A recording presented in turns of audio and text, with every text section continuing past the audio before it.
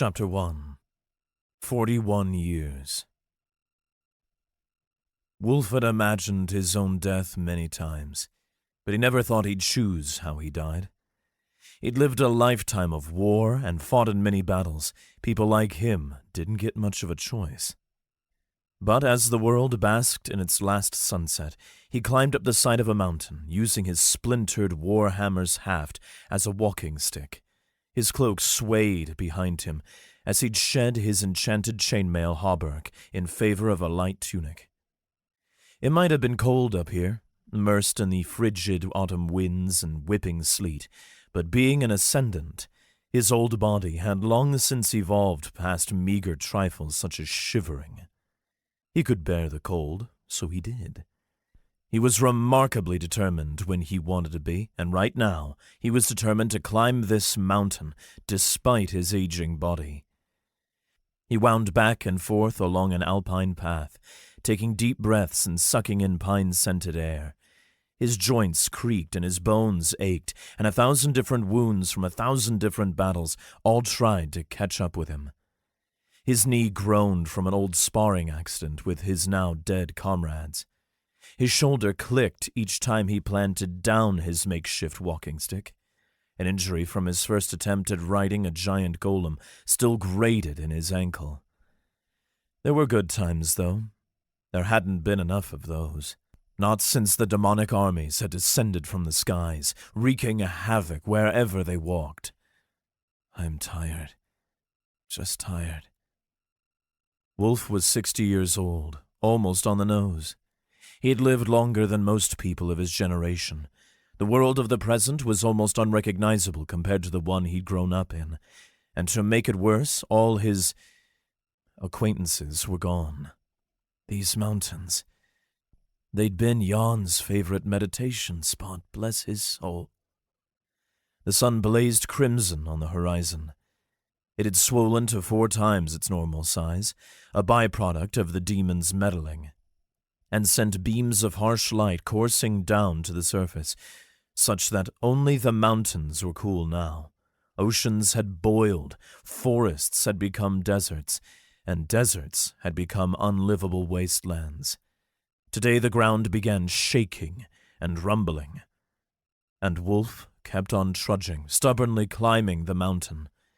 His last piece of armor, a vambrace made of granite, fitting for a stone aspect ascendant like himself, clattered as he walked. Its enchantments sputtered and choked on the last wisps of ambient mana. Out of habit, Wulf directed a pulse of his own mana into it. The enchanted parchment, which all ascendants carried, adjusted itself. Ink automatically diffused through the paper, then condensed and stalled in place, taking on the shapes of letters. Critical mana shortage, arcane collapse imminent. I know, Wulf thought, but said nothing. The field, the living field of energy that governed all magic, was weakening.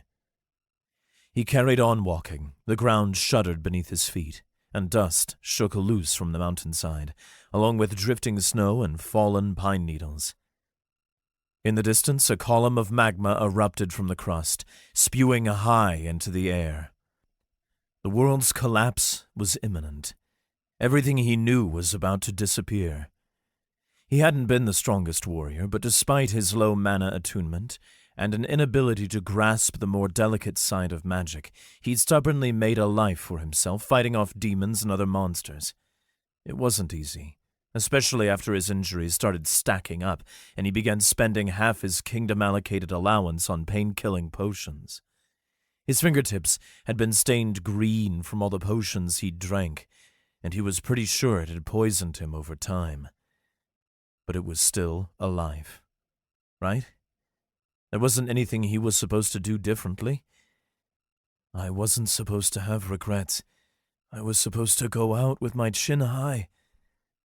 His breaths came faster, and the air thinned. The trees became shorter, and there was more snow on the trail. He turned, pushing between a few shrubs, and stepped out onto a rocky outcropping. This was where he and his party had met for the first time, only days after their last semester at the academy. following a recruitment poster from a campus job board. He snorted with amusement, remembering Jan's overblown antics, Lisa's half-functioning enchanted paper, and Bryn accidentally snapping her bowstring in her nervousness. With a sigh, he whispered, "I'll be with you all shortly." He walked to the very tip of the ledge and hooked his boots over the rocky edge. Another pillar of magma spewed up from the earth in the distance, tearing through a dry forest and spewing ash and sparks miles into the sky. Molten specks pattered down on the distant, inactive corpse of his giant golem, a 30-story-tall beast of stone which he'd used to kill a monstrous fiend. The demon's corpse, now a lifeless heap of scarlet skin and chitinous armor, lay unmoving beside his giant golem.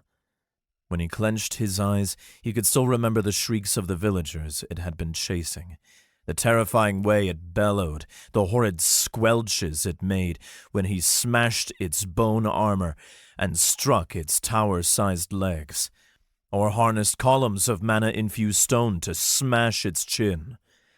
Not subtle, not pretty, but it did the job. If something didn't die when he hit it, that just meant he hadn't hit it hard enough. If something didn't move when he pushed it, then he hadn't pushed it hard enough. He inched forward, moving to the edge of the cliff. Did it make a difference if he died now, or in a few minutes when the world's core finally imploded? But he still hesitated. No regrets? It felt wrong. That'd be giving up, and Wulf didn't give up. Even a few days ago, when over 9/10 of the world's population was dead, he still clung to some faint hope that they'd find a way through this. As if the tremors hadn't already started, as if the demons hadn't ripped the moons to shreds, and as if the sun wasn't expanding before their very eyes. But yesterday the last demons had just left. Like they knew the world they'd pillaged and destroyed was truly beyond repair. Probably moving off to some other poor world to destroy it too. Just do it, he told himself. Come on. He lifted his foot and... Are you busy? He froze mid-step. Still somewhat unsure if he was going to plant it ahead of him or behind him. The voice had been young, but it was hard to tell. It sounded like it was coming from the ground behind him. Depends who's asking. He tilted his head to the side.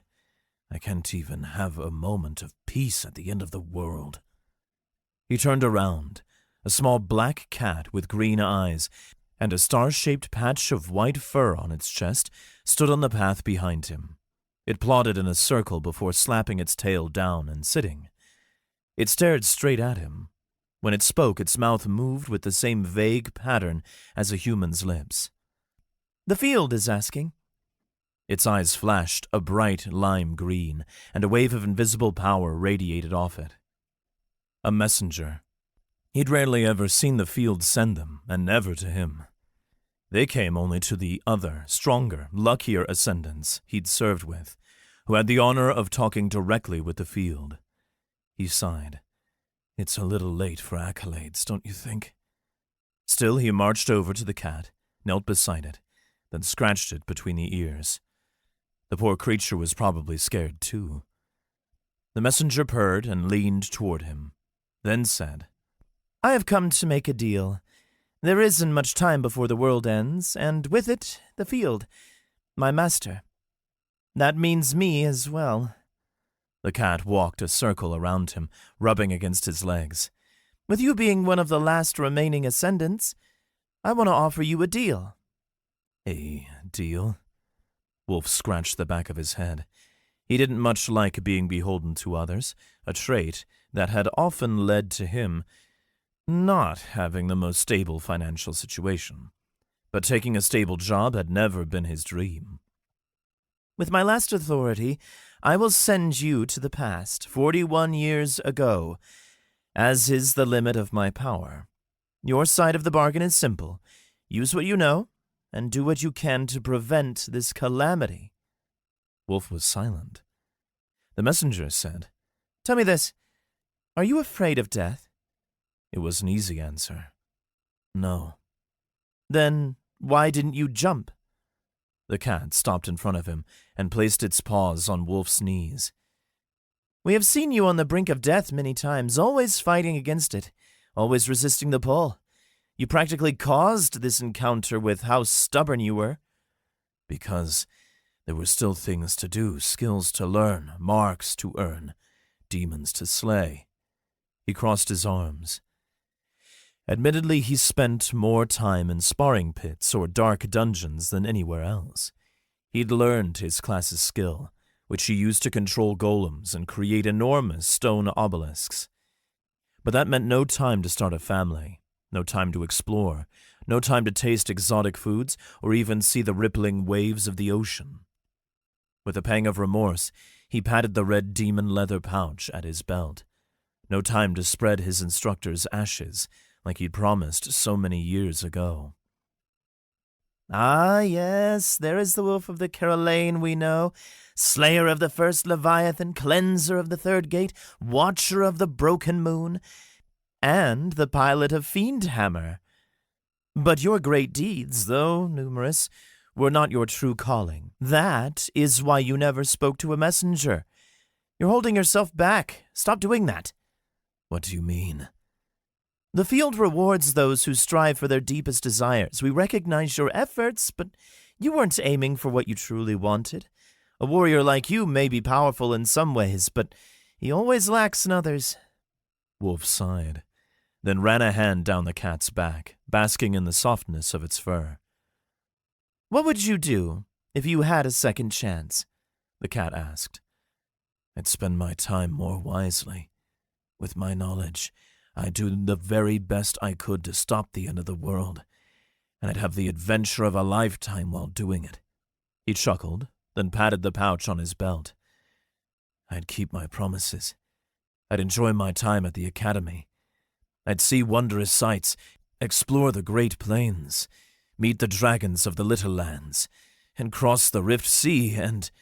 Another burst of magma erupted from the earth behind Wulf, making the ledge shudder. Boulders trembled down the mountain's slopes, and the heat of the explosion warmed his back. I see, said the cat. When you return, you will not have the same class or skills. You will only have this one chance, and you may fail. You may never see another messenger again. But remember, follow your heart, strive, and you will become more powerful than any other ascendant. No more holding back. Do we have a deal? Wulf responded immediately. Yeah, it's a deal. Then this is farewell.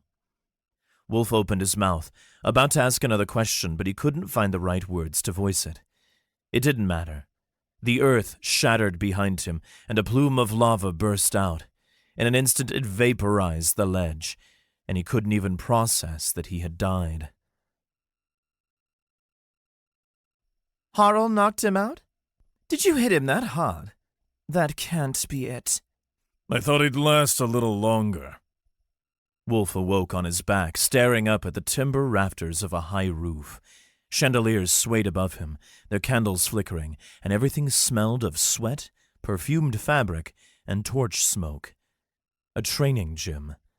His body quivered, trying to come to terms with the fact that it was, in fact, still alive, not incinerated in a plume of lava. One by one his fingers regained feeling, and he blinked rapidly. For a few seconds he didn't move. He just tried to take in his surroundings. He was inside a suit of armor. Something covered his head, restricting his vision to a thin slice, and his arms felt sluggish. The armor wasn't metal, it was stone. He was inside a golem. He was piloting one, as most who used a stone aspect did. They climbed inside the 7-foot-tall golems and controlled them, almost like a living suit of armor. The 7-foot golems were the little ones, though, good practice for what came next. Wulf gasped, then sat up, and the golem obliged. Stone panels peeled away, and mana-suspended gravel chainmail shifted aside, letting him bolt straight upright. Wulf jumped to his feet, blinking and rubbing his head, trying to stave off the disorientation and confusion. The messenger said he'd get sent back in time, but didn't warn him that it would feel like an arch-fiend had punched him in the face, or that someone had scrambled his mind like an egg. His mind was still slow, and at first, most of his memories resisted, trying to stay in the back of his mind. He could only recall the immediate conversation with the messenger. Once more, he looked down at his wrist, where now a simple leather bracer clung to his forearm, and pinned to its top a sheet of enchanted parchment. Ink took the rigid shape of letters. Class altered. Will of the field detected. Adjusting marks. Mark received. Memories of the end. Mark will be consumed in 1 minute.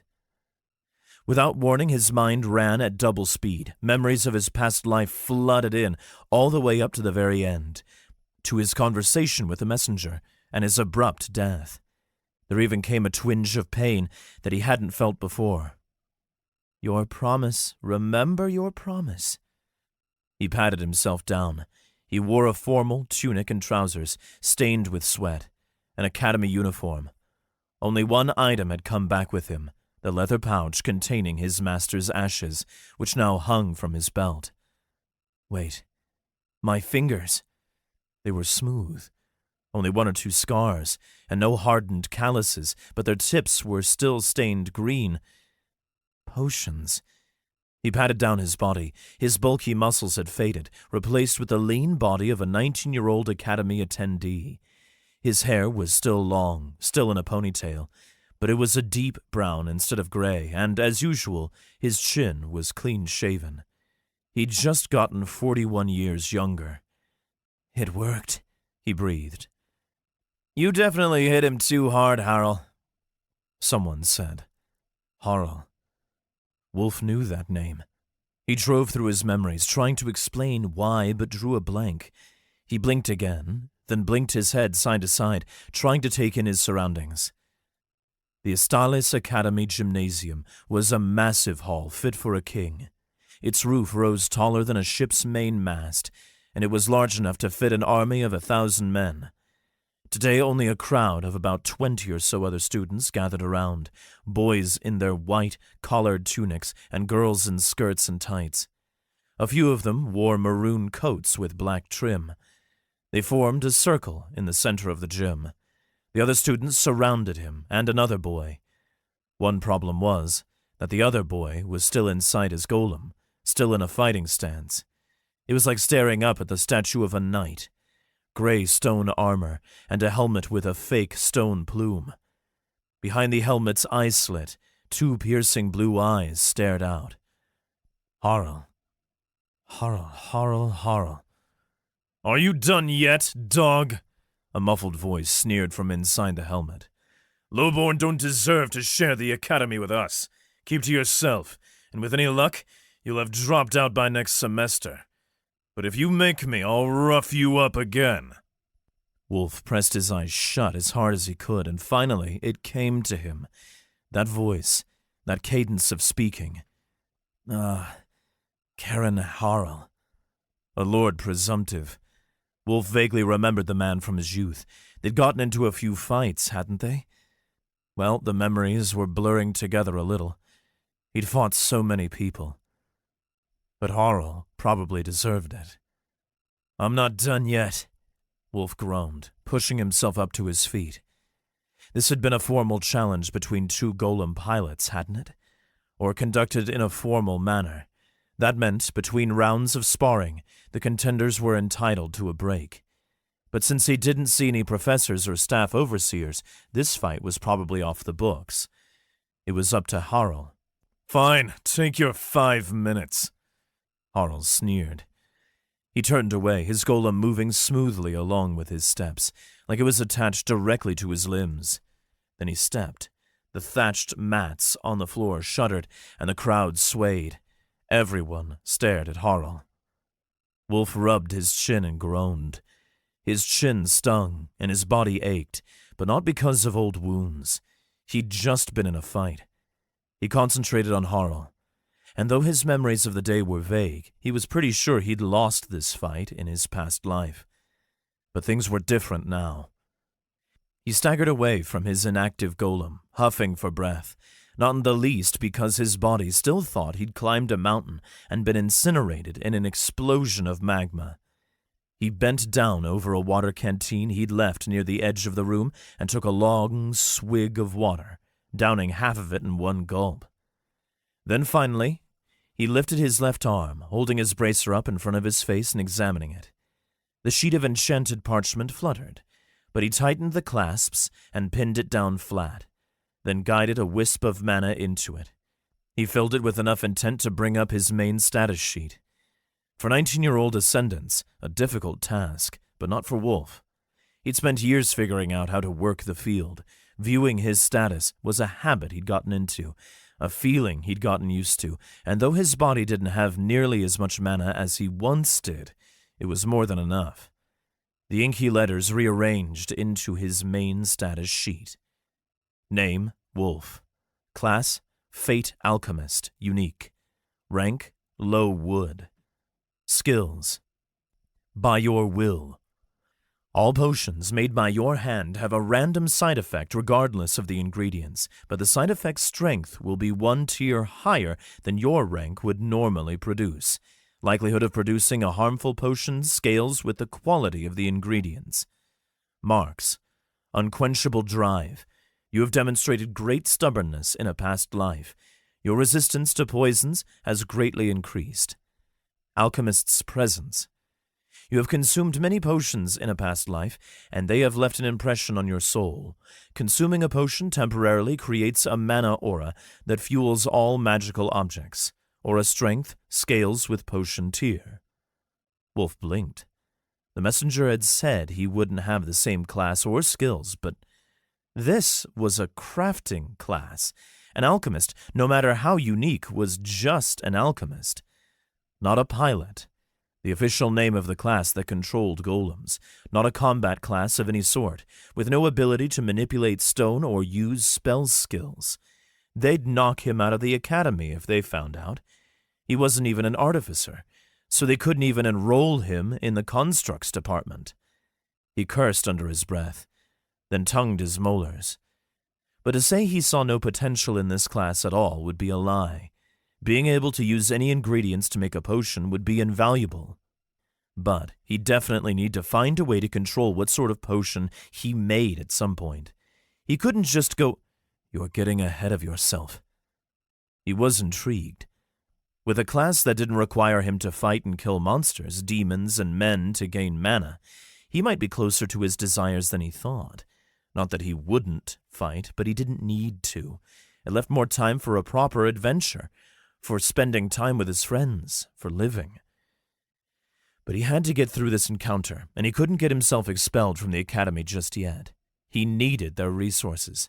That meant he needed to figure out how to use that golem, or his stint here was going to be much shorter than in his last life. Chapter 2. Golem Alchemy. Wulf held up his water canteen. If every potion he made would have a random effect, he could use that to his advantage in the short term. It didn't matter what he put in. He'd at least get something out of it. Though it would need some tweaking in the future, he could figure the rest out as it came. He glanced back at the golem. If he made something that the field registered as a potion, then consuming it would create an aura that fueled magic objects nearby. A golem wasn't necessarily a magic object, but its core was. Where a pilot would direct their mana into the golem's core to control it, Wulf could do the same with his aura. It wouldn't be pretty, but he could make the golem move, and if he could make it move, he could beat Harl without giving himself away. He patted himself down, searching for any sort of herbs or alchemical ingredients. He'd never been interested in how alchemy worked in his past life, and this branch of the academy didn't offer any alchemy courses. It was too rare of a class, and usually not very useful compared to other crafting classes. But as he'd gotten older, he'd gotten used to drinking potions. At points, he'd taken to buying powders from the Wandering Alchemist, which he could mix with water, and they made excellent painkillers. That meant he could mix an ingredient with a base of water. The field just had to recognize it as a potion. Problem was, he only had the ashes of his old master from his past life, and he wasn't going to drink that. But his academy-issued haversack lay across the gym, leaning against the wall. He scrambled over to it, well aware of the countless gazes following him. He had 5 minutes, so he couldn't exactly run across campus, but if he remembered correctly... He ripped open the front pouch of his leather haversack, revealing a row of 4 glass containers with metal caps, each about the size of a sword's hilt. They each held dried herbs and spices. His mother had said, "I heard the food at the academy is so bland." On the last day before he departed for the academy, she'd been fussing. She'd been certain to pack his bag with herbs from their garden against his will. Judging by the lime green and slightly yellow color of the trees outside the window, this was only a few weeks from then. Classes had only just started, and he was back in his first year and first semester. Wulf pulled out the herb containers and held them up. Sage, thyme, lavender, and dill. He considered just dumping them all into his water canteen, but that wouldn't do. It'd just be tea. Really awful, lukewarm tea. Anyone could make tea. No, he needed to infuse it with a little mana. He unscrewed the caps of his jars, then tapped a little dill, sage, and thyme into his water canteen. Not too much. Those were savory flavors back home. Then finally he added a much higher concentration of lavender. Nothing happened. It was just leaf-infused water. To infuse it with mana would have been hard for anyone at 19 years old, and Wulf's past self would have never mustered the fine mana control needed for another decade. But mana control was knowledge, and he hadn't unlearned the progress he'd made in his last life. He knew how to infuse stone with his mana, turn it into an extension of his will, or how to pump mana into his warhammer to empower his strikes. Just this time, don't push as much mana. Fueling magic items was a difficult process that required years of refinement, but simply filling an object with mana was more natural. He shut his eyes and drew air in through his nose, then exhaled, and with the breath pushed mana out into the canteen. His hand warmed up, and the signature tingle of the field activating thrummed through his skin. When he opened his eyes, the letters on his bracer had shifted into a new message. Poisonous potion, low wood quality. Poisons the consumer with weak nausea for 10 minutes. By crafting a potion, you have increased your mana. Advancement progress, 10%. Wulf raised his eyebrows. No one would notice that it was actually magic, not at the level of the other students. They all wore leather bracers too, each with a slip of enchanted paper to help them interface with the field. But without putting their hand on his canteen, they wouldn't detect a thing. Him being an alchemist by class wouldn't even be in the front of their minds. Besides, the potion wasn't very strong. There was only one tier of item weaker than low wood, and the field registered it simply as scrap. He doubted he'd be able to make a potion that weak, not with his mana ability, but it was possible for other items. His ingredients had definitely been scrap quality. Now he simply had a poison potion, which he could resist with his mark, hopefully. There was no time to doubt, and he'd never been one for second thoughts. He brought the potion up to his lips and took a long swig of the herb-infused water. It trickled down his throat with a tingle, then sloshed into his stomach. Nowhere near as strong as the high iron tier potions he'd been taking in his past life, and it didn't send lances of power streaking out through his body, but it was there, swirling around his stomach. He tried not to taste it. His tongue had other ideas. Turns out not all 4 of those herbs were compatible flavor-wise. He wanted to retch, but he held it in. For a second he shut his eyes, searching inside, looking for any sign of deeper nausea. Nothing. Then a slightly cool aura erupted around him, stretching for a few feet with a slight tingle. It was searching for magical objects. 5 minutes are over, dog, Harl called. You ready to go again, or are you giving up? Chances were they'd already fought 2 rounds. If Wulf couldn't beat Harold this time, then he'd lose the challenge anyway. Hell, if Wulf didn't knock the guy out cold, it'd probably count as a loss. Challenges were almost always best of 3, but you always fought all 3 rounds, in case one party knocked the other out in the last round, in which case it'd count as a win. With a groan, Wulf tucked his herbs back into his haversack and sealed up his canteen, then marched back to his golem. Just fuel the core a few times, and hit him hard, that's all. Wulf approached his downed golem. It lay flat on its back in the center of the ring of students, still waiting for a pilot. He can still move, Harold sneered. Well, let's finish this off. Farm sons from Caroline don't deserve to pilot golems, much less Oroniths. Wulf said nothing. He slid into the golem, slotting his legs into the waiting suit of deep stone armor. It was a special stone found deep beneath the surface, which had spent millennia basking in the field and being altered by it. It responded easily to ascendance with a pilot class. But now the golem was unwilling to move, even at the joints. Where previously stones would shift, his mana operating them, they now resisted. He had to ram his legs in. The aura around him made the stones shudder, sure, and it loosened them slightly, but he didn't have a pilot class or skills anymore. In his last life, after unlocking his class, pilot, his first skill had allowed him to control a weak golem for a short period of time, and at the expense of mana. Harl probably had the same. Wulf laid flat in the golem's back and rammed his arms in. He wrapped his fingers around bars at the end of the arms, then tucked his head up into the helmet. The golem's core was right behind him, at the back of his neck. Eventually, pilots would implant a dream link, which would allow them to better communicate with golems and conduct their skills through the deep stone. But he didn't have that right now. Maybe he could accomplish something along those lines with alchemy. After all, alchemy wasn't just potion-making, but also transforming metals and creating permanent structures with natural and arcane elements. But, he reminded himself, problems for the future. Stop getting ahead of yourself.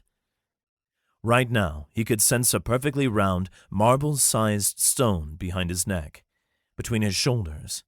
It vibrated in the aura of power he was putting out, and he envisioned it in his mind. Etched runes covered its surface. The stone itself was a magical item.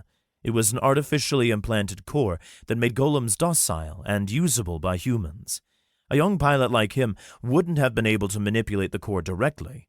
They'd have just relied on skills to flood the golem's form with mana.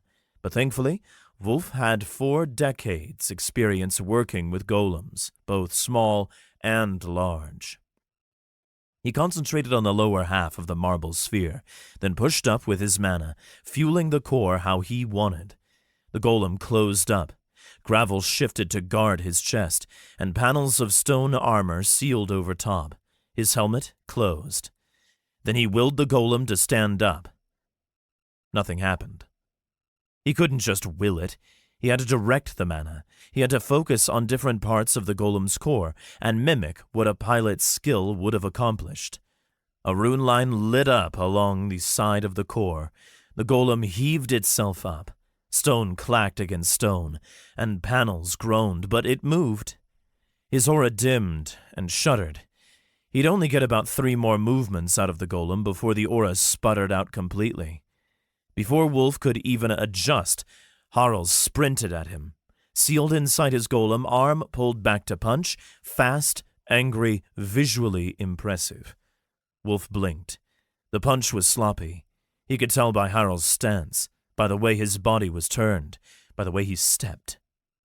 Wulf ordered his golem to angle its shoulder to the side, directing a different rune line on the golem's core, and it worked. Harl's fist glanced off, and the boy stumbled. 2 movements left.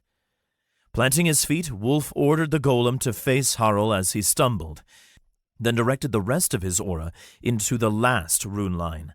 A line of bright blue mana flashed out the back of the golem's neck. Wulf's golem punched Harl in the back of the head. Harl's helmet shattered, and the boy collapsed in a heap. The rest of Harl's golem held together, and the boy still breathed. The back of his golem shifted with every inhale and exhale, but he wasn't getting up any time soon. Wulf's golem, now out of power, froze, standing up. The chest opened halfway before stalling. It was just enough that Wulf could squeeze out. The entire crowd was silent, save for a few murmurs. Finally, one girl whispered, "Where did that come from?" Wulf shook out his arms, then glanced back at the golem. It had no markings, no decoration. Chances were it was school property. He brushed a scuff off one of the chest plates. "Thank the field," he muttered, out of habit more than anything. But a burst of relief and satisfaction followed, and he smiled. But before he could go retrieve his bags and orient himself, a boom sounded at the end of the gym hall. The doors flew open, and a troop of older men and women marched in. They wore the brown gabesons of faculty staff and metal vambraces on their right arms, each with a sheet of enchanted parchment clipped to them. The crowd murmured, and someone whispered, "Headmaster." One older man marched forward faster than the others. He had long, gray-brown hair and glasses, and a green cloak fluttered behind him. "Everyone, disperse. Everyone except you, Mr. Rothen." Wulf gulped. That was his family name. He winced, then looked the headmaster in the eye. "Yes?" "To my office, now." Chapter 3. Dr. Langold. Wulf followed the headmaster across the campus. They walked along a pathway, crossing a field of vibrant green grass. The other 3 faculty members, professors whose names he didn't remember, trailed behind him, hands on their vambraces. Judging by their equipment, they were ascendants, but they weren't golem pilots. That didn't make them any less important. While golems and stone aspect ascendants were the most common and always fought on the front lines, they relied on mage classes to deal proper damage to demons, or foes in general. The demons would be arriving soon, but they hadn't arrived yet. The staff members all proudly displayed a badge pinned to the breasts of their gambesons. A circle of iron the size of a coin. 1 line down the center for low iron, 2 lines for middle iron, and 3 lines for high iron. All of them were middle irons, the most common tier for ascendants to achieve, except the headmaster, who wore a silver badge with 1 line at its bottom, low silver. As they walked, Wulf inhaled. The sun was directly overhead. The sky was clear and blue, and 2 misty moons hovered on the horizon. Most importantly, the air was clean and clear, clearer than he'd ever tasted it in years. No smoke, no dust, no brimstone-soaked demon breath. His heartbeat slowed, and his attention drifted away from the faculty members. The Istalis Academy was a sprawling expanse of land in the middle of the Istalis Confederacy. Hills of grass rolled up and down, hosting scattered stone buildings, and flagstone pathways ran between them. Students from all over Istalis milled about on the walkways, all in uniform, and all wearing leather bracers with their academy-issued enchanted parchment, which would be a hefty cost to replace if lost, about the same as an entire textbook. Everyone at the Istalis Academy was an ascendant, but there were only 4 major departments: rangers, mages, artificers, and pilots. Pilots were always stone or earth aspect, except, apparently, Wulf. Though he didn't have an aspect yet, he could almost guarantee it wouldn't be either of those. They passed between 2 buildings made of polished limestone, each with ornate facades, gargoyles, stained glass windows, and steep shingled roofs. Students leaped out of the headmaster's way and dipped their heads. They all wore badges, but most were either wood, coal, or copper, the 3 lowest tiers. Beyond copper tier was bronze, then iron, then silver, and it went much higher, all the way up to orichalcum tier. but he didn't suspect he'd see anyone higher than silver for a long time.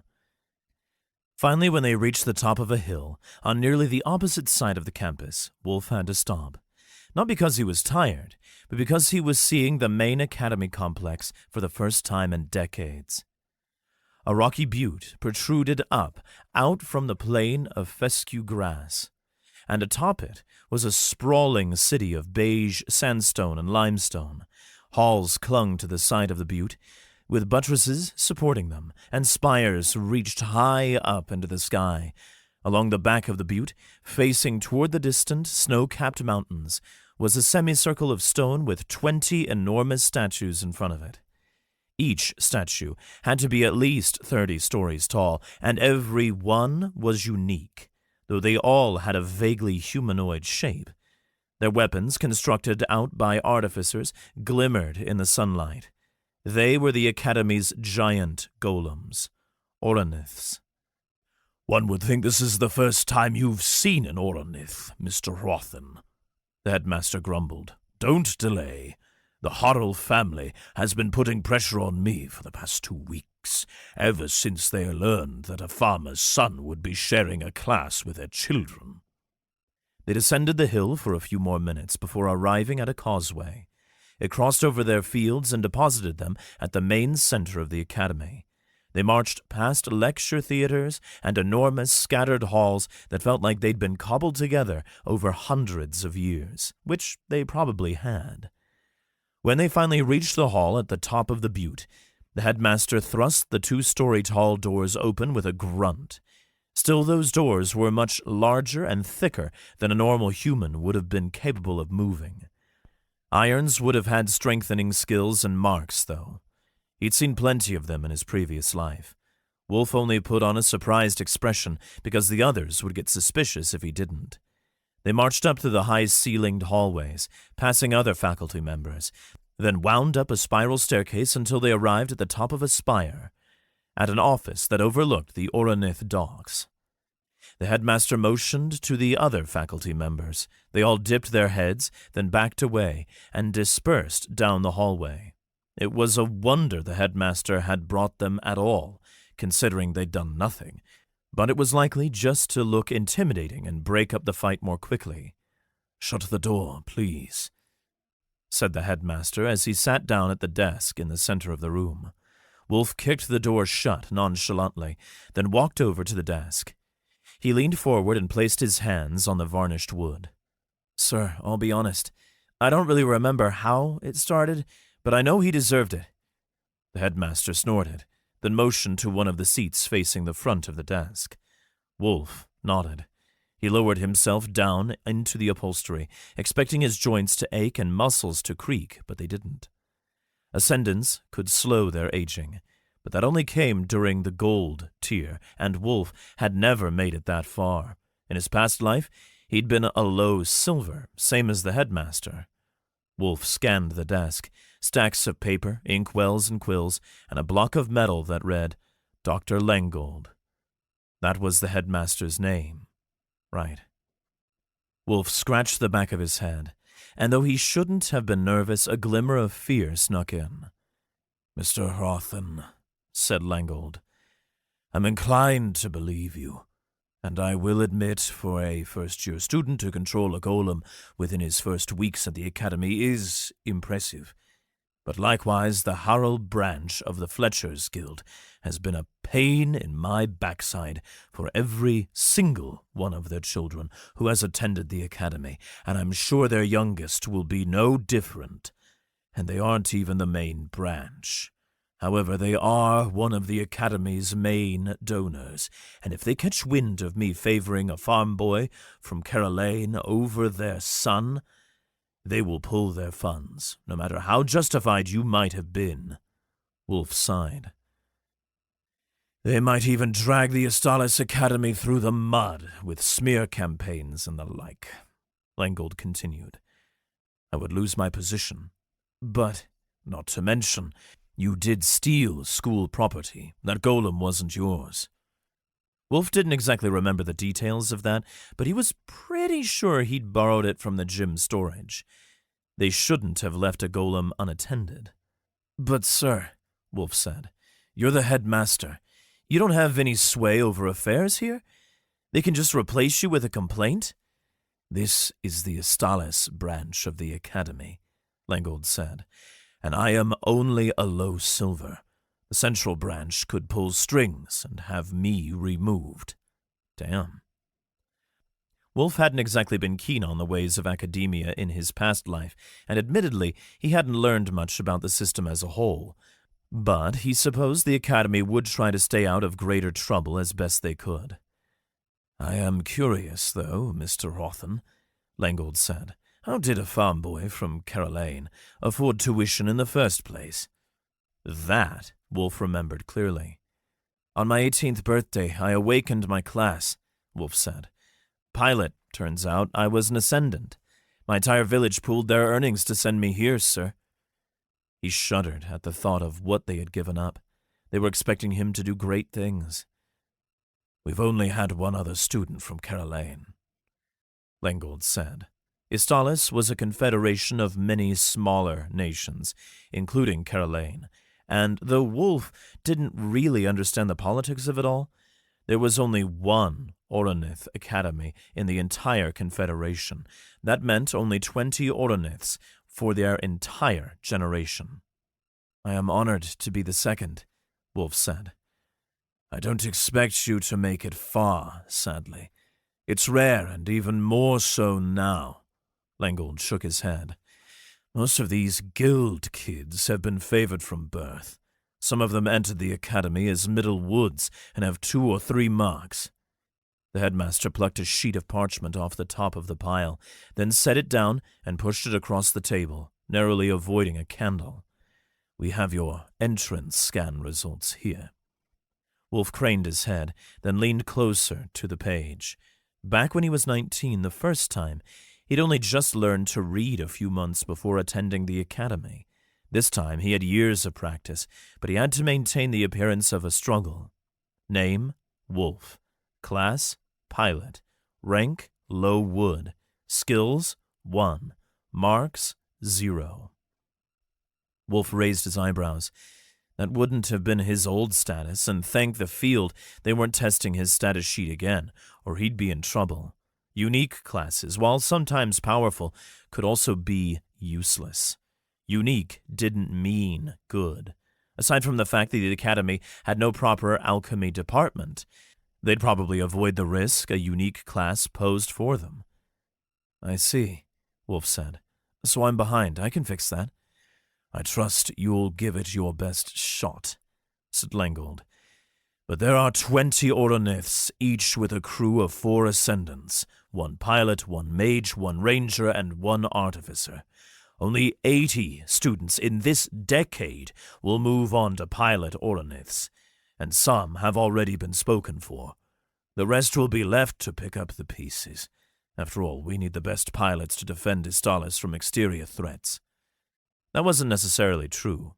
Last life, Wulf hadn't graduated at the top of his year, but later in life, he took control of an Oronith called Fiendhammer. A battlefield promotion, sure, but he'd piloted the giant golem up to its very end. He nodded anyway, though his expression probably darkened. Now, for the matter of your punishment. Your ration credits will be docked by 2 chits for the next week, mild, and you'll only lose out on sweets if you spend your chits right. But it's a warning shot. Lengold tapped the sheet of paper. Stay away from the Harrels, and don't anger any guild kids, much less the main branch of the Fletcher Guild. Wulf nodded. But the way they were going, he doubted he'd stay out of trouble for long. From one Carolinian to another, Lengold said. Good luck. And field favor you. You're the other? Wulf asked. If you need, use me as proof. The field ensures a man can have anything as long as he strives for it, but it will be more difficult for you than most. You are dismissed. I understand. Wulf stood up, then walked back to the door. If he was going to do this, he'd need potions. Lots of potions. Chapter 4. Equipment Gathering. The library was an enormous hall near the edge of the Academy's territory. It was over 10 stories tall, with an entrance like a courthouse and a sandstone hall that stretched off toward the border market. A ring of poplar trees that ran all the way around the Academy's edge, which radiated an ancient power that Wulf couldn't identify. He probably wouldn't have even sensed it in his last life. The library's doors were wide open, and thank the field, because they were 5 times his height, and he wouldn't have pushed them open on his own, maybe with a golem to help, but even that was debatable. A pair of non-ascendant guards in heavy plate armor over plain gambesons stood on the inside of the doors, watching him suspiciously. They held spears and shields marked with the green 8-pointed star of Istalis, and short swords hung at their hips. "Decently guarded," he muttered. But then again, looking past the vestibule, there were hundreds of shelves on the first level alone. All the manuscripts in here were probably worth the yearly output of a small nation. As soon as he tried to walk into the library's main hall, the guards crossed their spears in front of him. "Where's your rank badge, son?" Wulf gulped, then looked down. He didn't have one. In the chaos of his resurrection, he hadn't even noticed. I left it in the dorms," he said. "Sorry, I'm a low wood, if that makes a difference." He held up his bracer and showed them the slip of parchment. "Does this help?" The guards sighed, then pulled their spears back. "Bring it next time, all right?" the other guards said. "Thank you." Wulf took off into the library before the guards could change their minds. He didn't need anything complex. Though there wasn't an alchemy department, there had to be some sort of text on alchemy here. The library had an enormous atrium down its center, running from the bottom floor all the way up to the skylight above. The different floors all had different subjects, and there were plenty of tables and chairs scattered about, most occupied, of course, by other students. The first floor contained mostly introductory manuscripts, which was all he needed. He walked at a brisk pace, boots clacking on the marble floors, and stared at the labels on the shelves.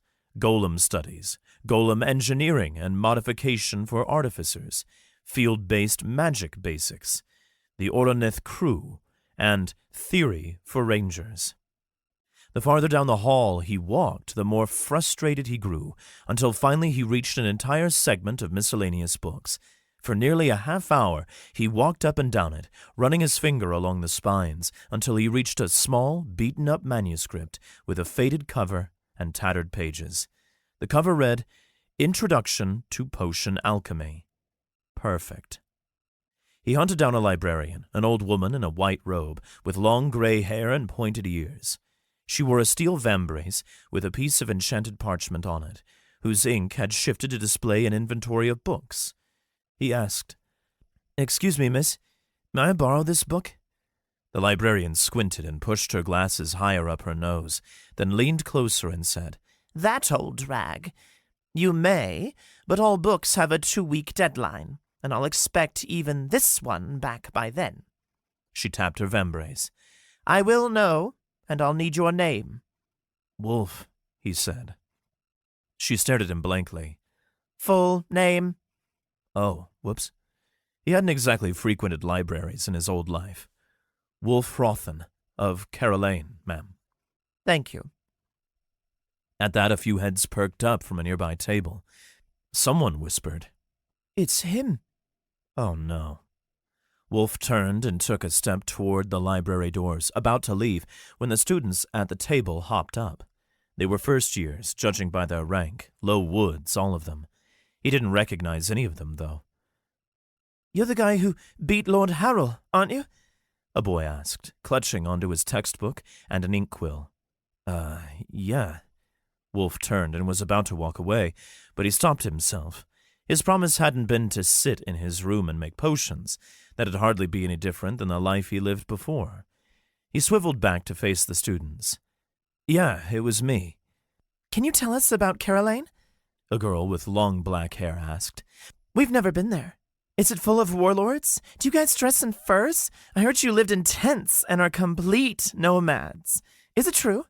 Wulf chuckled. No. He said with a sigh, Admittedly, the villages are small, but we're farmers, and there are permanent settlements, and we produce a third of the Confederacy's grain. But yeah, it can get a little rough with the bandits sometimes, and—" "Oh, don't pester him, Liana," another girl said. "I'm sure he's been through a lot there. A lot more than us." Well, that was true, but not necessarily about Caroline. His childhood had been mostly peaceful. He shrugged. "I'm sure everyone has their troubles." He gave a slight smile, then said, "Nice to meet you, though. There he is," someone shouted from down the hall. 3 boys marched down the hall toward him. The librarian turned toward them and raised a hand to shush them, but stopped at the last moment and pulled back. These boys were dressed like the others, white tunic, brown pants, shiny black boots, but they also had a second pin beneath their low wood badges, a circle with an arrow through its center. "Fletchers," Wulf muttered. No wonder the librarian didn't want to be on their bad side, if what the headmaster said was true. "He's the guy," one of the Fletchers said. He had short blonde hair and pointed ears, and green plant-like markings ran along his high cheekbones. An elf. As it turned out, them being immortal was a complete myth, but they made excellent rangers. Since Oroniths tended to have a poor field of view, it was necessary to have an ascendant with enhanced perception outside the Oronith, looking around and watching for threats. As an added bonus, their enchanted arrows could be an excellent tool in combat. Hey! Wulf held up his hands and backed away. None of them had golems, but he didn't know if they were mages or not, and he didn't need to get in another fight, not when the headmaster had let him off lightly. Besides, he was starting to get a headache, and he needed some time to just relax and process the events of the past few days. "I've got no issues with you guys, all right? Unless you want there to be issues." The 3 of them stopped right in front of Wulf, staring at him. He was slightly taller than them, and his shoulders were slightly wider than theirs, but everyone was watching, and the Fletcher kids had to know that too. A different Fletcher with dark skin and wolf ears atop his head said, "Watch your back. You don't mess with Harold and get off without a scratch. He's friends with a mock." "Well, then, rest assured, because the headmaster docked me 2 ration credits a day." Wulf kept his expression completely blank. "Who's a mock?" The group of ascendants at the table gaped at Wulf in disbelief, and the Fletchers looked like they were about to explode. Wulf let a grin slip onto his face, but truly, he had no idea who Amok was. "Valen's Amok, the son of Lord Amok, head of the Central Fletchers Guild," said the elven boy. "He'll hear about this, and he knows about you." "Right." Wulf shrugged, then turned away. "I'll keep it in mind." Without another word, he walked down the hall, heading straight toward the library's entrance. Sure enough, the Fletchers didn't have the guts to follow. As Wulf was walking across campus, he began reading the potion alchemy textbook. It began with an epigraph. "Alchemists are rare, and powerful alchemists are even rarer. They say it is the worst crafting class, behind even cooks, but with the help of my writings, the keen student will craft enough liquid strength to topple mountains, transmute scrap into gold, and alter the fabric of the universe to seat himself at the very top. The great alchemist, Pan." The book then went into a lengthy description of some potential alchemy applications. There weren't very many that humans used in the modern day, save for potion making, but that was simply because human alchemists weren't very common, and powerful human alchemists were a once-in-a-millennium occurrence. But elven alchemists, while middling in strength, were excellent crafters. Instead of smithing, they used alchemy to transmute certain wooden materials into weapons, which the textbook promised to get into later. Glass-smithing, it seemed, was also within the purview of alchemy. Smithing, not glass-blowing. No, the textbook didn't elaborate. But Wulf wasn't interested in all the crazy applications, yet. He had to start small, with potions. He didn't get far into the textbook before it recommended a distillation setup. Pretty much every potion he tried to make would need it. If he distilled an ingredient down to a higher concentration, it would invariably raise the quality of the ingredient. Depending on the alchemist's skill, they could raise an ingredient's quality by an entire tier. So, he needed equipment. On his way back to the dormitories, he stopped by the artificer's labs. As he understood, it was a relatively new building constructed in a modern style, blocky white stone with lots of windows and a roof that overhung the pathways and carriage loop at its front. A few wagons waited in front of its main doors, offloading lab supplies for artificers to practice with. Wulf walked in the front entrance like he belonged, radiating as much confidence as he could. On the inside, the building was bland and utilitarian. There was an atrium for students to gather, which they did, and labs with glass walls all along the edge. It might have been early in the semester, but labs had begun. Some of the rooms were already in use. Artificers in white coats and heavy helmets screwed together metal constructs. Some carved runes, and in the high-level labs practiced repairing life-size Oronith components.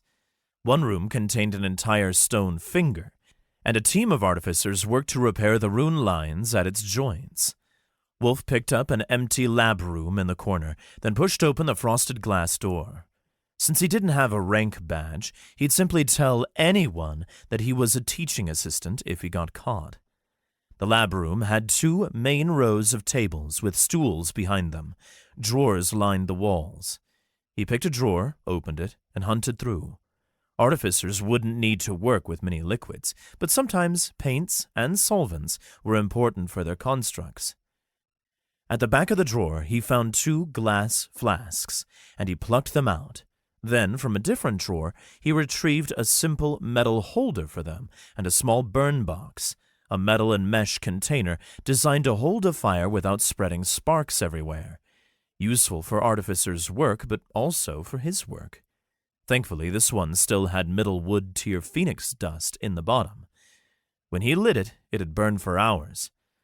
Phoenix dust was somewhat rare, but since Istalis had begun farming them, it was significantly less expensive. It wouldn't be a huge loss for the Academy. With his equipment in hand, he needed to make just one more stop before he could return to the dorms. Wulf hid his stolen flasks, flame, and burn box behind his textbook as he trekked across the campus. When he reached the mess hall, a large but nondescript building at the very center of the academy, with hundreds of chimneys on its roof and round windows on every wall, he stepped off the walkway and circled around its back. Behind the kitchen, where the cooks dumped their leftover cooking water, including some low-purity mana water for the occasions that they fed the 3rd and 4th years mana-infused food, was a patch of weeds. They shouldn't have been anything special, but they'd been growing beside the chimney for years, getting watered with low-strength mana water. He bent down and plucked a set of dandelions. Their heads were going to seed, but he needed the stalks and the leaves. When he gripped them tight and concentrated on them, the ink in his enchanted paper shifted and displayed a new message. Dandelions, low wood quality, a plant grown with no love, scorned by all who see it, no effect. But at least the field recognized it. Anything could become magical if given enough mana, but that was the trick. Rarely did a plant harvest enough mana in its life to become powerful. Tucking the stalks and leaves into his pocket, Wulf set out toward the dorms. He had everything he needed to get started. Chapter 5. Building a Lab. The Academy's dormitory complex was on the western side of the campus. It was a sprawling building with tens of different wings, each added in different centuries. All had the same general style: sandstone facades, simple lattice windows that glowed orange in the fading light of the day, and steep roofs. Wulf walked down the hallways, hoping that just being here would jog his memories and he'd remember exactly where his old dorm was. He did a complete circle of the 3rd floor, which he knew was the right floor, before returning to the stairs without anything to show for his progress. It was either the room in the northern corner or the one in the southern corner. And the longer he stayed, the more chances someone was going to notice he'd stolen artificer equipment from the labs, especially when he stopped by the communal amphoras, filled with river water, to top up his flasks.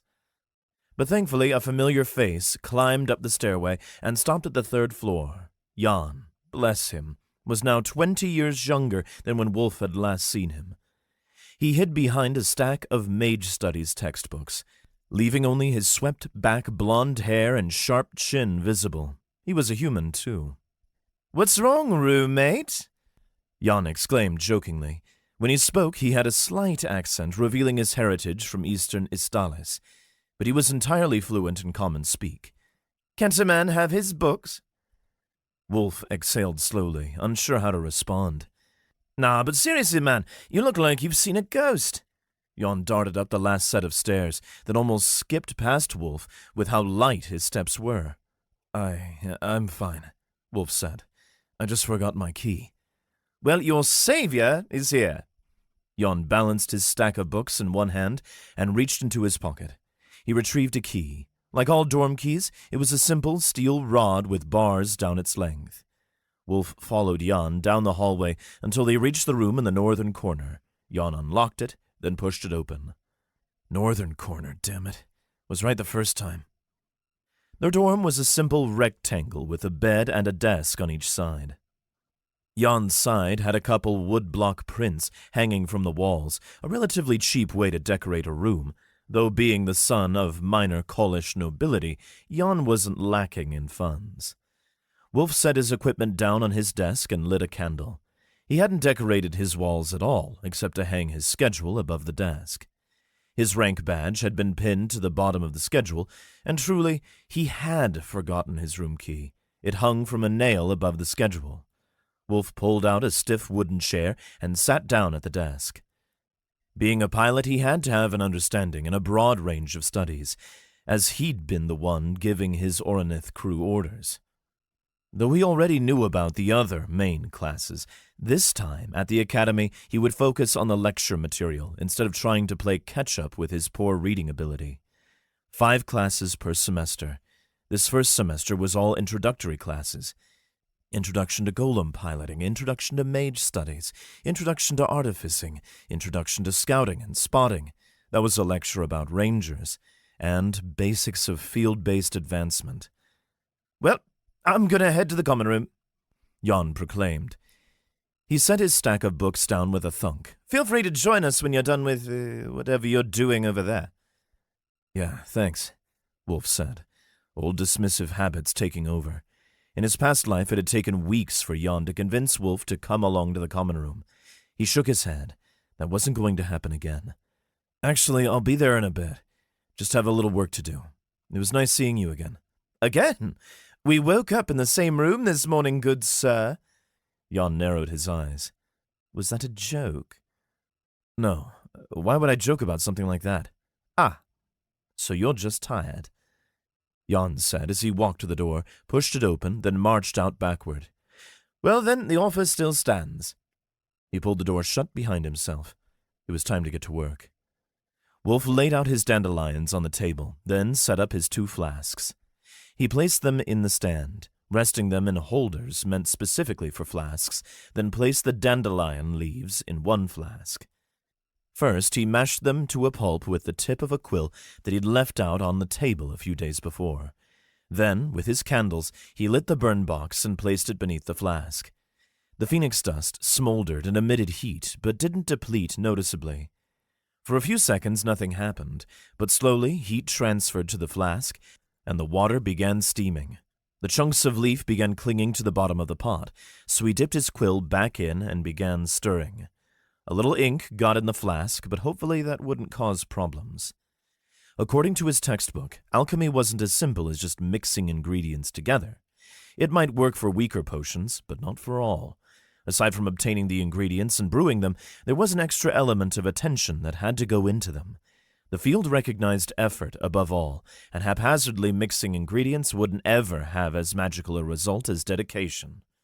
Even if he couldn't control the potion's effect yet, he could control the tier and the strength and begin building up a stockpile. Problem was, he had no practice with potions. His experimentation with alchemy in his past life amounted to mixing pre-packaged powders that already had mana infusions, and which the field had already recognized. Now he had to make it recognize his efforts. With slow, precise movements, he stirred the flask. The liquid shifted, slowly taking on a pale green from the leaves. Steam rose up from the top of the flask and filtered out, and the leaves darkened. The heat of the water and the constant stirring made them crumble apart. Wulf watched intently. The liquid's color changed, and the patterns of bubbles were unnatural. He couldn't explain it, but it didn't make any sense with the rules of the world that his mind had gotten used to. He flipped through his alchemy textbook, thumbing over the pages as he stirred, until he arrived at the last page of the first chapter. Note, when distilling arcane ingredients, if boiled correctly, the field will begin recognizing the ingredients, and you will notice shifting patterns of bubbles that may seem unnatural, or areas of high and low concentration where there should be none. Stir through those areas and concentrate your efforts. In other words, allow the field to guide your efforts. Finally, at the end of the first chapter, it provided a list of basic potions and their ingredients, and their purpose. A potion made with dandelions, either arcane dandelions or regular weeds, and then infused with mana, would provide a subtle night vision effect. He couldn't expect that, but it was still nice to know.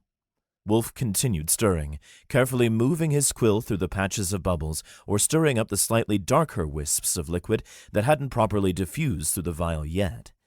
He'd need to get a proper stir stick, too, but he added that to the list of objects to acquire in the future. The quill worked well enough for now. After about 10 minutes, the mixture had thickened slightly, and the air around it seemed to vibrate with yearning. The potion was ready. Like he had in the gym, he could try to infuse it with his own mana, but if he spent all his mana creating potions, he'd never increase his tier. The field allocated mana to ascendants for completing tasks related to their class, and when they accumulated enough mana, they could advance their tier. But there was the catch. While completing tasks, they often used mana. Mages received enormous bursts of mana for defeating enemies and monsters, but they had to consume some to unleash spell skills. It slowed their advancement. And since advancing your tier was the easiest way to gain and upgrade skills, Wulf needed to advance quickly. He wouldn't settle for random potions, and if he wanted to convince everyone he was a pilot, he'd need to be able to fuel a golem for longer. Wulf, however, wouldn't gain nearly as much mana from making potions as a mage or pilot would from defeating enemies, and if he was constantly spending mana to complete his potions, he would never advance. He leaned back in his chair for a few seconds, thinking, relaxing, and stirring his potion gently. Then, finally, he muttered, "The mana aura didn't use my mana." If it had, he wouldn't have been able to move the golem even once, with how little mana he possessed. He rummaged through his bag and recovered his canteen with the nausea potion in it. He took another long swig of it, finishing off the last dregs of nauseating liquid. His mark allowed him to resist the arcane effect, but the flavor still made him want to retch. But it worked. An aura expanded away from him, fueling magic objects and simply putting mana in the air. With his faint control of it, he willed it into the potion, begging the field to allow his aura in and infuse the potion with magic. For a few seconds, it resisted, like trying to push a magnet's poles together, but he burst through, and the entire aura flooded into the potion. The glass rang, and the flask quivered. Steam still floated out the top, but now the liquid itself glowed. As Wulf watched, the potion changed colors. He hadn't seen what his nausea potion looked like in his opaque canteen, but in a glass container, he could clearly see the green fade, and the liquid took on a brown-orange color, almost like whiskey. He reached out and pressed his hand against it, calling on the field to sense it. His enchanted parchment shifted, and new words scrawled across it. Mothwing Potion, middle wood quality. Enhances the user's speed for 30 seconds. Potion is an irritant to eyes and throat when contacted in high quantities. By crafting a potion, you have increased your mana. Advancement progress, 15%. Wulf sighed. He supposed a potion could have multiple effects, and if a negative effect got tagged onto a positive effect, it wouldn't do him much good. Although, a slightly corrosive potion could be an especially effective weapon. Sure, speed would be nice, but he had options. Gingerly, he removed the flask from its holder, then poured the potion into his canteen. His fingers stung on the hot glass. They didn't have as thick calluses as he was used to, but he pushed through. He set the flask back on the rack, then leaned back in his chair. He had 2 more flasks, and he had time and ingredients. There was no reason not to make 2 more potions before he called it a night. Chapter 6. Corrosive Commons. Wulf spent the next half-hour distilling the rest of the dandelion leaves with the same technique as before. Though the leaves were a low quality, he could in theory increase the strength of the ingredient before infusing it with mana, thus resulting in a higher-tier potion. That is, so long as he stirred properly. Swirled the stir stick, or quill, at the right time, brought it up to the surface at the right time, or cleaved through a swath of darker, thicker liquid fast enough. After a few hours, he finished distilling the pseudo-tincture. That was what the textbook called it, because it wouldn't be a proper tincture until he found some sort of solvent to dissolve his ingredients in. He tested it with the field. Distilled dandelion juice, middle wood quality, an ingredient made to be consumed in potion crafting, no effect. But still, he'd raised the quality of the ingredient 1 tier. Normally, it'd make a middle wood tier potion when he completed it, but with his skill, it'd have to give him a potion a tier higher. So he tried infusing it with mana, to trigger the aura. He took a single swig of his mothwing potion, hoping that it wasn't enough to irritate his throat. But if it was, well, he'd dealt with worse discomforts in his time. With a single swig of a potion, the aura was weaker. He pushed it into the new potion still, and the flask let off a chime, but not as loud. Nor did it shake as violently or glow as brightly. The color shifted to a pale blue, though. He assessed the potion's quality. Sleep potion, low wood quality. Makes the user mildly sleepy for 2 minutes. By crafting a potion, you have increased your mana. Advancement progress, 20%. Only low wood. Wulf scrunched his eyebrows. But then that meant the mana he infused it with also counted as an ingredient. He didn't drink much of his mothwing potion, so his aura wasn't strong. It was essentially a scrap-tier ingredient. Then that meant his ability also only worked off the lowest-tier ingredient. But at least now he didn't have a potion that risked melting his throat. From his small sip of the mothwing potion, there was only a slight tingle now, and when he coughed a few times, it disappeared. Still, probably not a good idea to go drinking corrosive liquids in the future. He'd have to keep some sacrificial potions, like the sleep potion, around that he could use to power his aura. With his last flask, he set to creating 1 more potion. He added the dandelion stems and boiled them down, repeating the same process as before, but creating a slightly gray liquid. It thickened a little more than his last potion had, and his stirring had already gotten more precise and smooth. Still a middle wood-tier juice, though. He took a long sip of his sleep potion. It was bitter, but there was a faint sweetness. It elicited a little drowsiness, but it was a weak potion. However, that was enough to make an invisible aura erupt around him, and he pushed that into his last flask. The potion ran to completion, now filled with mana, and the glass let off a signature chime before calming. The liquid, within, turned a faint shade of magenta, and Wulf assessed it. Strength potion. High wood quality. Enhances the user's strength for 30 seconds. Poisons the user with green vein. By crafting a potion, you have increased your mana. Advancement progress, 25%. Wulf grinned. The best potion he'd made so far. He removed it from the rack and put a stopper in it, then blew out the burn box and placed the entire apparatus on the floor. To keep it away from prying eyes, he tossed his spare uniform over it, making it look like the average mess that a boy his age would leave behind. No one would think twice about it at a glance. For a few minutes he sat still, staring up at the ceiling, barely thinking. The drowsiness of the sleep potion was taking effect, but it wasn't enough to quell the excitement of the day. Less than 8 hours ago, the world had been ending, and he was preparing to go with it. Now he had a chance to fix that. He wasn't sure if it had dawned on him yet. Hells, he wasn't sure if this was even the same version of him. Was it the same soul in his body, or just the memories, and it felt the same anyway? It'd take a little time to process it all, but he had promises to keep. He patted his belt, where the pouch with his master's ashes hung. Master Arno had found him after his time at the academy, worked with him, and trained him to pilot golems in a way that suited him. Not through the rigid rules of the academy. Though stern, she'd guided him and been a second mother to him. And on her deathbed, she had made Wulf vow to distribute her ashes around the world. That had never happened. Pesky demon incursions had always gotten in the way, defending the realm, all that. But Wulf had a few months to get started.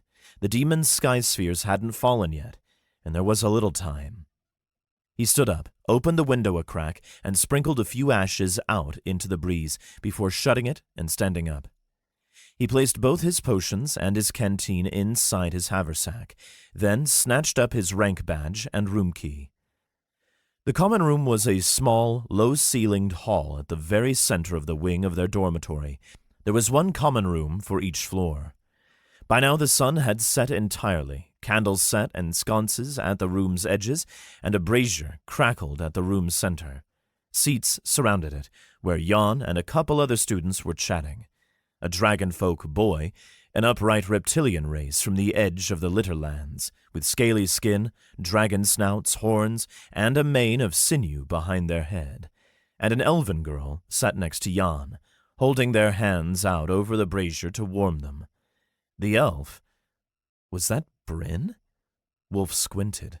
He barely recognized her with her short brown bob-cut hair and messy uniform.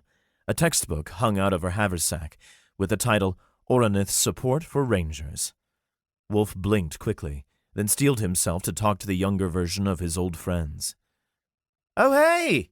Jan exclaimed. "Finally got the hermit to leave the dorms. I thought it was going to be a few more weeks at least." Wulf chuckled. So did I. "He's been gloomy all this time," Jan said to Bryn, speaking softly but not so soft Wulf couldn't hear. "Not sure what was up with him, but on the first day I could barely get a grunt out of him." Wulf rolled his eyes. "I distinctly remember saying hello." Jan made a skeptical face. Then after a pause, he said, "Yeah. So anyway, we were just—" A crash rang out on the other side of the room, and Wulf spun around, hand on his haversack. "Somebody's jumpy," Bryn said with a giggle. "And I'm usually right." Wulf narrowed his eyes. To no one's surprise, except maybe Jan and Bryn's, Wulf was right. In the corner of the common room, the 3 Fletchers he'd encountered earlier in the library stood, backing a human-shaped lump into the corner. He groaned. Just my luck to be on the same floor as them. "That book's mine," the boy with wolf ears growled, his ears flattened down against his curly hair. He bent down over a 4th boy, one with a Fletcher pin, but also a low wood.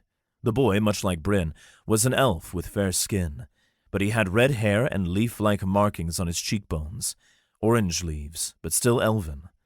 Wulf didn't recognize him, but then again, he hadn't spent much time in the common room. "Hey," the elf boy whispered. No, that's—" The Fletcher with wolf ears snatched up the book, some sort of ranger textbook, then pulled a quill out of his pocket and scribbled a signature on the inside of the cover. "Oh, look here. It's got my signature on it now." The elven boy tried to snatch the book back, but the Fletcher pulled it out of his reach. "Wait!" the boy exclaimed. "Ferbig, you can't—" "Oh, yes, I can." The wolf boy smirked. "Go run home to Daddy and complain, and see how well he does in a dispute with my branch. Twice as large as yours. No one will believe you, what with your antique uniform and ancient badge. Are they hand-me-downs?" "Wulf?" Jan hissed. "Don't. They're Fletchers." Wulf hadn't realized it, but he was already walking toward the Fletcher boys. He didn't stop. If he understood the hierarchy well enough, these guys weren't as important as Harl. But they were clinging to the glory of the more prosperous branches in order to throw their weight around. And despite the headmaster's warning, Wulf couldn't just do nothing. He reached out and snagged the Wulf boys' Furbig's stolen textbook. He pressed the cover shut, smearing the still drying ink of the signature. The 3 Fletcher thugs turned toward him. Furbig, who seemed like their leader, another elf, and a human. You! Furbig exclaimed. I think your signature got smudged, Wulf said. It'd be a shame if no one could read it. You should give it back. You should mind your own business, dog. You do see the irony in calling me that, right? My name might be Wulf, but you literally are one. With a growl, Furbig made a fist and threw a punch at Wulf's face, but he telegraphed it from a mile away. Wulf leaned to the side, then reached into his haversack and drew his canteen out. He unscrewed the cap, then splashed a glug of the moth-wing potion in Furbig's face. Furbig stumbled back, grasping at his eyes, and the other 2 Fletchers converged. Wulf dropped his canteen, then reached for his strength potion. He took a long swig, downing half the flask. It was bitter, too. Wulf was starting to think most potions were going to taste like garbage, but maybe a little sugar wouldn't hurt. As soon as the liquid hit his stomach, strength flooded his veins. When the elf Fletcher tried to tackle him, Wulf just widened his stance, and with a combination of the strength potion and experience, resisting the elf's pushing entirely. It didn't hurt that elves were half as heavy as an average human. As soon as the elf tired himself out, Wulf struck him on the top of his head with a fist, just hard enough to knock him out, then turned to the human. The human turned and ran, sprinting out of the common room and back through the hallways. It only left Furbig, who flailed his arms wildly. What did you do? Wash your eyes out in the bathhouse and you'll be fine, Wulf grumbled. He grabbed Furbig by the collar, then pushed him toward the door as well and ripped the textbook from his grasp. Now get out of here. Without a second of hesitation, Furbig sprinted out the door. Wulf dropped the textbook back in the ranger's lap, the elf boy they'd been cornering. Keep hold of that, and sign your name in the cover. That way they can't say it's theirs. You all right? I'm good, the elf gasped. Like, not good, but I'm all right, like, unharmed. Who are you? He blinked a few times, then replaced his expression with a stupid grin. Just another guy on this floor. Wulf tucked his strength potion back into his haversack, then knelt down in front of the elf. Why don't you take off the Fletcher pin and join us by the fire, You don't need those guys. Chapter 7. The schedule pans out. I'm Ermond, the elf boy said, taking a seat beside the brazier. He tucked his knees up to his chest, then rested his chin on them and sighed. Wulf, said Wulf, extending his hand. Cautiously, Ermond took it, then shook it, as if Wulf was going to bite him.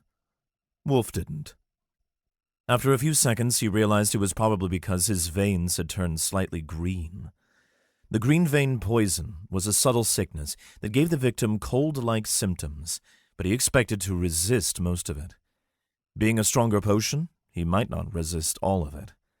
Jan and Bryn both introduced themselves, and finally, Bryn asked, How'd a maple elf end up with the Fletchers anyway? Didn't think you guys were the arrow-making type. Ermond plucked his Fletcher pin off his tunic and tossed it in the brazier. They were the only guys who'd sell me a textbook. They'd bought out, like, the whole bookstore and were upcharging people outside. Part of the deal after buying the book was that I had to help them and wear their pin, that kind of stuff. By the field, I feel so stupid. Wulf snorted. The guilds were starting their greedy little businessmen young.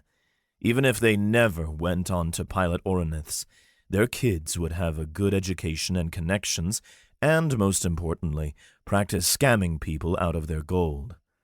Well, can they prove you bought the book from them? Wulf asked. No. Then they're a paper chimera. All roar, but no leverage. Wulf crossed his arms. Don't deal with them again, though, all right? I won't, Ermond said. I didn't know you were such a good fighter. I saw you sitting in the back in Introduction to Scouting and Spotting. I didn't think much of you. You can just call it RGST 103, Jan said. No one will be mad at you, except maybe Dr. Kuali. At that he gave a cackle.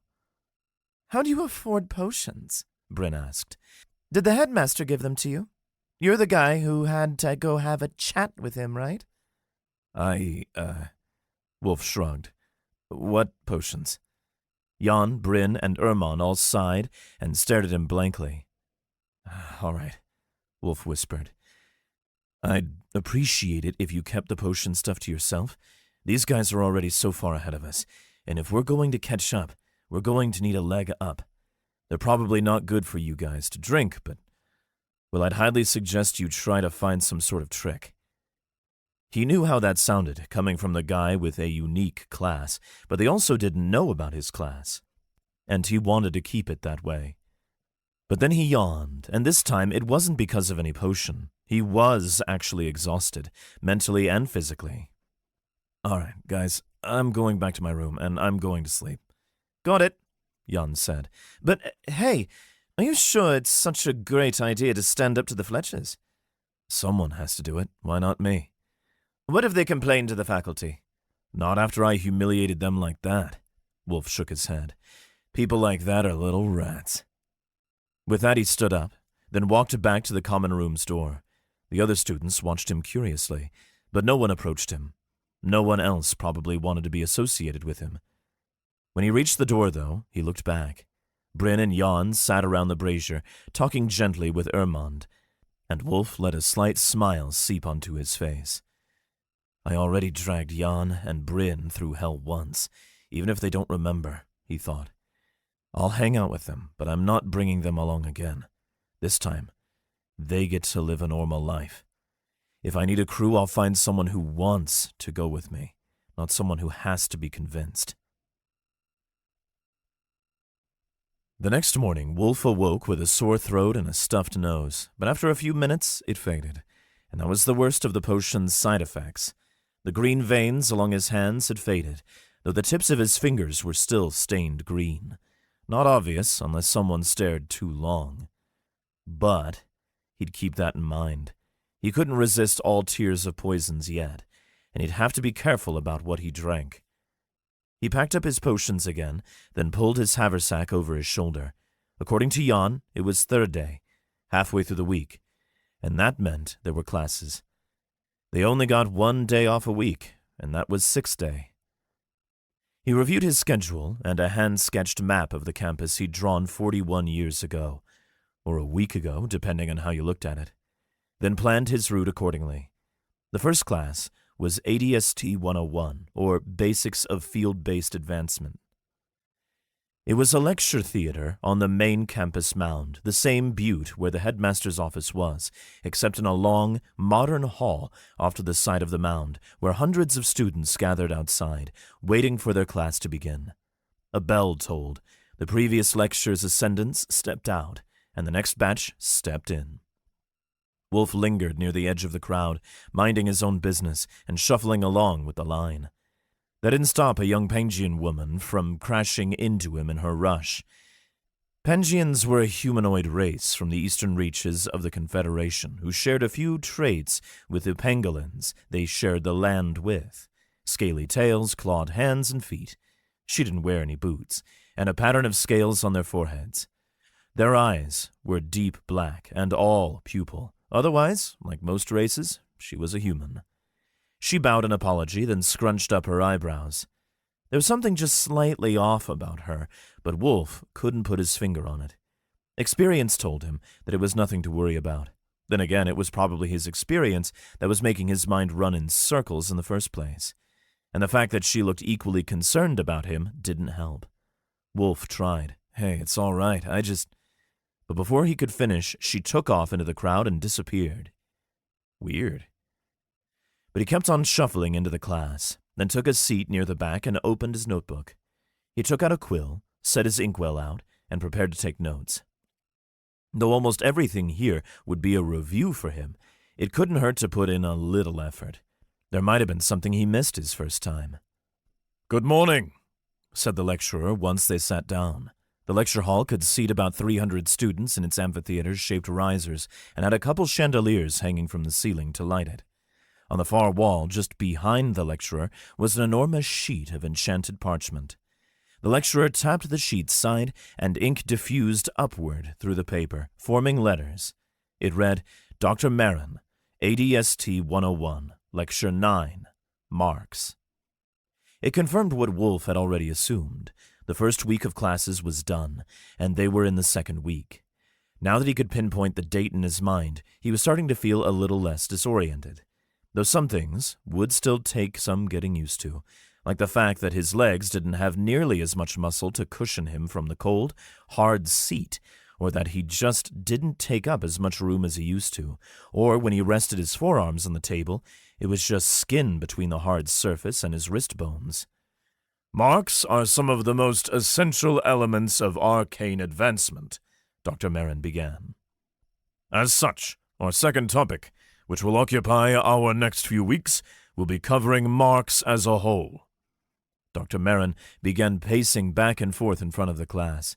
He wore a long green coat with a high iron badge pinned to the lapel and coattails that brushed the ground with each step. He was a human, with swarthy skin, curly hair, and eyes that swept the crowd, almost always accusatory. Part of Wulf didn't want to like him, but another side was undecided. By the end of the semester, I expect that each and every one of you will have obtained a single mark, but I will be available in my office hours for questions. You can find the hours posted on the wall over there, and I would be happy to provide assistance within reasonable means. But remember, the field will give you nothing if you don't work toward it with all your heart. If you recall our lectures from last week, it is not only important that you move toward your goals, but that you make your goal your main focus in your life. If you are a mage, make focusing on a spell skill your main task, not something that you fit into the cracks of your schedule. If you are a ranger, practice your archery and sight skills during... For a few seconds, Wulf let the man's voice trail off. It was easy for him to tell them to not let something slip into the cracks of the schedule, but then again, not everyone had that luxury, especially with 5 classes a semester. Then again, those who wanted it would make it work, right? Already, the challenge seemed appealing, and the fact that it was slightly unfair made Wulf want to try harder just to spite it. If nothing else, he'd bash his head against the problem until it gave in. Marks are granted by the field for extraordinary achievements which a normal, non-ascendant person would be incapable of achieving, and that most ascendants don't achieve, Dr. Marin continued. For example, owning one magical staff is not rare, but having a collection of 20 of them may earn you a mark. Only the greatest, rarest, and most powerful marks will warrant the visit of a messenger to personally award your efforts. He rambled on a little longer, and Wulf took notes, but there wasn't anything terribly interesting until the end of the 50-minute-long lecture, where Dr. Marin said, "The purpose of marks is generally to provide the equivalent of a weak passive skill, or a permanent increase in your physical capabilities. There is a reason that ruby-tier ascendants can move as quickly as they do, or shatter mountains with a single punch from their Oronith. They have accumulated enough marks to do so." After that lecture, Wulf had to run across the butte to a different theater. On odd-numbered days, he had 2 classes, and even days he had 3. However, being an odd-numbered day meant everyone had mandatory combat training in the afternoon, no exceptions. After his second lecture, for Introduction to Artificing, he ate lunch at the mess hall. The food was sorta bland, but considering that in his rush he'd skipped supper last night and breakfast this morning, even the stove-grilled chicken and boiled barley was welcome. After scarfing down a meal, he gathered his haversack and marched to the training gym, the same place he'd woken up yesterday. He ran across campus once more, then changed into a sleeveless sparring tunic and shorts before running back into the gym. It was time for what he was best at, hitting things really hard. Chapter 8. Combat training. Every week on third day, said Instructor Delark, we will test our skills against each other in a controlled but less rigid manner. He was a tall, muscular man who spoke with a slight accent as he walked down the center of the gym. His long hair had been tied up in a bun, and an ornament poked out of it. Sparring mats formed 2 rows down the gym floor, and on each mat stood 2 students. The others took well-practiced, formal military poses, straight backs, legs spaced apart, hands behind their backs. Wulf stood, as he usually did, hands tucked into his gym shorts pockets, slightly slouched, and feet wherever he pleased. Like the other students, he still wore his leather bracer, but his potions and haversack were in a locker outside. He wouldn't need potions for this class. Delark might not like how Wulf was standing, but he didn't have to. Wulf wasn't formal like the others. He was more used to being a member of a ragtag resistance that didn't have time for decorum. In the future, there were too many demons to kill and not enough time to worry about how you looked. The other boy on his sparring mat, a sickly pale near-human with ram horns poking out the side of his head, regarded him with disdain, and that was all the better. The more they underestimated him, the easier it would be. Starting today, Delark continued, every third day will be devoted to sparring with your peers. You will spar for 5 minutes or until your opponent yields. There will be injuries, but you are not to purposely injure your opponents, and if they yield, you must respect it. My teaching assistants will be roaming the hall to ensure compliance. Wulf remembered this. Not this specific experience, but the weekly brawls. An excellent way to blow off some steam, but back in his old academy days, when he wasn't the best fighter, nor was he the strongest, it often turned into a beating session.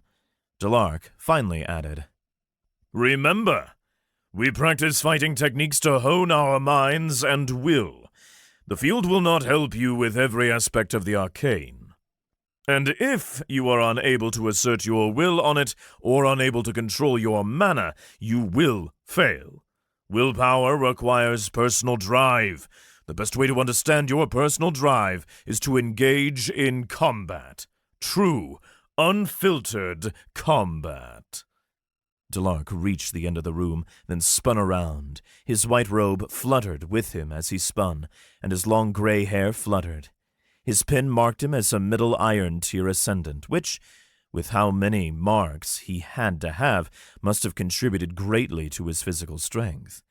Delark concluded, And, above all, the best way to drive yourself to advance a tier, to provide your mana the resonance it needs, is combat. The thrill and pressure of a fight is a force unlike any other.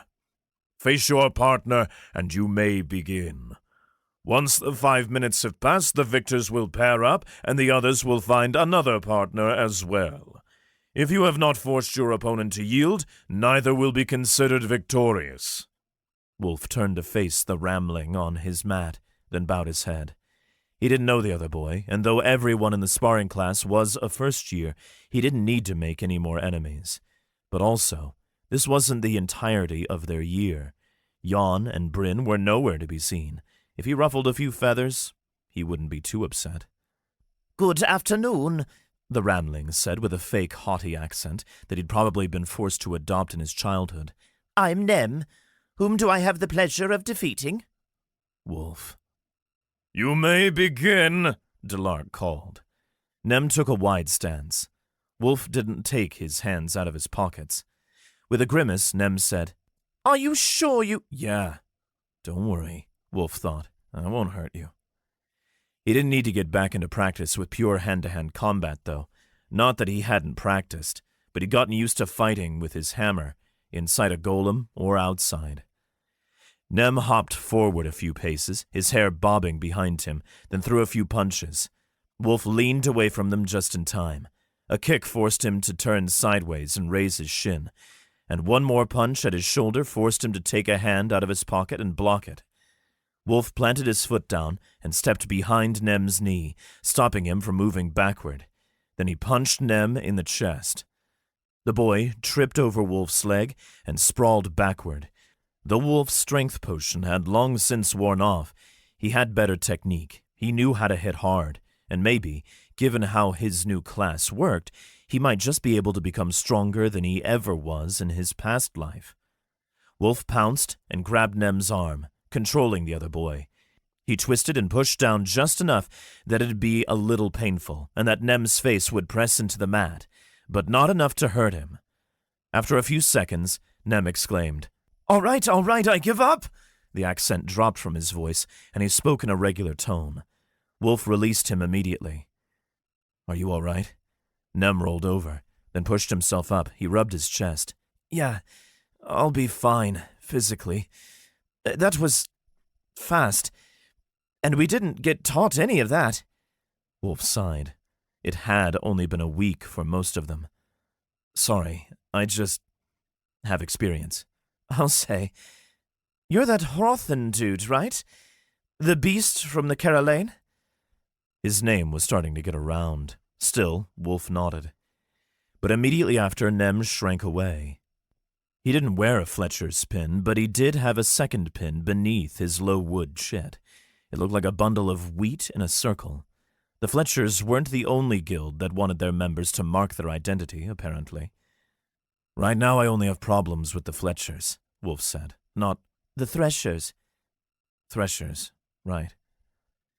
After a few more minutes of awkward silence, Delark announced that the first round was over, and the students shifted around the room. Wulf walked over to the other side of the room, where the victors were gathering. A soft-spoken teaching assistant organized them into new pairs. The process repeated all throughout the afternoon. Wulf moved between sparring mats, defeating other students and moving steadily to the edge of the room with an increasingly smaller crowd of students. He practiced his throws and holds, or simply let his opponents tire themselves out by blocking their strikes before taking them down. He took a few hits of his own, too. Sometimes he did it so others wouldn't get suspicious of him, but sometimes it was a genuine mistake. He was used to being the strongest one in the room physically, but now, although he might have been at least an inch taller than all his opponents, he wasn't the bulkiest anymore. Sometimes he tried to block a strike he shouldn't have, and it was his own arm that buckled, getting pushed into the side of his head and jarring him for a few seconds. But he always recovered. When he reached the top 20, he was the only low wood left. The rest of the students all wore a wooden badge on their gym shirts, but theirs had 2 lines, middle wood. It wasn't impossible.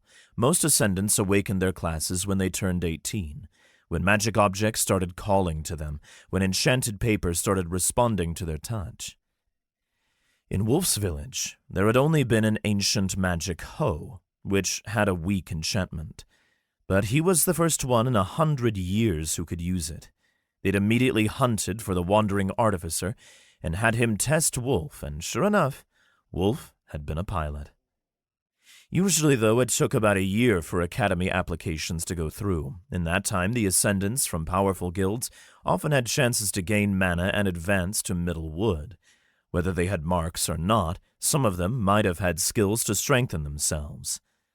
Wulf faced a middle wood girl with bronze skin, curly black hair, and jade earrings, and another guild pin on her sleeveless shirt, which Wulf couldn't identify easily. A circle with a bird inside it. Without introducing herself, she leaped forward and threw a punch that someone of her size and build should never have been able to throw. When Wulf blocked, he had to raise both arms, and even then he skidded back.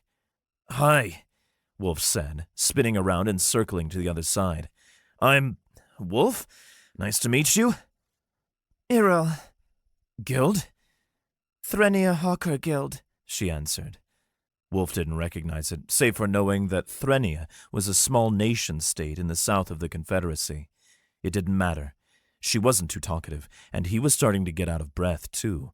This body didn't have nearly as much endurance as he was used to. It wasn't bad, considering he'd grown up on a farm, but he couldn't maintain the power he used to.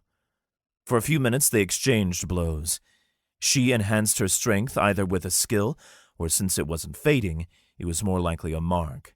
Whenever she charged headfirst into combat, her blows strengthened. That was an ability suited to a pilot. Problem was, it didn't help her when she missed and ran past him, and he had decades of experience reading other brawlers. He could see exactly when she was going to charge and ducked out of the way before pummeling her in the back. She might have been strong, but she wasn't heavy, and her stance wasn't perfect. While she staggered, Wulf grabbed her arm and flipped her onto her back. She stared up at the roof, gasping.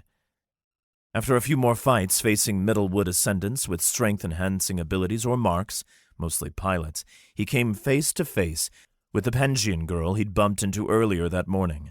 She was a Middlewood, too, but the way she stood reeked of experience. The way her head was angled, the way she held her hands, fists closed, and just the right way that her claws wouldn't bite into the palm of her hand. Gym shirt tucked into her shorts, black hair tied back in a practical braid.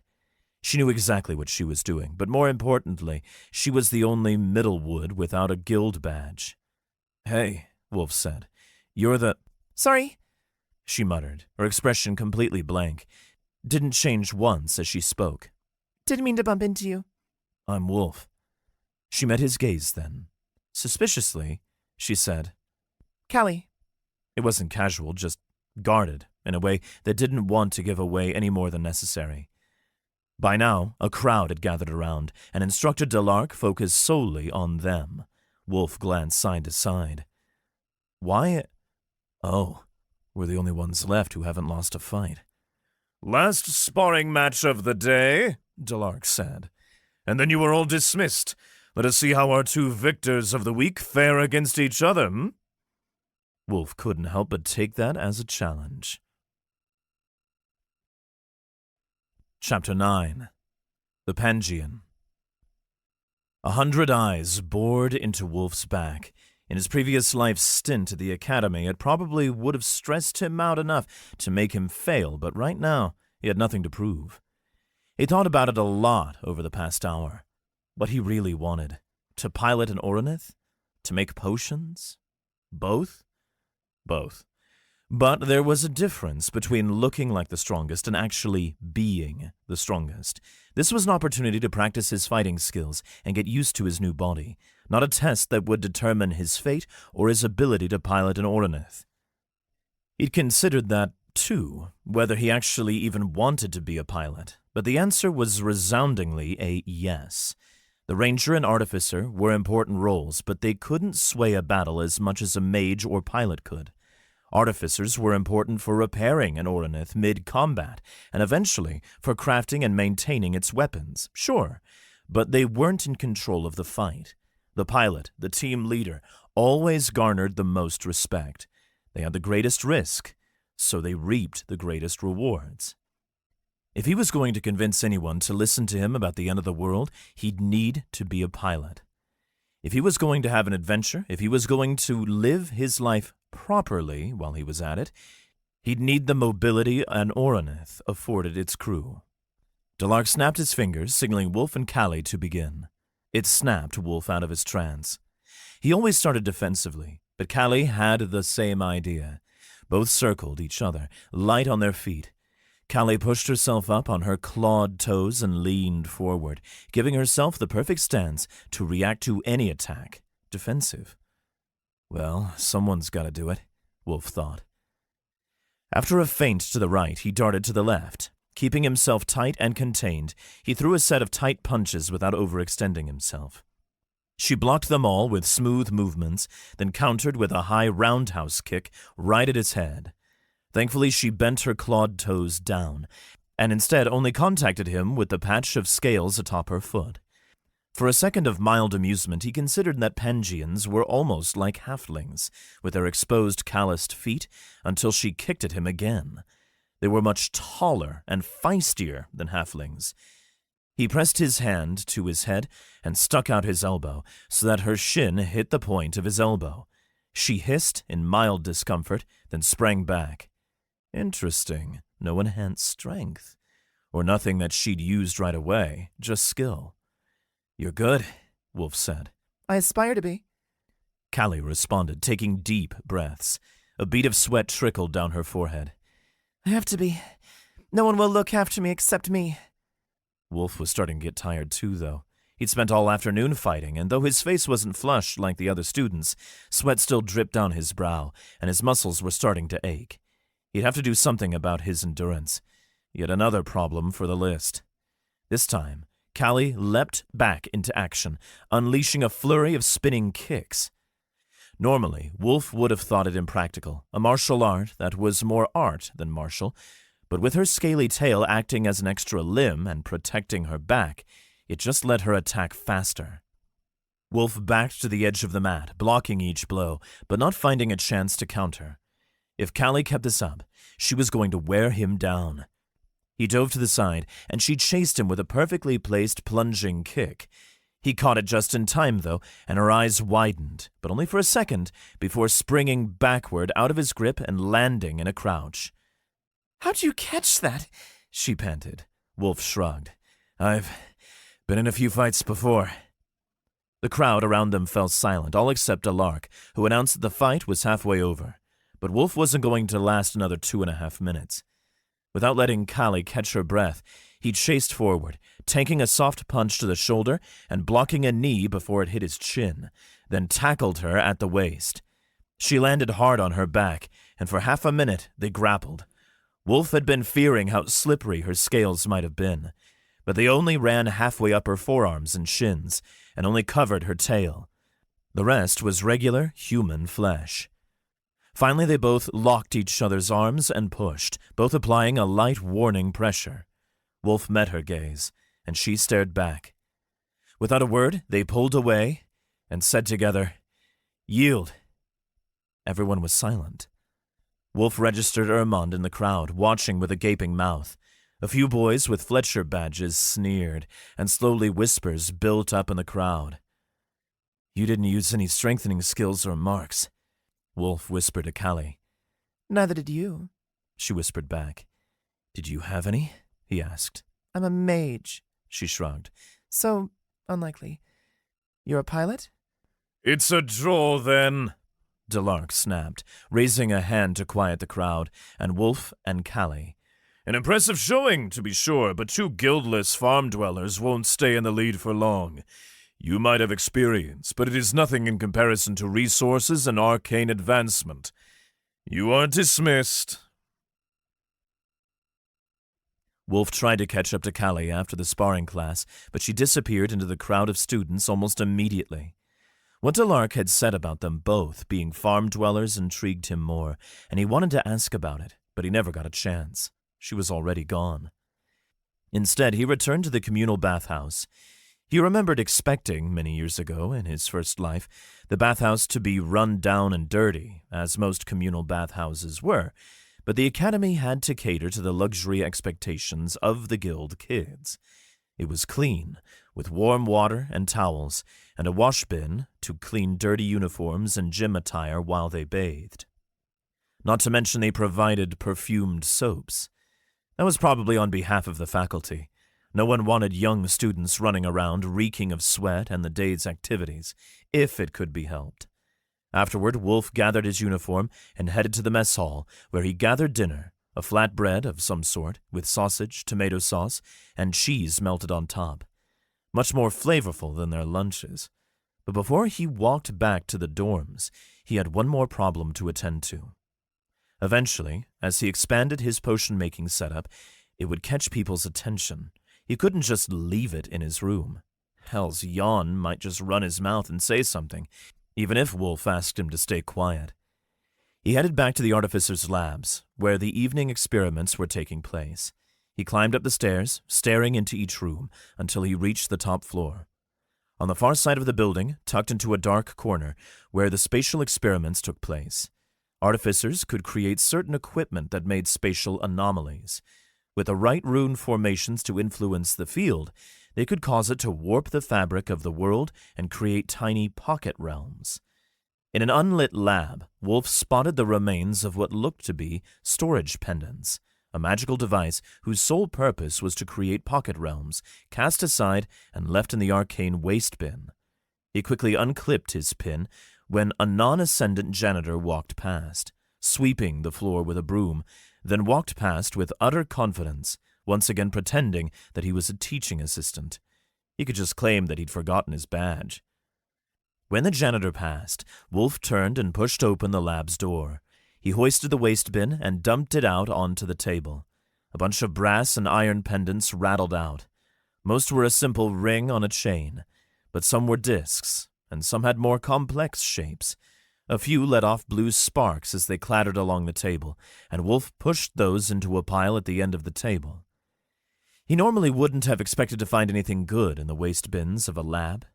If an aspiring artificer made a fully functional storage pendant, the faculty would keep it.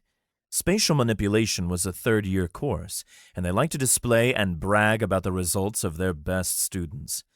But Wulf knew institutions like the Academy. Their problem was that they were rigid in their rules and so firm that it was to their own detriment. And the teaching assistants, who would be monitoring the labs, were no better. They wouldn't recognize something that was almost there if it was too far off their known standards.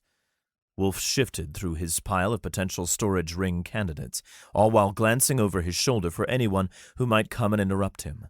All the candidates were decent, but some of the runes were too messy, or they'd messed up the rune lines altogether. While he wasn't an artificer himself, he'd worked with one in his crew, Lisa, who he'd met later in life, had shown him a couple of tricks, and had made him a storage pendant of his own. Now to put that knowledge to use. When he found a pendant, a copper tube that had been wrapped around into the shape of a bow, allowing it to better conduct mana and fold the field, he found his candidate.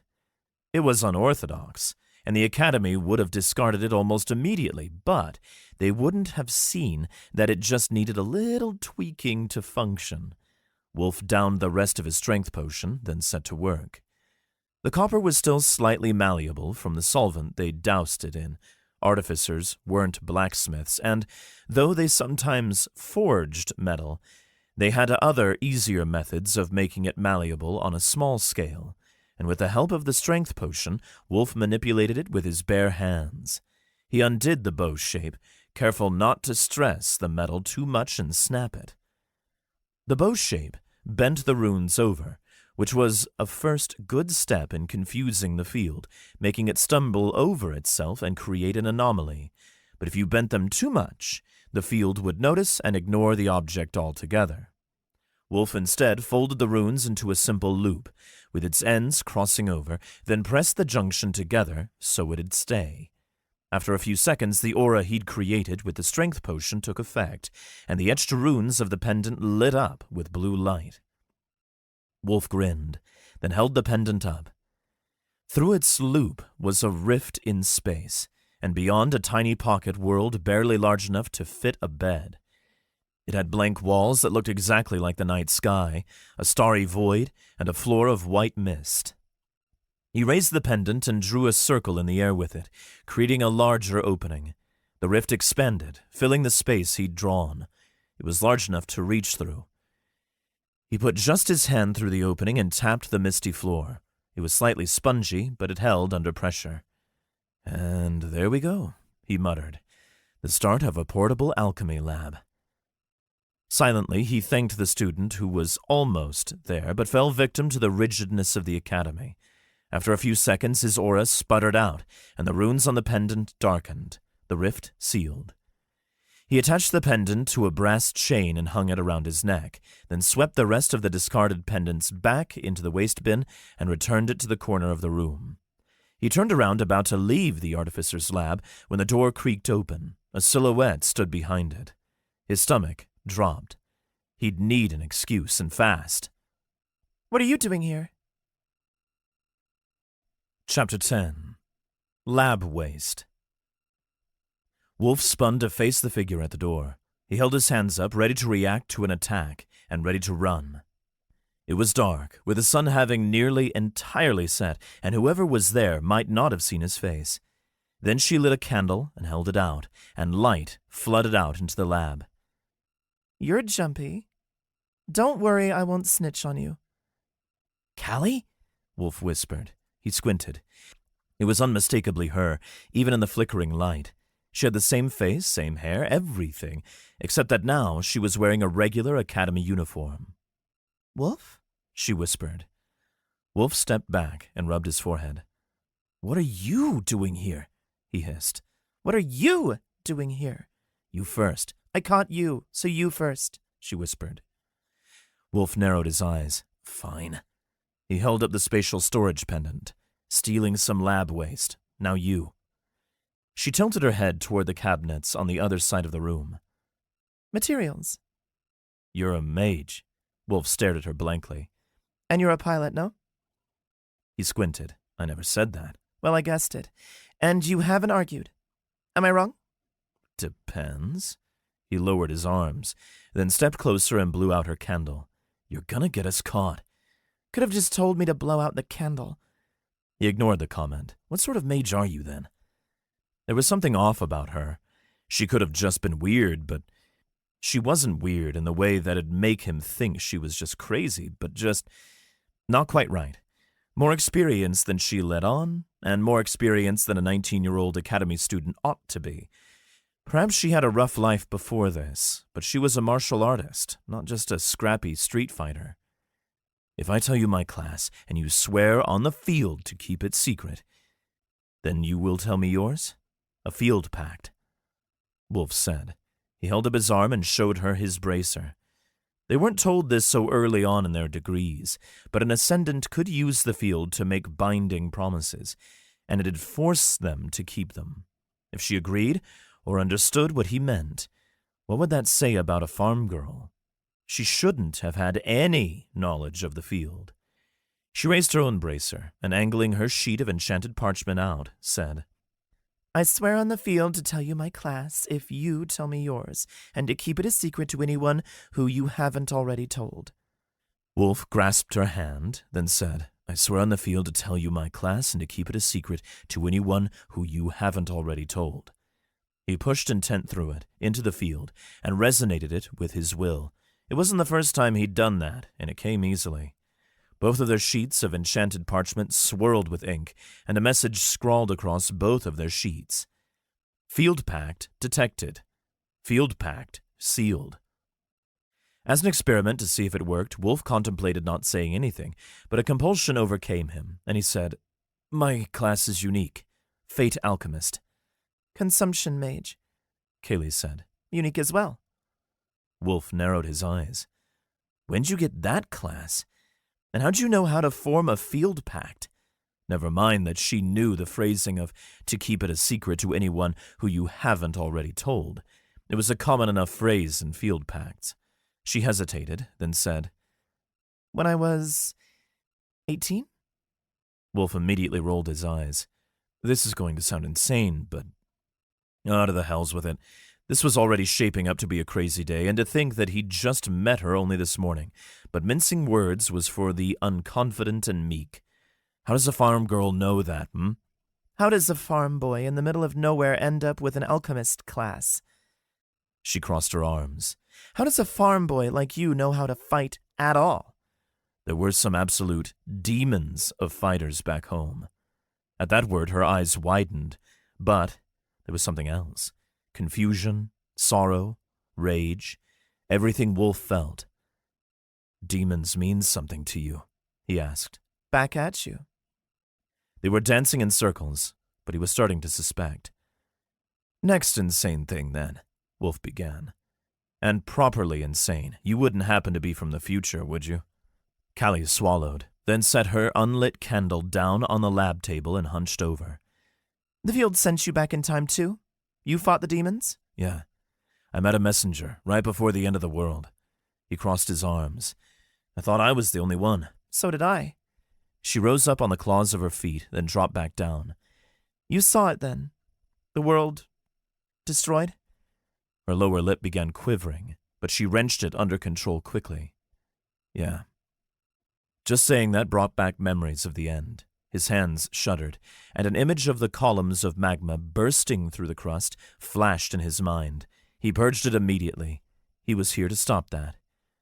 You think it's just us? Wulf whispered. 82 years in total, Callie said. How much time it rewound for us both. And that's the same time the Golden Tome says the Field Fathers spent questing around the world, supposedly creating the field. Coincidence? You know the field doesn't work in coincidences. Numbers and rankings are its most important structures. So, we're the only ones then. Callie nodded, then turned her back. Look, I have my charge. You probably have something for yourself. Let's not cause each other problems. Agreed, Wulf said. You agree to keep this quiet? I agree. He doubted they'd need a field pact for that one.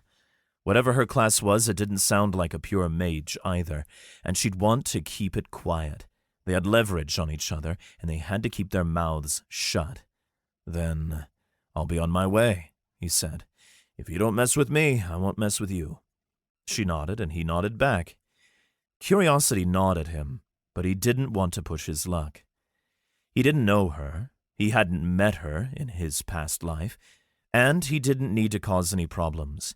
He already had one of the most powerful guilds in Istalis pissed at him. Clutching his storage pendant tight, he walked out of the lab and turned out into the hallway. To keep suspicions low, he tucked the pendant into his shirt before he reached the stairs, and when he reached the bottom, he fastened his rank pin to his shirt again. When he stepped out of the artificer's lab complex, his bracer tingled with the telltale feeling of the field interacting with it, interacting without his express intent. He leaned against a post with a hanging lantern at the side of the path and held his bracer up to the light. The ink shifted into position on the page, altering its position to read, Mark unlocked, spatial awareness and repurposing. Wulf chuckled. The Academy scholars liked to make gaining marks sound more difficult than it was. For them, it was a process that could be codified, manipulated, and exploited, and to a certain extent, it was. But, as Master Arno had explained to him, it didn't work as well as just doing things. Testing yourself, pushing your limits, and trying new things. Slaying monsters well above your tier, for one thing, or making things you weren't supposed to. Wulf concentrated on the feeling of the mark and pushed mana into his bracer, willing the field to show him the mark. Spatial awareness and repurposing. You have repurposed a magic device at least one tier higher than yours. Your awareness of nearby alchemical herbs has increased, and you can seek them out better. Awareness of herbs? Wulf tilted his head. He didn't feel any smarter, and he certainly hadn't just learned anything more about botany, but something felt slightly different in his mind. He tapped the side of his head and rubbed his eyes.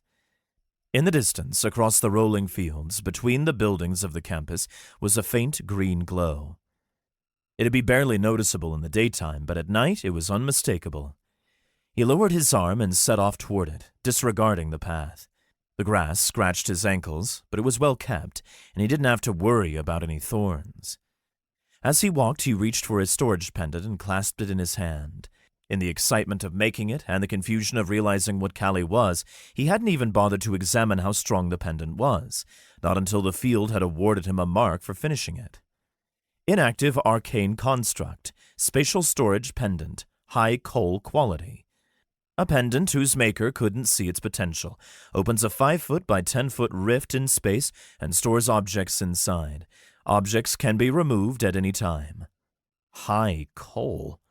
Not as high as he was hoping, but he still couldn't complain. Besides, if he found an actual artificer for his team, he could have them redo the runes or upgrade it, if he ever got that far.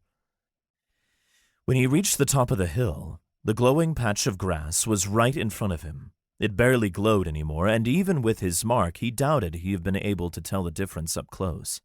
He bent down and wrapped his hand around the stems of the grass. It was just a regular patch, like the other grasses across the campus, except, for some reason, the field had taken a liking to it. Wulf assessed it with his enchanted paper. Dr. Gerald's fescue grass, middle wood quality. A failed experiment by an eccentric professor of ages past. No effect. But no effect only meant it didn't have an effect on its own. In a potion? Well, he didn't know what exactly it would do, but he needed some more ingredients anyway. A grass potion might not have been powerful in the hands of a regular alchemist, but he could make it work, and there was enough grass here to make many more potions. If anyone had been watching, He'd probably have looked like a madman just ripping up grass in the middle of a field and stuffing it into his pockets, but no one was watching. Once he'd ripped up most of the grass and pocketed it, he stood up, wiped his hands on his pants, and returned to the dorms. On his way upstairs, he filled his canteen and empty flask with more water. He entered his room as soon as Jan was leaving it, and for a second they both stopped and stared at each other. Finally, Jan said, "Why is there grass in your pockets?" Wulf cleared his throat. No reason." Jan sighed. "I changed my mind. You're weirder than I thought. But Bryn, Irmund, and I will still be hanging out in the common room. You can join us as long as you don't start any more fights." Wulf nodded. He was too tired to work on potions for the night, and he needed to rest. But first he took a small sip of the sleep potion, then used his aura to trigger the pendant and open it. He only had a few seconds, but he shoveled his stolen equipment into the pocket realm, then dumped the ripped-up grass in a heap at the center. He hadn't provided the pendant much fuel, and a moment later the runes sputtered out. He pulled his arms back before they got caught in the middle of interdimensional space. For now he had a good start. He had enough of the sleep potion left to open the storage pendant again if he needed. He had enough materials to make at least 15 more potions, maybe 20 if he spread it out. And he knew how to make basic potions. Callie was a wild card for sure, but he could worry about that later. For now he was on the right track, and that was all that mattered. Chapter 11. The Kitchen. The next morning, Wulf woke up early, well before the wake-up bell sounded, when the sun was only just rising, and got to work. He wasn't tired, not really. This younger body was better at sleeping than he ever was in his 50s and 60s, as if somehow it had less burdens on its mind, or maybe he was just excited to work on more potions. Jan still lay on his back, sprawled across his bunk, arm out to the side, staring up at the roof, snoring. Wulf tried to be as quiet as possible, but it didn't stop his flasks from clinking as he pulled them from his haversack. He downed the rest of his sleeping potion, and the drowsiness returned for a few seconds, but he kept his eyes open and resisted the pull of his bed. The aura fueled his storage pendant, activating it, and he drew the opening large enough to step inside.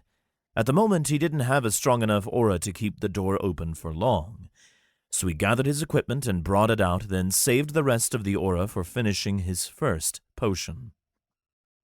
He attached his flasks to the rack, lit the burn box and placed it beneath the first flask, then got to work, using only a handful of the enhanced grass.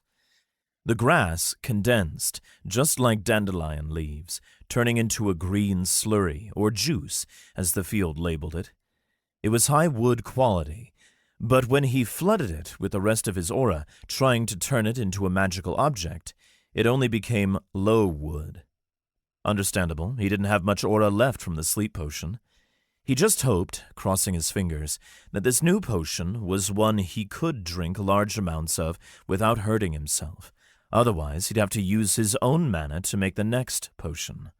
Blindness potion, low wood quality. Applies a mild blindness effect to the user. Lasts 10 seconds. By crafting a potion, you have increased your mana. Advancement progress, 30%. Good enough. Even if it made him completely blind, which it probably wouldn't, considering how weak it was only 10 seconds. He set the flask aside and poured water from his canteen into the second flask. A potion like that wouldn't be effective as a weapon, either, unless he could convince someone to drink it. There were ways to craft area of effect potions that worked upon splashing someone, but he didn't know how yet. For now, he just needed to increase his tier. He moved to his second flask, hoping to create the best potion he ever had. Everything lined up now.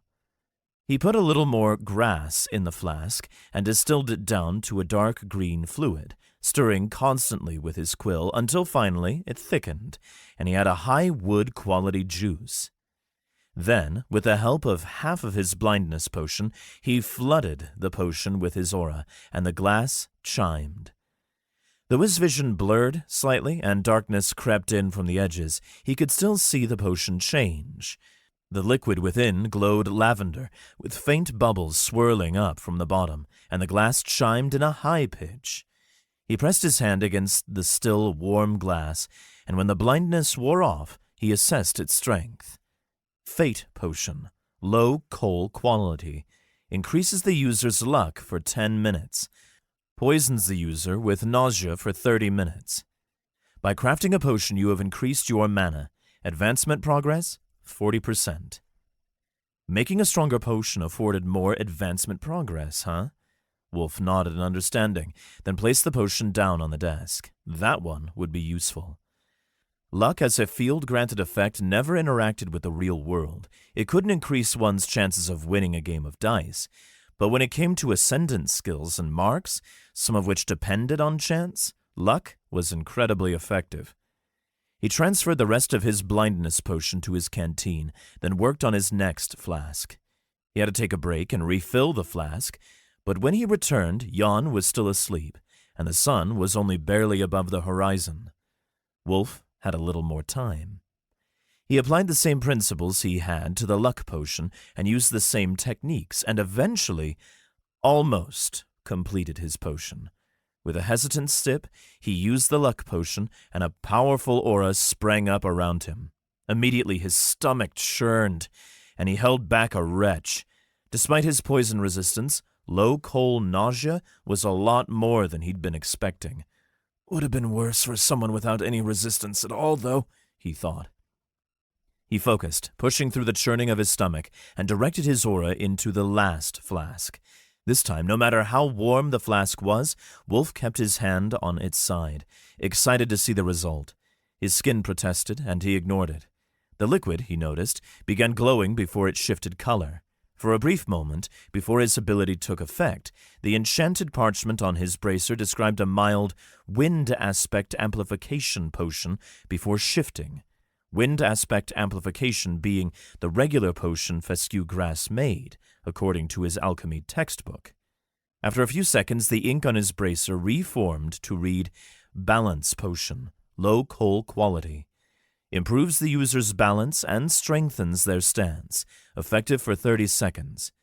By crafting a potion, you have increased your mana. Advancement progress, 50%.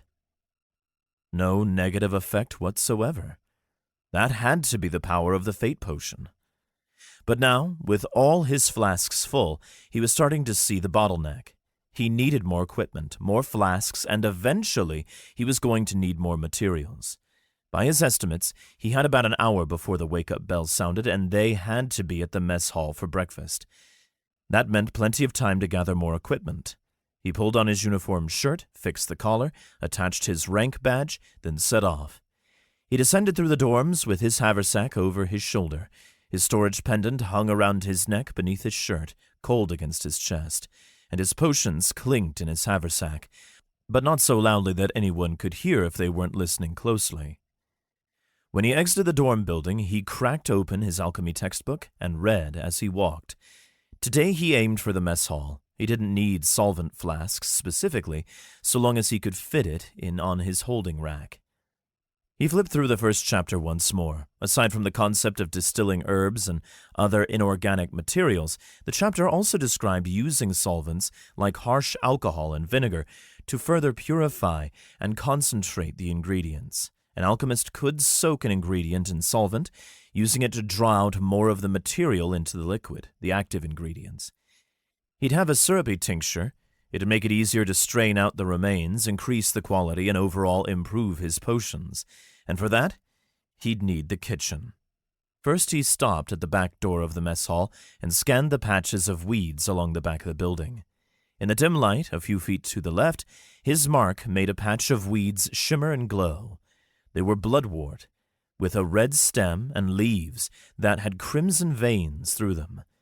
By feeding on the remains of the enchanted food and mana water, they'd grown to be middlewood tier.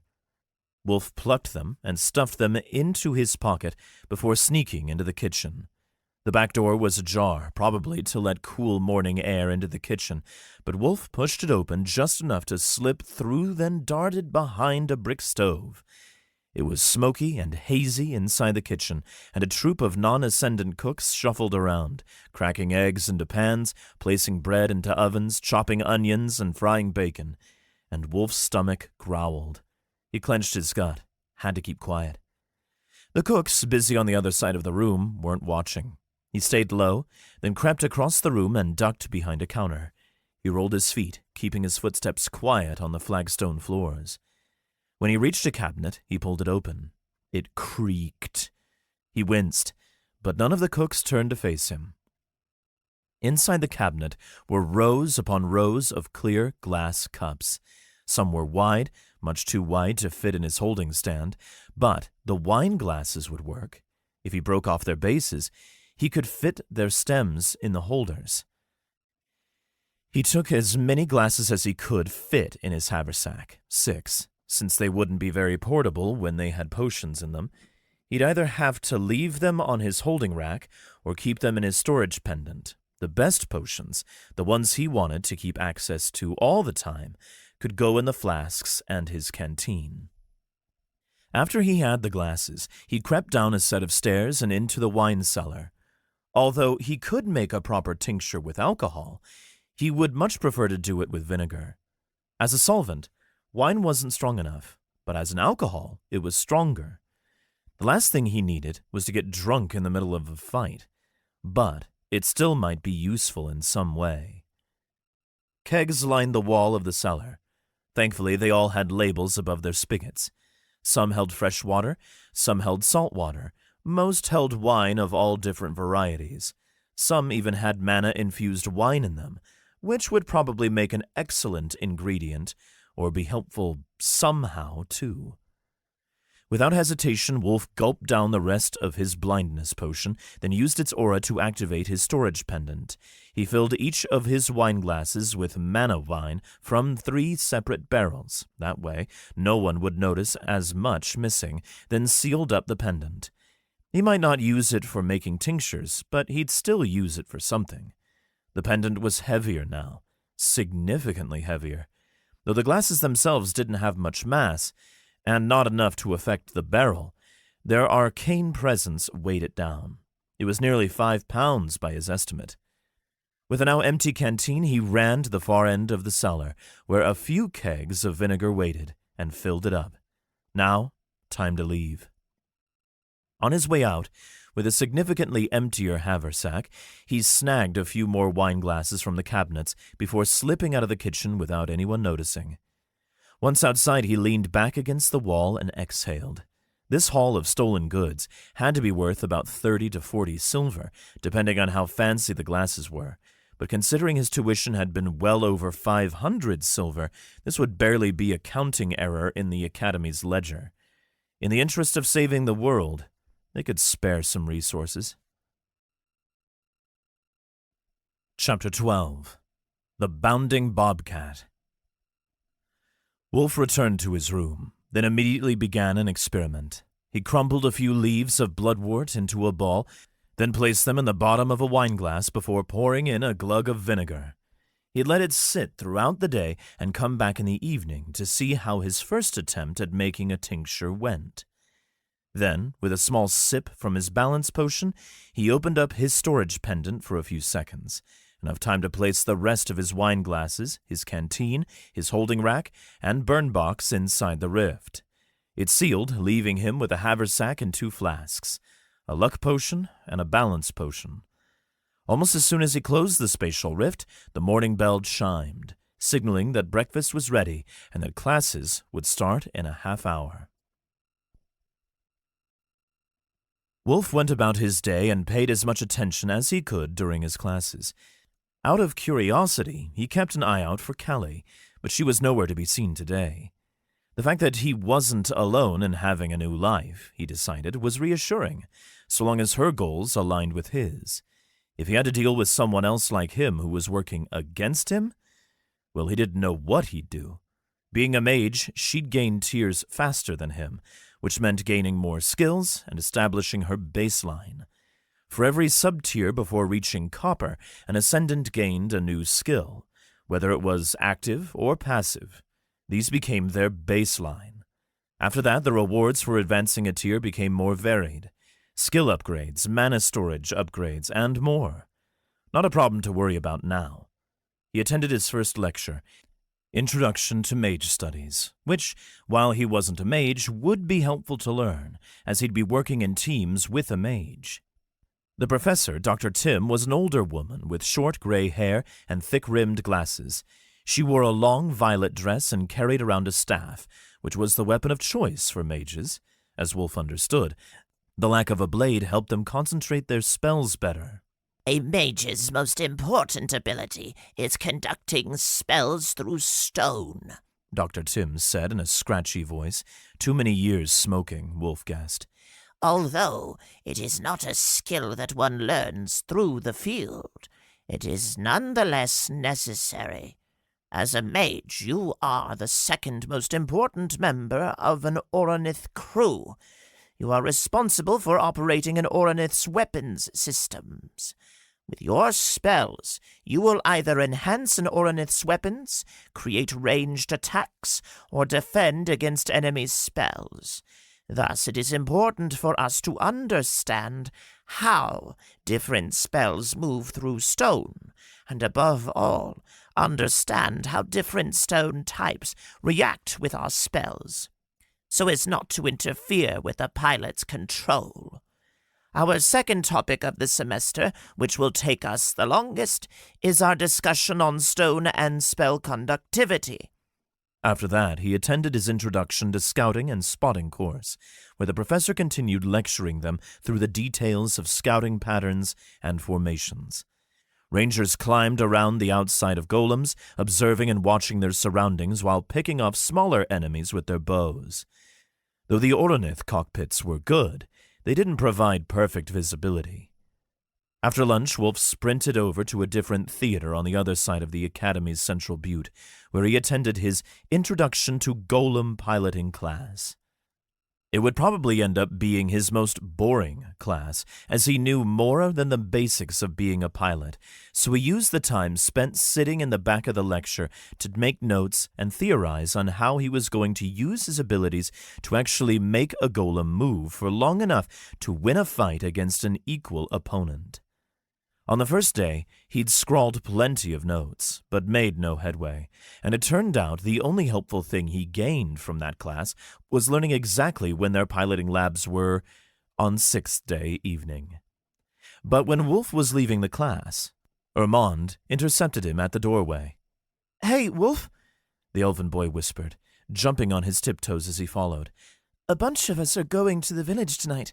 New tavern opened, and they're giving discounts to all Academy students. Come on, it'll be fun. Like really fun. Is that how humans say it? Okay, I'm still learning how to interact better with humans, so I kinda need this too." I don't really have any silver or gold," Wulf whispered back. He walked with the current of the crowd as they left the theater. "It's no problem. Sounds like Prince Aeris is footing the bill." Wulf raised his eyebrows. Considering the Academy was the best school in the Confederacy, of course there'd be a few higher nobles. He simply remembered Prince Aeris as a hardened commander, leading an army against a swarm of demons and somehow pulling off a victory. Not as a young boy going around buying drinks for everyone. "Fifth in line for the Confederacy all-throne still gets a big stipend, Wulf muttered. "Sure, I'll come along, but... all right, I can't stay too late." The village of Aranilka was one of the Academy's satellite cities, which helped provide staff and resources to support the massive institution. It was to the west of the Academy grounds, still located on the rising and falling hills, but with the shadow of the mountains in the background. The sun was setting by the time Wulf and Ermond made it out to the village. Though Wulf's only clothing was his Academy uniform, Ermond had loaned him a casual doublet with leaf pattern embroidery. Its top buttons didn't do up very well, which Ermond insisted made him look more casual and was a good thing. They passed the village outskirts, a watermill with a cobblestone base and a half-timber upper half, topped off with a thatched roof and a few shacks. Villagers strolled the streets. Most were fair-skinned humans, but there were a few travelers from across the Confederacy. They swept the brick roads and tucked their wares indoors for the night. But the windows of their 2-story half-timbered houses still shone amber, and silhouettes moved behind them. Wulf only saw one ascendant who wasn't academy-aged. Natural-born ascendants were rare, he reminded himself. Only about 1 in a million could interact with the field, which was why there were so few Oronith academies. They could, however, pass their power down through bloodlines. "Just there, at the end of the street," Irmond said, pointing to a larger building at the end of the street, almost in the exact center of the village. Like the other buildings, its first floor was cobblestone, and its upper floors were made of wood, wattle and daub, and thatch. Chimneys puffed smoke, and a sign hung above its door, reading, "The Bounding Bobcat." Wulf inclined his head to the side. He'd never really been one for going to parties, and he hadn't exactly taken Irmond to be the type either. "You're full of surprises." "Oh, come on, it'll be fun." Irmond himself had donned a sleeveless tunic with swirls of autumnal embroidery down the front, fitting for a maple elf. "Didn't take you for the partying type," Wulf said. "What?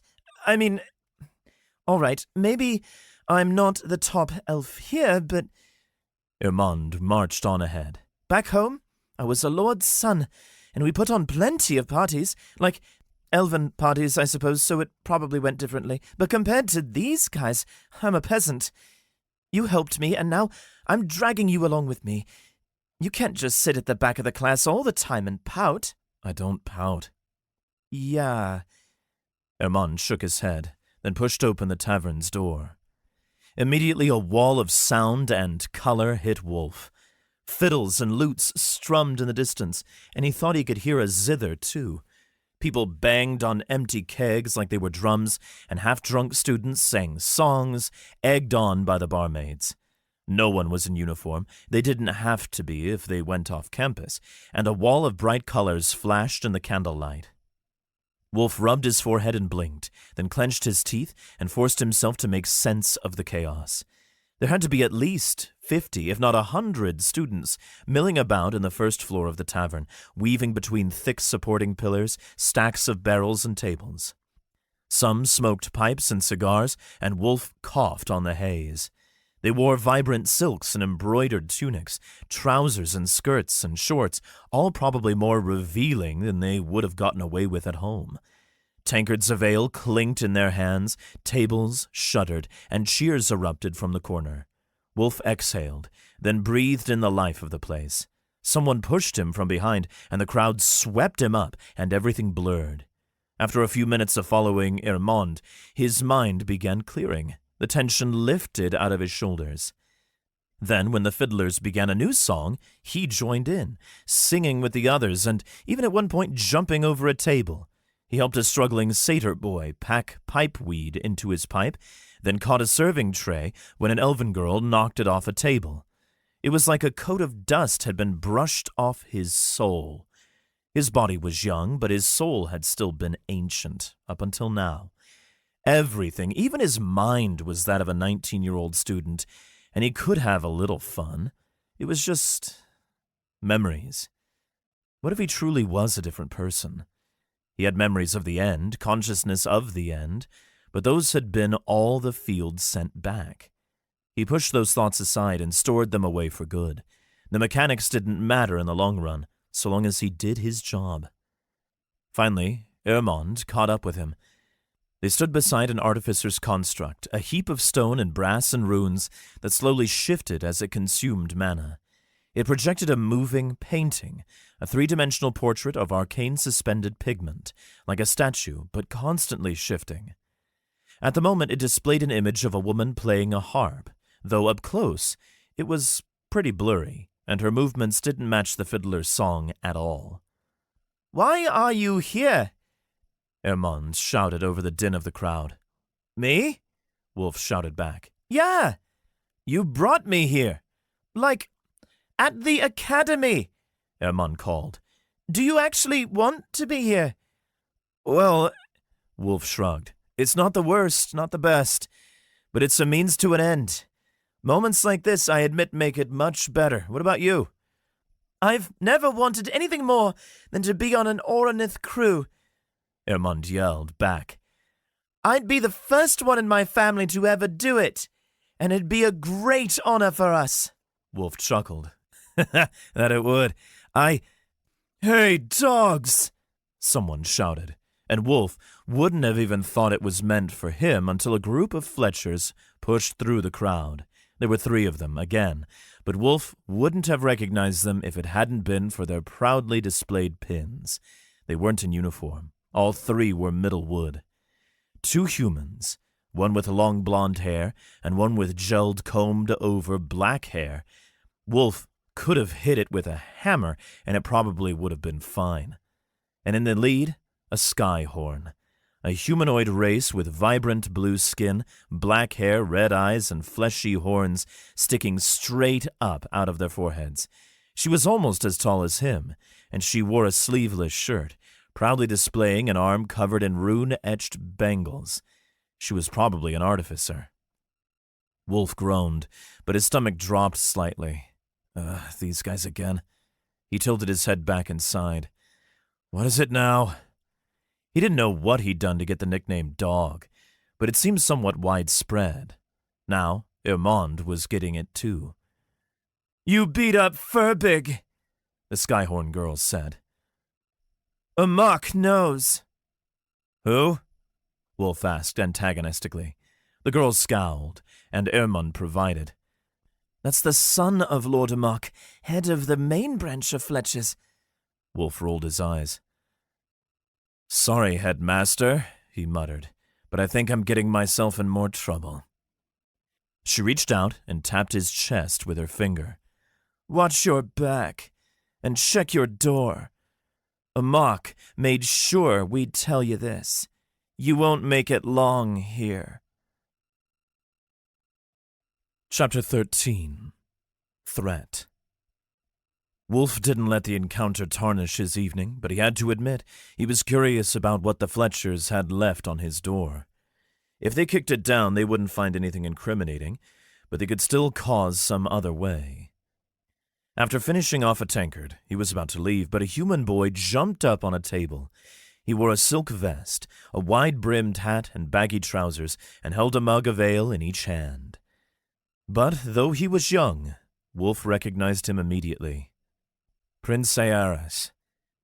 After a soft burp, the prince proclaimed, The bill for tonight is on the Crown's tab, he swayed, then called, To many long years, and to the King and Confederacy. Wulf blinked. The mental image he had of a serious commander in a 7-foot golem leading the Confederacy's armies from the front lines shattered. He almost wished he'd have known Prince Aeris was like this in his youth, just for the sake of it. But he knew now, and that was for the best. Nothing he could do about the past, but the future, that was what he could change. Still, Wulf wasn't one for late nights, and the longer he stayed, the more trouble he was going to attract. He stepped out of the tavern, and Ermund followed him. When he made it out to the street, he found that his ears were ringing. And he didn't really mind. It was the sign of a good night. You're done too? Wulf asked. I can't keep myself awake past the 3rd moonrise, Ermund replied, tilting his head towards the mountains. Already 2 moons slipped into the sky, one pale gray and the second a mottled green. The third a faint yellow peeked up above the mountains. Like elven parties start earlier and don't go so late, Ermund said. Wulf rubbed his forehead, expecting to feel some sort of buzz from the alcohol he drank. But he felt nothing. Did alcohol count as a poison, which his marks gave him resistance to? That'd kind of suck. Or just mean that he needed really potent drinks. Either way. Ermund stumbled, though, as he walked. Wouldn't expect an elf to hold his ale well, Wulf muttered. Come on, let's get you back to the dorms. They walked slowly across the campus, making straight for the dorm building. They arrived at Wulf's room first, and Jan was nowhere to be found. Sure enough, the boy was probably out at the tavern too, and Wulf had just missed him. But that meant the note in the center of the door was untouched. A sheet of regular parchment had been pinned to the center of his door, with an ink note scrawled hastily in the center. Wulf Rothen, Let it be known that you have angered Mr. Umak. By beating his enforcers and harboring an enemy of the guild, you have identified yourself as an enemy. You have 2 weeks to abandon Ermond and apologize profusely to Mr. Umak, or we will make every effort to destroy you. Fletcher's. Wulf unpinned the note from his door and crumpled it into a ball, then cracked open his dorm room's door and tossed it in the waste bin. Then he laughed. What? Ermond asked. Why are you laughing? Like, I saw what the note said. He knelt down and rubbed his forehead. Oh, I should have just let them have the textbook. Now they're gonna hurt you, too. They're not going to hurt me, and they're not going to hurt you, Wulf said assertively. We're going to teach them a lesson, that's what. He had to admit the Fletcher's antics were amusing, but this was crossing a line, and if he didn't stand up for himself, then no one would. He just had to do it in a way that wasn't going to get him kicked out of school. No. Ermond groaned. Just let them deal with me and apologize. That'll make it so much easier. Don't waste your time with me. I can take a few beatings. But you shouldn't have to. Wulf shook his head. I'll stand up for my friends, and eventually I'll need a crew. That means I'll need a ranger. It better not be me. Even now, I'm a Lowood. And so am I. All the more reason not to go toe-to-toe with the Fletchers. Ermond groaned. Umak's a genius. He's already middle coal, and only in first year. But not for long. Wulf shook his head. A pilot looks after his crew, always. You're insane. Tomorrow morning, Wulf said. Meet me at sunrise. Puke your guts out, get over your hangover, and then we're going for a run. This body needed to build up more endurance, and it couldn't hurt to start early. Getting physical stamina would always help in the long run, but it'd also help focus his mind, and above all, well, he had some ideas. Run? Ermond said. Yeah, and we're going to gather some potion materials. Ermond narrowed his eyes, then shook his head, and stumbled off down the hallway. You're going to get yourself, hurt or something. I'll see you tomorrow morning, Wulf insisted. Ermond said nothing more. With a sigh, Wulf stepped into his room. He had 2 weeks to get ready for whatever Umak threw at him, and he had to make it count. First, he took a sip of his balance potion. He didn't need as much to trigger his aura and open up his storage pendant. Since it was a higher strength than his other potions, he retrieved all his equipment and placed it on his desk. When Jan returned, he'd be too drunk to notice, and Wulf didn't want to waste more of his potions tomorrow morning trying to open his storage pendant. Once he had everything out, he examined the bloodwort tincture he'd begun in the morning. As expected, the leaves had shriveled into husks, and the vinegar had been stained dark brown. All the useful elements of the leaf had fled. When he assessed it, the field dubbed it high wood quality. Wulf could put mana into it now and turn it into a potion, but he still hadn't distilled it. He snapped the wine's glass's base off, then inserted it into an open spot on his holding rack and lit the burn box. If he distilled it... For a few minutes he boiled off the excess liquid, making the entire dorm room smell like vinegar, until he was left with a thick brown slurry, now low cold tear, awaiting his mana. To finish the potion, he used a swig of his luck potion, then fed the mana into the awaiting slurry. It didn't get any thicker, but the liquid cleared into a transparent neon green color, which glowed faintly. The potion glass vibrated and let out a low tone. When Wulf assessed it, battling against the nausea side effect, the field said, Might Potion, middle coal quality, increases the user's strength and durability for 60 seconds.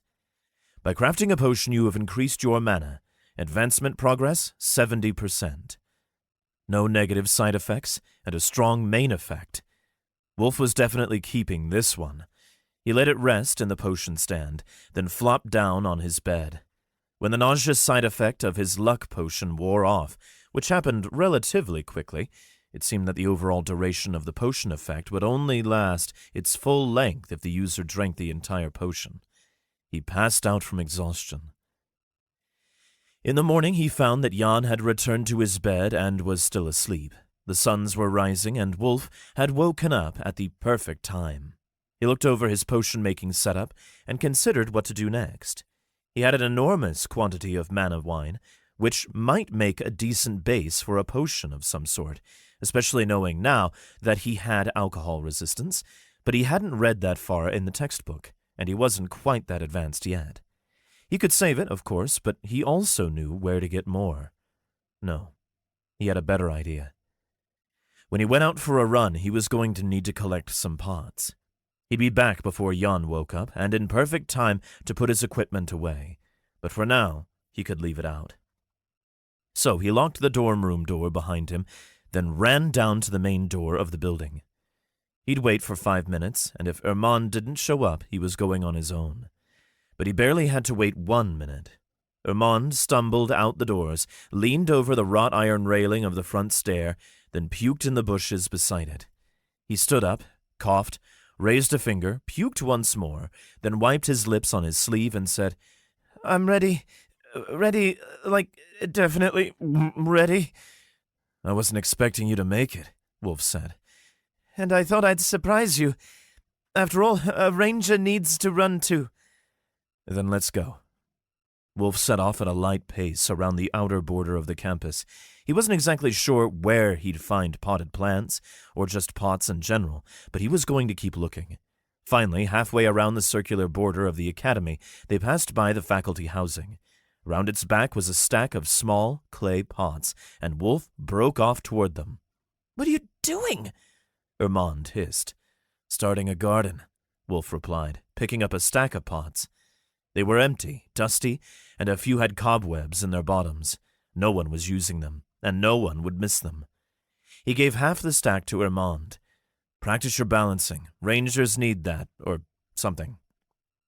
"We need to balance ourselves on the shoulders of an Oronith," Ermand said. "Not a stack of pots."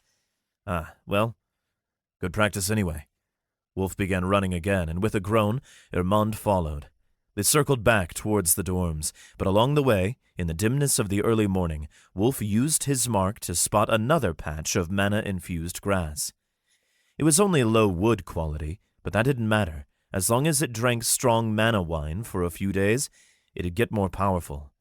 He dug through the soil, this time ripping up the grass and its roots, then filled as many pots as he could hold with mud.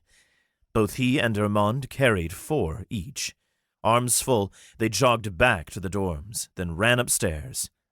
"Hey," Ermand asked outside the door of Wulf's dorm. "how do you know how to make potions?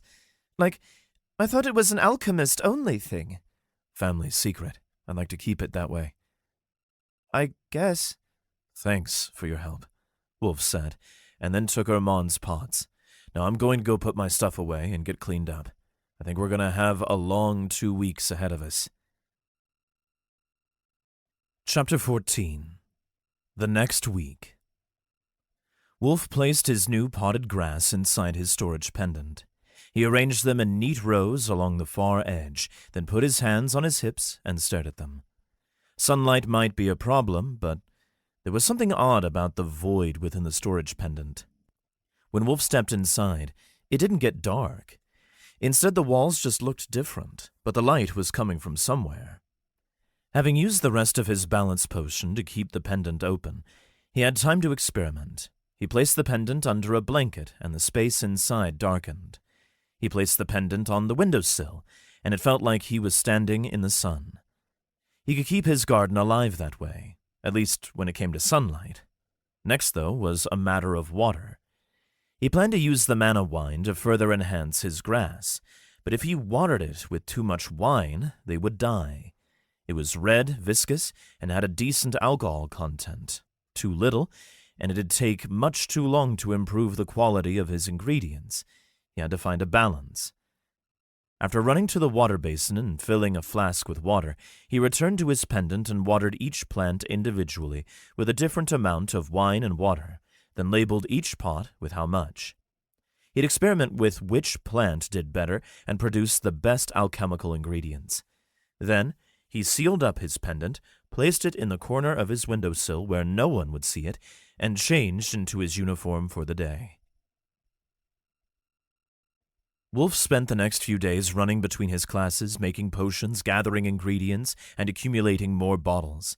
He acquired a set of empty wine bottles from behind the bounding bobcat, and he used those to store his ingredients. He labeled them all, overwriting the glued parchment slips. Water, vinegar, mana wine. Best not to get confused on what he had. He later went to the Academy woodworking shop, a small hut near the southeastern border of the campus, where the non-ascendant woodworkers repaired and built furniture for the Academy. Sneaking around the back, he picked up a damaged, discarded shelf covered in cobwebs and sawdust. No one was going to miss it. He placed the shelf in his storage pendant, his portable lab, and stacked up all his ingredients in it. When all was said and done, the shelf still only went up to his waist, so he used it as a table too, and that was where he left his holding rack. He made a routine. He and Armand woke up early in the morning and went for a run around the edge of the campus. Wulf kept his eyes out for any special plants, and as the season lightened, it grew darker and darker in the mornings, making the glow especially easy to pick out from the rest of the grass. What he couldn't package up and put in a pot, he simply plucked and stored in a set of jars he found in a waste bin. They'd probably been pickled vegetables, but he washed them well and used them to hold dried plant material. By the first 7th day, their day off, Wulf had added 3 new plants to his collection: a wild basil, some chamomile, and orkweed. A hardy plant with large olive-green leaves that was nearly impossible to kill, which was good for him, considering his track record with plants in his past life. He hadn't even been able to keep the grass in front of his little hovel alive, let alone houseplants, but he was willing to learn. After his runs, he would eat breakfast and attend classes like a regular student, taking notes and studying along with the others. Then came lunch, and that passed normally too. In the afternoon, on his odd-numbered days, he had combat training, which he looked forward to the most. Instructor Delark paired him up with Callie for any activity that required a partner, and Wulf had initially thought it'd be the perfect opportunity to talk, but it turned out that he just didn't know what to ask, and he didn't really want to talk about the end of the world either. She said very little too. They never discussed their past lives. Not hating each other, not asking any questions, just trying to silently glean a little more about the other. Not ideal, but then again, he'd figure out where she stood eventually. He had time, and she was still a Middlewood. Besides, as far as he knew, she had no marks. Nothing that improved strength, anyway. Mark's strength often scaled with your tier, and that meant him focusing on gaining extra, lingering passive abilities would be invaluable in the long run. After combat training or his afternoon class, he cleaned up in the bathhouse, then went to the mess hall for dinner. Every day he sat with Armand, and whoever else they managed to pick up. Sometimes Jan and Bryn, sometimes others. They caught dirty glares from Fletcher's and other guild kids, and there were plenty of students who outright avoided them, but Wulf didn't mind. Soon he was going to put the Fletchers in their place and show people that they didn't have to be afraid of this Amok guy.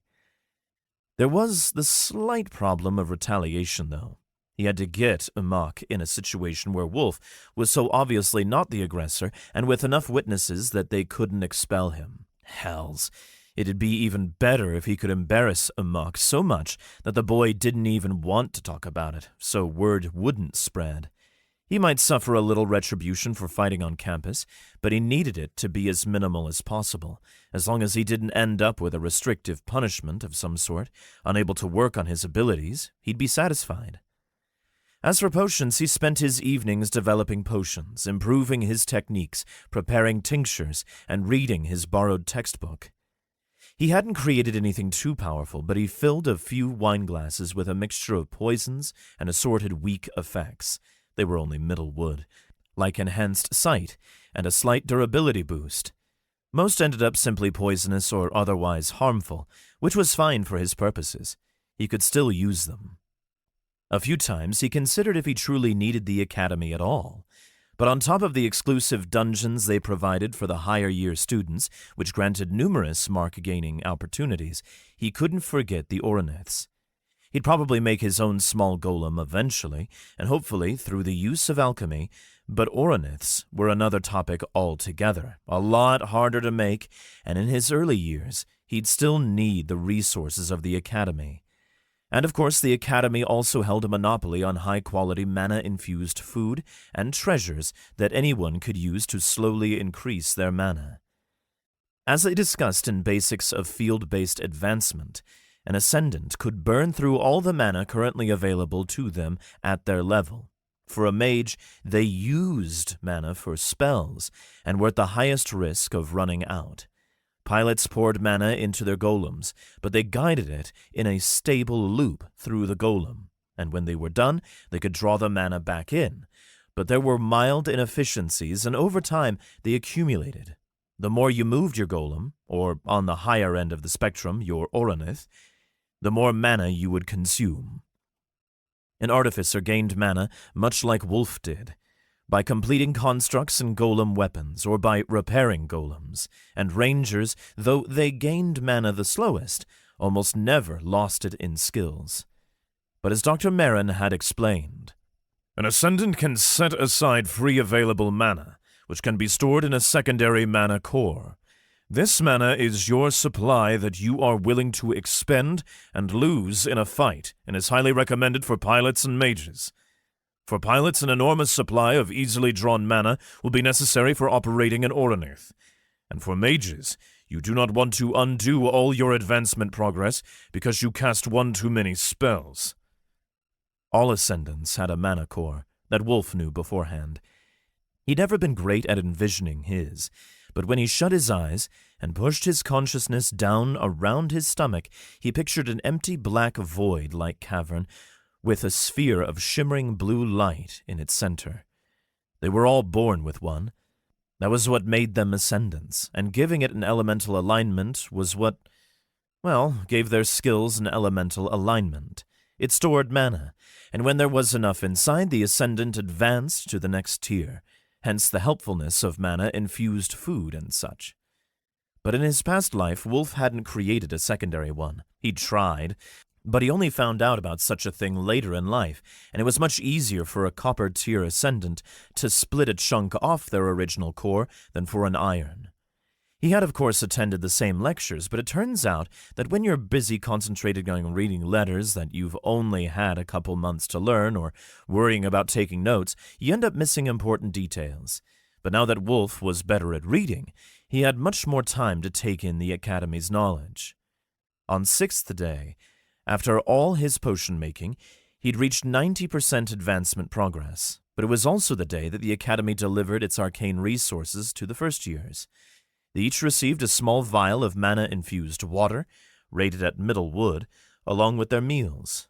It tasted normal, and felt normal, except his enchanted paper shimmered in response, reading, "By consuming mana water, you have increased your mana. Advancement progress, 95%. Not much, but then again, most Ascendants in the Academy would probably be lingering around 10 to 15% progress to middle wood at this point. There were exceptions, of course, that being Amok, but he could deal with those as they came. Wulf, however, made sure to keep the little vials. They were only wide enough to fit a single finger inside, but they were a few inches deep, and he could hold proper potion portions in them. Enough that a single vial would be a single effective use of a potion. Jan, Bryn, and Ermond gladly gave up their empty vials to him as well. But there came the next issue. Wulf couldn't just carry around all his potions in his haversack. On 7th day, their day off, Wulf and Ermond walked to Aranilka in search of supplies. Wulf didn't have much money left over, but it turned out he'd brought a little gold and silver along from his hometown. 10 silver, probably his life savings after buying the rest of his supplies. In Aranilka, that was just enough for a single coat. They walked into the Academy surplus store, where rows upon rows of unused uniforms waited. The villagers had sewn and spun them, and what the Academy hadn't bought got sold as leftover. Wulf, however, eyed the extra supplies. He hadn't bought an Academy-approved coat, which could be worn as a uniform and not be subject to reprimand, in his past life, thinking he'd spent his money on other equipment, but now he needed the pockets. He picked out a faded maroon coat. It was almost brown, with dark gray trim, brass buttons, and pristine lapels. It had deep outer pockets, but he was more interested in all the pockets on the inside, which would be perfect for his purposes. He bought the coat, then, in the common room, spent the rest of the day chatting with the others while he sewed the inner pockets. Sewing was a skill most soldiers ended up learning eventually, considering how often they got in fights and took hits. With a thin strand of thread, he divided his new coat's inner pockets into vertical segments, each perfect for hosting a single potion in a vial. On the left side, he would hold as many miniature vials as he could, and on the right side, he left room for larger potions and flasks, just in case. Once he finished, he returned to his dorm to finish a few more potions. As soon as he used his aura to fuel a potion, though, the sheet of enchanted paper on his wrist fluttered, and a message scrawled across it. By crafting a potion, you have increased your mana. Advancement progress, 105%. You have increased your tier to Middle Wood. Please select a new skill. Chapter 15. Middle Wood. Wulf almost leaped with excitement. It had been a while since he'd truly felt excitement about increasing his tier, but there was something about it this time. Just pure curiosity. What sort of skill was he going to get? What would the options be? His rank badge, still attached to his shirt, changed. A second line etched across the wood in front of him, carved out a line as he watched. Middle Wood. Before he even looked at his enchantment sheet, though, he ran to the dorm's door and shut it. The sun was going to set, and people would be coming back, and he didn't need anyone intruding while he was making an important decision. He walked to the window, then held up his leather bracer and the sheet atop it. A list of 3 options covered the sheet. Botanist's Touch. When plucking an arcane plant, if this skill is active, there is a chance to increase the sub-tier of the plant by 1. Chance increases with your tier. Arm of the Alchemist. You can spend your personal mana to manipulate any potion made by your hand. Control of the potion can take any form you see fit, though you cannot transmute its form or change its state. Your ability to smoothly control the potion depends on the quality of the potion. Cohesion of the potion depends on your tier. Arcane Cabinet. You can store alchemical equipment in your core. Begins at 1 piece and increases with your tier. Alternate. You may choose to upgrade one of your previous skills. Wulf stared at the sheet for a few minutes, but the choice was rather clear. He just didn't want to make a mistake. Plucking plants at a higher tier was nice, but he was already developing means of raising their tier without having to trigger a skill. Sure, it'd return most of his mana, but with any system, there were inefficiencies, and he'd lose some. The same went for Arcane Cabinet. It'd be nice, but it wasn't perfect. But Arm of the Alchemist? He wasn't certain how it'd work, and the field could have been a little more descriptive, but if he read it right, it could be a combat ability, similar to a mage's spell skills, or it could have utility in manipulating and stirring potions, thereby improving their quality. The range that skill would grant him was immeasurable. With a push of intent, he selected Arm of the Alchemist. Skill selected. Arm of the Alchemist. He didn't register a change from earning the skill, not immediately, until he concentrated on his abilities. His first ability had been passive, but having a truly active ability felt different, and there was something less vulnerable about it. In the back of his mind, imprinted on his soul, was an extra ability. With a well-practiced push, he selected the skill with his mind, then pulled a potion out of his haversack. It was a mild, nausea-inducing poison potion, faint orange in color. He took the stopper off the flask, then held the potion out. He triggered the skill, directing his mana through his hand, like he had many times before into a golem, or a weapon, or just raw stone, then envisioned what he wanted it to do. His mana levels were low, It had been 105% before, which left 5% spare now that he'd advanced. But that was for low wood. The higher the stage, the more mana it took to advance beyond it. Now that he was a middle wood, it was probably more like 2 or 3%. But that was enough to trigger the skill. His mana jumped the gap between his hand and the flask, filled the potion, and swirled about in the orange liquid. He couldn't see it. His mana wasn't high enough quality or in high enough concentration, but it was there. At first he wondered if he'd just tried to turn a potion back into a potion again. But that was ridiculous. Once it was a potion, he couldn't turn it into a higher quality potion. He either had to use it, or according to the alchemy textbook, transmute it into a different type of potion. If he transmuted it, the tier would remain the same. And he didn't know how to do that either.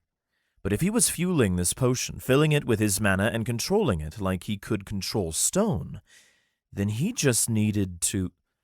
He envisioned the potion's liquid thrusting up through the neck of the flask in a condensed stream, like a pillar of stone rising from the earth.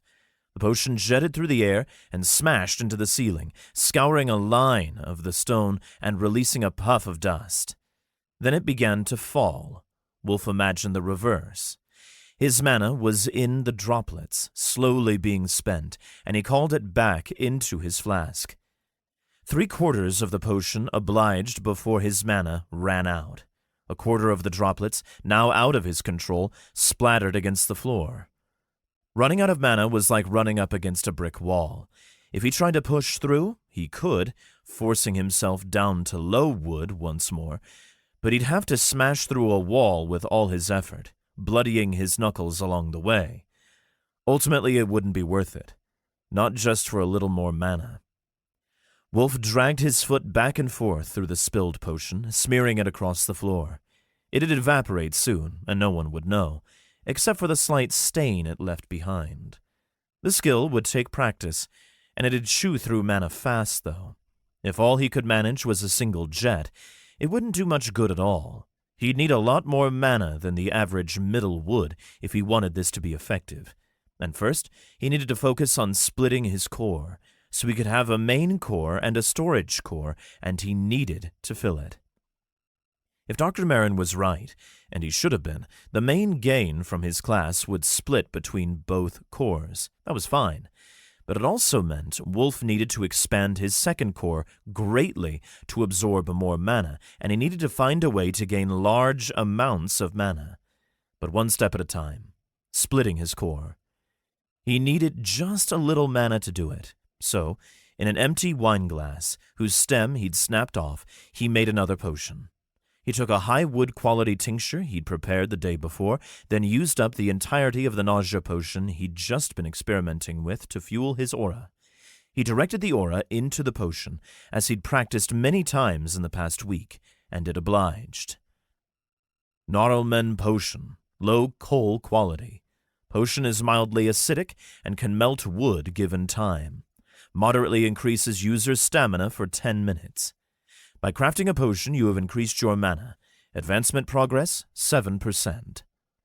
Wulf had ended up creating a few potions with weird names over the past couple days, and that included the Mothwing potion. He supposed it was because the combination of positive and detrimental traits could combine in such a way that they created a known potion with those effects, one that the field recognized. But all he needed from that was the mana. Splitting his core might have been a difficult time for anyone with finer mana control.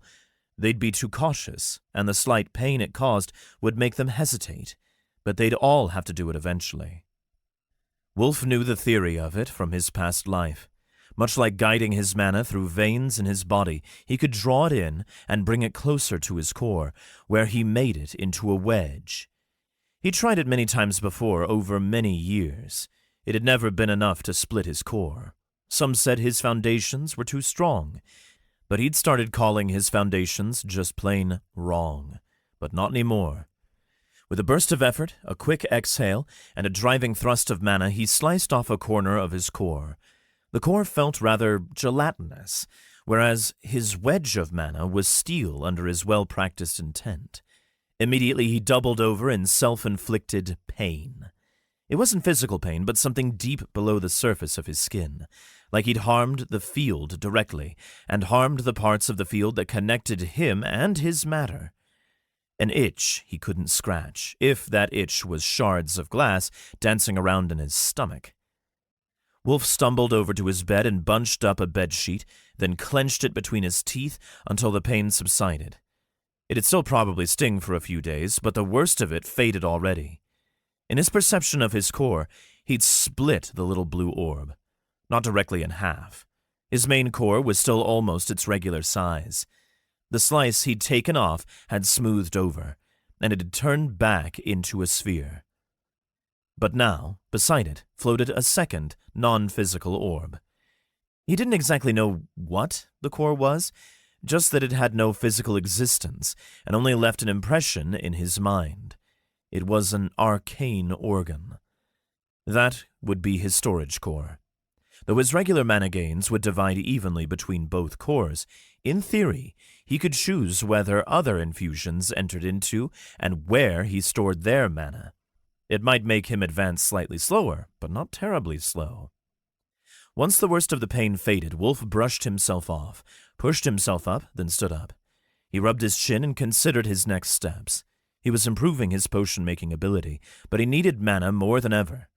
He'd need to practice his ability to manipulate potions too, and gain better control of it. And worse, he still had no reliable ability to operate a golem. That, he decided, was where he would focus. If he couldn't control a golem, he'd never even stand a chance at moving an Oronith, and mana wouldn't matter. But, with his new skill, an idea was beginning to form in his mind. He ran back to his desk, took out his notebook, and flipped open his alchemy textbook to the 3rd chapter. Potions with inorganic ingredients. In his notebook, he'd devised a list of possible solutions and began hypothesizing new ones. It was perfect timing, because tomorrow, on first day, he had a lab for introduction to golem piloting. Tomorrow, he'd test all his theories. Chapter 16. Golem Labs. Wulf arrived at his lab prepared. He carried 2 potions in his haversack and 1 in his canteen. It was first day, but as far as he knew, this was the first lab for introduction to golem piloting. His section was late in the evening, which had given him plenty of time to study what he was going to try and how he was going to do it. The lab took place in a building overlooking the Oronith docks. As the sun began setting, Wulf entered through a pair of doors, moving against a stream of outgoing student traffic. He turned side to side, protecting his haversack and his coat pockets from getting crushed. Aside from the broken glass, it'd be a massive waste of a potion. He ascended a flight of stairs, then walked down a long hall, approaching the room he needed. It was an older building than the artificer's labs, and instead of all glass walls, the labs only had small lattice windows to see through. The higher-level labs worked with different Oronith components. There were a few enormous 4-foot-diameter Oronith cores and other internal components like stone strands, and in the very center of the building, hanging in the atrium, was an Oronith's forearm. Alone, it was 6 stories tall and nearly as tall as the building. Wulf arrived at a lab room on the far side of the building. It was relatively nondescript, save for the brass label above the door. Wulf pushed the door open hesitantly and stepped inside. He was just in time. There were 3 long tables down the center, and students gathered all around. For the lab, they were all pilots. They had to be able to manipulate stone with a skill. He only identified 2 other middle woods. The rest were low woods. Along the edges were supply cabinets, a few kegs of fresh water, and, most importantly, golems. There were at least 27-foot-tall golems along the room's edges, 1 for each student to practice with. Wulf sat down near the back of the room, where a bank of outward-looking windows peered down over the Oronith docks. One of the enormous golems was departing from the dock. With a creak, its head shifted, and the visor of its helmet lit up with bright blue light, silhouetting the crew within. And then it began marching away on some undetermined mission. probably a cruise test run around the academy. With each step, vibration shook the ground and shivered up Wulf's spine, but he forced himself to pull his attention inward and focus on the class. Temmin, the teaching assistant at the front of the class was saying. He was a young man, probably in his late 20s, though it was hard to tell sometimes with ascendants. They could start empowering themselves with mana to slow their aging, or at some levels, stop it altogether. Temmin had massive bags under his eyes, and though he was a human, he had a beard that could have belonged to a dwarf. It had a few braids in it, and Wulf couldn't tell where it stopped and where his actual hair, which was short in comparison, began. You can just call me Temmin, he droned on, repeating probably the same thing that he'd just been saying, as if he didn't remember. His voice was awfully slow, and he spoke like he was about to fall asleep any second. I'll be leading your section for this semester. I'm in my 7th year in Advanced Golem Strategy, so you can rest assured that I know what I'm doing. He continued to drone on for a few more minutes. The teaching assistants, or the TAs, were usually upper-year students who had to help out with lower-year classes. While most students only had a 4-year program at the academy, there were some who stayed much longer. Higher-level degrees, the like. It wasn't practical, and they almost never became part of an Oranith crew, but oftentimes went on to teach at the academy. Temmin explained the mechanics of their first lab. They were to use a small golem and exercise enough control to walk a lap around the room, then hold a quill and sign their name on a sheet of paper. Which, compared to the situation Wulf had woken up in, seemed rather mild. But then again, that fight hadn't been sanctioned at all. Harl had been strong and probably had guild backing. It would have given him practice and a foundation, and though Wulf might not have had much power, he definitely had experience. You will be working in groups of 2, Temmin continued. 1 to watch and call for help if needed, and 1 in the suit. Immediately the other students began pairing up. They talked and chatted happily, but so far Wulf didn't know any of them, and they all seemed to know each other. Well, they'd probably had plenty of time in recent days to learn each other's names and meet up in class, which Wulf could have done too, but in lecture theaters wasn't the best way to meet people, he found. But now he was left in the corner, no lab partner. Thankfully, the class had an even number, and farther down the table was a young, human woman with curly blonde hair and large glasses. Wulf glanced at her and said, No partner? None, She sighed. Want to work together? She gulped. Only if you go first. I can do that. Your name? Etha, She said. You? Wulf. When he said that, her eyes widened and she gulped again. You're Wulf pressed his lips together. Yeah. the guy who beat up Harl. Yeah. I never thought I'd meet you. Her look of shock turned to a smile. Once you have your partner, Temmin announced, cutting her off. Find a golem each. Whoever is practicing first, please prepare yourself. He walked over to Wulf and said, You are Hrothan, yes? Please know that I don't expect much from you. I am aware of where you came from, and I will try to reflect your grades to accommodate for your lesser birth. Wulf sighed. Perhaps Temmin was trying to be nice, but he probably also hadn't heard the rumors swirling about Wulf and what Wulf had done so far. Thanks, Wulf said, mostly out of politeness. The golems were all the same, save for slightly unique decoration.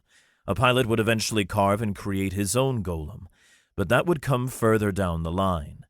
These ones simply had an internal layer of loose gravel, chainmail, and outer overlapping plates of stone meant to encase a pilot entirely. The golems had once been naturally forming monsters, which would eventually grow a protective spirit inside them, but when they had a core implanted in them, they became completely docile. Artificers and pilots hollowed them out and turned them into equipment before they grew a spirit, before they got a mind of their own and became sapient. Wulf approached a golem in the corner. out of most people's attention. It was time to test out his theory. If he couldn't make this work, it was going to be a pretty short lab. For a few seconds, he stood in front of his golem until Etha was looking away and everyone else had started focusing on their golems, and Temmin was busy helping a pair in the corner. Wulf opened his canteen and dumped the water over the golem's head. His theory was simple. Inorganic ingredients, such as certain arcane minerals and enhanced stone, could become a potion by dissolving in water. Though a golem couldn't dissolve, it was made of arcane deep stone, a material found deep beneath the surface, modified and altered by the field. This was a basalt variant of deep stone, a lesser variant, giving the golem its color, making it slightly porous and slightly brittle, and best of all, deep stone dust coated almost every surface of the golem. The dust dissolved almost immediately. He could fuel its core with his first skill, sure, but that was a short-term solution that used a lot of potions. But this... He just needed to infuse it with mana once, then rely on the supply he'd built up throughout yesterday evening and the morning to power Arm of the Alchemist. Currently, his storage core was full. Which wasn't saying much, given how small it was, but continuing to fill it and push more mana into it would help it expand. Also, you're getting ahead of yourself. Not a problem for today. As the water trickled down the golem's form, running between the gravel and seeping into the cracks, he pulled open his coat. He retrieved a blight vein poison potion he'd brewed earlier this morning and downed a small vial-sized aliquot. He didn't need a huge aura, just enough to infuse the golem. In his study of inorganic materials, it turned out that even if an ingredient such as salt didn't completely dissolve in water or another solvent, it wouldn't nullify the potion. Some ingredients could stay suspended and would count as part of the potion, but wouldn't transmute. Well, Wulf's abilities seemed to transmute potions, but transmuting the golem's form into a puddle of mush wouldn't be ideal. Once the water seeped through the golem's form and reached all the way to the floor, barely getting it wet, Wulf inhaled. He was testing the absolute limits of what the field considered to be a potion, but he pressed his hand against the golem's shoulder, then pushed his aura into it, feeding the water in the gaps. Arcane stone dust solution with stone solids in between it. The liquid shuddered and glowed a soft green that wouldn't be noticeable to all but the most discerning eyes, or those who knew what to look for. The paper on his bracer read, "Cess Potion, low wood quality. Inflicts a faint sickness-inducing poison on the user. By crafting a potion, you have increased your mana. Advancement progress 23%. Then Wulf triggered Arm of the Alchemist. He employed his mana, gripping the stone and moving it. The cess potion moved, and the deep stone solids of the golem were still a part of it, at least in the field's assessment. They moved along with the potion, naturally, as a regular pilot might manipulate a golem. And better yet, it was almost the same feeling as moving a golem. Almost. A little sluggish, a little less responsive, but that was also him needing more practice with the skill. Besides, the stone still spoke to him like he was a pilot. "Haven't lost your touch," he muttered, then opened up the golem's pilot cavity and stepped inside. He slotted his legs into the golem's legs, his arms into its arms, then sealed up its helmet and chest over him. "Whoa," said Etha.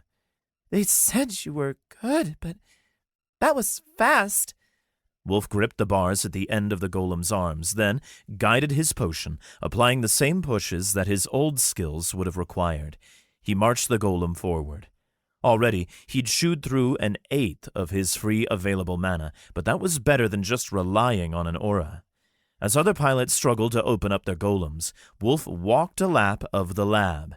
A few guild kids moved their golem and caught up to him halfway around, but when it came to fine control, they couldn't match him. He might have been a brute with his mana, incapable of fine mana control, but inside a golem, his link was unmatched. He'd spent decades doing this. With only a quarter of his free mana left, he approached the sheet of paper, plucked up a quill, then signed his name on a piece of parchment that Temmin had left.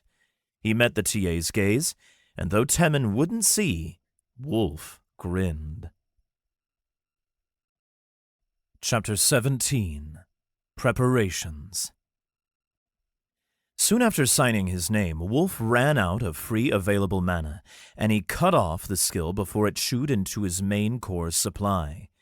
There was a bit of a mental leap required to switch cores, and no Ascendant could accidentally switch, but Wulf wanted to be safe.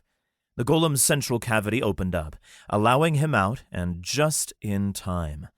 Without his skill to control it, the potion slowly leaked out into the floor, but no one seemed to notice or care about the puddle. But it didn't matter. Wulf had a solution to operate golems. His biggest limiting factors now were simple. He needed a way to gather tons of mana. On fourth day, he met with Ermond in the dorm's common room to talk. "We need to plan," Wulf said. "The Fletchers are coming for us in a week, and if we don't choose the place of engagement, we won't have an advantage. They'll be stronger than us, and they'll be better equipped, and they'll probably be after you first." "You're the pilot," Ermond said. "Should you do this in a golem?" "That was what I was thinking," Wulf said. "If you can lead them to the labs, I'll be there, and I'll do the rest. As long as it's not too late at night, there will be plenty of eyes, and we won't look like the aggressors." "We aren't, right?" Ermond said. "Not really," Wulf said. "They'll try to spin it that way, though. I just have to make sure that I don't get expelled, and then we're good." "And then we're good?" "I'll see what I can do to make sure that this ends permanently." "You're gonna kill him?" Ermond exclaimed. "He's a middle coal. Even if you could, you'd incur the wrath of, every guildie in the world." "Not gonna kill him," Wulf said. "In fact, I doubt I'll be fighting Amok himself." "What?" "These families," Wulf said, calling on knowledge from his past life, "are all the same. They don't want their entire organization to look weak, and they've trained their kids in etiquette, no doubt. It wouldn't look good for Amok if he didn't have an underling capable of dealing with me." "So he'll try to send someone else to deal with you?" "Exactly. Probably someone around my tier, so it looks like a fair fight. So it looks like he has the most skilled ascendants in his little posse." "And once you beat up his underlings?" Ermond asked. "You'll see." Wulf leaned back in the cushioned chair, basking in the warmth of the common room's brazier. "Until then, you need to get good at running, and I need to make some more potions." Wulf spent his evenings in his portable alchemy lab. Since he planned on using a golem, he couldn't pre-make a potion. He'd have to turn the golem into a potion right there, then activate Arm of the Alchemist before the potion seeped out. It'd require good timing, but also a stronger potion would help him control the golem. So, with his remaining supply of vinegar, he created a tincture. His wine-watered grass was the perfect ingredient to begin with. Over the past few days, with how much mana-infused wine he'd fed it, it had become high wood quality. It had probably been close beforehand, not to mention the wine itself was high wood. Given enough time, he'd be able to advance the grass to higher tiers, but the higher he tried to advance it, the more mana-infused wine it'd take. There would be diminishing returns. So he plucked the grasses at a high wood level and created a tincture with them. After sifting out the remaining husks of grass, he distilled it into a higher-tier ingredient via boiling, now low coal. In theory, if he had a strong enough aura, he could turn his golems into a middle coal strength. Usually a golem's strength scaled with its pilot's tier. Arm of the Alchemist would do the same, but it also scaled with the strength of the potion.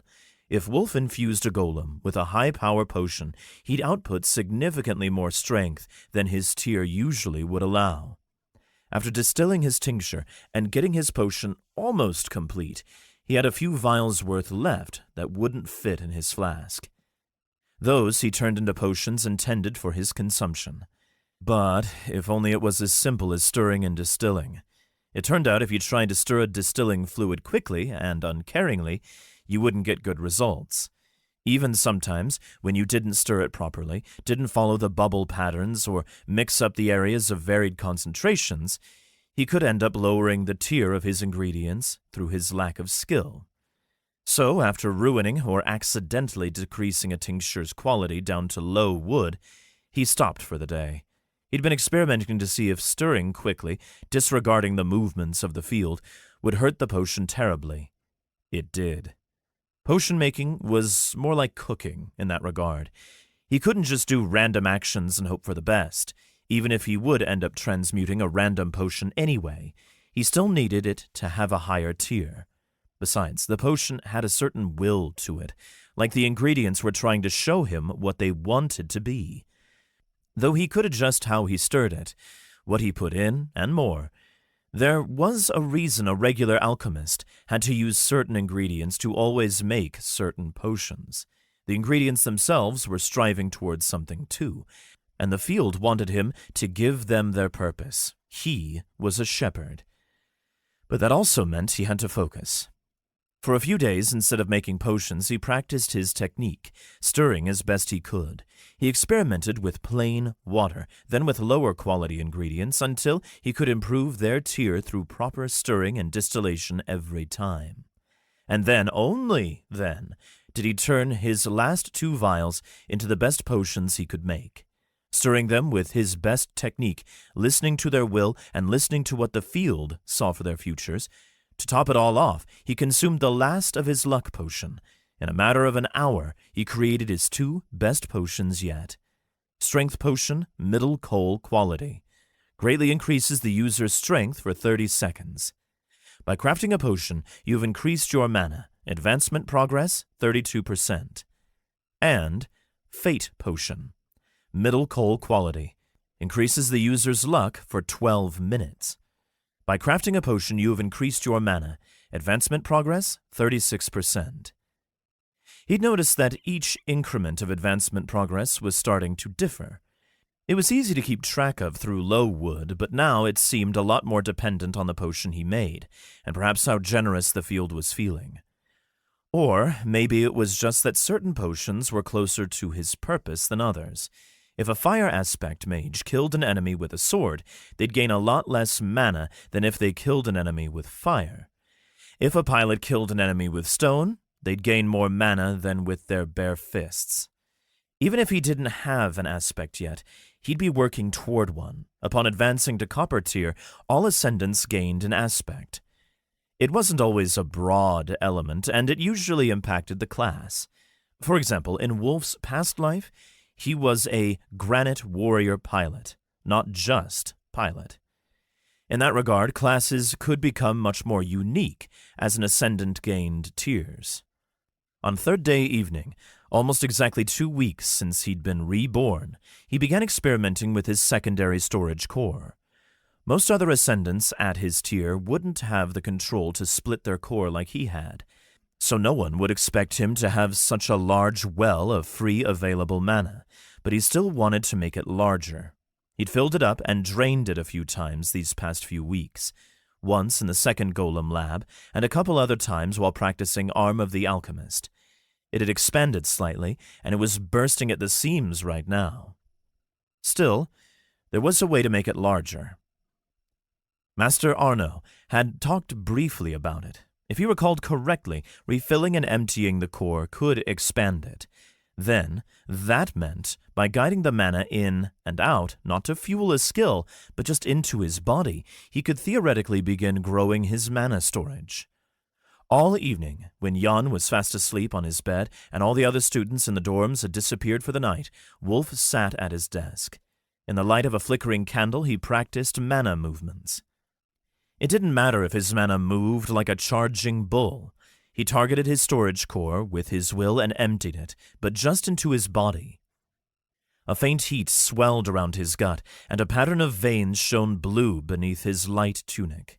Then he pulled all the mana back, pushing it into his core as fast as he could, like he was filling a balloon with a single breath. It expanded slightly, but only up to a certain point. He'd need more mana to expand it more, and he wasn't taking from his main core unless absolutely necessary to keep himself alive.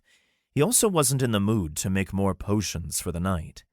Tomorrow, he'd figure out if his efforts had been enough. If he didn't win, and if he didn't get Amok off their backs, Armand was going to suffer.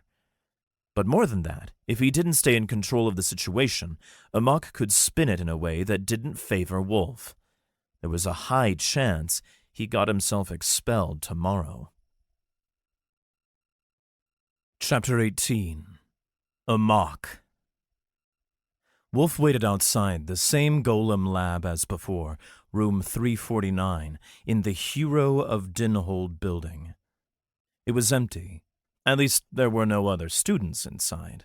But he tested the door, and sure enough it was unlocked, ready for him. Ready for Erman's signal. It was early in the evening, and though most classes were over, there were plenty of other labs in the building. Students walked past, paying him no mind as they chatted amongst themselves. He wore his new coat, unbuttoned for easy access to his most important potions. In one side of his jacket he carried his flask of almost finished tincture, and in the other half he carried his 2 middle coal potions, as well as a bunch of purely poison potions, though mild, and a few corrosive potions. Not enough to melt someone's skin off, but corrosive enough to be an irritant.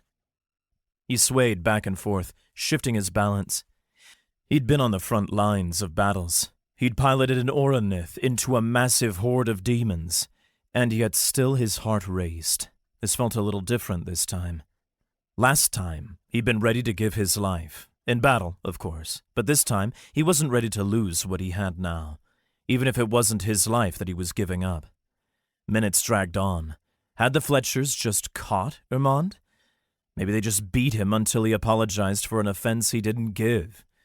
Or maybe they'd just given up. But then finally, hurried bootsteps pounded on the marble floors down the hallway. Students exclaimed, and though Wulf couldn't see any of the commotion yet, it was coming this way, as planned. He pushed open the door to the lab room and walked inside, then approached the 7-foot golem he'd been practicing with in his labs. Once inside, there was no reason to be inconspicuous. He ran to the golem, dumped his almost formed potion over its head and shoulders, incorporating its inorganic materials, dust and solids, into his potion. He consumed a weak nausea potion, easily resisting its effects, then used the aura to complete the golem potion. It shifted to a bright orange color, and with its strength glowed bright enough to light the small lab room. The golem registered as a potion, and immediately he triggered Arm of the Alchemist, taking control of it. Outside, the footsteps grew louder and louder. He willed the golem to open. His manipulation of potions had been well practiced, and it came much easier, with much less wasted mana on inconsequential movements. He stepped inside the golem, ramming his legs and arms into the slots and grabbing the grips at the ends of its sleeves. He closed up his golem around himself, then piloted it over to the door of the lab. And just in time. Ermand was running down the hall, and a troop of nearly 10 Fletchers followed close on his heels. They all wore their pins, proudly, but their chests heaved, and their faces were red. Ermand must have led them on quite the chase. He'd done well. Now it was time for Wulf to make good on his promises. As soon as Ermand passed the door, Wulf stepped out, golem and all. He hadn't enclosed the helmet around his face yet. Reaching out, he caught the first Fletcher across the chest with a rock-covered arm. The boy coughed and sputtered, but Wulf threw him to the ground. Not hard enough to hurt him, but long enough to knock the air out of his lungs. The rest of the Fletchers skittered to a halt on the polished floor. Papers on a campus advertisement board fluttered. The candles in the wall sconces flickered, and the Fletchers just stared. "Last chance," Wulf said. "Back off and leave him alone." He glanced back at Ermand. "Go! Get out of here!" Students jumped to the edges of the hallway, and crowds gathered on all sides, curious enough to watch what was about to go down. The Fletchers at the front of the group exchanged glances. He recognized a couple. Furbig and his friends were there, and Harrell was farther back. But he wasn't in a golem. The Skyhorn woman pulled off her overshirt, revealing a sleeveless tunic and brass bangles all the way up her arms. They were all Middle Woods, except for the boy at the very back. Amok. It had to be him. He was a young human boy with black hair and tanned skin, well built and almost as tall as Wulf. A middle coal badge hung above his Fletcher sigil, nearly overshadowing the guild logo. He wore it more proudly than anything else. "So you're a mock, then?" Wulf asked, tilting his chin up. "Impressive for a first year." "Isn't he cocky?" Amok chuckled. "Well, indeed, 'tis I, Amok." He spread his arms sarcastically. "You're the one causing us troubles?" "You're the one pretending you're a little underworld gang boss?" Wulf willed his golem to tighten its fists. "I take it you haven't come to apologize?" Amok held out his hand, palm facing upward, and conjured a simple sphere of black dust and shadow. A tiny bolt of lightning crackled through it. He was a mage. He'd prepared a spell skill and was just waiting to cast it. Wulf clicked his tongue. "Ah, now that won't do." He pointed a rock-covered finger out at the crowd behind them and the crowd in front, now filling the halls completely. Most were first years. "You wouldn't want them to see that the Fletchers are so weak their leader had to rough up a no-name outsider, would you?" Wulf continued. "Or are the Fletchers truly that weak?" By now, Ermond had disappeared into the crowd, and Wulf could get this started whenever. In fact, better sooner than later, because the faculty was going to show up, and they'd put a stop to this before Wulf could reach a satisfying outcome. Amok snorted. "Lee, Pot, Ter, Saith, make him regret opening his mouth. You might have a golem, but there's only one of you." "There we go." Wulf stepped back and took a fighting stance, then willed the stone visor of his golem to close shut. "You guys don't have to do as he says, you know." As expected, none of the Fletchers backed down. The three he'd intimidated stepped forward, a boy with fox ears poking out the top of his head, a slightly overweight human boy, and the Skyhorn woman. All three of them were Middle Woods. Whether they knew that Wulf was a Middle Wood or not didn't matter. He just needed Arm of the Alchemist to hold long enough to turn the odds in his favor. The boy with fox ears charged. He was a pilot, and he activated a skill. Drawing gravel up out of his pocket, he formed a gauntlet of stone around his hand, then punched at Wulf's gut. He'd crack Wulf's armor if that hit. At the same time, the human boy drew a pair of darts from his pocket. A ranger, probably. He threw one dart. Wulf directed the golem to the side, avoiding the first dart, then, consciously, catching the pilot's gauntleted hand. Wulf crushed until the skill broke, sending gravel flying, then holding the boy by the wrist, cast him into the wall. The ranger threw a second dart at him, and must have enhanced it with a skill because it flew with enough speed to shatter Wulf's golem's shoulder pauldron and send him staggering backward. The crowd gasped and leaped away from the dart, keeping themselves out of harm's way for the most part, but stone shards and gravel still pummeled the crowd. There'd be a few cuts. Wulf recovered quickly, shifting his stance, then charged forward. With a single punch, he launched the ranger into the wall. It left only the Skyhorn girl, who'd been hanging back slightly, and probably wisely. There wasn't much room in the hallway, and she'd gotten a decent glimpse of what he could do. But now that her compatriots were lying prone on opposite sides of the hallway, an expression of concern crossed her face. She poured mana into the bangles all along her arms. Had she gotten more since Wulf had last seen her? And runes lit up all along them. Tendrils of mana reached out between each bangle, shimmering blue with their intensity, and a copper blade unfolded from the lowermost bangles, giving each arm a foot-length sword. "Ah," Wulf said, "an artificer. Don't suppose you'll repair my golem?" She probably didn't even hear him. The stone helmet muffled his voice. Charging forward, she slammed her blades into his golem, slicing at the damaged shoulder and trying to cleave his skin. She was actually trying to hurt him. Then again, all the Fletchers had. He seemed to be the only one pulling his punches. He raised his arm and used the stone gauntlet to block all the strikes, but his mana was running low. He had about a quarter of his storage core left, and the effort he put in, and the movement to block her strikes, was depleting his mana even faster. If he didn't end this soon, he was going to be mince, and no one would care. It was a good thing she was only a 19-year-old artificer who'd crafted her weapons recently then. She left her lower half open. Wulf kicked her shin, sending her staggering back, then gripped her wrist and twisted until she tilted to the side. She slashed at him with her other arm, but he caught her other wrist as well. Even if she was athletic, that didn't matter in the face of Wulf's golem. But with that catch, he'd spent the last of his free available mana. He jumped out of his deactivating golem, pulling himself out of the golem's body, then immediately punched the Skyhorn girl in the chest. She coughed, stunned, buying him time. He threw open his coat and drew out his strength potion, then gulped it down in a single swig. Power flooded through his veins. He slammed his fists down on her still-trapped wrist blade, snapping them off one at a time. Then, slipping under her arms, he gripped the back of her head and pushed her forehead into the golem's chest. She slumped down, immediately unconscious, but still breathing. She'd have a nasty welt in the middle of her forehead when she woke up, though. Wulf turned to face the rest of the Fletchers. His bracer and enchanted paper flickered, and ink scrawled into a message, alerting him that he'd received a new mark, but he ignored it for the time being. The crowd was silent. They stared at him, mouths wide, blinking. Amok only sneered. Now, Wulf said. Those were your champions? You'll have to do better. Or better yet, let Armand be. Leave him alone. I'll leave him alone, dog, Amok snarled.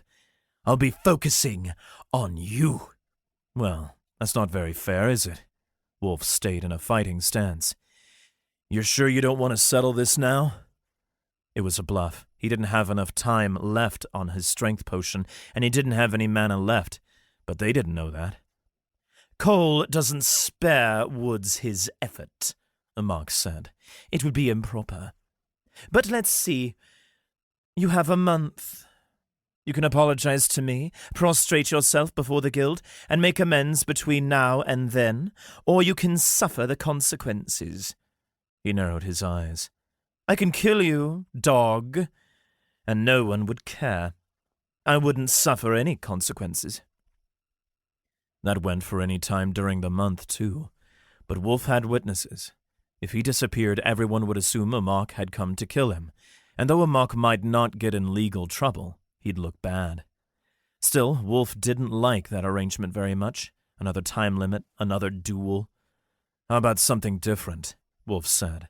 He'd planned this for a few days now, and it seemed like the best solution. At the end of the term, if you're a higher rank than me, I'll drop out. But if I'm a higher rank than you have to drop out. Swear it on the field right now. Amok laughed, then glanced around. He'd been beaten, was on the back foot, and now had a new arrangement being thrown in his face. Moreover, he'd just been bested. If he wanted to save any face, he'd accept, to show that he was strong enough to win on the enemy's terms. You think you can outpace me? Very well, dog, you have a deal. You won't advance faster. You have to know that. Wulf shrugged. Swear it on the field. They discussed field packs a few classes ago. There was no way he didn't know how to now. Fine. Amok crossed his arms. I swear on the field that I will drop out of the academy by the end of the semester if you are a higher rank than me. Wulf grinned. And I swear the same. Chapter 19. Thallen. The field trembled in response to the pact, sealing it. What have you done, Wulf? He thought to himself. But he knew exactly what he'd done, and he'd considered this for a few days. He knew how to advance the tiers, and he could beat an arrogant guild brat. The question was, could he, with a unique crafting class, advance as fast as a mage? No, he had to, so he would. Simple as that. Then as Amok and his friends turned away, leaving his fallen Fletchers lying in the middle of the hall, Wulf looked down at the paper on his bracer. Once the messages of Field Pact Detected and Field Pact Sealed faded, It returned to the message about the mark he'd just earned. Mark unlocked. Horde of Strength. He concentrated on it, willing it to show him exactly what the mark did. At first he thought he read Horde, which would have been interesting, but weird nonetheless. But it was Horde, like a dragon's horde. He might have learned how to read in the past 4 decades, but no one said he had to be good at it. Horde of Strength. Awarded for using a potion to multiply your strength 5-fold and winning a fight. Every physical attribute enhancing potion you use will permanently linger after its effect is complete, at a greatly diminished value. This effect can stack up to 10 times for each sub-tier you have advanced through. Wulf chewed his lip. That was an impressive mark, and infinitely better than the other one he'd earned. But there wasn't much time to gloat about it. As soon as he lowered his arms, the crowd parted, and Dr. Lengold pushed through, with a trio of brown-coated faculty members close behind him. Amok had already gone, thank the field, but he wouldn't admit to getting outmaneuvered by Wulf, so the threat of having to deal with the main branch of the Fletchers, or get in trouble for it, was gone. But he'd still stolen a golem again and used it to beat up 3 other students. "Everyone disperse," Lengold demanded. "Unless you wish to be a witness for either party, move along." Wulf turned to face the headmaster. He winced, but he'd prepared for this too. With any luck, he wouldn't need to do much. There were plenty of people who saw exactly what went down. "Evening, sir," Wulf said with a small wave. The headmaster put his hands on his hips. "Rothen, my office, now." "Yes, sir." Thankfully, the Golem Labs were close to Lengold's office. Unthankfully, Lengold made him wait for about an hour outside before letting him in. It gave Wulf's shoulder plenty of time to stiffen up from the fight, for the adrenaline to fade, and for his heartbeat to slow. Hopefully that also meant time for Lengold to properly discover what had happened. The headmaster had brought along 2 witnesses from the hallway to discuss what had happened, after all.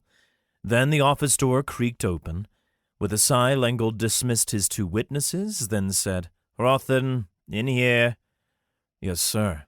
Wulf stood up from the bench he'd been sitting on and stepped into the office, then promptly sat down in one of the headmaster's chairs without waiting for a prompt. "I admit I was expecting to see you back here," Lengold said. "Just not so soon." "Couldn't be helped," Wulf replied. "I'm inclined to agree, and since I doubt we'll be seeing any formal complaints from the Fletchers or the Umok family yet, I should have less pressure on my back to deal with you. However, there is the slight issue of you stealing a golem and damaging school property, again." "If we want to be specific about it, the Fletchers damaged it." The headmaster gave him a blank stare. "Not gonna fly?" Wulf asked. "Not going to fly, Mr. Rothen. The guild likely won't make a big deal of it. Given the more publicity they give it, the more embarrassing it will be. I'd be surprised if Umok the Elder, Lord Umok, even hears of this. But if I start punishing them, you can be certain I'll start getting some powerful families breathing down my neck. My hands are tied." "Right. Slave to the guilds and the main academy branch," Wulf sighed. "But people saw. You don't think any of them will tell the Fletchers?" "And risk infuriating the main branch of the largest multinational guild? They make arrows for almost every nation on Atta. They have workhouses on every continent, and Istalis needs the low-tier arcane bows they've figured out how to mass-produce. Even the king won't touch the Fletchers, and he won't lift a finger against the Amok family. He's probably made field pacts to protect them. You say that like you have experience." "Lord Amok locked us into a field pact too. The agreement was we would never expel his son in exchange for a hefty donation. He said something along the lines of, 'My delinquent son will learn magic at any cost, or he is of no value to me,' and I took that very literally." "So, no matter what, you can't touch him?" "Correct. He could kill someone, and there'd be no retribution. I know it's far from ideal, which is why I'm telling you to be careful. They could make your life hell. remember that. Wulf lowered his head. Then, what's the punishment? For a week you will spend your evenings helping Thalin, our mountain watcher, with whatever task he sees fit for you. Understood? Wulf nodded. Thank you, sir. Don't thank me yet. The mountain watcher lived in a hut at the north end of the academy grounds, at the edge of the fields, and just before the ground began sloping up into mountains. As a residence, it was humble, but Wulf could imagine living there just fine. 15 by 15 paces was enough for a bed and a desk. Patinated brick walls formed his circular walls, and vines climbed up the supports of its porch, its gutters, and its windowsills, until they reached the cone-shaped roof. A chimney puffed smoke up into the evening sky, and within the glowing windows moved a silhouette. Wulf climbed up the porch, moving hesitantly, and tapped on the door. Nothing happened, so he knocked a little louder. Footsteps boomed inside the house, and a few seconds later the door swung open. An aging dwarf stood at the door. He wore a dark red jacket with wooden toggle buttons. A braided beard hung from his chin, and his long hair draped down his back, hanging over his broom. He carried it on his back in a strap, like anyone else might carry a sword. "You're the boy, then?" the dwarf asked. "I probably am. Do you have other helpers?" "One other." "Are you Thalin?" Wulf asked. "That's me." The dwarf, mountain watcher Thalin, nodded. "Now let's not dawdle. We have work to do, now that you're here." He beckoned Wulf inside with a wave of his hand, and Wulf followed. Inside, the hut was warmly lit. The main room had a small stove on one side, and cooking equipment piled beside it, and on the other side, a couch. At the very center was a table with a map of the campus on it, an enchanted map. Thalin must have been an ascendant because he wore a steel vambrace with a slip of enchanted paper on it, and on the breast of his coat was an iron badge with 2 lines across it, middle iron. As soon as they stepped into the center of the room, Thalin's other helper stepped out from a room in the back. It was Callie. She had her hair tied back, and her uniform was dusty, but otherwise she was the same as Wulf had seen before. He chuckled. "What did you do, then?" She looked just as surprised to see him, but she soon wiped the expression from her face and said, "I beat up an underling from the Perfumers Guild. She was trying to extort our floor of the dorm." Wulf raised his eyebrows. "Nice. "What about you?" "I beat up some of Umok's henchmen." Callie snorted. "Nice." "I see we have kindred spirits," Thalin said in a low, scratchy voice. He pulled a pipe out of his pocket then, with a flick of his fingers and a skill, conjured sparks on his fingers and lit the pipe. He must have been a mage. "Now my plan for the night was to head into the mountains and clear up the weekly infestation of Yeti. Have you two learned how to assess the monster's tier yet?" Wulf glanced at Callie. Surely they both knew from their past lives. In unison, they nodded. "Very good," Thalin said. "Stick with me, and don't get yourselves lost or eaten." "Are the mountains part of the academy grounds?" Wulf asked. "For a little while, yes." Thalin hoisted his broom off his back and buckled up his coat. "If we don't clear out a path, you won't get your weekly shipment of mana water from the refiners up north, and they'll eat all of Chef Kenneth's spark shrooms. Stick with me and stay close. For today, you'll just be observing." Wulf nodded. "Doesn't seem like too harsh of a punishment."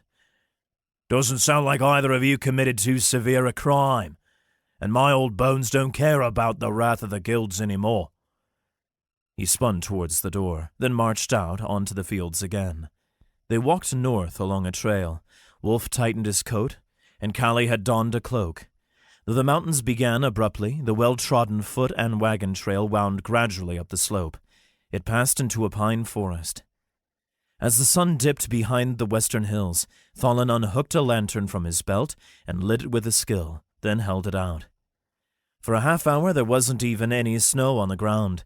Every once in a while a glimmer seeped through the tree trunks, either up the slope or down. There were arcane plants through the trees, and he was pretty sure he noticed wild spark shrooms. conchs that glowed a faint orange in the night and let off glowing amber dust that shimmered in the night. Those had to be good potion-making materials, but Wulf couldn't exactly veer off path to get them. But maybe on the way back... Finally, after a full hour of walking, they came upon a few patches of freshly fallen autumn snow. And not soon enough, either. Thalin stopped and held out his lantern. "All right, you. I can smell your rot from here. Come out, and we'll make it quick." He was still facing forward, looking off into the woods. Couldn't have meant it for Wulf or Callie. For now, Wulf deferred to the old dwarf's instincts. A yeti had to be nearby. Chapter 20. A Deal. "Do you see anything?" Wulf whispered to Callie. "Nothing," she replied. Then a howl cut him off. It was almost as shrill as an eagle's cry, but there was a deep moan beneath it too, which was almost mournful. "And there she is," Thalin grumbled. "Stick behind me." The trees to their left swayed, and a deep, woody crack rang out through the night. A 7-foot-tall gorilla burst through the trees. Its fur was entirely white, though mud, dried leaves, and twigs stained it. A mane of ice spikes ran down its back, and when it opened its mouth, it unhinged much farther than it should have, with a maw much wider than a regular gorilla's. 2 rows of icicles formed its teeth, and they were stained red from a previous meal. With a single swipe, it smashed a tree, then craned its neck back and bellowed once more. Wulf winced. It was almost loud enough to make his ears ring. Foul breath washed over him. He nearly gagged on the stench of rotting meat and bile, but he held his supper down. It wasn't the first time he'd fought a yeti, but the stench usually caught him off guard, regardless.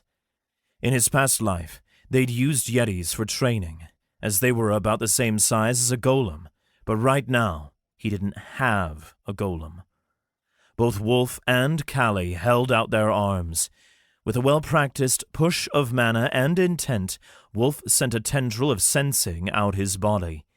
It washed over the yeti, and when it returned, it triggered his enchanted paper. Yeti, low coal.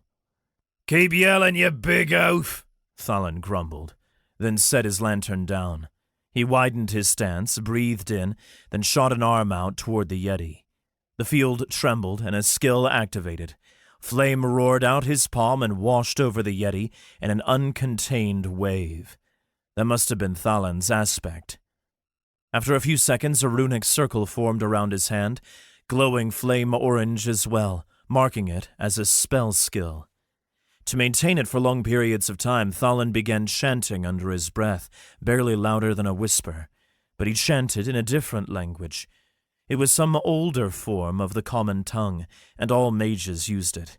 Willing the field to maintain their skills, that was what made them spell skills.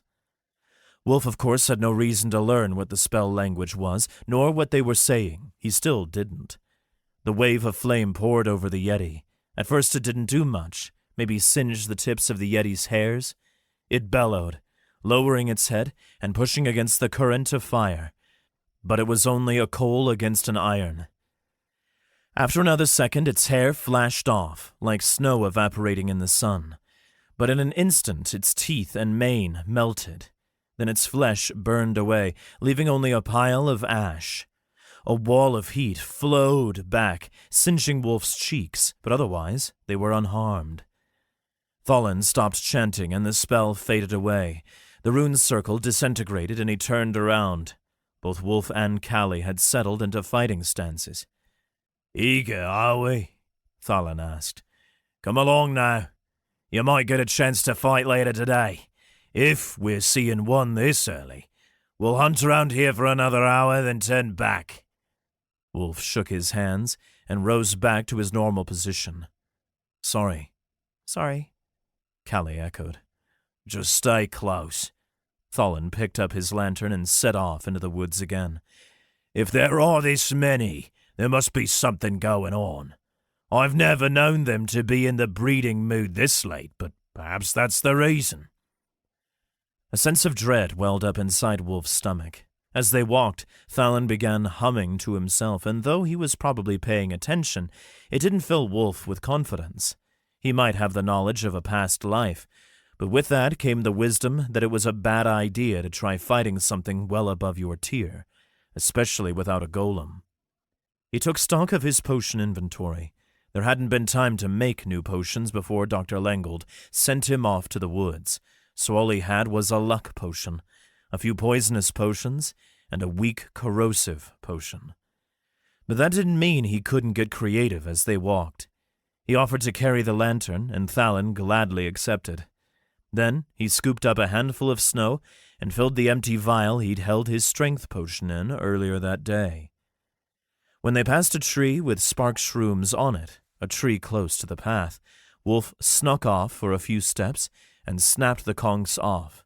Thalon either didn't notice or didn't care, but he didn't say anything. The field registered the spark shrooms as high wood tier, and these were small ones. Larger ones would have to be higher tier, as they'd existed for longer. Wulf mashed them into a pulp with his fingers. They weren't too hard, though it felt more like trying to crush spring ice. Harder than a mushroom ought to be. That was a product of being higher tier, though. He placed the spark shroom pulp in the vial with the snow, then held it over the lantern until the snow melted. He opened the lantern's window and pressed the tip of the vial directly into the flame, to heat it up. The water simmered, then began boiling. Despite the heat, Wulf held on to the glass and swirled it around. His fingers would regret it tomorrow, but it wasn't scalding yet. He tried to listen to the patterns of bubbles and shifting orange liquid, but with the size of the vial, it was hard. Eventually, he picked up a twig and, holding it in his teeth, used it to stir the vial. So this is how you make all your potions? Callie whispered. No, Wulf mumbled through clenched teeth. My actual setup is much better. Shame. It's a perfect mental image. You can forget it as soon as we're done here. Not happening. She crossed her arms. You might want to get yourself some proper tools, though. I have proper tools.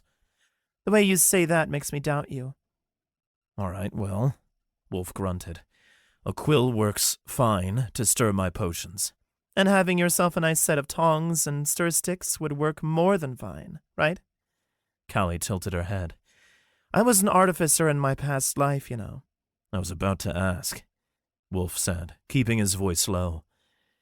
Between his song and the crunch of their footsteps of fallen pine needles and snow, Thalon wouldn't hear a thing. I was a pilot last time, just a regular pilot. Now I'm a mage, Callie replied. But it's odd. Unique classes tend to be, he paused. But you would have still been enrolled as an artificer, right? How'd you convince everyone to let you attend mage lectures? The paperwork would have already been done, right? Yeah, but I told them it was an error. And that just worked? Well, for someone important, or someone from a big city even. No, it wouldn't have worked. But thankfully I'm from the back country, where the wandering ascendants aren't as skilled and could easily misidentify a newly awakened ascendant's class. I got my paperwork switched up, and there were enough openings in the mage lectures for me to sneak in. Ah, the good old days, Wulf muttered, when people could afford to be careless. He pulled his distilled potion out from the lantern's flame, then spat his twig off to the side of the trail. His haphazard workmanship hadn't reduced the tier, thankfully, but it hadn't raised the pseudo-tincture's tier either. He took a glug of his luck potion, then infused the vial with his aura. What was that? Callie whispered. There was an aura. It sprang up around you. Wulf glanced at her cautiously. It'd take many years of refinement to turn one's senses enough to detect such a weak aura like his, but then again, she was still receiving the same stimuli, just reacting to it with many years of experience. Still, Wulf hadn't expected anyone under high iron to even notice his aura. It's one of the marks that I was reborn with, he whispered. I was thinking, actually, you might be able to answer this with your knowledge of artificing. If I were to use the aura to fuel a magic object, it'd become actual mana in the magic object, right? Yeah. And then, Is there a way to draw it out and bring it into my own personal supplies? She blew a puff of air out her nose. This late at night, it turned to steam. Yeah, there's a way, though it'd take some complex runes. Could you still make it? As far as Wulf knew, the act of artificing itself didn't take any skills. An artificer's skills allowed them to bend metals and feel the field, let it speak to them and guide their creations, and most importantly, to build enormous weapons and repair golems while in action. But someone with a knowledge of runes and materials could make rudimentary objects, artificer class or not. I think I could, Callie said. It wouldn't be easy, certainly not a construct for beginners. I could give you something in return, he said. What sort of potion would be most valuable to you? He held up his newly made potion for emphasis, and as he did, he turned his bracer out toward her, so she could see the result as well. Speed and consumption potion, middle coal quality. Greatly increases the user's speed for 30 seconds, grants the user a small stipend of mana, inflicts a blinding poison on the user. By crafting a potion, you have increased your mana. Advancement progress, 41%. This time, his additional luck had added an additional positive effect, but hadn't avoided the negative effect. I'm guessing you have a mark to resist poisons? Callie whispered. Yeah, but the potions aren't always poisonous. He showed her the remains of the luck potion. Anything that could help me in combat, she said. That would be helpful, preferably without a debilitating poison. Wulf nodded. What's a fair trade? 10 potions for 3 constructs, she said. It's a deal. He went about to tell her he'd have them to her as soon as possible, but Thalin stopped in his tracks and held out his hand. The dwarf stopped humming to himself. Wulf slammed the lantern's window shut, then tucked his newly made potion into his jacket. At least now, with his new mark, he'd gain slight boosts with every potion he used, and the more he used, the less physically useless he'd be. Less squishy, more all-around capable, and he could transfer those bonuses to his golem and Orenith. But as usual, he was getting ahead of himself, too excited.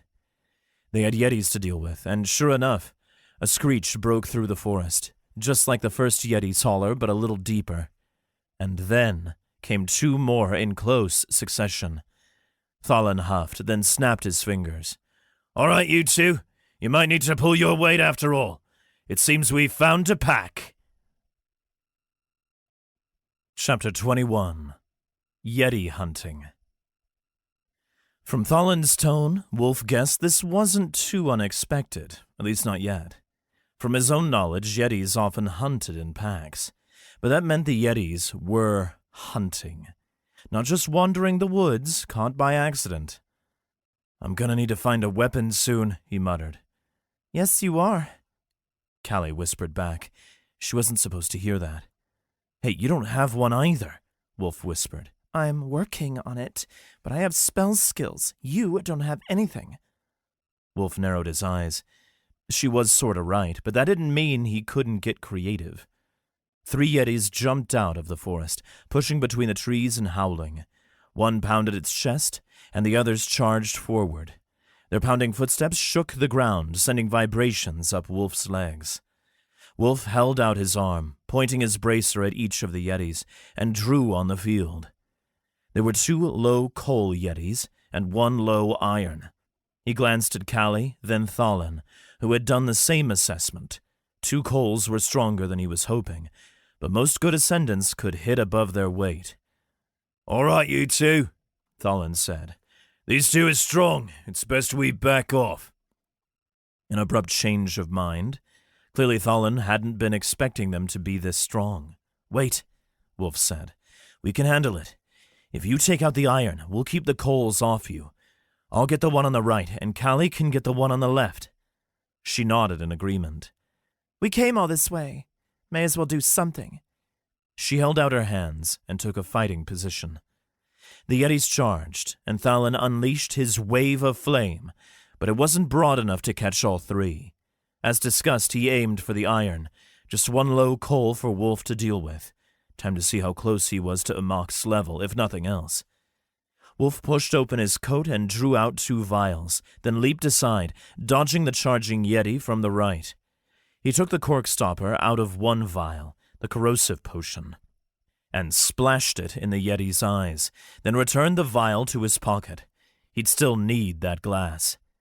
The Yeti scrambled to a halt, scratching at its eyes with one hand while flailing about with the other. But it had been a weak potion and nowhere near enough to melt the Yeti's face. It bought him time. He flicked the stopper off the second vial, then splashed the glowing green poison up into the air. It was a weak, green vein poison, but it would serve his purposes. Activating Arm of the Alchemist, he located the potion, infused it with mana, and halted the droplets mid-air. He held up his hand to concentrate his focus, but though his practice with the skill had slightly improved his mana control, he didn't want control now. He flicked his hand forward, and a hailstorm of droplets rained down on the Yeti. He put all his force behind them, all his will, and they snapped down in a blink.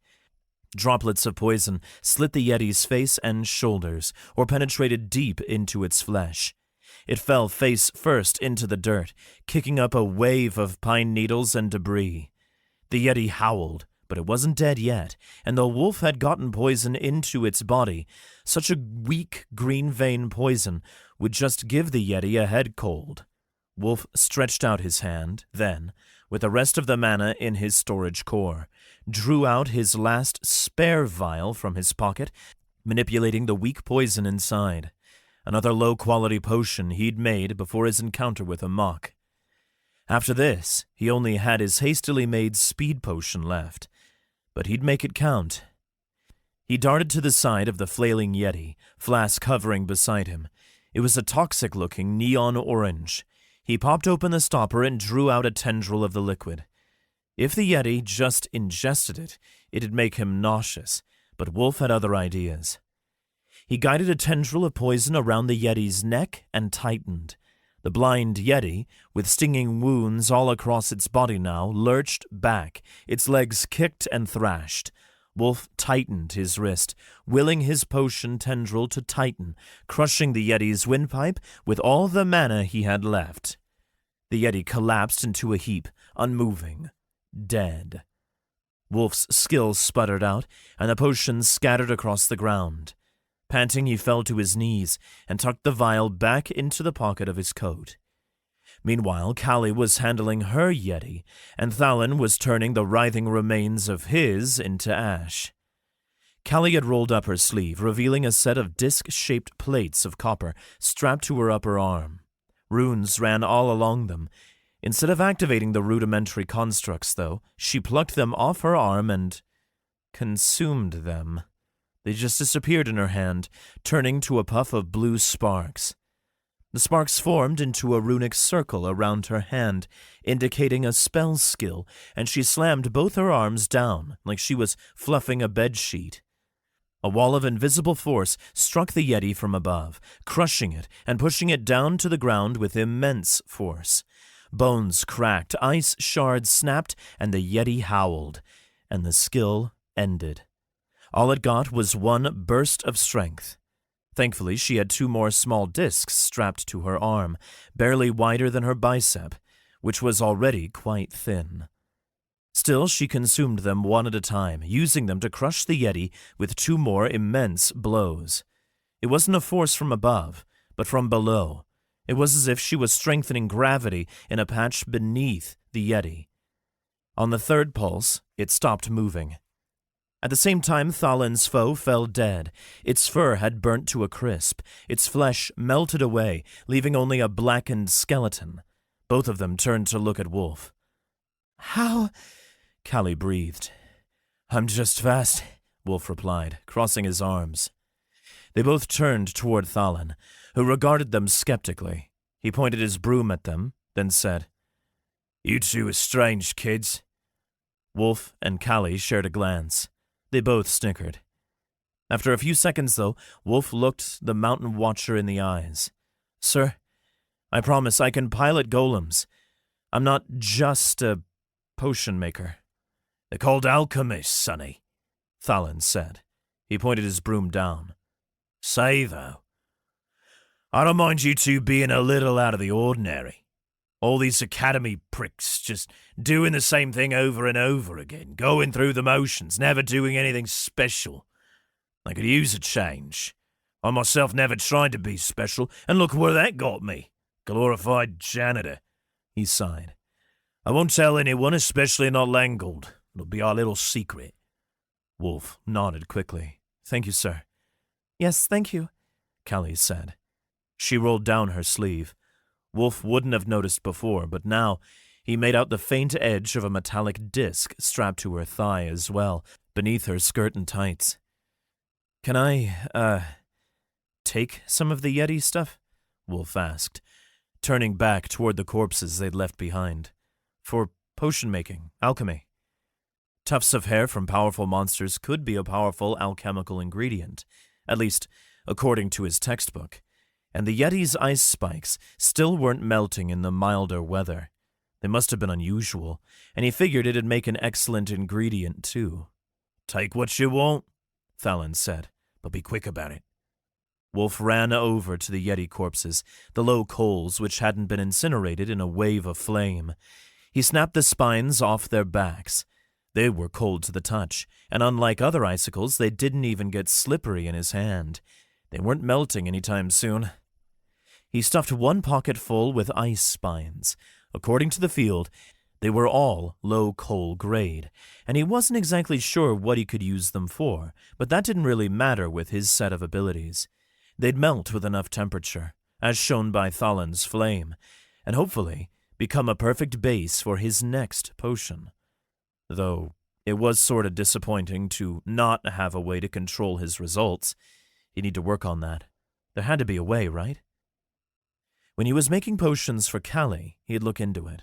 But for now, he just had to gather resources. He sifted through the Yeti's fur, looking for the cleanest, least mangy patches, before ripping it out and stuffing it into an empty vial.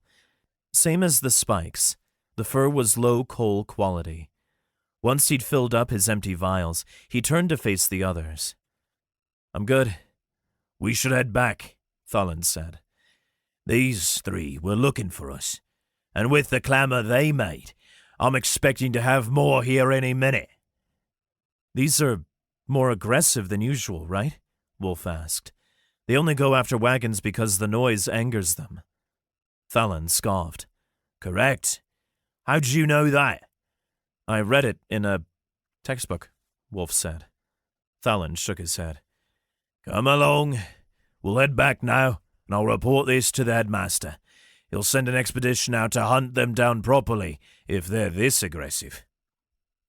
They turned around and continued back the way they came. As they walked, Wulf leaned closer to Callie and whispered, in the weeks before a demon attack, the local regular monsters would get agitated, aggressive. She exhaled slowly. My thoughts, exactly. I was hoping we'd have a little more time to get ready, though.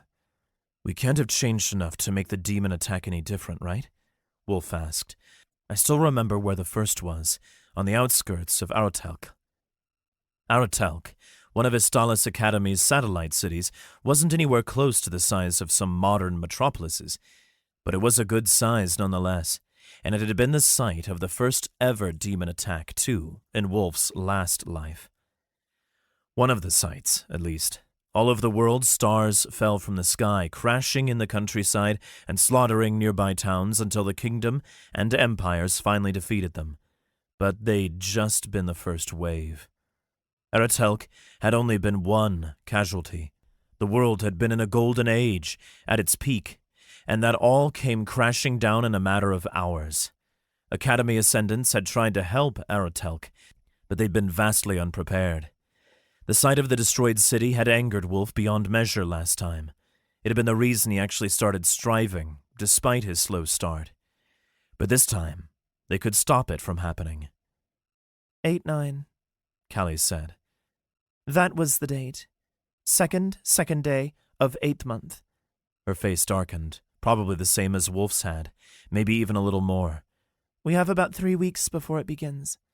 Wulf looked down. I'll do something about it. I have to.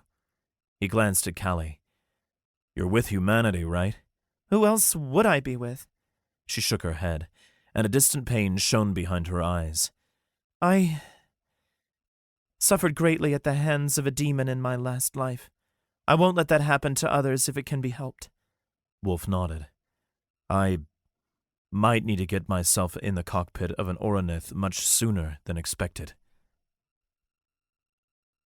Chapter 22. Berserk. Wulf felt like someone was watching them for the next half hour as they walked back toward the academy. He counted it as just a superstition, but then a twig cracked in the woods behind them. Softly, and it could have been a trick of his mind. But the hearing of his younger body was better than what he was used to as an old man. All his senses were, and he learned to trust them long ago. But there was nothing he could do. Their hunter hadn't revealed itself yet. His hand hovered over his haversack, where he kept his last potion, and he still held the lantern out ahead of him. After a few more minutes, a tree creaked and groaned. Snow tumbled off a bough, and needles crinkled. Wulf spun around, but there was nothing. You heard that? Callie asked. I did. It's still odd, she whispered. At the end of my life, I could barely hear anything. Now it's all so loud. I think Thalin could use some extra hearing, Wulf whispered, tilting his head toward the mountain watcher. The dwarf kept on marching and resumed humming to himself. Got a potion for that? I wish. I think there's a way.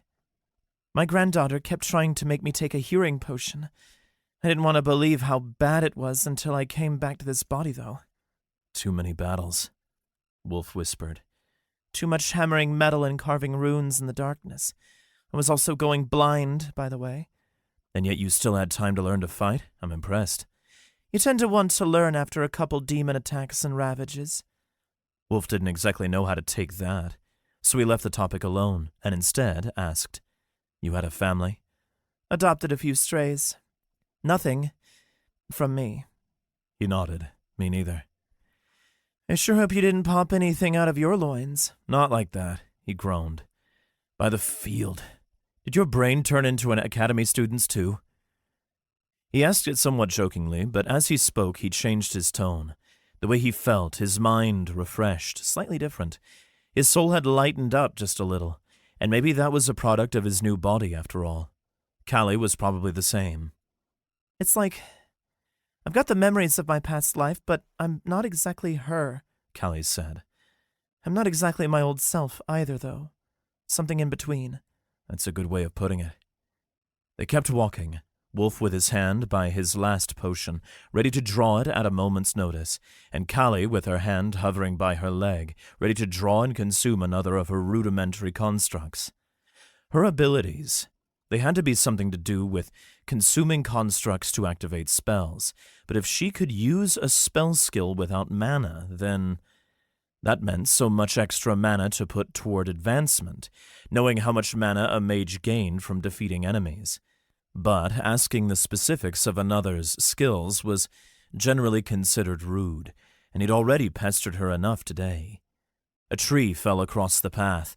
With a creak, its base snapped and splinters shot out from its sides before falling across the walkway with a crash. Dry needles rained down, and a wave of pine-scented air wafted over Wulf. He whirled toward the disturbance, but in the gap where the tree had just been, there was only blank, empty darkness. But he'd bet it was a yeti. A moment later, a tree tumbled behind them, crashing into the pathway and throwing up a wave of pine needles. The pathway etched across the slope of a mountain's base. Going to the left meant they had to climb a steep, slippery, snowy incline. Wulf couldn't think of anything less climbable. To the right, they'd have to navigate a steep, greater than 45 degrees slope while a yeti chased them. They were as good as trapped. And then with a howl, a yeti pounced out onto the path. It was slightly taller than the others, and though it was roughly the same shape, the ice spines on its back were blood red, and black markings ran like bolts of lightning through its fur. Wulf immediately held out his hand and assessed its tier. "High iron," he called. "It's berserk," Thalin said. "Not good. Get behind me. We'll deal with it together, or it'll tear us apart together. We'll be all right." The trees that had fallen on both sides of the path blocked their way and would slow their escape, but they weren't the Yeti's usual prey. They could vault over it if they wanted, but after that, there was nowhere to run. Wulf guaranteed that an Iron Tier monster was faster than them. The Yeti, registering Thalin as the greatest threat, charged.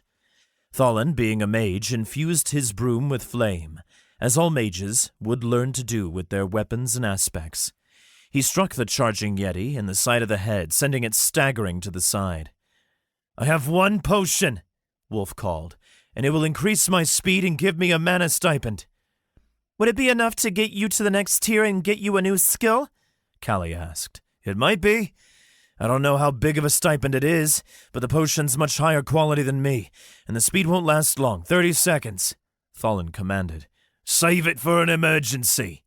"I've got my fists until then," Wulf said, and settled into a well-practiced fighting stance. "Callie, how much have you got?" I can hit it 3 times with my main skill, she said. It's the only skill I have. I took an upgrade for it rather than a new skill. "Thalin," Wulf said, "you can do the most damage to it. At her stage, Callie will just slow it down." "And you're a Middlewood as well. You can't frontline for us, son. It'll kill you in a hit." "Then I better not get hit, and you guys better slow it down. I'll keep it off you, but I need you guys to finish the job." Thalin and Callie both looked skeptical, but none of them presented a better plan. They were going with Wulf's idea. Thalin stepped back, and just in time, the Yeti lunged. Spinning his broom, Thalin struck it atop the head with his broom, again imbuing its head with flame. Wulf expected it to drive the Yeti to the ground, but the beast just shuddered and dipped its head slightly. Thalin's broom shook and vibrated, but there must have been something magic about it, because aside from not burning, any other broom would have snapped with that force. With another swipe from the side, Thalin made it stagger, but if that would have hit Wulf, it would have flung him across the campus. "Damn berserk Yeti," Thalin grumbled.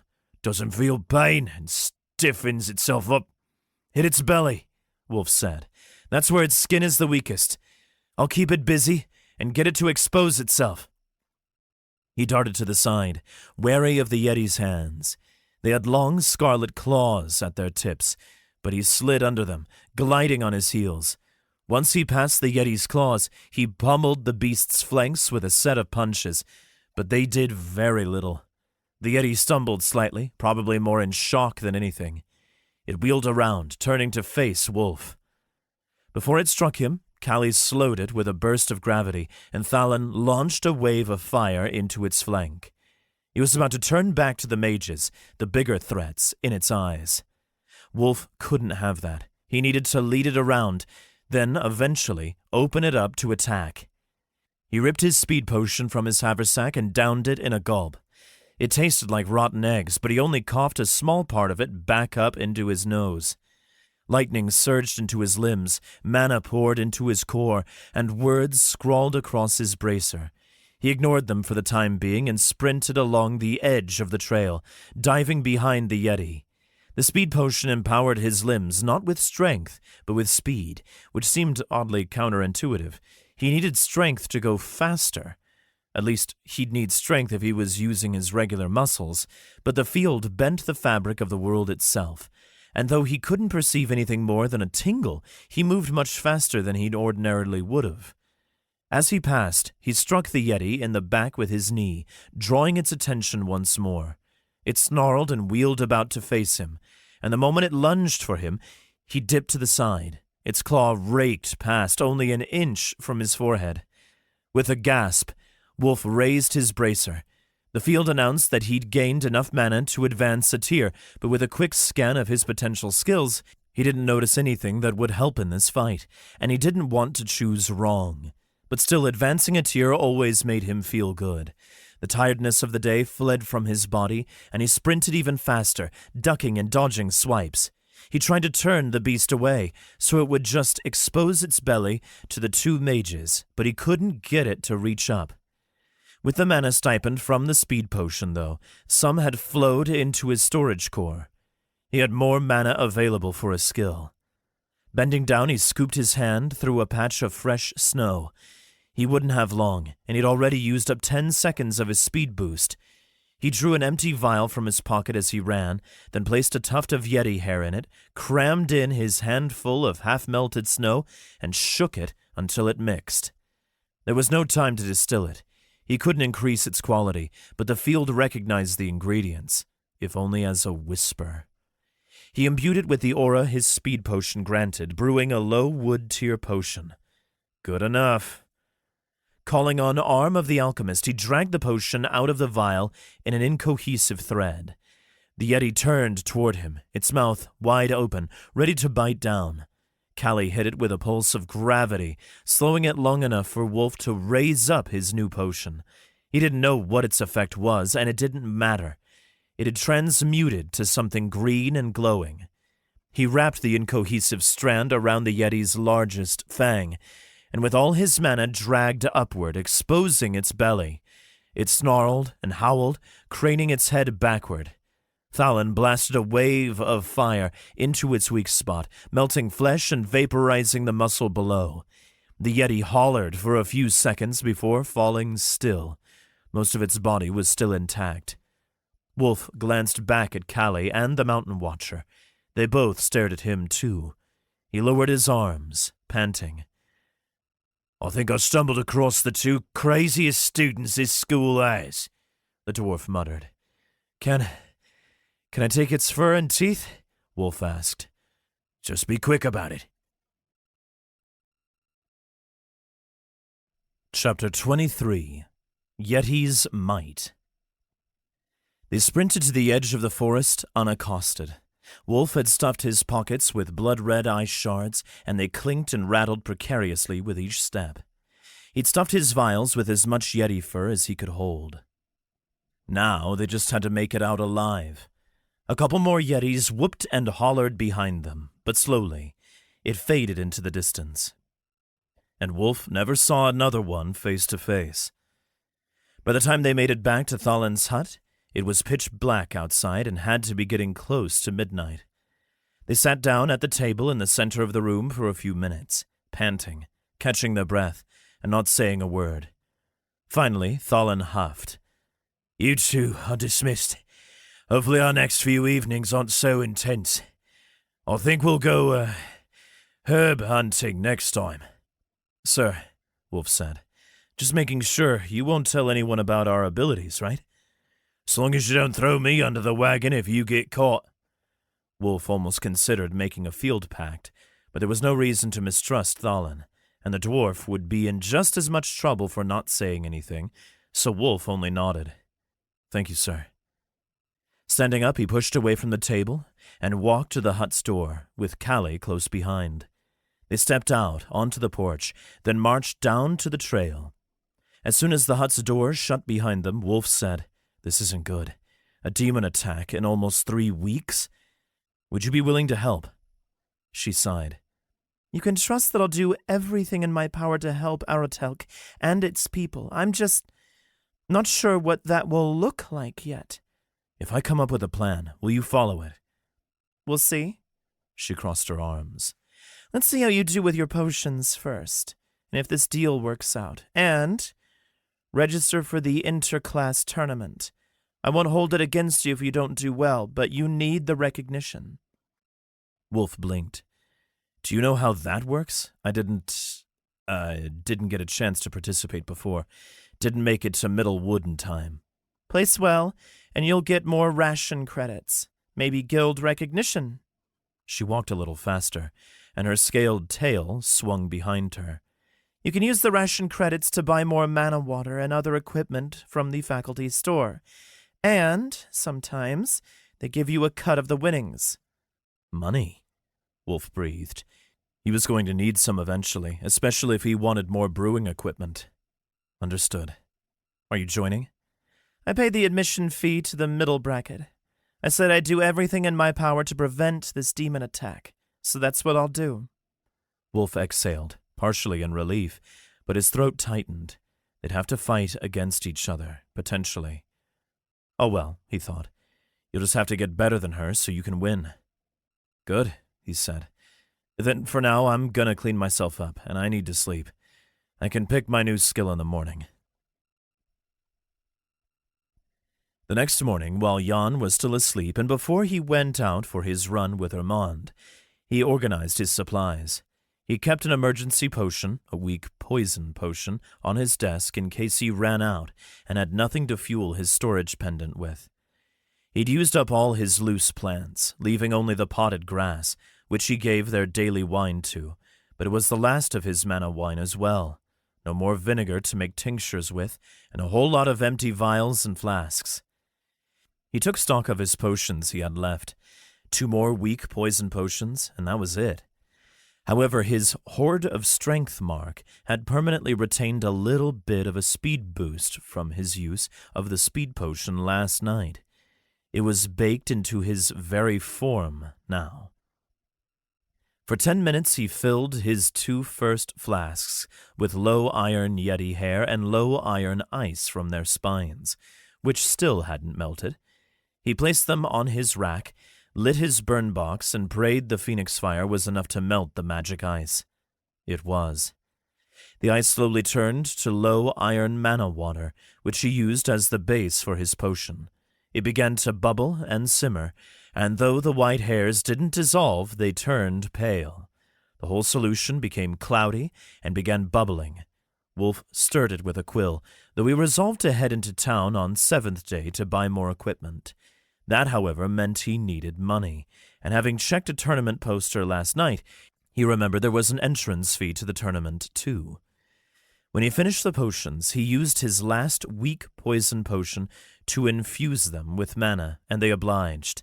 The field recognized them each, and on a faint impulse, he reached out before his ability transmuted his potions into something else. For a brief moment, the enchanted parchment on his wrist read, Yeti's Might Potion, Middle Coal Quality. Grants the user a moderate increase in strength for 2 minutes. But the ink flickered, and as the potion changed colors, both adjusted randomly. One became a deep purple, and the other a pure red. The enchanted parchment adjusted as well. First, the potion's tier climbed up 1 stage, then the effect adjusted. It now read, Levitation Potion, High Coal Quality, makes the user slightly lighter for 5 minutes, inflicts a weak purple vein poison. By crafting, you have increased your mana. Advancement progress, 4%. Wulf narrowed his eyes. Odd, he whispered. He'd made the proper potion that his ingredients were supposed to make, and then it shifted. He'd need to work his way up to a stronger aura again, because that was what was holding his potions back from being copper tier. That was easy enough. I need a way to interrupt the potion after the tier increases, but before the potion transmutes to something else. Just to be sure, he checked his second potion. Bloodlust Potion, High Coal Quality. For the next 10 minutes, increases the user's strength for each opponent whose blood he draws. By crafting a potion, you have increased your mana. Advancement progress, 8%.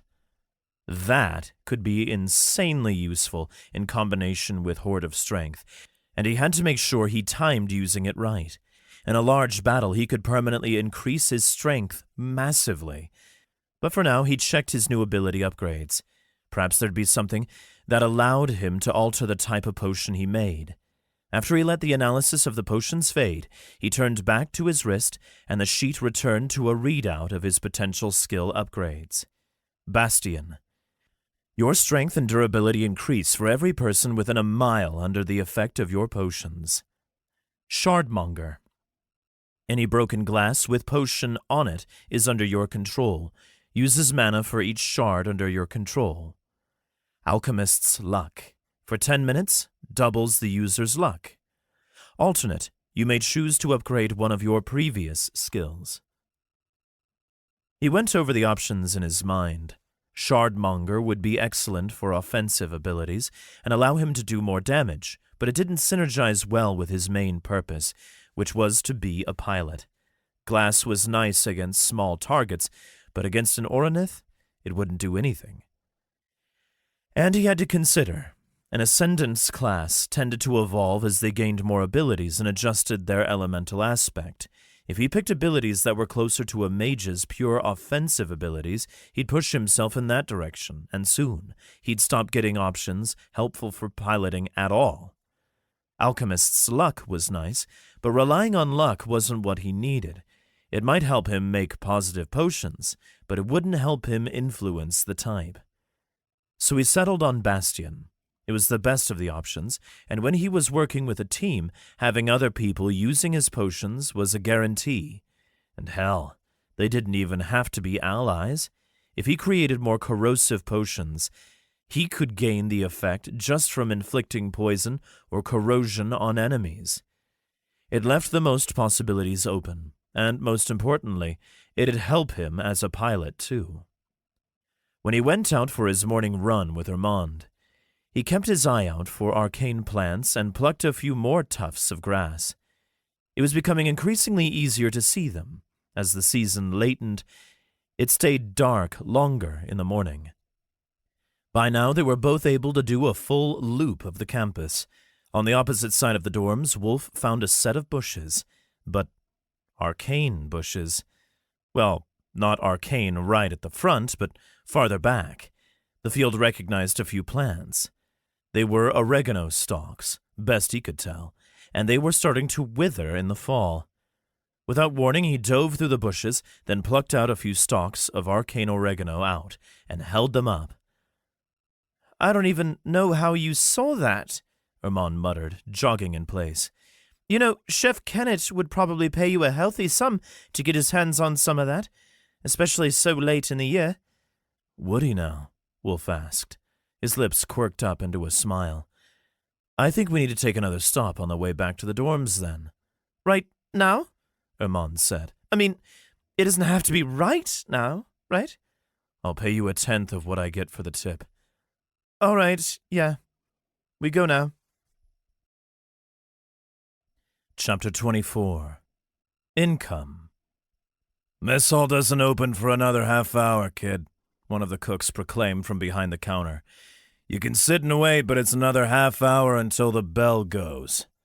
Wulf leaned against the mess hall counter from the main hall side, palms pressing into the hard wood, staring down at the empty trays behind the glass. In the kitchen beyond, cooks scrambled about, mixing bowls, chopping vegetables, or toiling over the stoves. The smells made his stomach gurgle, but he could wait.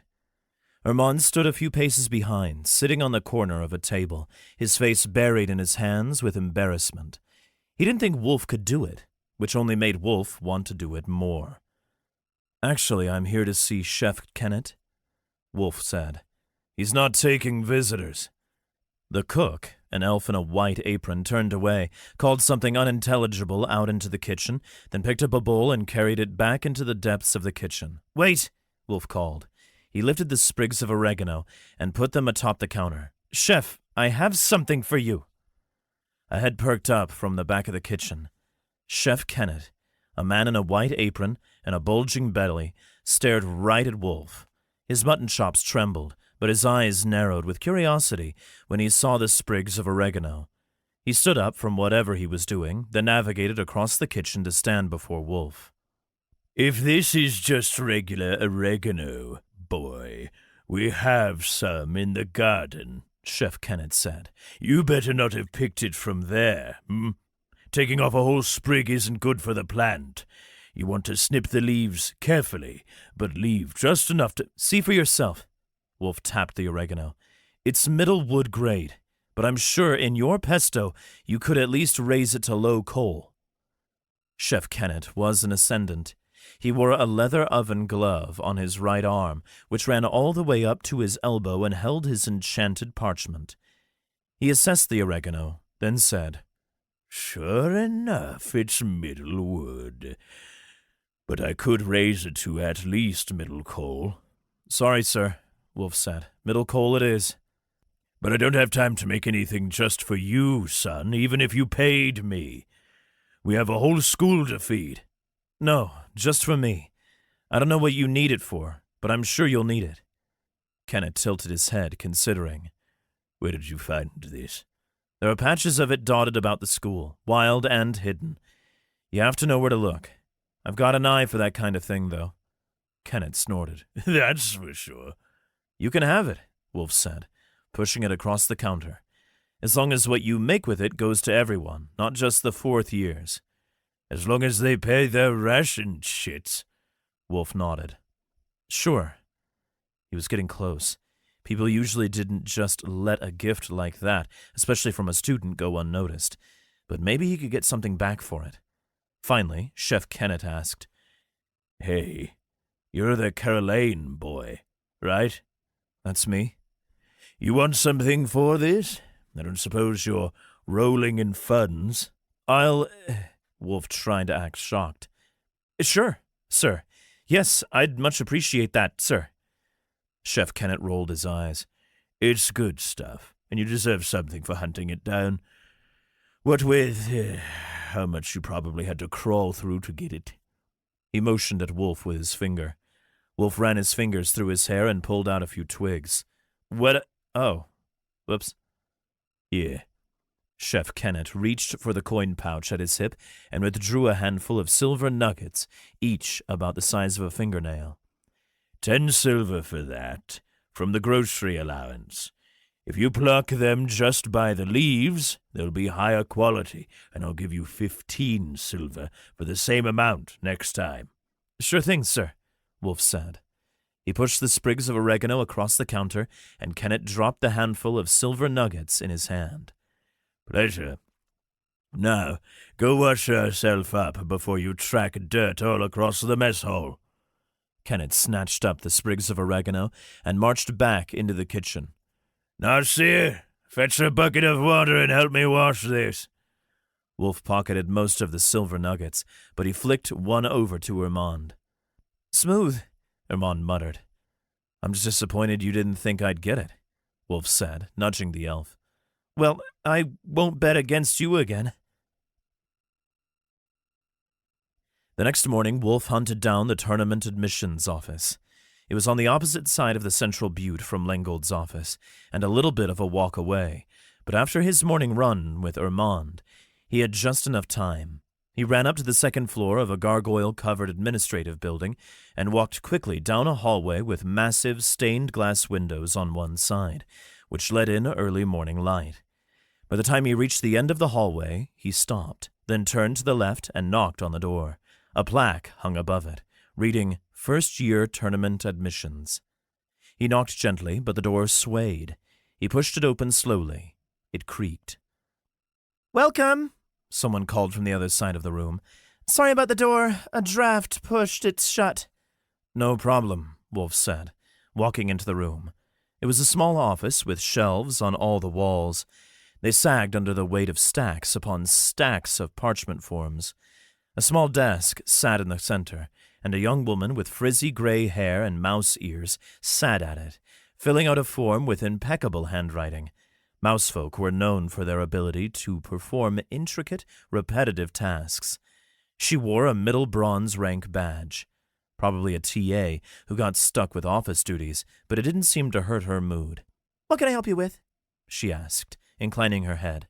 Actually, scratch that. I know why you're here, right? For the tournament? Yeah, Wulf nodded. All right, let me find the form. She pushed back from the table with her legs, and her chair rolled along with her. She dragged herself along the wall until she found a folder she was looking for, and, humming, she rifled through the papers. At last she pulled out a form and held it up high. Here it is. First year admissions form, number 13A. She kicked herself back toward the table and set the form down. I'll need your name. Oh, once at the top, and another time at the bottom. Doesn't matter if you don't have a guild. You can leave that box blank. Once I have that, I can fill in the rest for you. I'll look up your student number and such. Got it. Wulf turned the form around and scrawled his name at the top. Over the years, his handwriting hadn't gotten any neater, just faster. Then he signed at the bottom. So, how does it work? Well, since you're a late entrant, you'll have to pass the late entrance qualifying round. That's next first day. A bit of a free-for-all. Don't get knocked out of the ring, that sort of thing. They'll explain more when you get there. Then, over the course of the first half of the semester, you'll go against your classmates. Single elimination. Fight until they yield, and tip for you, if you're losing, just yield. Those guild kids can be nasty, and you don't want to get any permanent injuries if you don't have to. Got it, Wulf said. But hopefully, if anything, he would be making the others yield. As for your rewards, well, you'll get an extra 2 ration shits for each bracket you rise through, which you can use to get more mana water at mealtimes and... Wait, each bracket? Like each round? Nah, the overall brackets. See, there's 3. The low bracket, where you'll start. You'll have to pass the low bracket, beat all the other contestants in it to get admission to the middle bracket, unless you want to pay the extra admission fee, 300 silver, then you can start in the middle bracket. Wulf didn't have that kind of money. Or, alternatively, you get top 10 in the low bracket, and you move up to the middle bracket naturally. And again, top 10 in the middle bracket, move to the high bracket. Unless you pay 600 silver, you make it to the middle bracket. You'll get noticed by a guild. You make it to the high bracket and do well, you're almost guaranteed a seat in an Oronith's cockpit. And that's where the main academy branch always draws their students from. How many fights? That depends how many people stay in the bracket and don't drop out. Wulf nodded in understanding. Thanks. Now wait, what I was saying about rewards? The TA dropped her voice. Look, I run the bets around here too. You do well, and you make a lot of money for me. I spread the love around, and you'll get some too. Wulf chuckled. Got it. Next, first day. Don't be late. 7th day couldn't come quick enough. Wulf went about the week as normally as he could, but he only crafted enough potions to open and close his storage pendant.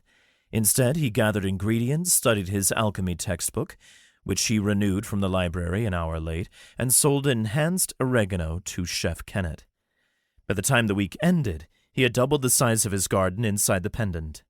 He replaced the rest of his grass with a few sprigs of wild oregano and added 3 pots of brandroot, an orange-leafed plant that thrived in the off-season. He'd found them out on their evening patrols with Thalin. They had been staying on campus, tending to the southern fenlands and keeping the worm vines in check, a harmless task. Every day, up to 7th day, he traded more wild oregano to Kennett. He trimmed individual leaves off using scissors he'd found discarded in the golem labs, and each batch earned him varying amounts of silver, depending on how clean the cuts were. At least, most days, he traded for silver. Once he traded for a canteen of vinegar, which he'd need for his tinctures, and another time for a flask of mana wine to partially water his plants with. Sure, he could steal that, like he had in the past, but now that he was getting his feet under him, he figured he'd do things the proper way. No need to get himself expelled if he got caught, because that would be indefensible in the eyes of Lengold. He couldn't prevent demon attacks or pilot an Oronith if he got himself caught, couldn't travel the world with the reputation of a thief. And when 7th day finally rolled around, they headed out to Arotelk. It was time to put some of his silver to use. Chapter 25. Supply Run. Wulf and Armand walked down the main street of Arotelk. It was one of the Academy's satellite cities, but directly to the south. Of the 3 surrounding cities, Arotelk was the largest. Its 10-story buildings and 30-story towers still paled in comparison to the Confederacy's true metropolises, and wouldn't even hold a candle to the larger cities near the main international branch of the Academy, far across the ocean. But it was still the biggest city Wulf had seen in years. And better yet, a city in prime condition, not destroyed by years of fighting. Here most of the facades were stone, and had either been plastered over in a dull white or covered in wood beams. Some of the older buildings still had ornate marble ground floors, covered in gargoyles, but almost anywhere he looked there was a painted billboard. They advertised quills and ink, or carpentry services, blacksmithing unions, or just general guild banners. Even in the daylight, some of them needed torches and lanterns to keep them bright, because otherwise the surrounding buildings' shadows would blot them out. There had to be an alchemy shop here somewhere, though alchemy wasn't a profession that the Academy cared about. Alchemist was a class ascendants could obtain. Just usually not very profitable or powerful, given the artificers snapped up the most powerful ingredients. A giant mammoth tree stem that the field registered as arcane. It'd be the haft of an Oronith's spear before they could turn it into potions. Find a deposit of purple brass, Oronith armor, or, again, weapons. But just the thought made Wulf excited to step out into the wider world again. Sure, the first years weren't supposed to go off campus much, but for solstice break, what if they went on a little adventure? He grinned at the thought, but pushed it to the back of his mind. Here, I'm warning you, though, Armand said. You won't find much useful, at all. He motioned to the side, where an alchemy shop waited at the corner of an alley. Its green paint was peeling, and one of its windows was boarded up. A faded sign hung above the door, but Wulf didn't waste any time trying to decipher the letters, not for lack of reading ability, but because the sign was just so old. Inside was a dusty, dim store with shelves of potions, but when Wulf held his hand up to them, the best he could identify was a low copper-tier potion, and moreover, they were all healing potions, pain-killing potions, or vitality potions, nothing like he could make. There really wasn't anything good? Perhaps Wulf's potions were more rare than he'd thought. As a warrior, and near the end of his days, he had had access to plenty of pre-made potion powders for painkillers, and they'd been low iron. But he had been a somewhat well-known warrior and climbed the ranks, even up to the end. Can I help you with anything? Asked the store clerk, an old woman with a cane who wore a burgundy dress. Do you have any alchemical equipment? Wulf asked. Why would I sell that? The old woman snapped. Selling materials to the competition? Bah, foolish. Just the same, Wulf muttered. I doubt you've got very good equipment. Louder, he said. Thanks for your time. Then walked out the store with Armand close behind. You were right, Wulf said. He raised a finger. Just this time, though. Yeah, now will you listen to the second suggestion I made? Armand asked. The antique store? Yep. All right, but again, what would I find there? You cut me off last time, Armand grumbled. You might find some old alchemist's equipment. Might not be up to modern standards, but you're not exactly trying to make medical potions, are you? No. Then you don't need modern equipment. Wulf nodded slowly. Alchemy in the modern day, as confirmed in the potion store, was mainly for healing. Those were the easiest ingredients to get your hands on, and the most in demand. They walked across the street, passed through a central plaza with orange-leaved autumn trees, and took a wooden walkway up the side of a building. Up a few stories and past a platform where vagabonds made a fire, they arrived at a dusty, fingerprint-smudged door. A sign hung above it, simply reading, Antiques. Before entering, Wulf turned around and surveyed the city. There had to be a couple 100,000 people here, all going about their lives. Most were defenseless non-ascendants. In the distance, all he could see of the academy was a couple columns of smoke. Then, farther away, the mountains. A city this big to service the academy? Wulf asked. Well, it's also the administrative capital of the region, Armand replied, which should explain a few things. I'd say. Wulf crossed his arms. Still, there were plenty of souls here. This time he'd protect them, not avenge them. He pushed open the door to the antique shop and stepped inside. Rows upon rows of disorganized junk rotted in the light of a few hanging lanterns, and the dusty air nearly choked him. He blinked quickly to stop himself from sneezing, then wrenched his breaths under control. The store was bigger on the inside than on the outside, but there was only one other middle-aged man perusing the shelves. Immediately, a store clerk jumped out from beside the door. He was a boy, barely 12, but he wore an apron and a hat. "Morning, sirs," he said. "What can I do for two fine academy gentlemen?" Wulf didn't even know where to begin. There was so much mismatched junk on the shelves, so colorful that identifying where to start seemed like his most daunting task yet. There were old leather-bound books, brass trinkets, some swords and spears, ascendant bracers that were decades out of fashion. Thankfully, Armand piped up. We're looking for old Academy trinkets. It's from my father's collection, you see.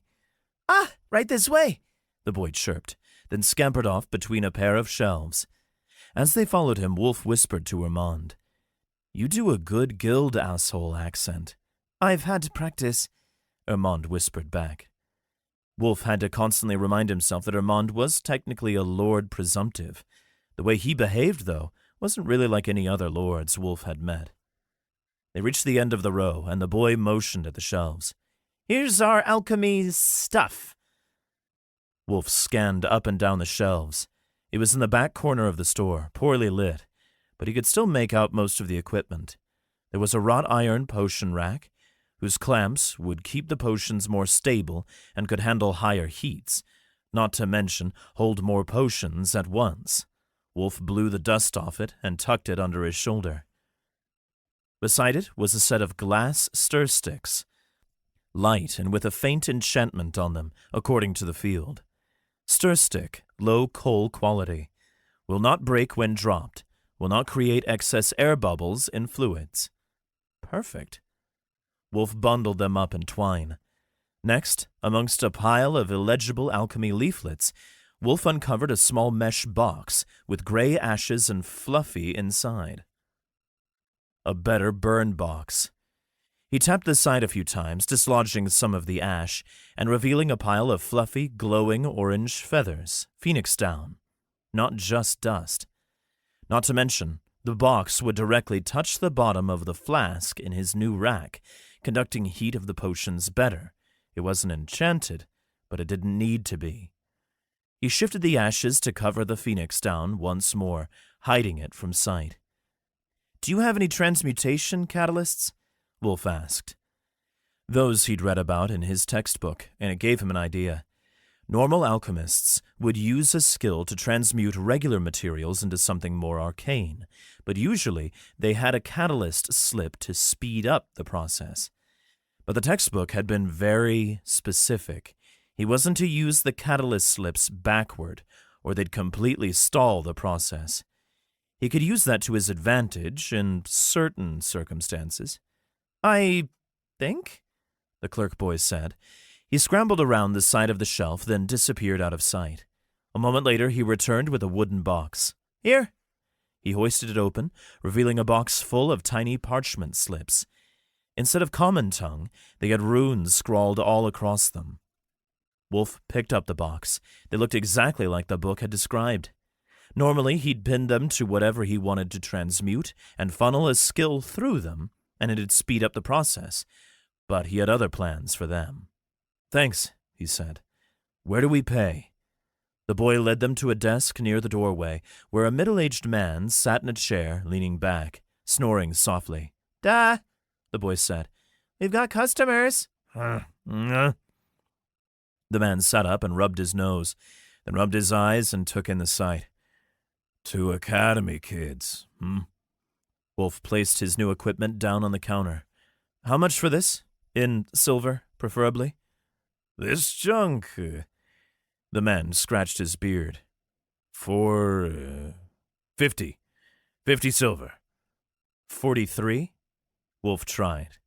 He could go a little higher if he had to, but he only had 49 silver and didn't want to look like he was ripping the guy off by starting with his final price.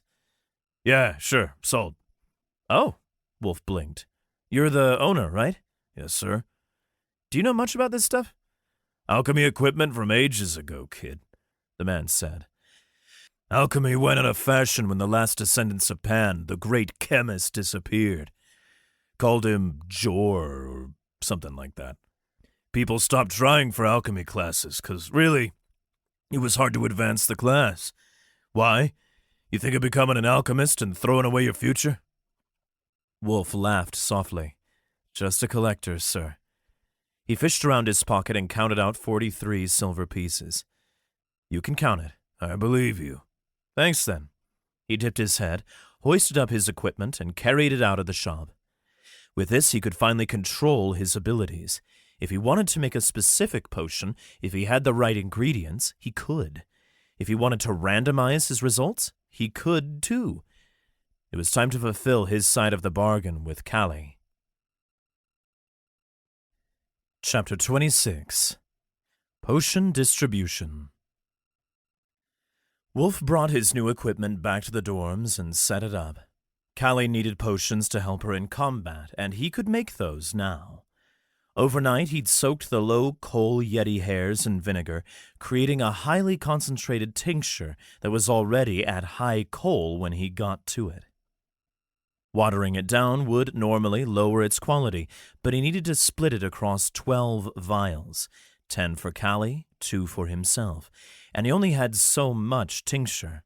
Having a mouse-sized sip in each vial wouldn't do any good either, but thankfully mana water didn't dilute the strength of potions. So, testing out his new burn box, he melted down the Yeti's ice spikes into mana water, then distributed it evenly before adding Yeti fur tincture evenly into each vial. His new rack could hold 12 vials, and he filled them all nearly to the brim. They turned a pale gray. The vinegar had nearly completely disintegrated the Yeti hairs. He shuddered, thinking about how bad they would taste, but Callie had probably dealt with worse. Then he began distilling them. With the burn box right beneath the first flask, Phoenix down simmering, he stirred until the mixture thickened, this time with a glass stir stick. Already it worked better than a quill, created less bubbles, and, in fact, ended up destroying plenty of bubbles, too, giving the stir sticks enchantments. Before his abilities took effect, he'd raised the potion to a middle copper tier, but instead of activating the potion, he waited. He still had a flask with a high coal poison potion from earlier in the week, which held enough potion to activate his aura and activate all the potions at once. So he repeated the process, bringing all 12 vials to near completion, to middle copper tier. He could raise them one more if he did this right, but he'd have to apply his catalyst slips quickly. Bringing his box of catalyst slips over, he cracked it open, ready. Then he gulped down the poison potion as quickly as he could. It was a nausea potion, and he nearly puked his guts out instantly. He probably would have if not for his resistance mark. Once he had the nausea under control, he guided his aura into each and every one of the potions until they all began changing. Then as quickly as he could, he sealed all of the catalyst slips to the vials with a patch of clay, stolen from the garden. He made sure to put them on backward. Some he put on too soon, and though the potion activated, he failed to raise it to a tier with his ability. But for half of them, he raised them to high copper. But, best of all, none of them transmuted. 12 messages scrawled across his enchanted paper on his bracer, alerting him that he'd completed a bunch of potions. One last message read, Yeti's Might Potion, high copper quality, grants the user a middling increase in strength for 2 minutes. By crafting a potion, you have increased your mana. Advancement progress, 50%. Excellent, Wulf muttered. One present for Kaylee coming up.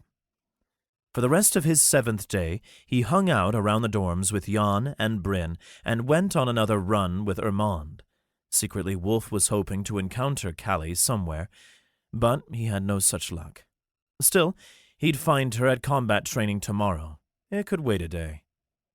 When he and Ermond returned to the dorms, they spent the evening in the common room, sitting beside the brazier with Jan and Bryn. The three of them spoke much more than he did, but he eventually offered a couple inputs.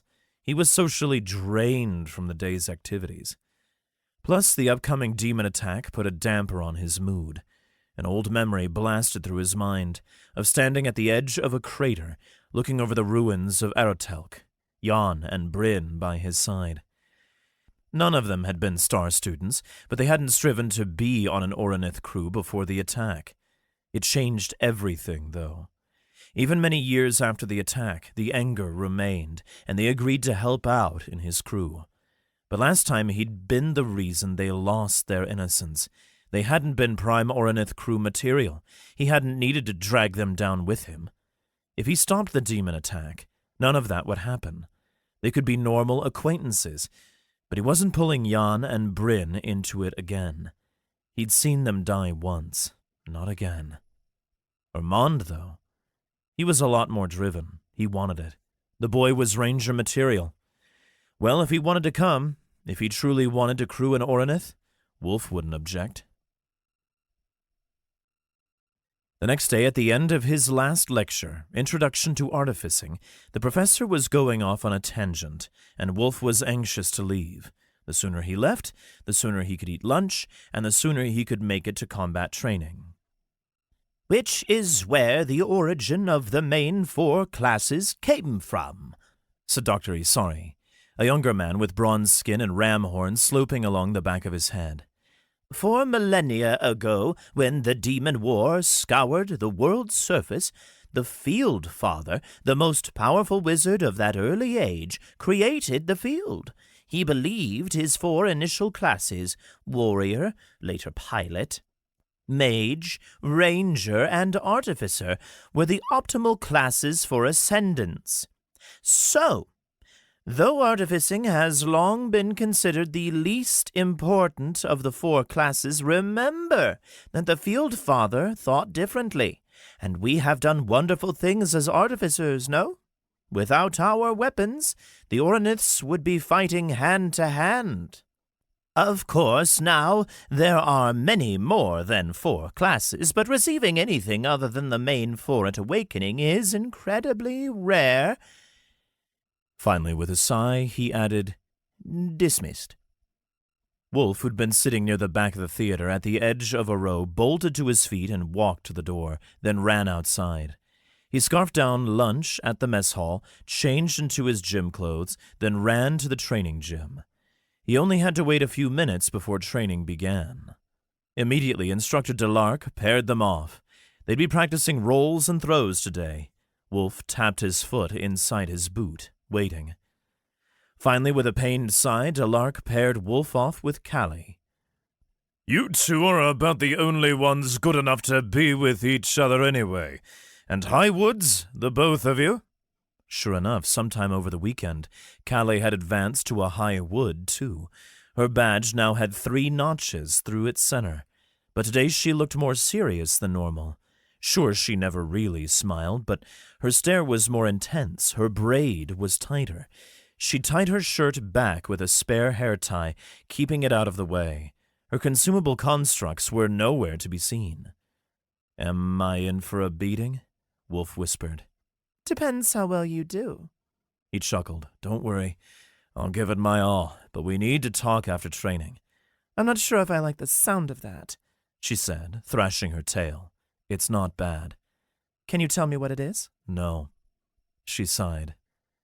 The session went about as expected up until the end. Wulf tried his hardest, as did Callie, and they remained even. Delark taught a repertoire of throws and rolls that Wulf and Callie both already knew, then let them practice on their partner. But within the last 5 minutes, he announced, "Practice! Use what you learned today and grapple your partner into submission." Wulf tightened his fist. Some of the potions he'd consumed over the past weeks had been strength-enhancing, and though their main effect had worn off, his mark made parts of them linger as his base strength. Plus, he had a little bit of extra speed from the Yeti hunting expedition. His muscles hadn't gotten any bigger, not from his strength-enhancing, but it didn't matter. The field didn't work like that. An ascendant could grow stronger without looking the part, though often the two went hand in hand. This life, he had no plans on bulking up too much. When Delark signaled them to start, Wulf darted to the side. For the first time, he tested his speed in a true fight. He wasn't significantly faster than Callie, but he was faster. Her face still red of shock when he dipped to the side, dodging her outstretched arms. They grappled for a few minutes, throwing each other, and neither tried any direct strikes, not like a punch or a kick. The wolf was significantly bigger. Callie must have gotten a mark to increase her physical strength, too. With the right technique, she still managed to throw him a few times. By the time the session ended, neither had come out as a clear victor, but Delark looked at both of them and gave a respectful nod today. It was as much of an acknowledgement as any, Wulf supposed. As the students filed out of the gym, Wulf mentioned for Callie to follow. He brought his haversack outside, then walked around the side of the gym, where no one would see, and opened the pouch. "I have your potions," he said, then presented her with 10 potions, 4 high copper tier, 6 middle copper. "Use them wisely." Are these all Yeti potions? She winced. "Yes." You found a way to control your output. "Yep." He picked up a potion and handed it to her, and she assessed it with her bracer. By the field, Father Wulf, this is high copper. "Keep your voice low." Sorry, she muttered. Now, I don't feel like I'm getting the bad end of this deal. "They're not all high copper," he said. "Some are middle." All the same, I was thinking I might be trying a little too hard, considering how it seemed like the constructs I was making for you would turn out. She lowered her head. That's to say, I apologize for doubting you. I'll have my end of our bargain done by the end of the day. "Thanks," he said, then handed her the rest of the potions. In the bottom of his bag, the only object left was the pouch of Master Arno's ashes. Callie raised her eyebrows at the sight. She saw it too. Wulf pulled the haversack shut quickly, but it wouldn't help. Was that from the future? She whispered. That was demon leather. Unless it came from a couple 1,000 years ago and somehow didn't decay. Wulf nodded. "I'd appreciate it if you kept that quiet." I will. We both have our secrets. "Thanks." He pulled his haversack over his shoulder, then said, "The attack is going to be sooner than we know. Even though we're trying to help, perhaps we should warn someone. What if we could get the faculty to help us?" It was a long shot, but they need all the help they could get. Better yet, she said. Some crews from the Central Branch are coming in a few days to give a demonstration for the first-year students. Supposed to motivate us. The professors will be gold tier, maybe more, and they'll be here a little while, if we can get the idea in one of their heads. "That didn't happen in our last life," Wulf remarked.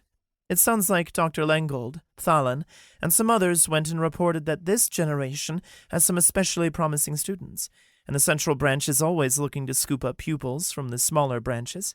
"It's a plan, then," Wulf said. "And I've got a tournament fight to attend. See you during the demonstration in a few days, then?" I'll be there. Chapter 27. Qualifying Round. That evening, after winding down for a couple hours in the dorm's common room, Wulf returned to his room, planning to make a few potions, then sleep. But when he opened the door, a small box awaited him. He narrowed his eyes, then picked it up and carried it over to the desk. A note had been pinned to the top. "For Wulf, from Callie. Thanks for the potions." "She broke in, then," he muttered. There was no sign of tampering with the door, and the worst part was that he hadn't even told her which dorm was his. Or perhaps Jan let her in. But given the boy was still in the common room and Wulf had been with him for the past few hours, that was unlikely. Still, he could hope about what was in the box. With a wince, he lifted the lid, unsure what to expect. Inside lay 3 fist-sized iron spheres with lines of runes along their outside. They had 2 hemispheres, which swiveled at the center. Suddenly, he wasn't very tired at all. He smiled at the sight, then assessed the quality. Inactive arcane construct, mana well, low bronze quality, stores mana for up to 2 months, maximum storage, 3 mana stipends. Creator's note. Align the hemispheres to fill it using your aura, and twist the runes out of alignment to empty it. Each was the same. They were about twice as heavy as they should have been, and he was somewhat curious what was inside them, but he didn't want to break them. No, it was time to check if the hypothesis about mana storage constructs worked. That meant using them. "Thanks, Callie," he whispered, even though he was alone in his room, then quickly brewed a simple, random result potion with his ingredients. It came out as a magenta flesh regeneration potion for healing wounds. As usual, it had a slight side effect, blindness. A regeneration potion would leave a nasty scar at this low level, worse than if the user let a wound heal naturally, but it'd heal fast. It also couldn't regenerate lost limbs. The field no longer recognized those as part of your body. But he just needed it for the aura. It was low coal, but that'd be enough. He downed it in a few gulps, then directed his aura into the 3 constructs. The lines of runes across their surfaces flared bright blue. He twisted each hemisphere so that all the rune lines matched, making cohesive patterns across the surface of the sphere. They'd store mana for an ascendant. All 3 orbs began hovering. Shuddering, they rose out of the box, then hovered in the air around him, buoyed by the currents of his aura.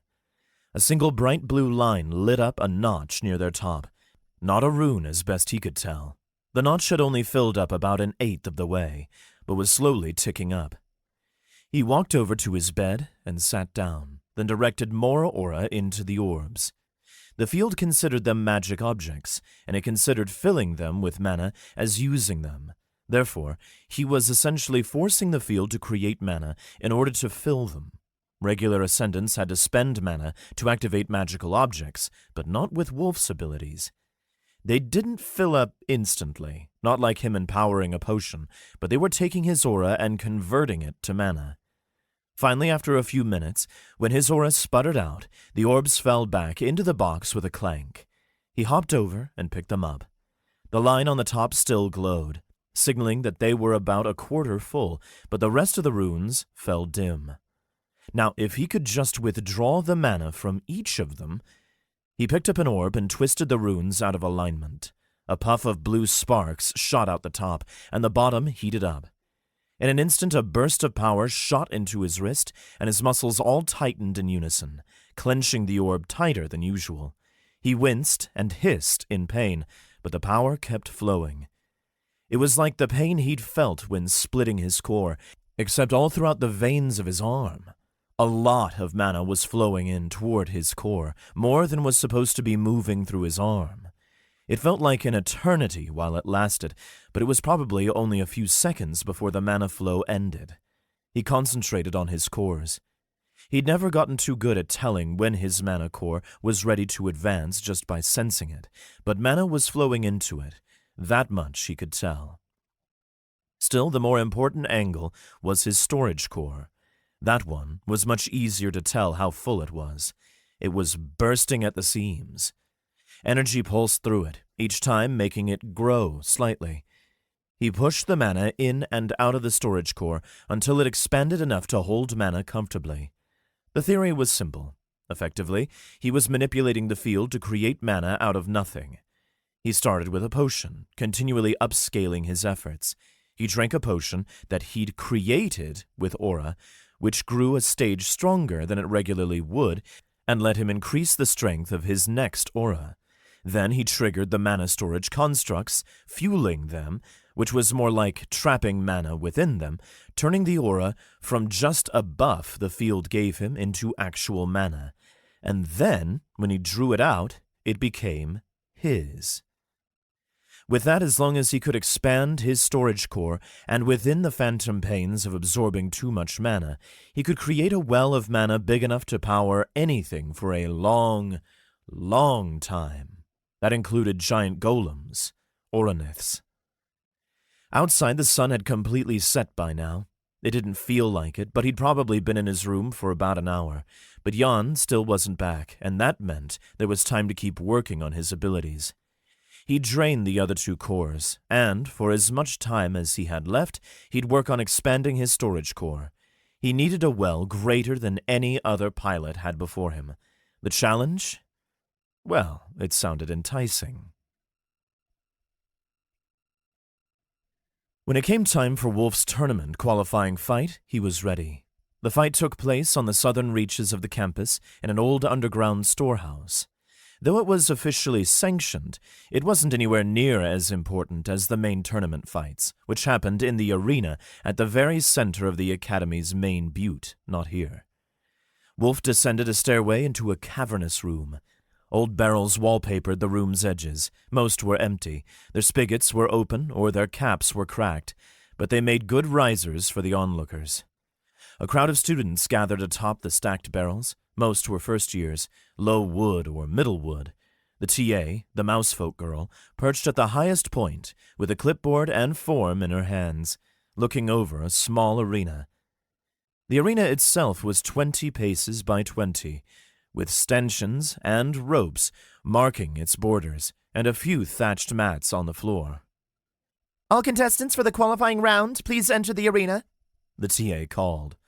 Wulf wedged his haversack into a crack between the barrels where no one would find it unless they were looking, then stuffed his coat in afterward.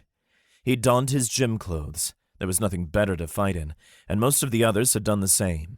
Finally, he drank his bloodlust potion. He'd probably need it. Over the days leading up to the fight, he'd also consumed a few more potions. Their main effect was gone, but the slight boosts lingered for his speed and strength. It was time to see what he could really do when he let loose. He hopped over a stanchion, and already he registered his legs pumping harder and the field letting him move faster. There were about 20 others who entered the arena. Most were middle woods, but there were other high woods with guild badges. Not Fletcher's, though. He didn't care enough to decipher what guilds they belonged to. Both guild kids, a human boy and girl, didn't even try to whisper when they said, "We'll take the others as a team." Right. Wulf couldn't expect a fair fight. No killing, the TA announced. And try not to maim your opponent. If they yield, let them. If they step out of the arena, they're done. The last 5 in the arena will fill up the bottom spots of the low bracket. Got it? A couple students brandished blunt wooden weapons, which there was no rule against. The Wulf didn't trust the boy with a sword to be skilled enough to not hurt someone. Maybe it wasn't against the rules, and maybe the boy wouldn't get in trouble, but it wasn't ideal. Wulf would take him out first before someone got hurt, and the girl with the spear, she was next. Getting cracked on the head with a length of wood would still leave a mark, and not a good kind of mark. Everyone in the crowd quieted down to a murmur, and the contestants nodded in affirmation. Begin, the TA announced. Wulf sprang forward, aiming for the boy with the sword. By the time he'd crossed the arena, the boy was only barely registering that Wulf was a threat. Wulf swatted the sword out of the boy's weak grasp with a swipe, then punched him in the nose and pushed him back over the stanchion behind. Immediately the crowd began whispering a little louder. A few gasps of shock rang out. The boy wiped his nose, smearing blood across the back of his hand. Wulf's bloodlust potion kicked in, and his strength increased. Fights broke out all around Wulf, and the arena descended into a surge of messy melee. He navigated through the brawl, dodging and ducking, and occasionally leveraging his strength to kick someone's legs out from under them, or punch them flat on their back. Occasionally blood splattered, and he got a droplet on his shirt. Once a flying tooth struck him in the side of the head. Every time he drew blood, he gained more strength, multiplying from an already increased base. These kids were vicious, more vicious than he remembered. When he reached the girl with the spear, he grabbed it by the haft, clenching his grip, and splintered it. The haft shattered in his grip. Her eyes widened with shock. He pulled the lower half of the spear from her grasp, then kicked her out of the arena as well. Someone struck him on the back, and he grunted, then whirled around and grabbed the small boy by his collar, leaving him out of the arena too. Hey! The pair of high wood guild kids shouted. You're going down, dog! The nickname's spread then, Wulf muttered. He rolled his wrist, spinning the haft of the wooden spear he'd stolen. Already the fight was dying down. Contestants huffed and rubbed their foreheads, and they threw sloppy, tired punches at each other.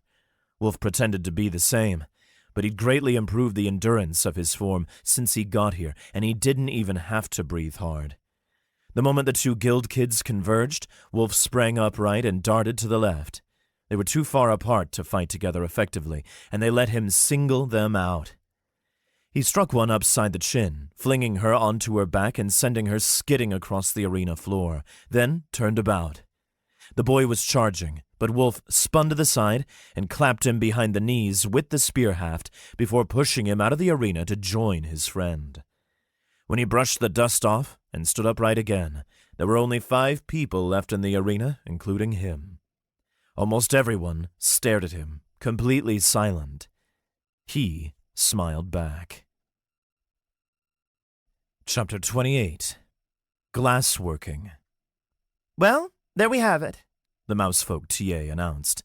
the 5 bottom contenders for the low bracket. Wulf held up his bracer. Something was scrawling across it, and he looked down. Mark unlocked. Shatterfist. That wasn't good. Wulf swallowed, half expecting the field to tell him he'd broken his own hand from punching someone too hard. He thought he had better punching technique than that. Shatterfist. You struck an enemy with the same tier as you hard enough to break their bone like glass. Your ability to see how glass wants to be shaped has improved. He tilted his head. How glass wanted to be shaped? The field spoke like the glass had a will of its own. At first, it didn't seem too useful, but the more he thought about it, well, he'd need to make his own potion vials eventually. You couldn't make a perfect potion if you stored it in an imperfect container. The flask you held it in mattered. If he could see glass's shape, like he could see how a potion wanted to be stirred, he could start developing better equipment of his own. He left the arena as soon as the TA dismissed them. Only now did he realize how sweaty his gym shirt had gotten in the past few minutes of fighting, and he needed to wash up. Plus, he didn't want to show up to his next bout of academy combat training with a blood-stained shirt. On the way back to the dorms, he stopped by the academy baths and cleaned himself up, including shaving the short beard that started to grow on his chin. When he returned to the dorms, he headed to his room. It was evening, and it was dark out, but Jan hadn't gotten back yet from whatever he was doing. Wulf made a potion, bringing his advancement progress up to 82%. Drawing mana from the constructs had given him a large boost to his main core too. Then used his new potion to fuel the constructs Callie had given him. As far as he knew, someone who wasn't actually an artificer, as in they didn't have an artificer class, couldn't make a construct more powerful than bronze tier. These were a good investment, and probably better than anything he could buy in Aratelk. He filled them and drew the mana out, but this time he restricted it. He concentrated on the pathways to his storage core instead, stopping the mana from entering his main core and directing it to his storage core. With this method, he could have brought himself up to low coal if he had let the mana into his main core, but there was no point in doing that until he'd expanded his storage core. The higher his tier, the more robust the cores were, and the harder they'd be to expand. And yeah, already, he wasn't supposed to have a second core at this tier, but that was why he needed to capitalize on it. Since he'd need a much bigger well of free available mana than any other Ascendant, his skills weren't exactly efficient. There was no better time than now. He could grow his storage core to an insane size without compromising its integrity. Already it was about half the size of his normal core, but if he kept this up, he could feasibly bring it to 10 times the size before the wisps of mana that still flowed into his regular core became too much and he advanced to low coal. Plus, at low coal, he could keep expanding it too. He'd considered Arm of the Alchemist a lot. The ability worked almost like a spell, in that it didn't recover mana from use. He'd need to refill this well often, which he'd put the constructs to good use for. While he fueled the constructs, he opened his alchemy book and flipped to the next section of transmutation tables. A set of charts outlining how certain materials shifted under certain conditions and with what skills. Though he didn't have a controllable transmuting ability yet, he was curious. He wanted a weapon of his own, and most were made of some kind of arcane material. If he could plan ahead... The tables gave instructions to alter all metals.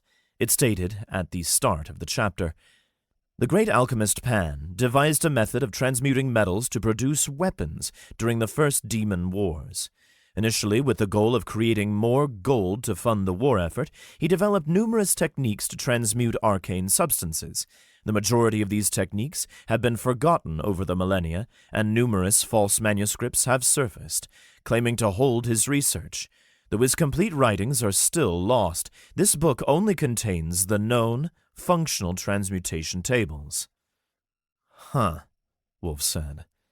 So, there were good alchemists in the past, and, seemingly, with really useful abilities.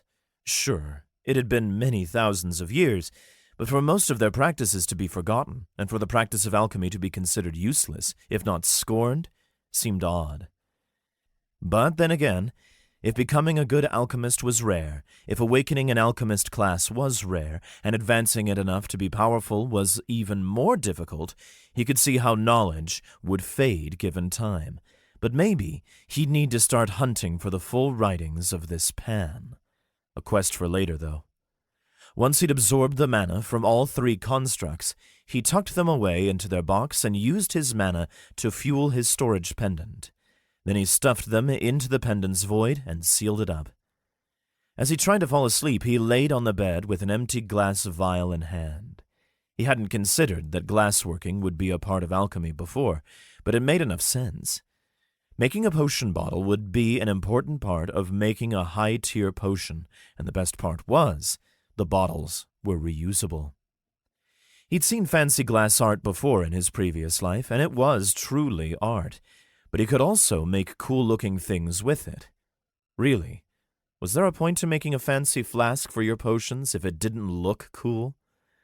And he didn't have to limit himself to flasks.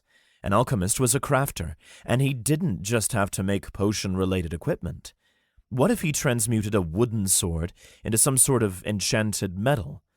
But that meant he was going to need more equipment. Perhaps he needed another storage pendant for yet another part of his alchemy lab, his glass workshop.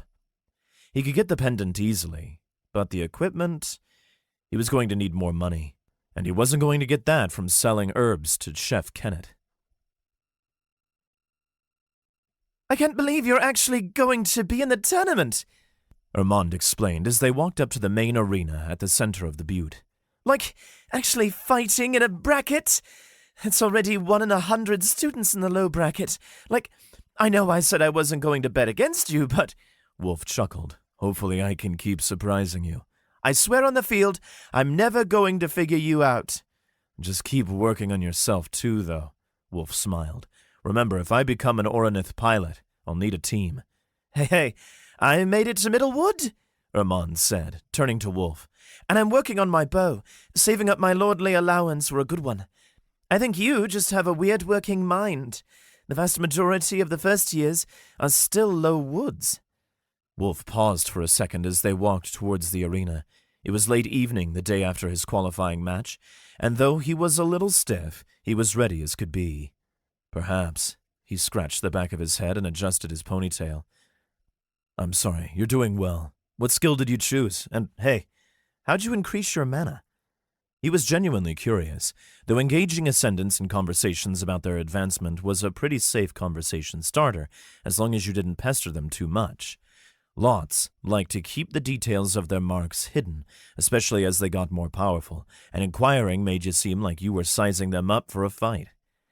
The stronger an ascendant became, and the longer they lived, the more paranoid they became, and the more they focused on things like pride and appearance. Apparently one of the reasons Caroline was so barren was because much of it had been leveled in a battle between two Orichalcum tier guildmasters. Something about a guild heir with weak magic making an easy target for an attempted guild takeover. It had been centuries ago, but the land was still recovering. Well, the weekly mana water supplements at mealtimes helped, Armand said. I've been practicing my archery, which is a task the field rewards rangers for at a low tier. For my skill, I took something to enhance my arrows. It's called Wind Channel. I just spend some mana and, it makes my arrow go a lot faster. Splits the air ahead, pushes it from behind. I'll still need to improve my accuracy and perception, which'll take a few marks, but... Wulf nodded. A good start. Thanks. Though sometimes, compared to you, it doesn't feel like it. Wulf shrugged, then said, My old, friend, Master Arno. The one who taught me to fight. She used to hate what the intellectuals at the Academy tended to say. The whole just be yourself thing. She said it's not quite there. It implies that you don't have to do anything to improve yourself, that you don't have to change, but sometimes you need to reach inside, find the little slice of who you are, and refine it to the utmost degree. I didn't get there, but I'm still working on it. Didn't get there? Armand asked. What does that mean? They were approaching the arena, a round, sandstone stadium in the very center of the butte. But there were so many students and faculty members around that no one would hear them talking. Hells. There were probably some early members of the Central Academy branch that Callie was talking about. Tonight, the first rounds of the inter-faculty tournament were just a precursor to the demonstrations the advanced crews would be putting on later in the week. Before I left Caroline. She must have been a good teacher. The very best. You'll make her proud tonight.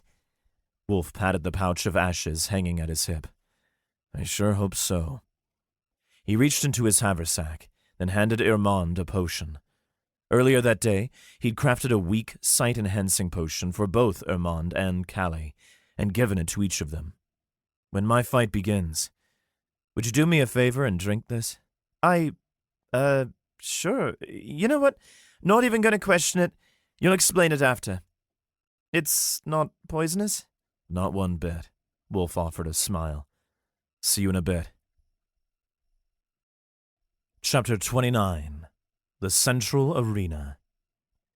A promenade circled the edge of the arena. Wulf split from Armand, then followed the promenade as far as he could until he reached a small, unobtrusive doorway between two marble pillars. The arena itself didn't look like the tallest building. Its outer wall was only about 10 stories high, but it sank much deeper into the butte. After all, it had to be large enough for Oronith demonstrations. He entered through the side door and took a narrow hallway down to the locker room. The room was a small, cramped space, with wooden benches down the center and cabinets along the edges, and a few contestants within. He chucked his haversack in a locking cabinet, then pulled off his coat and shirt, leaving only trousers, and a couple inconspicuous vials in his pocket. They all got a weapon of choice and equipment to suit their ability set. Wulf, under the guise of a pilot, chose a golem. He could prepare it in the armory, then pilot it out into the arena when his time came. Still need a proper weapon, he thought, but that could come later. Just win. Armand and Callie are watching, not to mention a whole host of faculty staff and bigwigs from the central branch. Already the crowd cheered, and the roar of a couple thousand voices vibrated through the stone. Wulf's fight wasn't the first, and there was already one taking place. It wasn't just students watching. There were also non-ascendants from the nearby cities. But his fight was coming up. He had to get to the armory.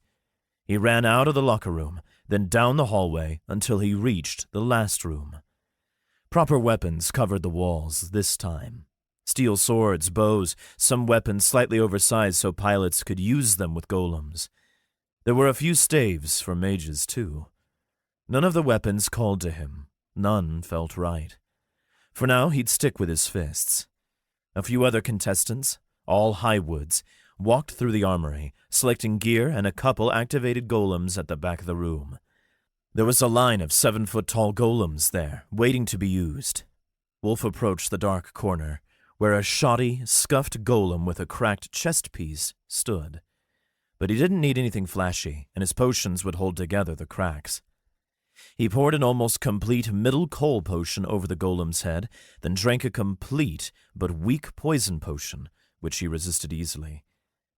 As the first almost potion seeped through the form of the golem, he completed it with his aura, registering the entire golem as a potion.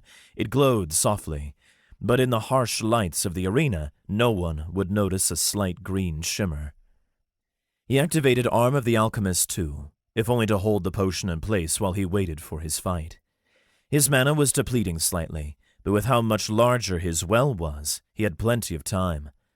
Plus, since he wasn't moving it nearly as much, it didn't drain nearly as much mana.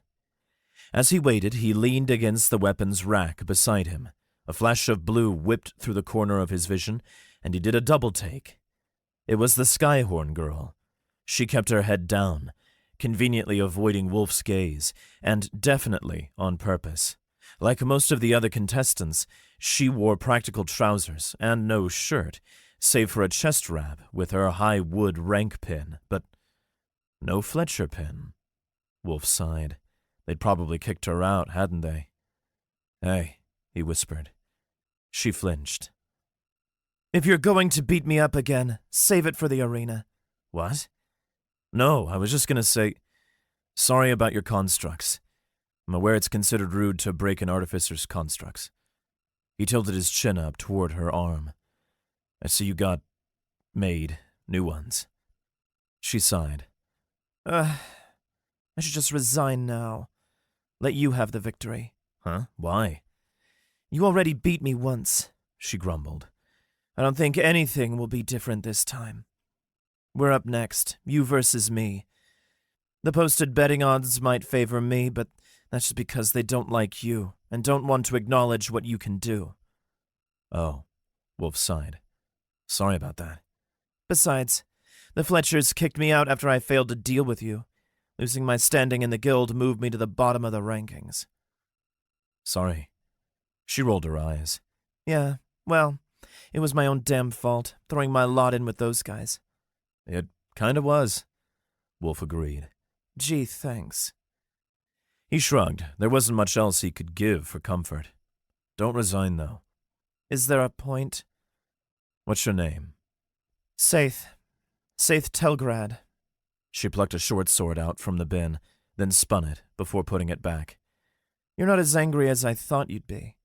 He chuckled. Grudges don't really help anyone. Learned that long ago. You're, what, 19? Same as me? Clearing his throat, he said, Yeah, well, still learned it. Look, get out there, give it your all. I'll do the same. Then after that, we'll see. Who knows? Maybe you'll get noticed by another guild. I don't know what will happen. Not sure if I want to deal with any more guilds. They're more like street gangs than a social club. But everyone all seemed to know each other here. Everyone except me. I didn't know what else to do. Then get on an Ornith crew.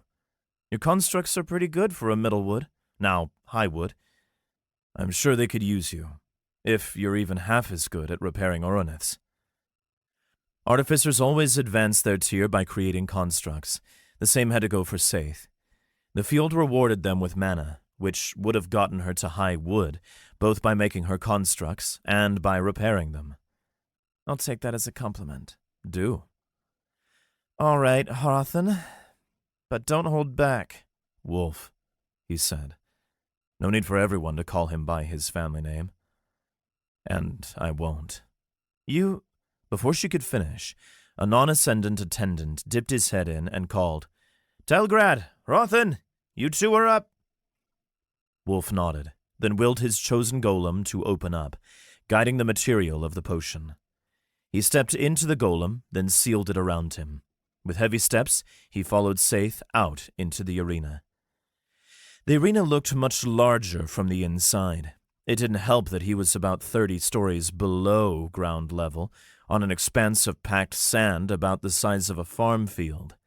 He knew ascendants could get powerful, and Orniths needed room, but this was massive. Enormous, mana-powered lightning constructs hung up on ropes across the top of the arena, and the glare shone bright in his eyes. He sealed up his stone helmet over his head, but the light still blasted through the crack in the visor. As well, an enormous sheet of enchanted paper was suspended from the upper ring of the arena, large enough to read from the ground, words scrawled across it reading, Hothen versus Telgrad. Below it, another sheet of paper provided odds 3 to 8. Wulf snorted, but he wouldn't let that get to him. If anything, it was a reminder. The last thing he needed was to be cocky, especially in front of a crowd like this. With how many lights they had strung up, and how much enchanted paper and ink they were using, well, they clearly hadn't spared any expense for the bigwigs from the main branch of the Academy, had they? Wulf and Saith walked to the center of the arena, standing 30 paces apart from each other.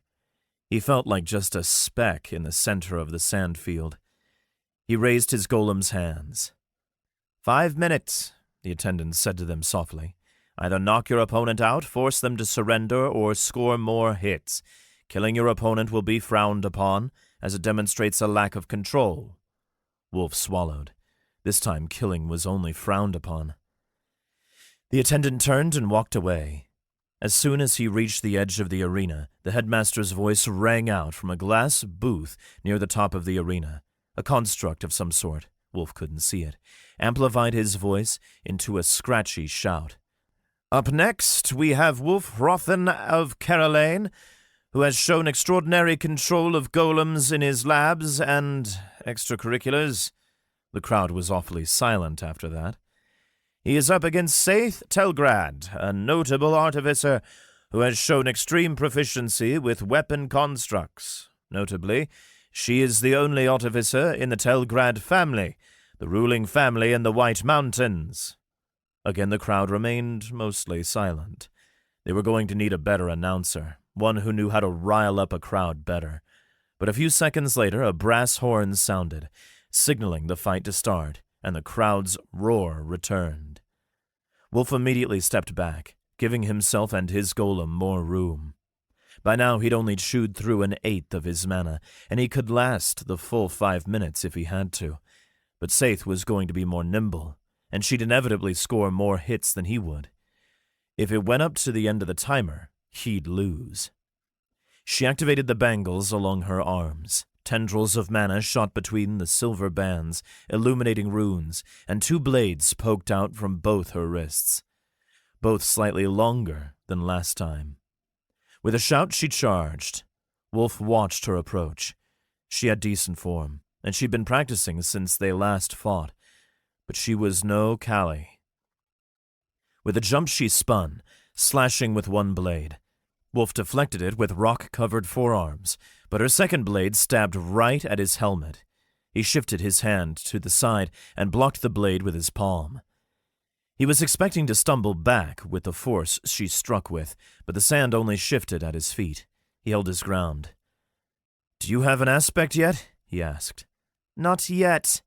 She spun back, pulling her blade away. "You?" "Not yet," he called. She darted forward, unleashing a flurry of blows, but Wulf deflected most of them, except a jab that caught him across the shoulder, taking a good chunk of the golem's shoulder pauldron. His mind screamed out in warning, knowing that, had this been an Oronith, the field would be offering damage warnings. "You're showing me what you're going to do before you do it," Wulf said softly, but he didn't know if she heard. He just needed an opening to strike her hard and fast, end the fight quickly, with one blow. "Come on, Callie and Hermon, drink your potions," he thought. "Drink your potions." He needed them to activate Bastion. After a few more seconds, and a few more blows blocked, Fate had him stumbling backward with a hit. She must have triggered a mark to increase her strength, but Wulf wasn't about to lose to someone his same level, not when he had decades of experience on her. He widened his stance, channeled the bonuses he'd received from consuming potions, and caught her blade, before pulling her to the side. As she stumbled, he finally received a burst of strength from the edge of the arena. Invisible tendrils reached out through the air, empowering him with more strength as the field recognized his friends using his potions. As Fate stumbled, he lunged forward and drove a knee into her stomach, making her stumble back, then punched her in the chest. Gasping, she staggered back, then fell on her back. Wulf snagged one of her arms and pinned her to the sand. She grunted. "You know, I actually had hope there." "Sorry." "Don't apologize." "Then give up. I don't want to hurt you." She blew a puff of air out her mouth, making ripples in the sand. "Fine. I yield." Chapter 30. Fate. Wulf stepped out of his golem with a quarter of his storage core mana left. He was doing well, but if he ever wanted to fuel an Oronith, he was going to need more. Especially since, unlike other pilots, he would lose mana and be unable to recover all of it. But as usual, not a problem for right now.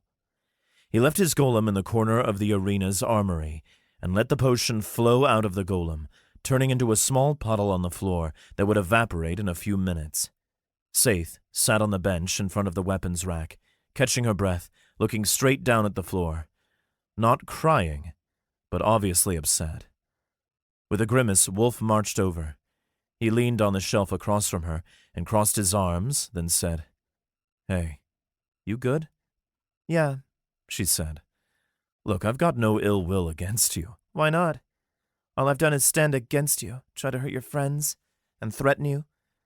"Because I know what it's like to throw your lot in with the wrong people.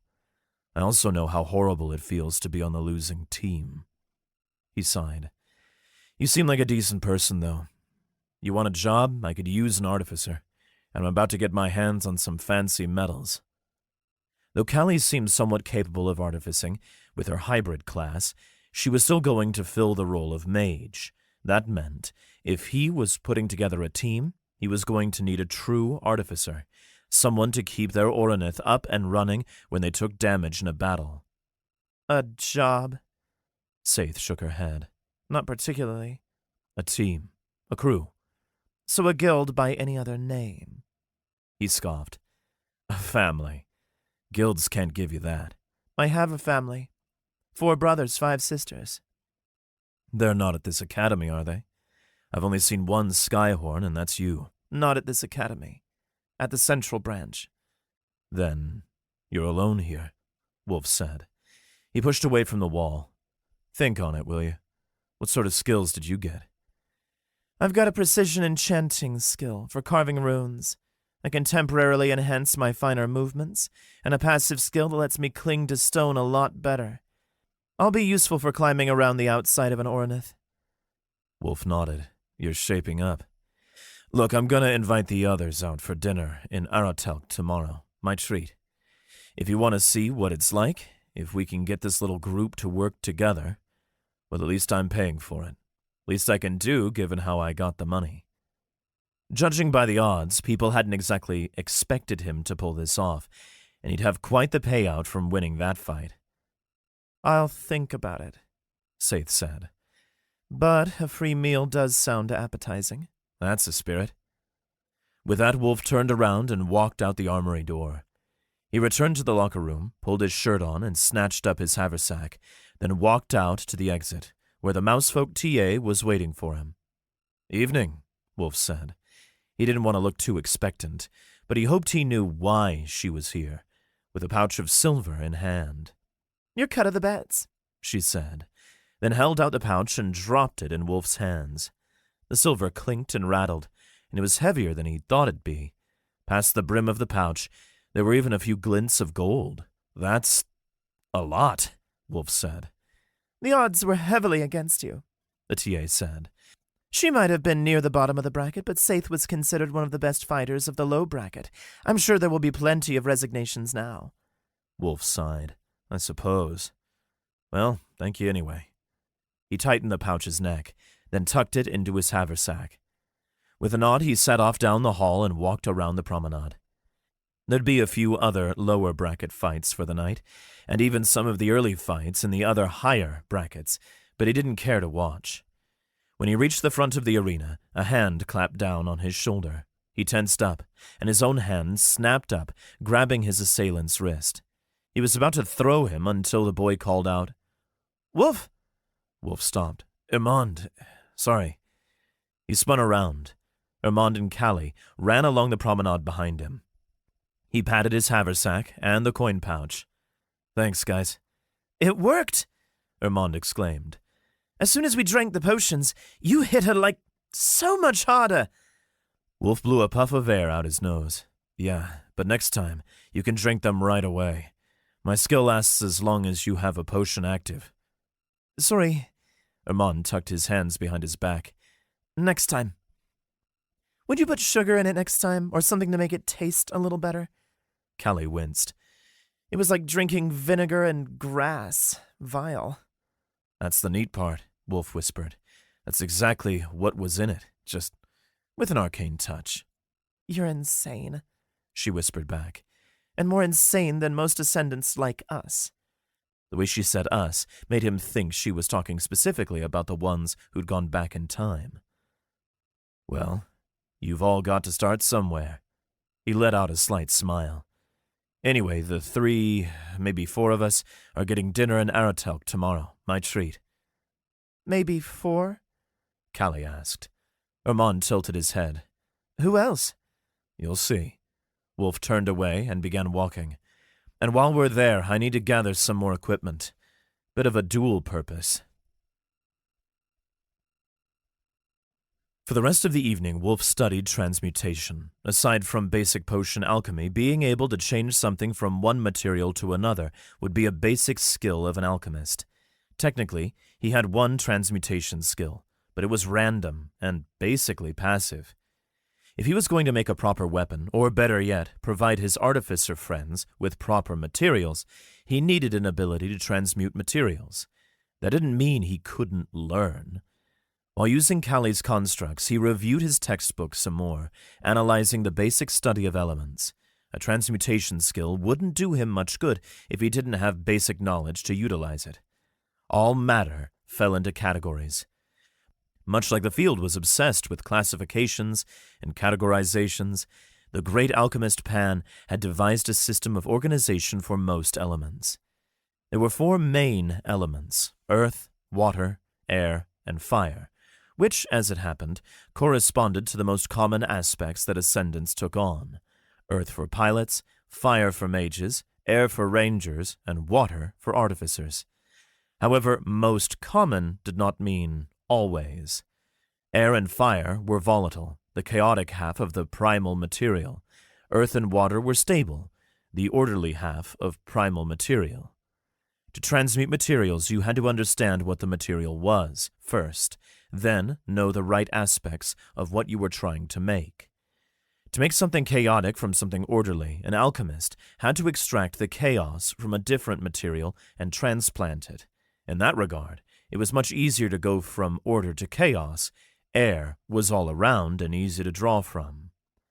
But once you extracted the chaos from something, you were left with its primal material, a basic form of celestial matter, the basic building blocks of all existence, the very substance the field manipulated. Neutral, but extremely valuable, and extremely dangerous, it sought to take on an aspect, and sucked the aspect out of anything around it. Which made Wulf wonder about his own ability and his first skill. By changing the materials and makeup of the potion, he had to be drawing from something. But then, it probably wasn't that random at all. Volatile ingredients with air and fire aspects tended to make harmful potions. Since it was much easier to draw in the chaos of air and fire, of course his potions would tend toward harmful poisons. And the primal material left behind, well, the field had created it without his direct will, and it would be returned to the field almost immediately and repurposed. All of that was helpful for now. For one thing, he'd always been surrounded by air. By delving deep underground, he might be able to skew his potions closer toward order and draw on the earth, but he wasn't sure if he wanted to. After all, he had a method of making potions with beneficial effects now, with clever manipulation of catalyst slips. But if he tended toward poisons anyway, why not aim for a volatile poisonous aspect?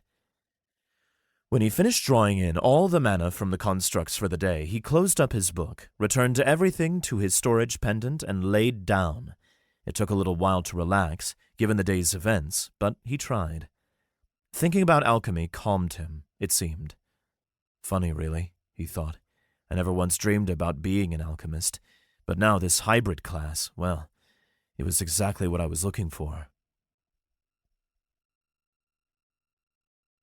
Wulf sat in a stuffy lecture theater of Introduction to Golem Studies, dutifully taking notes, but wishing the lecture could finish sooner.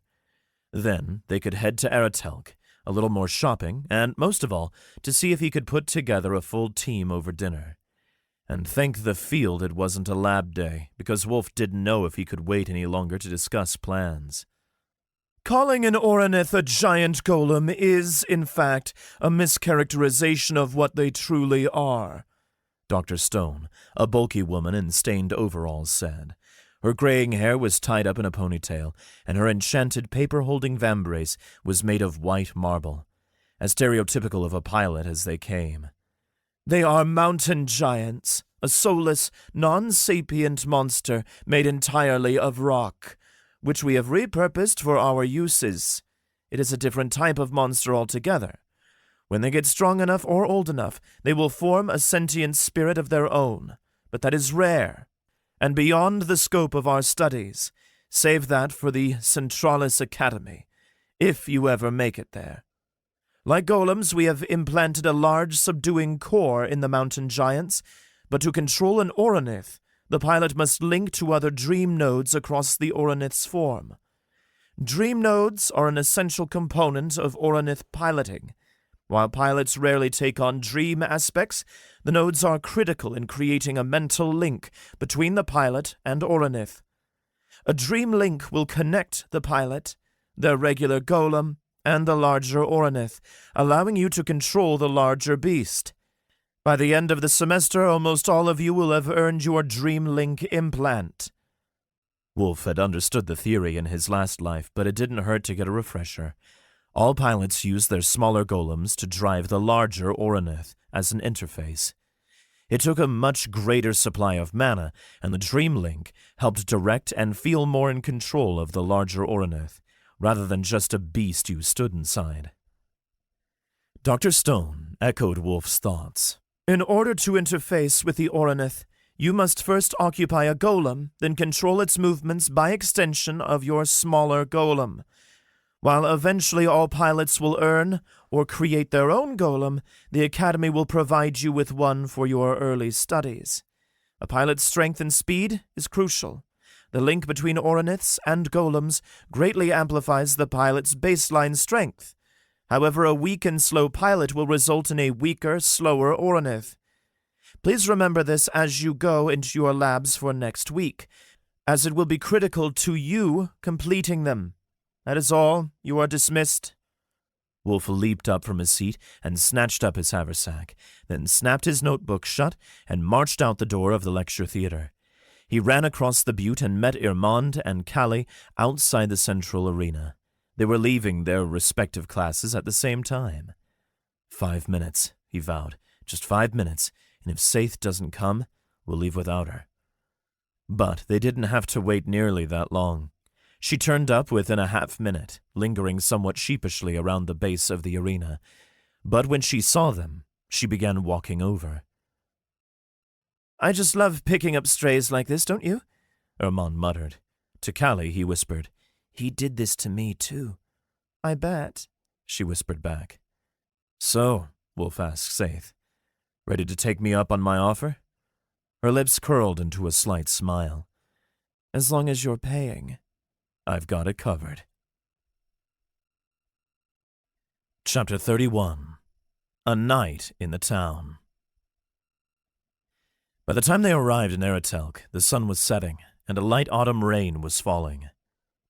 It wasn't terribly cold yet, but it was getting colder, and though Wulf's coat wasn't necessary yet, he figured he'd be thankful for it soon. They walked into the entertainment district, where there were significantly less academy students. Average people crowded the flagstone streets, dodging wagons and carts, before flitting in and out of restaurants. Rows upon rows of hanging lanterns crisscrossed over the street, dousing it in golden light.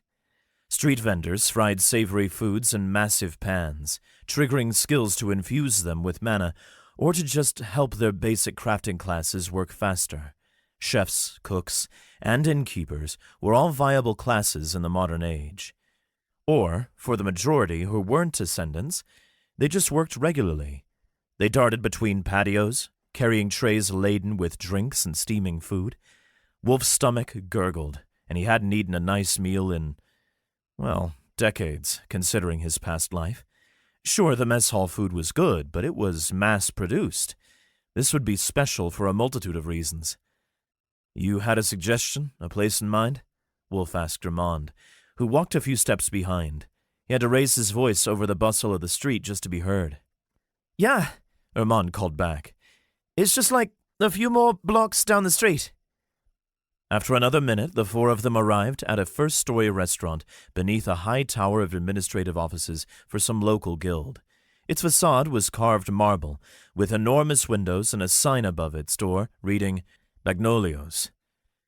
Wulf was pretty sure it wasn't a real name, and just trying to sound foreign, maybe from a peninsula in the very south of the Confederacy, but he didn't mind.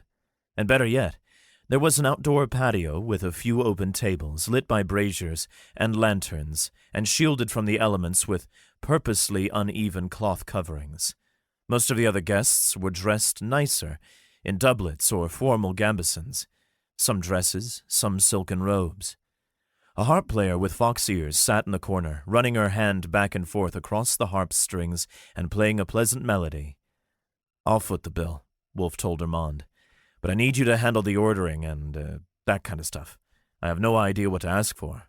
"Figured." Armand cast him a smile. "Fortunately, I have practice." He approached a lectern at the edge of the patio and gave the attendant a slight bow, then said, "Good evening, ma'am. Do you have any open tables, preferably for 4? "Yes, sir," she said. "One left for the evening, and you're just in time. Follow me." "Could you request the Autumn Leaf Clan special?" Armand asked. "If they'd begun preparing it, that would be wonderful." "That is a meal meant for 7 guests, sir," the attendant warned. "Something tells me these guys are going to eat their weight tonight," Armand said, motioning back at Wulf and the others with his thumb. "Very good, sir." The attendant led them to a table near the edge of the patio, with a view of the street. A little cozy, a little noisy, but Wulf wasn't about to complain. Once they all sat down, Wulf leaned back, and for a few minutes just settled into his seat and relaxed. Finally, Callie began. "So, why do you need glass crafting equipment?" Wulf leaned forward again, and keeping his voice low, said, "For Saith's sake. Well, all right. I'm a bit of an alchemist. I think that'll probably explain a little. See, most alchemists nowadays just use mass-produced vials and such, but that's not the best way to craft a potion. I'm looking to make the strongest potions I can, and I'll need to make my own flasks to store them in." "I see," Callie said. "Thanks for the constructs, by the way. They work phenomenally." Wulf leaned forward. While he'd been relaxing and zoned out, someone had brought them glasses of ice water. He took a sip. Callie's face lit up red, and she looked away. "Did I say something wrong?" Wulf glanced at Armand. The elf shrugged.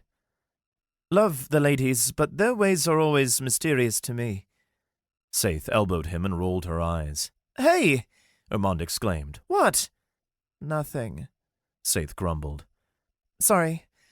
Callie cleared her throat, then wound her tail up around her shoulder, like a human might nervously scratch their shoulder with their hand.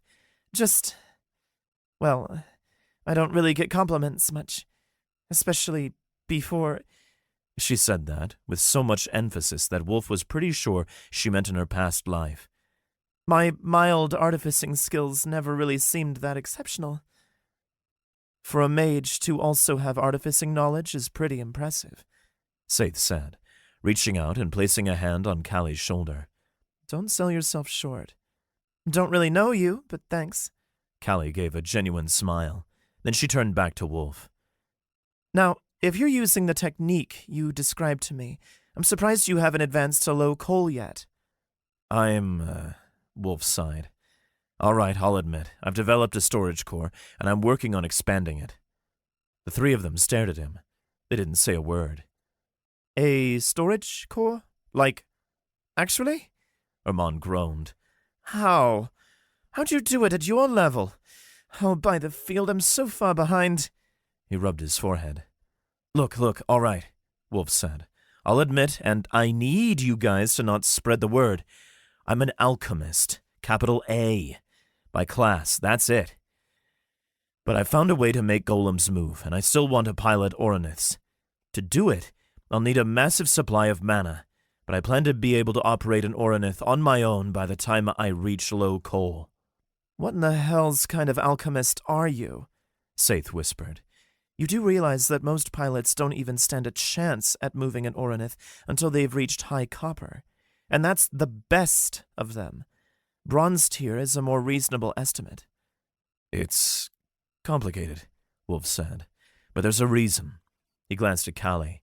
I know I'm asking for a lot of trust, but we, the two of us, have reason to think there's going to be another demon attack soon. One of the landing sites will be here, in Aratelk. Armand and Saith were silent for a few seconds. How? Armand asked. How would you know? And I thought we'd fought off the demons 4,000 years ago.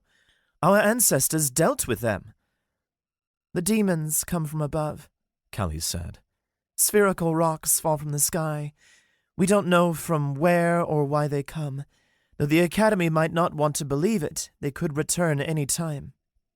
Wulf had to admit he didn't know why the demons came, attacked, or did anything they did.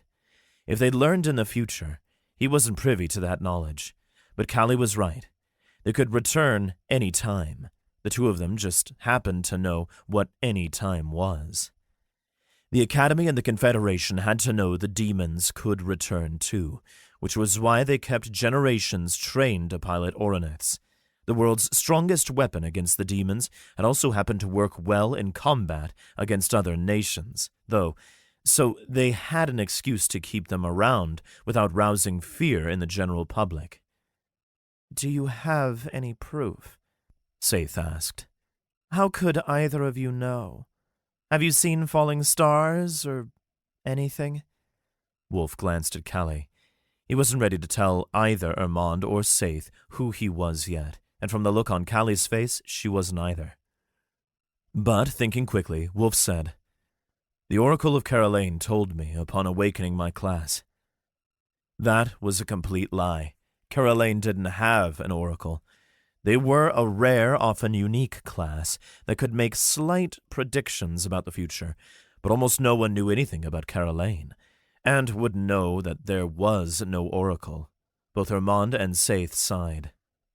They might not necessarily believe him, but the word of an oracle had never been wrong, not once in the historical record. Callie nodded along. I believe him. The monsters in the woods have been acting up more than normal. 8-9 was the date I got from the oracle, Wulf said. He rubbed his forehead.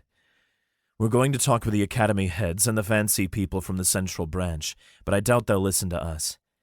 Headmaster Lengold might, but he has no real power. He wouldn't dispatch a team of Oroniths to Aratelk on a whim. The Centralis Academy heads might listen, Callie reasoned. I don't think they'll believe the word of an oracle from Caroline, Saith said.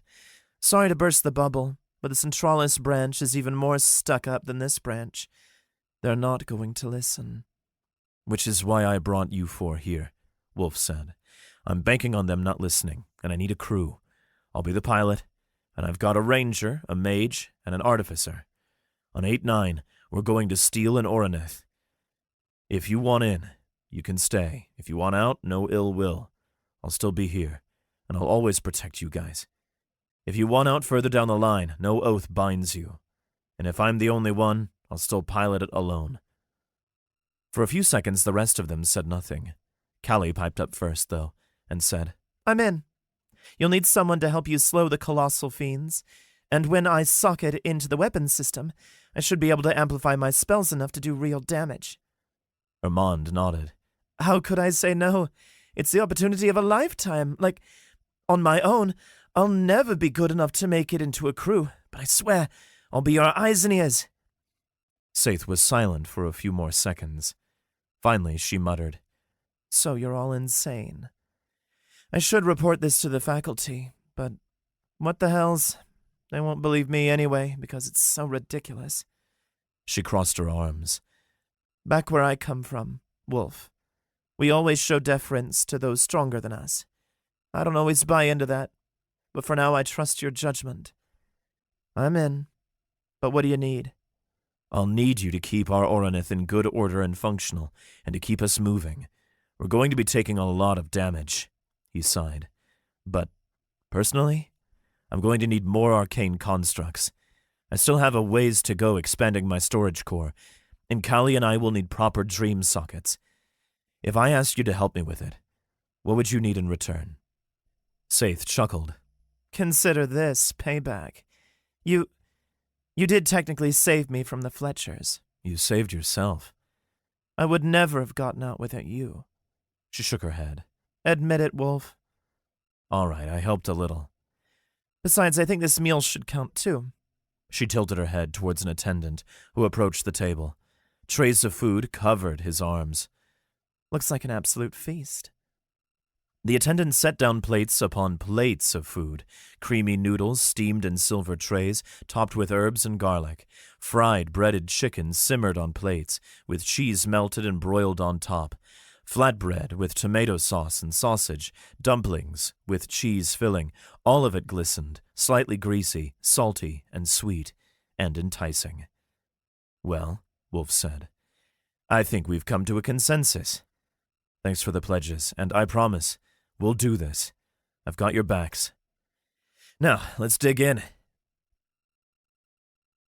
Chapter 32. Bottomless Pit. Wulf stopped paying attention to the conversation almost as soon as he scooped food onto his plate. He took a sample of each dish, then tested them all to see which one he liked the most. Breaded and fried chicken had to be his favorite. It probably wasn't authentic, but that didn't change the fact that it was nearly perfect. Crispy coating, flaky interior, with stringy cheese broiled on top. But it also turned out that this new body was a bottomless pit, especially today, with this being later than his regular mealtime, and now living such an active life. He was somewhat worried he'd have to sit back and let Saith and Irmond do most of the work, but that was far from the case. In his past life, as he got old, he simply lost his appetite. Didn't help that most meals were bland military fare. Wulf? Callie asked, her voice a little louder than usual. It snapped him out of his trance. He winced. She'd probably called him more than once, hadn't she? Snapping to attention, he looked up at the others. Yes? Irmond just wanted to know, well, where in Caroline you came from. She provided. Oh, sorry. Wulf cleared his throat. Got a little distracted. That's sure enough, Irmond said with a grin. Well then, out with it. The village was called Etheril, Wulf replied. A small farming hub, about 200 people. Basically, we all had our fields that we tended to and handled, and some farmhouses scattered about. But not everyone could be farmers, and we needed a little village to handle it all. What was your family? Saith asked. Head of a farmers' guild, some sort of nobility in the region? Wulf shook his head. What, you don't remember the Fletchers calling me lowborn? Looking down with shame, Saith sighed. Sorry, Wulf replied. Didn't really mean it that harshly, but no, we were just average farmers, average income, average plot of land. It wasn't abject poverty, but most of the shopkeepers and store clerks here are better off than we were. The villagers all pooled their funds to send me here. Ever see an Oronith before coming here? Irmond asked. Yeah, not really, Wulf said, catching himself. He had to think of his past life, which still felt like it was 4 decades ago. I'd seen a few loader golems pass through the area, but nothing like an Oronith. That even was a stretch. There hadn't been any loader golems in his area of Caroline, because there was no ascendants to operate them. I wish I could see the look on your face when you first saw an Oronith, Saith said. Might make you a little less scary. Are you scared of me? Well, all right, Wulf said. How do I make you less scared of me? Seeing you pile food on your plate and get completely lost in it is helping. Saith chuckled. Well, I can keep doing it, but you guys tried to make me talk about myself, not my strong suit. Wulf picked up a fork and plunged it back into a pile of pasta, then shoveled it in his mouth. Did no one ever teach you to eat pasta properly? Irmond asked. At least, with a little etiquette? What's wrong with what I just did? You're supposed to wind it around the fork, Irmond said. That way you just get a bundle of noodles in your mouth without having to slurp up the rest. Oh, Wulf shrugged. That sounds like a lot of effort, though. Says the guy who's already made it to Highwood. So is Mock, Wulf had to admit. He didn't really think much of it. In fact, he had catching up to do. In fact, the Mox made it to middle coal, which means we have to hurry up. Yeah, but, he has guild backing and is the kid of probably the wealthiest guy in the world, Amon said. I'd bet they helped him get a few marks before sending him off to the academy, Saith added. And being a mage, they probably found a few monsters in one of their private hunting ranges for him to kill and give him a head start. That's a good way to underestimate him, Callie said. Given Wulf's arrangement, it doesn't matter what Amok's background is, and we can't afford to make excuses for why he's stronger. Wulf sighed. Guys, not to break the mood, but don't you want to not think about that for a little bit? Just enjoy what you can while you've got a chance? He knew it came out a little weaker than he intended, but it didn't mean it was wrong. They were supposed to be enjoying themselves, not thinking about the future. That could come later. Besides, if they were going to work together to crew an Oronith, they'd need to be a team. They couldn't be a team if they only talked business. Callie nodded. He's right. She turned to Ermond. You don't seem the type to know etiquette. Well, I'm not a stickler, Ermond said. His ears drooped slightly. But there are some things that I was drilled on. I don't know. I kind of just thought Wulf would know those sorts of things, and found it pretty amusing when he didn't. You still didn't strike us as one to care either, Wulf echoed Callie. Well, I think I've had a lifetime of etiquette, Ermond said. Don't say this, don't do that. So many things to stop doing. Don't say or stammer. Well, I'll say if I please. You guys know what I mean? So, where are you from? Wulf asked. And I figure you're nobility? Yeah, first son of Lord Redleaf, the autumn forest country of Iclean. Never heard of him, Saith said. Wulf hadn't heard of Redleaf either, but he figured he wouldn't have. He wasn't exactly up on who was who across the whole of the Confederacy, but where most people would at least have some knowledge of the major ascendant lords, ascendants who took charge of certain counties before reporting to their respective government heads, who in turn reported to the king of the Confederacy. Wulf just didn't care enough about how the kingdom was governed. We're comparatively small, Amon said. But Father has high expectations for me. I'm supposed to be the one who goes forward and brings our family to the big leagues. Says he's done most of the work, and that's true enough, but I'm not sure if I want it. Wulf bit his tongue, but he was pretty sure there were millions of people who'd trade places with Ermond to have that kind of birth luck. Still, to be young meant being rebellious, and truly, Wulf didn't know what Ermond's family life was like. Come to think of it, Saith said. I haven't heard of any important nobles from Iclean. She offered a playful smirk. Yeah, laugh it up. We elves are insular. I haven't heard of Skyhorn nobility either. That's because you're uneducated, not because we're not important. Wulf, back me up, Ermond begged. I'm uneducated too, he provided, though I admit it. I'm not. Ermond shook his head, then picked up a buttered bun from the center of the table and bit into it. Callie? Speaking with your mouth full, she teased. How scandalous. Yeah. Now your answer. Sadly, I have to admit, I'm much like Wulf. I grew up in a rural village amidst the terraced rainforests of Threnia. We were ant ranchers, not highborn either.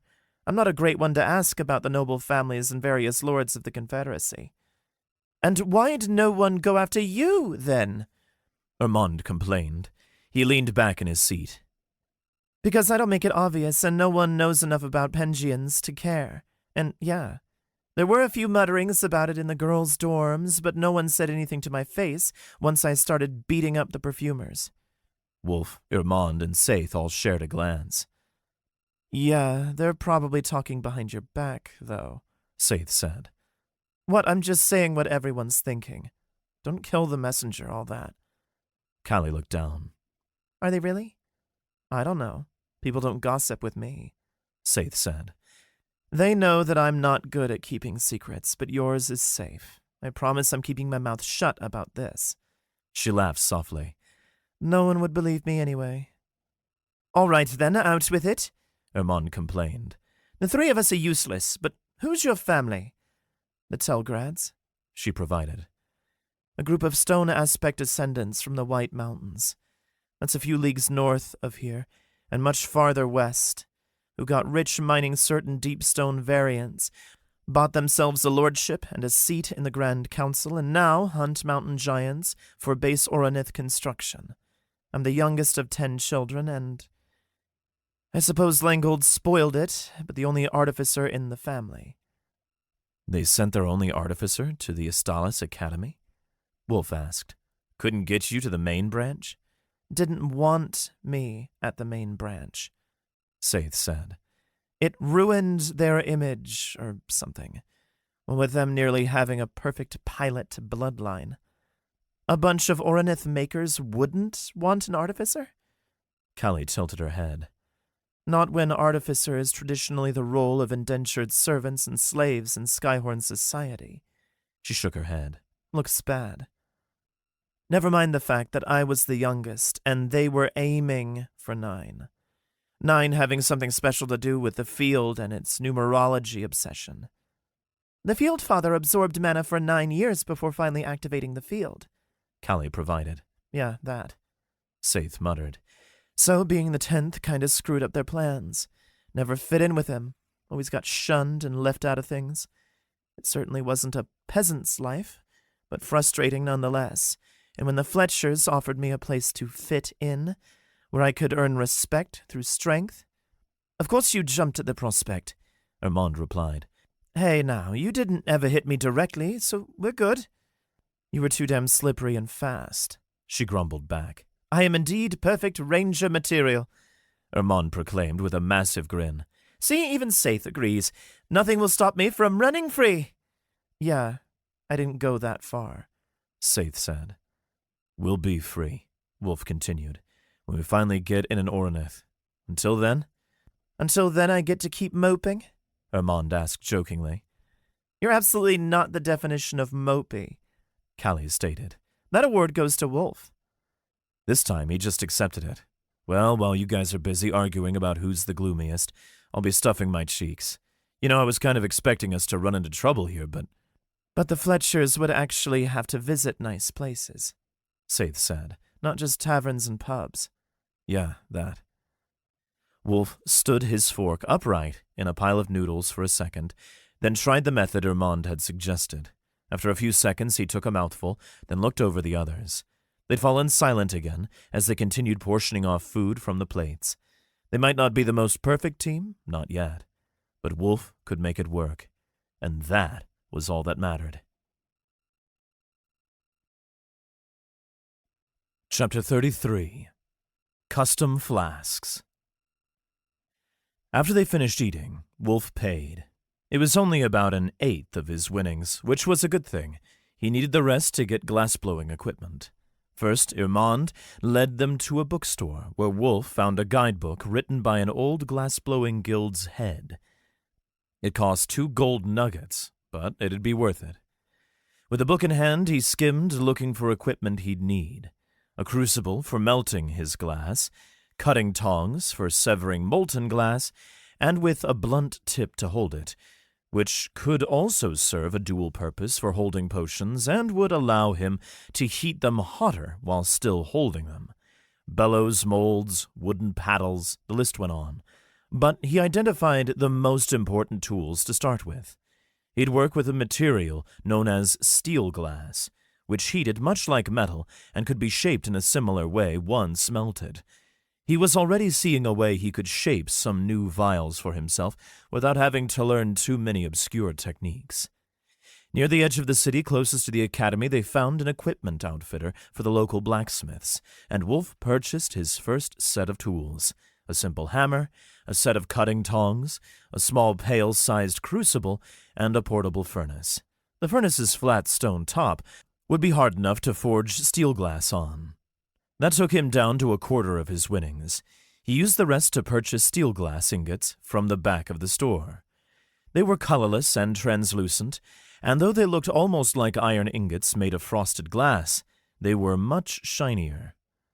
"We don't sell many of these too often, son," the store clerk said. "Keep 'em in stock in case, but almost nobody wants them, so this is all we got." I'll take it, Wulf said. In truth, buying a small pole wagon for himself to carry it in was worth more than the steel glass itself, which he filled the wagon with. When they returned to the academy, he split ways with his friends, then dragged his wagon up to a shaded corner behind the artificer's labs. He was going to need another storage pendant. Keeping his head high and taking off his pin, he walked in again like he belonged. It was late at night, and they'd be locking up soon. Only a few students lingered, but none of them paid him any attention. Only a non-ascendant janitor even looked up at him. He climbed up to the top level, identified the same lab where he'd finished his original storage pendant, then hoisted up the waste bin and dumped it out on the table. After a few minutes of sifting, he found a candidate for his pendant. It was another knotted pendant, but this time a little too loose. Whoever had made it was almost there, and they had the wisdom to fold the field in on itself to try to break into a little pocket realm, but this time hadn't folded the runes over enough. The Academy wouldn't have seen the efforts. It wasn't up to their rigid standards. They tended to prefer circular pendants, whose runes circled the outside, brute-forcing the field to fold over itself. This time, Wulf bent the knot over a little more, then folded the brass tips in. Most of the hard work had been done for him, and silently he thanked the unknown artificing student for helping him out. He'd never have gotten the runes on his own, before activating the pendant with a small push of his own stored mana. Now, it only took a sliver out of his storage core to activate the storage pendants, not worth wasting a potion on. The pendant opened to a realm much like his old one, a floor of cloudy vapor, walls made of starry void. He deactivated it, attached it to a chain, and hung it around his neck, then cleaned up his mess. Again the janitor passed, but only spared a single glance. The old man shook his head and continued on his way. Wulf couldn't linger any longer, though. He pushed the bin to the edge of the room, then walked quickly but calmly out of the lab building. As soon as he was outside, he stored his new equipment inside the pendant. When he returned to the dorms, he found Jan already asleep. But he wasn't tired yet, and he wanted to try making his first potion vial. So, activating the pendant, he left it on the table and stepped inside. At the cart's bottom, he'd packed in a little firewood, and now he started a fire with it in the center of the pendant. The furnace contained it.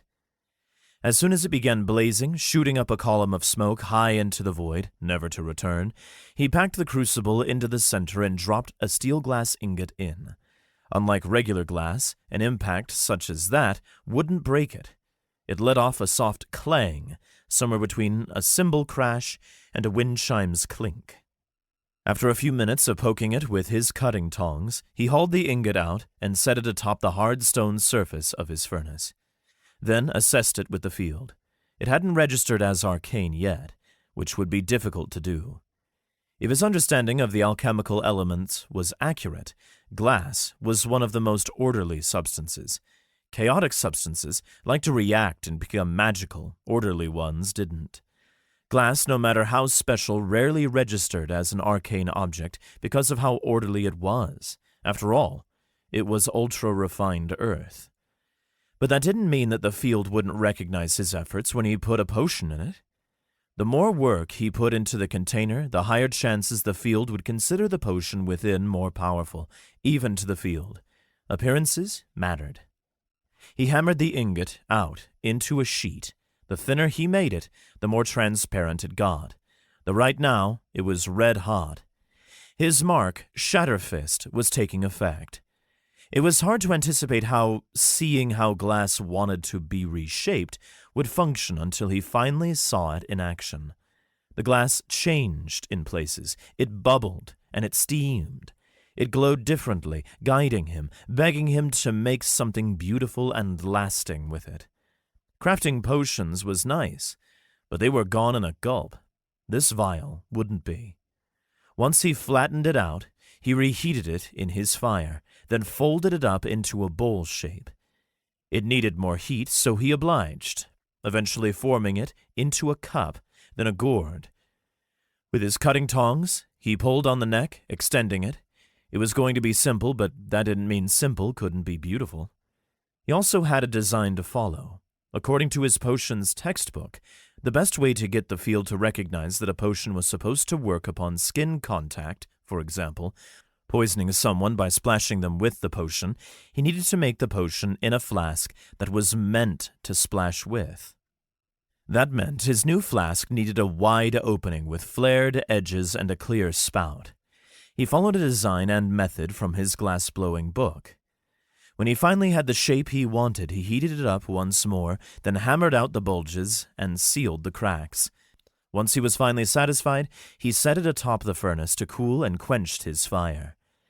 Before sleeping, and while he drew mana from Kali's constructs, he stepped inside his first pendant, his potion-making pendant. It was starting to get heavy now, with all the arcane mass inside. It meant the plants were ready to trim. He brewed a few more potions with the plants, just to have on hand, and to continue raising his advancement progress.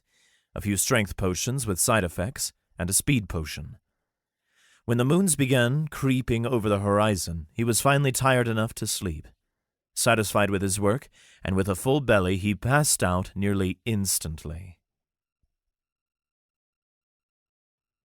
The next morning, before his run with Irmond, Wulf opened his glass workshop pendant. His new flask had cooled. He picked it up off the furnace. It hummed with purpose, like a potion that had almost been completed. But it still didn't register as arcane. But that didn't matter. It was basically an ingredient. It had potential, and he needed to release it. He gathered up a tincture he'd prepared a few days ago, then slotted his new flask into his brewing rack. Filling the new flask with the tincture, he lit the burn box, then slowly condensed his new mixture down into a slurry. By the time he finished, it registered as middle copper, good for an early effort. He consumed another middle copper tier potion, which inflicted a weak nausea on him. Still being an entire tier lower, his mark only let him resist so much. He retched, but held last night's dinner down. He directed his aura into his new potion and flooded it with power. The potion obliged, and it ran to completion, changing to a subtle grayish blue. Definitely not something a normal person would want to drink. Hardwell potion, low copper quality, splatter.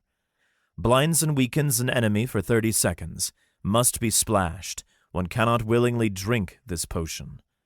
By crafting a potion, you have increased your mana. Advancement progress, 101%.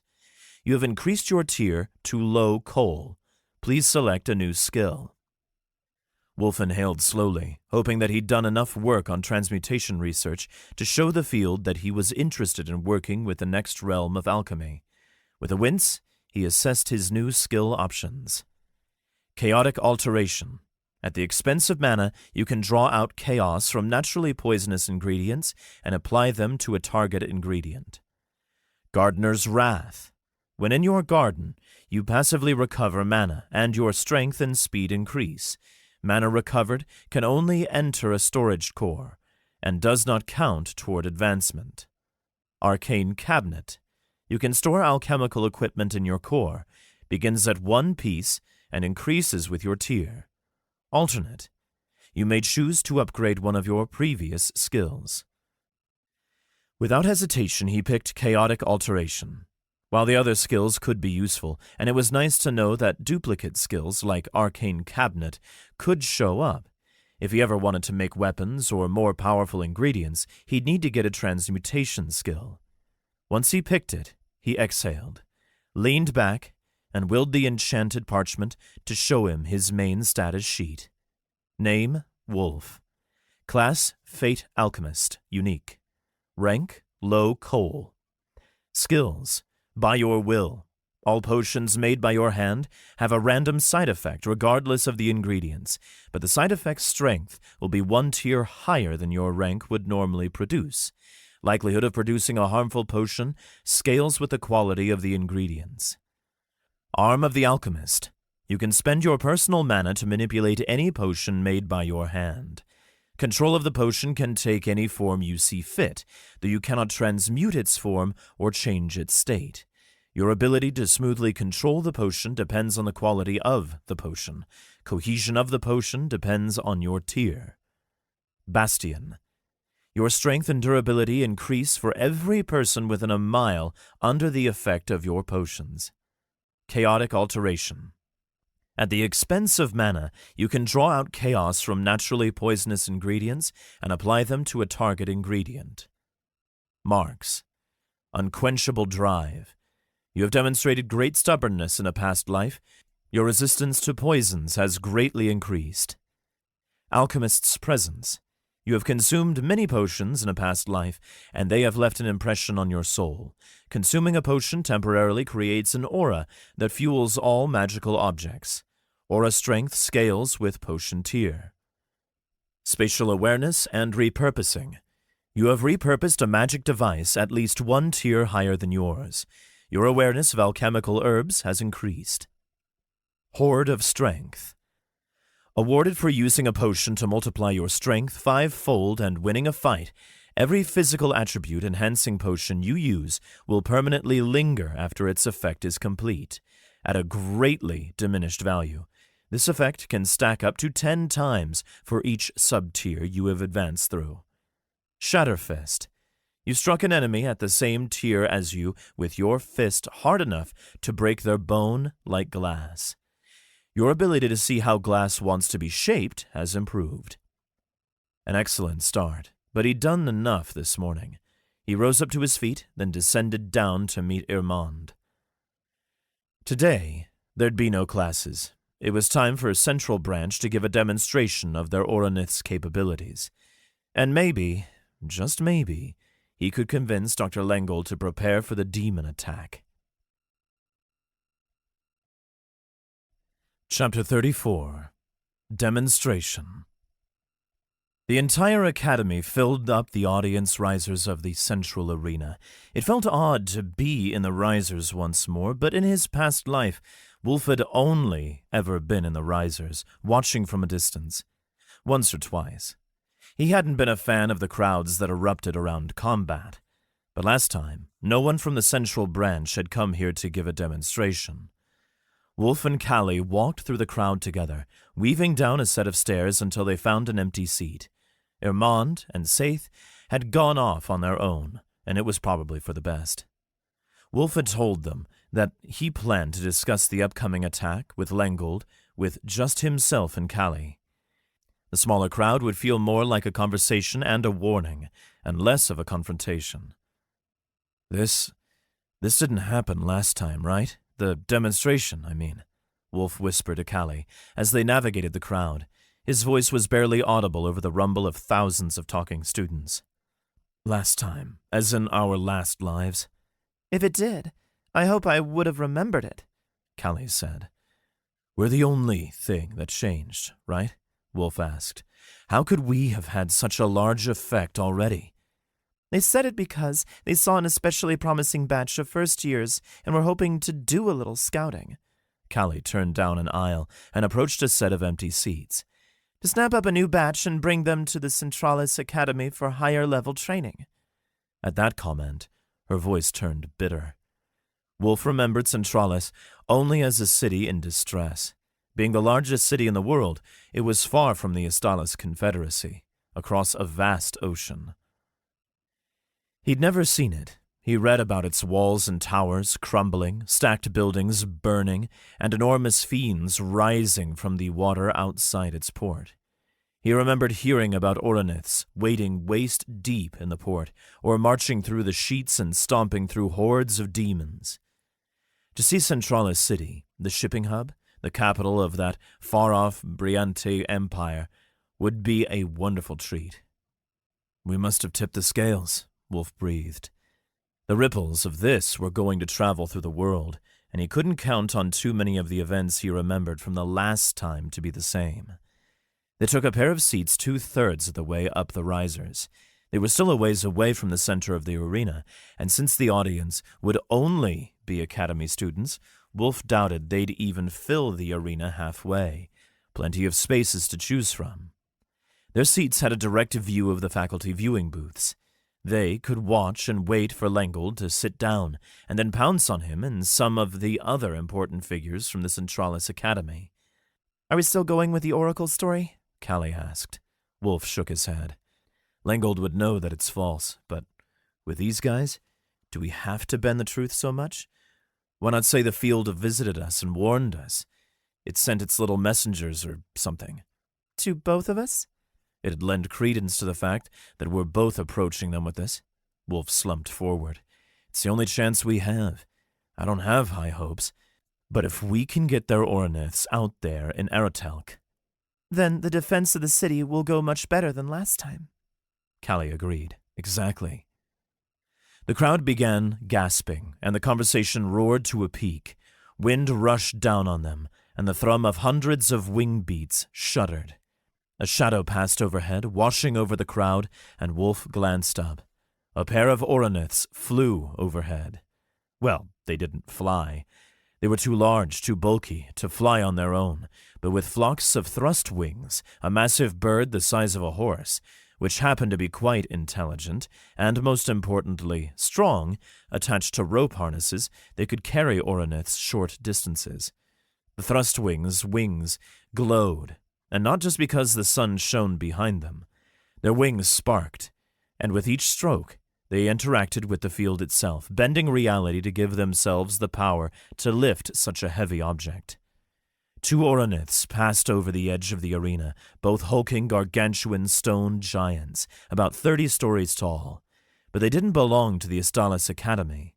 With a clank, the thrust wings' ropes detached, and the Oroniths dropped into the center of the arena. They both landed in a crouch. The impact sent up waves of sand and dust.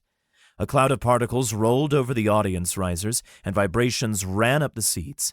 Stone groaned and creaked. There was a faint whir as runes activated, and the Oroniths' joints shifted. When the dust cleared, 2 Oroniths stood in the arena, facing each other. If they were the size of humans, the space would only have been about the size of a small boxing ring. On the far side of the arena was an Oronith modeled in the fashion of a knight. Bulky stone armor with red steel swirls, spikes on its shoulder, and an enormous sword made out of some crimson metal that Wulf couldn't identify. Surely it was magic. The Oronith's head was where the pilot and mage stood, visible only as black silhouettes in the orange glow of the golem's mana. On its shoulder perched a lone thrust wing with a saddle on its back. An elven ranger sat in the saddle, wearing armor made of folded red leaves to match the theme of its crew. He carried a gilded bow with a quiver of arrows that radiated power even from this distance. The Oronith's artificer perched on its other shoulder, strapped into a harness. He held a pouch of tools at his hip and hooks that looked like ice picks in his hands, for scampering around the outside of the Oronith and repairing damage mid-battle. On the other side stood a different Oronith, with a more angular, blocky design. Blue gemstone armor crystallized over its original shell, and it had no visor, save for 2 round portholes where its eyes might normally be. It held no weapon, but it raised its fists in a fighting stance. Like the other Oronith, a ranger and thrustwing perched on one of its shoulders, and an artificer clung to the other shoulder. Wulf reached out and assessed them with the field. For both of the Oroniths, his sheet of parchment read, Oronith, High Silver. Dr. Lengold approached the front of his glass viewing booth, the voice amplification construct activated. I would like to extend a warm welcome to the 3rd and 4th year students of the Istalis Academy, Dr. Lengold called. With the main branch's resources and assistance, they have all advanced to High Silver a few weeks ago, and to celebrate their achievement, they have come to demonstrate to us the true strength of Oroniths. Lengold paused for a second, and behind the glass, Wulf thought he could see the man bending down to look at his sheet of parchment. I present to you Scarlet Glory and the Fist of Belar. These are the 2 top-rated Oronith crews from the Istalis Academy, and they are here to demonstrate to you a proper fight between 2 Oroniths. Wulf hung his head. Oroniths fighting each other was probably the biggest waste he could imagine, and made all the more frustrating by the fact that a proper, high-level Oronith fight should have been with demons. A crew fought like real, sentient species who had rational thought, Most of the races across the world were humans and near humans. They were simply races, slices of a whole, but their differences were incredibly minor. Most behaved similarly, thought similarly, acted similarly. Demons were another species altogether. They were beasts of slaughter, and though they might have had thoughts, it was altogether different from humans. They didn't reproduce in the manner of humans. They didn't eat in the manner of humans. They didn't do anything in the manner of humans. You couldn't anticipate what they would do if you were used to fighting other Oronith crews. Wulf shook his head with contempt, then leaned back and glanced at Callie. "Well, we know where Lengold is," he whispered. "Shall we give it a go?" She nodded. Let's. Keeping low, they stood up, then navigated through the half-empty stands.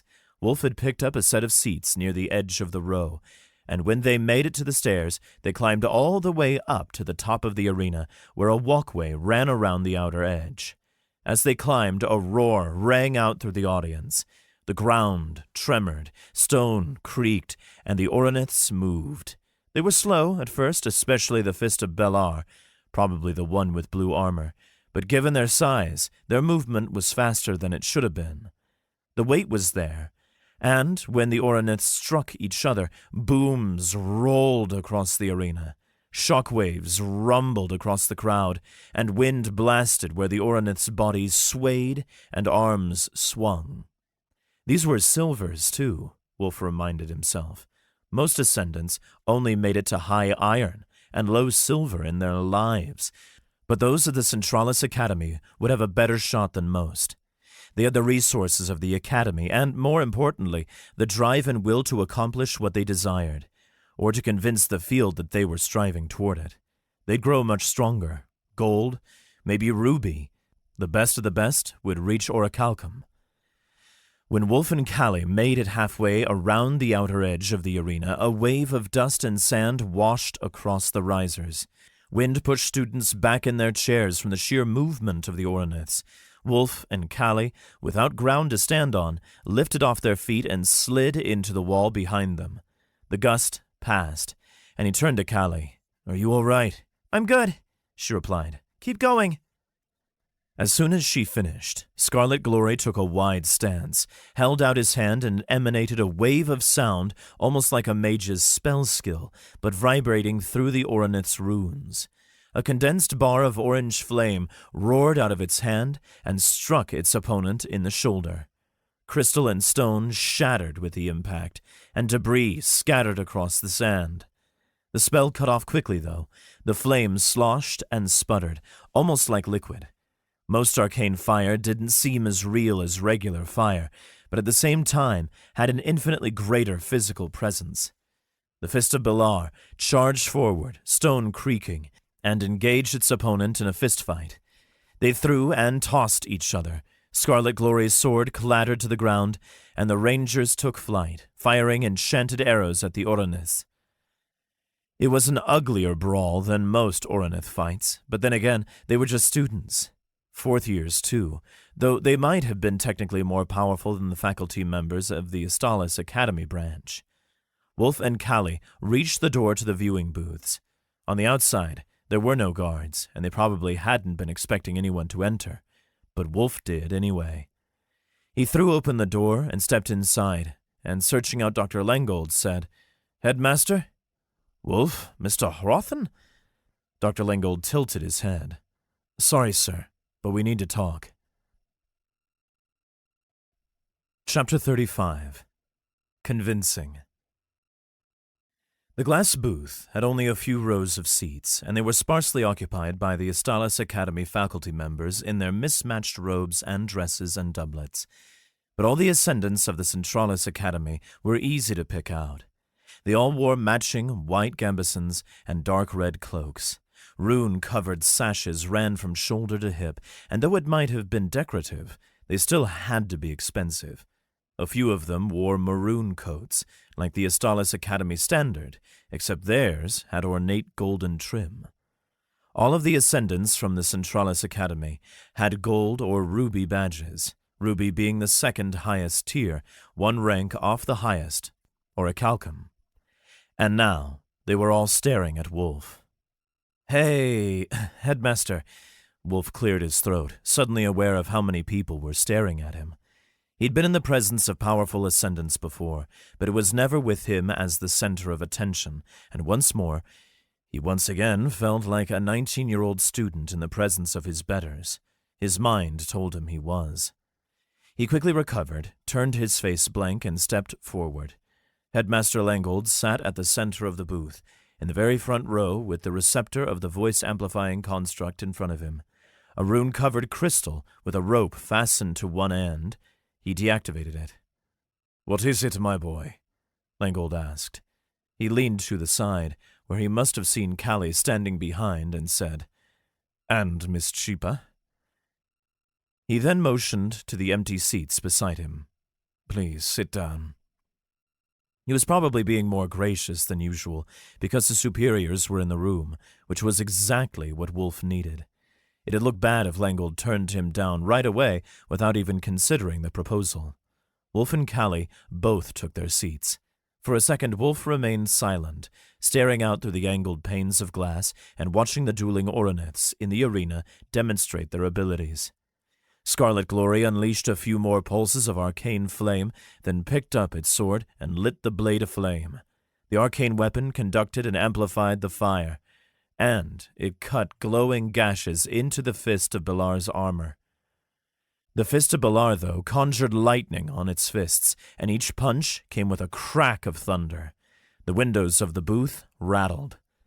Wulf watched more closely, picking out the artificers scrambling around the outside of the Oroniths' bodies, hanging from their picks as they desperately chiseled rune lines to keep the beasts operational and repair damage.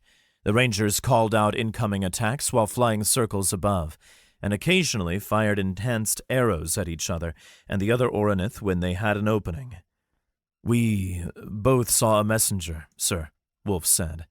That wasn't necessarily a lie at all. A messenger had sent them both back in time. They told us that there was going to be a demon attack soon. Headmaster Langold stared forward. He blinked a few times, cleared his throat, then motioned for a man behind him. "Headmaster Azanthius?" An elderly man with long white hair and a middle ruby rank badge stood up. He was a few rows behind them, but he descended the stairs at the edge of the booth, then navigated over until he stood directly behind Langold. "Yes, Mr. Langold?" "Mr. Cold." "You may wish to hear what these two have to say, sir," Langold said. "Indeed, I heard their statement." Azanthius brushed out his gambeson. Unlike the others, his gambeson had gold embroidery all across it, and his vambrace was made of a pearlescent material that made Wulf's mind swim whenever he looked at it. It resonated in his perception, affecting all his senses. A material too powerful for someone at low coal to even comprehend properly. "They're quaking," Azanthius said. "I can sense him quivering in his boots, and her tail is shuddering. I don't believe them." "I'd think that they would be scared, given what they're doing," Langold replied. "Even if they were telling the truth or lying, the reaction would be the same. You remember what it was like at their ages, yes?" "Perhaps. I will trust your perception for the time being. It has been 2 centuries since I was so young." "Please, Mr. Hrothan," Langold said. "Continue." "We both had a messenger come to us. It was during our, detention with Thalin." Wulf straightened up. "They told us that there would be an attack on the second day of 8th month. The first wave of a new demon attack will return." "The field can tell the future to average students now," Azanthius said. "It has never once told the future to anyone but an oracle, and certainly not through a messenger," Callie provided. "Perhaps it was for an achievement? We noticed the monsters in the woods were growing more and more agitated." "Messengers only award the most powerful marks for the most meaningful achievements," said Azanthius, "and most importantly, achievements that align with your purpose and your soul's desires. No one under Iron Tier has ever been visited by a messenger. That hadn't been true in the future. Wulf had known a few bronzes who earned a messenger-delivered grand mark, but they were few and far between. To tell the truth, Azanthius said, I don't believe you. I cannot. But I do not understand the motive for a lie. If the demons destroyed the world, the field would have just as much to lose, Lengold suggested. It is sustained by the life and very existence of our planet, Atter. Then it could tell an oracle. Sir, Wulf said, I cannot explain why it happened, but it's true, and I don't see why the field would lie. Knowing full well it wouldn't work, he added. I could make a field pact to you. I could swear it. It'd make him seem more genuine. Pacts do not work like that, Azanthius said. You can sway the truth many ways, and a field pact only requires that you believe in yourself, not in empirical measures. But I am sorry, my boy. Azanthius folded his hands. I am sure you believe that this is necessary. I have been the headmaster of the Istalis Academy for nearly 15 years now, and I have met many students. You seem like a good one, but even the best can be manipulated and deluded or blinded by emotion. Sir, we both saw it, Callie provided. And two can be wrong. Azanthius shook his head. If I am wrong, I will freely admit it. But to deploy Oroniths is a great expense, not only of mana and maintenance, but for political capital. They are our grandest creations, the pinnacle of human and human-like achievement. They must be used wisely, lest our people question their purpose. Why craft stone giants into Oroniths? Why levy taxes and build academies? Why keep our projects secret and work the mines when all we plan to do with our Oroniths is march them around on the whims of a boy? Better to keep them out of sight, out of mind. Wulf sighed. Sir, what if we're right? I can ask many what-ifs. There is the possibility of another demon attack every day. You have learned this now, haven't you? They came from the sky millennia ago, and they could come again. Yes. Lengold rubbed his forehead. If it sways you in any way, Headmaster Azanthius, these two are currently shaping up to be our second and third best students, right behind a Mox boy. It wouldn't make a difference to me if Amok the youngest said it either, Azanthius said. I care about the Oroniths, and the Oroniths are my utmost concern. Wulf tilted his chin up toward the arena where the two Oroniths brawled, demonstrating their power and techniques to the lower-tier students. Chunks of stone and damaged armor lay scattered about the arena, and the vibrations had to be heard for miles. That's not a waste? To inspire future generations of crews? Azanthius shook his head. It is not. Never mind that everyone present today is an ascendant. If they returned to a city and told tales of what they saw here in this arena, the average man's mind would scarcely comprehend what he was hearing. Wulf shook his head. Back in Caroline, they had heard stories of the enormous stone giants that would walk by once in a lifetime. He hadn't believed them either, and certainly not that the Oroniths would be as large as they were. Unfortunately, Azanthius was right. I appreciate your earnestness, Lengold said, but Azanthius's word is final. We will not send the Oroniths. Wulf had expected this reaction, but he didn't like it any more now than in his imagination. He dipped his head respectfully and walked toward the door, though he was sure he was scowling the whole way. Callie kept a straight face and walked with such complete grace that Wulf didn't think he'd be able to compete. She left the booth before him. He stopped at the doorway, though, holding it open to the rushing wind, booms and cheering of outside. A vision of the burning world flashed through his mind. He saw himself running through flames, and he remembered cutting through hordes of demons, and through other men, too. A burst of desperation overtook him, his throat tightened, and he couldn't not speak. "Dr. Azanthius, Dr. Langold?" Wulf asked. "Have you ever killed anyone?" Both men turned to look at Wulf. Langold blinked in confusion, and Azanthius regarded him with utmost curiosity. "I haven't, my boy," Langold said. "Neither have I," Dr. Azanthius said.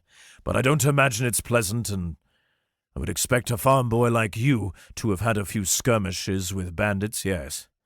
"Yeah," Wulf said.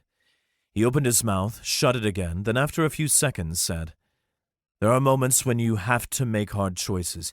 You know that something will stick in your mind forever, but you love what's behind you more than yourself and your own dignity. You think this little golden age will last forever, but dark days are coming. Soon everyone will have to make choices that—" "You are dismissed," Azanthius said quickly. "If you leave now, I will hold no resentment for you, and I will look past this encounter in all future discussions. Do you understand?" Wulf shook his head in frustration, then said, "Good afternoon," and stepped out. He let the door slam behind him. Wulf met Callie, Armand, and Saith out in front of the arena after the demonstration. Crowds of departing students rushed past on either side, either heading toward the mess hall or other buildings to spend the rest of the day. Wulf leaned against a lantern post, head slumped forward, arms crossed. "I know we didn't have high hopes, but—" "Frustrating," Callie said. "I know." She approached slowly, then put a gentle hand on his shoulder. "Are you all right?" "I'll be fine." He shook his head. "If you need to talk." "Thank you, but we have bigger concerns. We have a couple days until the 9th. He inhaled slowly. "Last chance to back out. We could be in enormous trouble if this doesn't work. We could be expelled." He shut his eyes. "There is a chance all of you could die. There's a chance I could." "We're in." They blurted out quickly. "We gave you our word once," Callie said. "I don't think anyone wants to go back on it." "Then I need to start preparing potions and a dream socket. We have an Oranith to steal." Chapter 36. Transmutations. Wulf spent his next mornings and evenings on alchemy. He kept his head down, spent as much time in his storage pendants as he could, and worked the hardest he ever had. Whether this was truly his heart's desire, whether he was working toward what he actually desired, he couldn't say. It was part of what he wanted, sure, to protect and stop the world he knew from ending. He did know that the Wulf of 41 years ago wouldn't have dared steal an Oranith. The younger version of him might have wanted the adventure, but he wouldn't have done it. The Wulf of today was willing to make the leap, and afterward, he'd just have to keep making leaps until he won or he died. For the first phase of his plan, he made an invisibility potion. First, he ventured into the eastern plains, an hour's walk from the academy, where the ice shrubs would be budding, and snatched up enough buds to fill his pockets. He mashed them into a pulp, then extracted their essences in a tincture and blocked their transmutation with a backward catalyst. By evening on the first day, he'd created a low-copper invisibility potion. It'd work on anyone who hadn't developed their perception abilities at all, or anyone who wasn't paying close attention. He took stock of his entire potion inventory. 6 basic poison potions that caused nausea or blindness or a common cold, his splatter potion, a luck potion, and 2 Yeti's might potions, enough potions to fight with, but he needed one more. He gathered up the ingredients from the high iron Yeti. He only had enough to create one of his best potions yet, and he'd need that in the coming days. Using everything he knew, he melted the ice shards into mana water. He extracted the Yeti hairs into a sickly gray tincture, and he mixed and boiled them down into a middle silver-tiered juice. He consumed his luck potion to feed his potion the aura, but he wanted the proper Yeti potion. So he used a catalyst slip in reverse and attached it just in time to stop the potion from transmuting. When the potion finished, the field identified it as Yeti's Authority Potion, high silver quality. Greatly increases user's strength and speed, grants immunity to cold, and creates an aura of fear around you and anyone lower in rank than this potion. Active for half an hour. By crafting a potion, you have increased your mana. Advancement progress, 4%. Wulf nodded in satisfaction and kept it in his flask. He hadn't had time to custom make a flask for it, so he knew there was still room to improve, but he'd need more ingredients when the time came. For now, he needed more constructs, both for himself and for the dream sockets. He knew he'd be putting Saith on a tight timer, but if he could get her the material she needed, hopefully she could still produce something in time for him. Besides, he needed to try out his new transmutation skill. He gathered up a bunch of rusty screws, nails, and other metal scraps, then melted them in his crucible and poured them into a packed sand mold that he roughly hoped was ingot-sized. It was low-quality iron, and, of course, it didn't register with the field. As soon as it was cool enough to touch, he placed it on the desk, then withdrew a poisonous potion. Targeting the poisonous potion in his mind, he triggered chaotic alteration. He wasn't sure what was supposed to happen, but the field tingled on the surface of his hand. Then the potion changed color. First, it became an opaque black, and with every second, it simmered down until there was a little sliver at the bottom of the vial. But after a few more seconds, the liquid turned a dark blue, with white, starry pinpricks and magenta swirls. It had no depth, and it made his mind fuzzy the longer he looked at it. But if he was looking at this right, he just created a sliver of primal material at the bottom of the vial. He stoppered it with his free hand as quickly as he could, but it kept shrinking until there was only a tiny droplet at the bottom. In an instant it froze and sprang up into a tiny crystal of about the same volume. It looked like it had no depth, but when he turned it, it had 3 dimensions. It was a tiny window into space. When he shook the vial around, the crystal made no noise, nothing. But he had concerns other than a crumb-sized crystal of primal material. Chaos swirled in the palm of his left hand. He turned his palm up, dreading what he'd see, but again his mind barely understood. A tiny hurricane swirled above the palm of his hand, with no color, but wherever it touched, it turned the air into broken glass, almost like a kaleidoscope, and it was starting to sting. Not knowing how else to transfer it, he slammed his hand down onto the top of his homemade iron ingot, willing the chaotic energy of the poison potion into the metal. With a pop, the metal shifted, and the chaotic energy transferred from his hand to the steel. He reached for his alchemy textbook and flipped it open to the page with all the alchemy tables and charts. According to the iron chart, a base iron ingot, about 1 pound, could be transmuted into 7 different substances by adding chaos, and 2 different substances by adding order.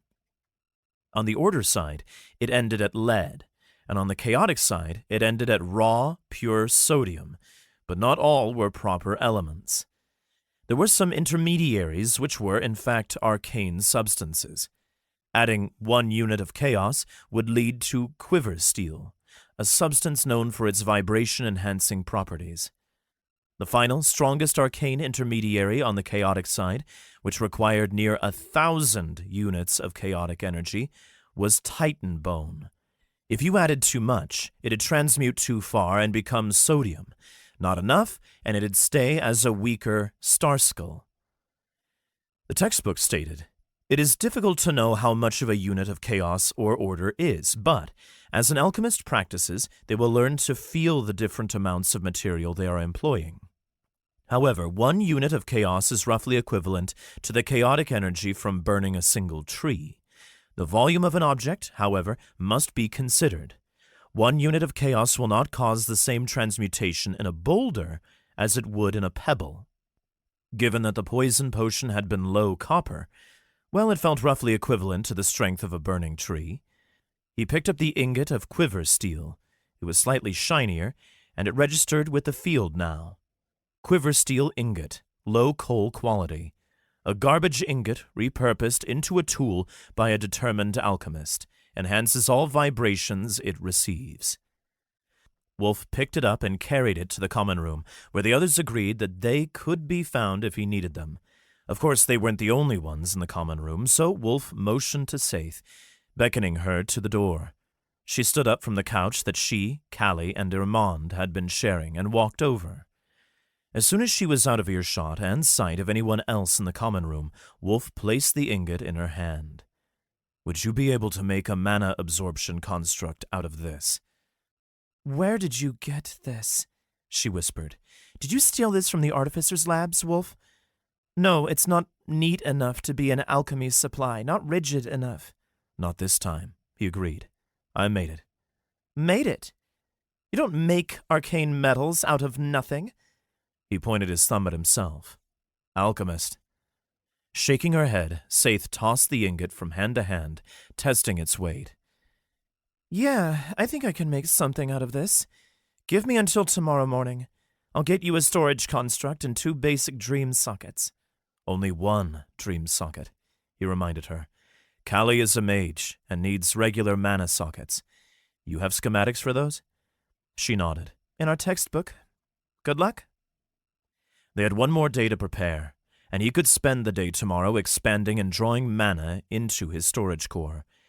By now, with all his practice, his storage core was nearly as large as a bronze main core would be, and about twice the size of his regular coal core. But of course, Wulf didn't want to rely on an artificer to make all his personal equipment. Earning constructs was one thing, but he planned to make his own weapons and armor. The next day, in the morning, he practiced creating primal material. He took blocks of scrap wood from outside, and given they were a raw material, and they were weak and didn't register with the field, he could draw the chaos right out of them without much effort. But the longer he held the little swirling maelstroms of chaotic energy in the palm of his hand, the more it etched his skin and changed things. The creases on his hand changed orientation, and some disappeared altogether. Calluses would probably form to prevent that, but for the moment he was just earning blisters. An ingot-sized block of wood condensed down into barely a flake of primal material, but he stored it all in the same vial. It wasn't nearly enough to use in a skill, apparently. Some complex transmutations needed primal material as an ingredient, but he'd kept producing it. He added the chaos he extracted to a different block of wood. 1 unit of chaos was enough to turn it into arcane sponge wood, and another 2 units converted it to a brick of compact loam. He then tried drawing chaos from his plants. He picked 2 sacrificial orcweed plants.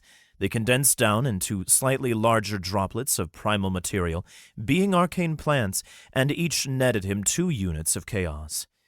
He turned the block of wood into white wood, an ivory-like arcane substance, and then finally into coal.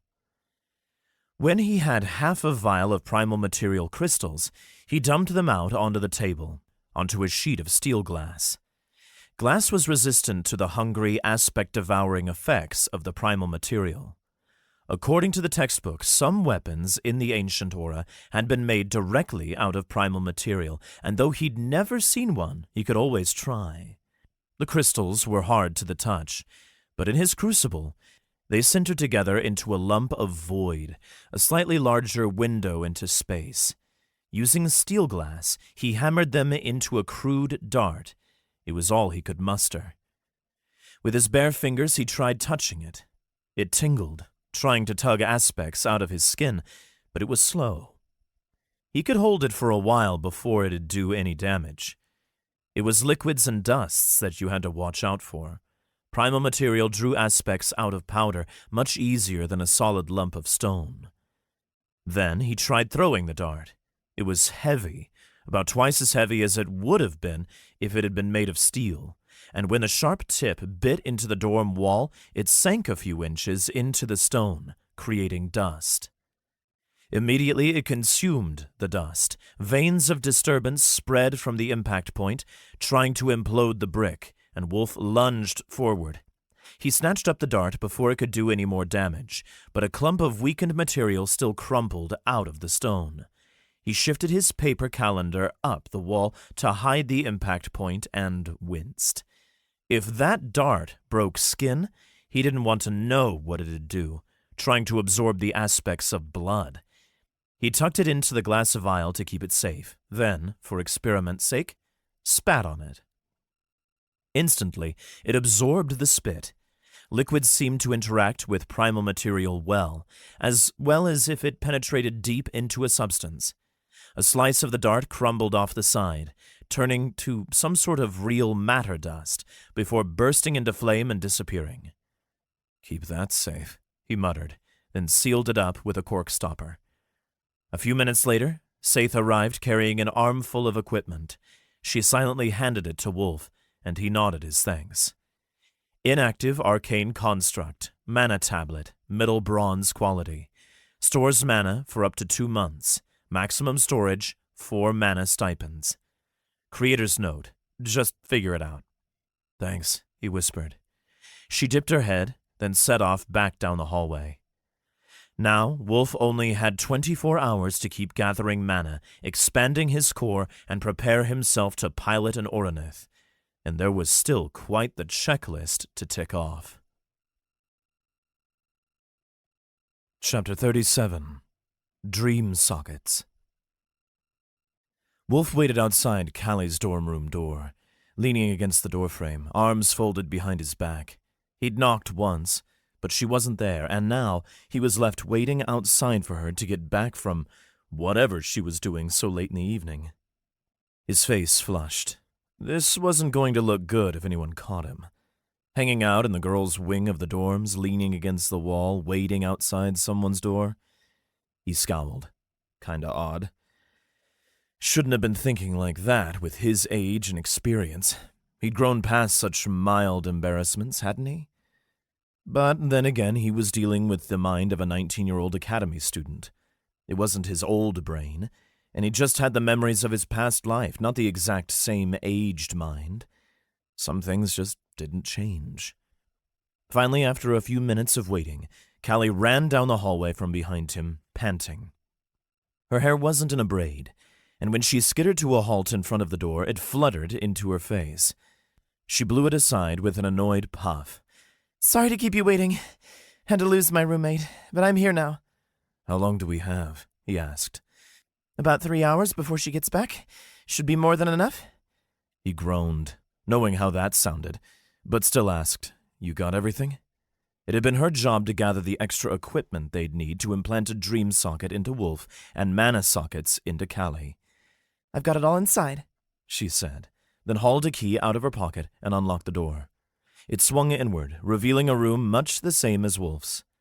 On one side, the walls were plastered with woodblock prints of a famous young wandering bard band that had quite a few fans. The other side, similarly to Wulf's room, was nearly empty.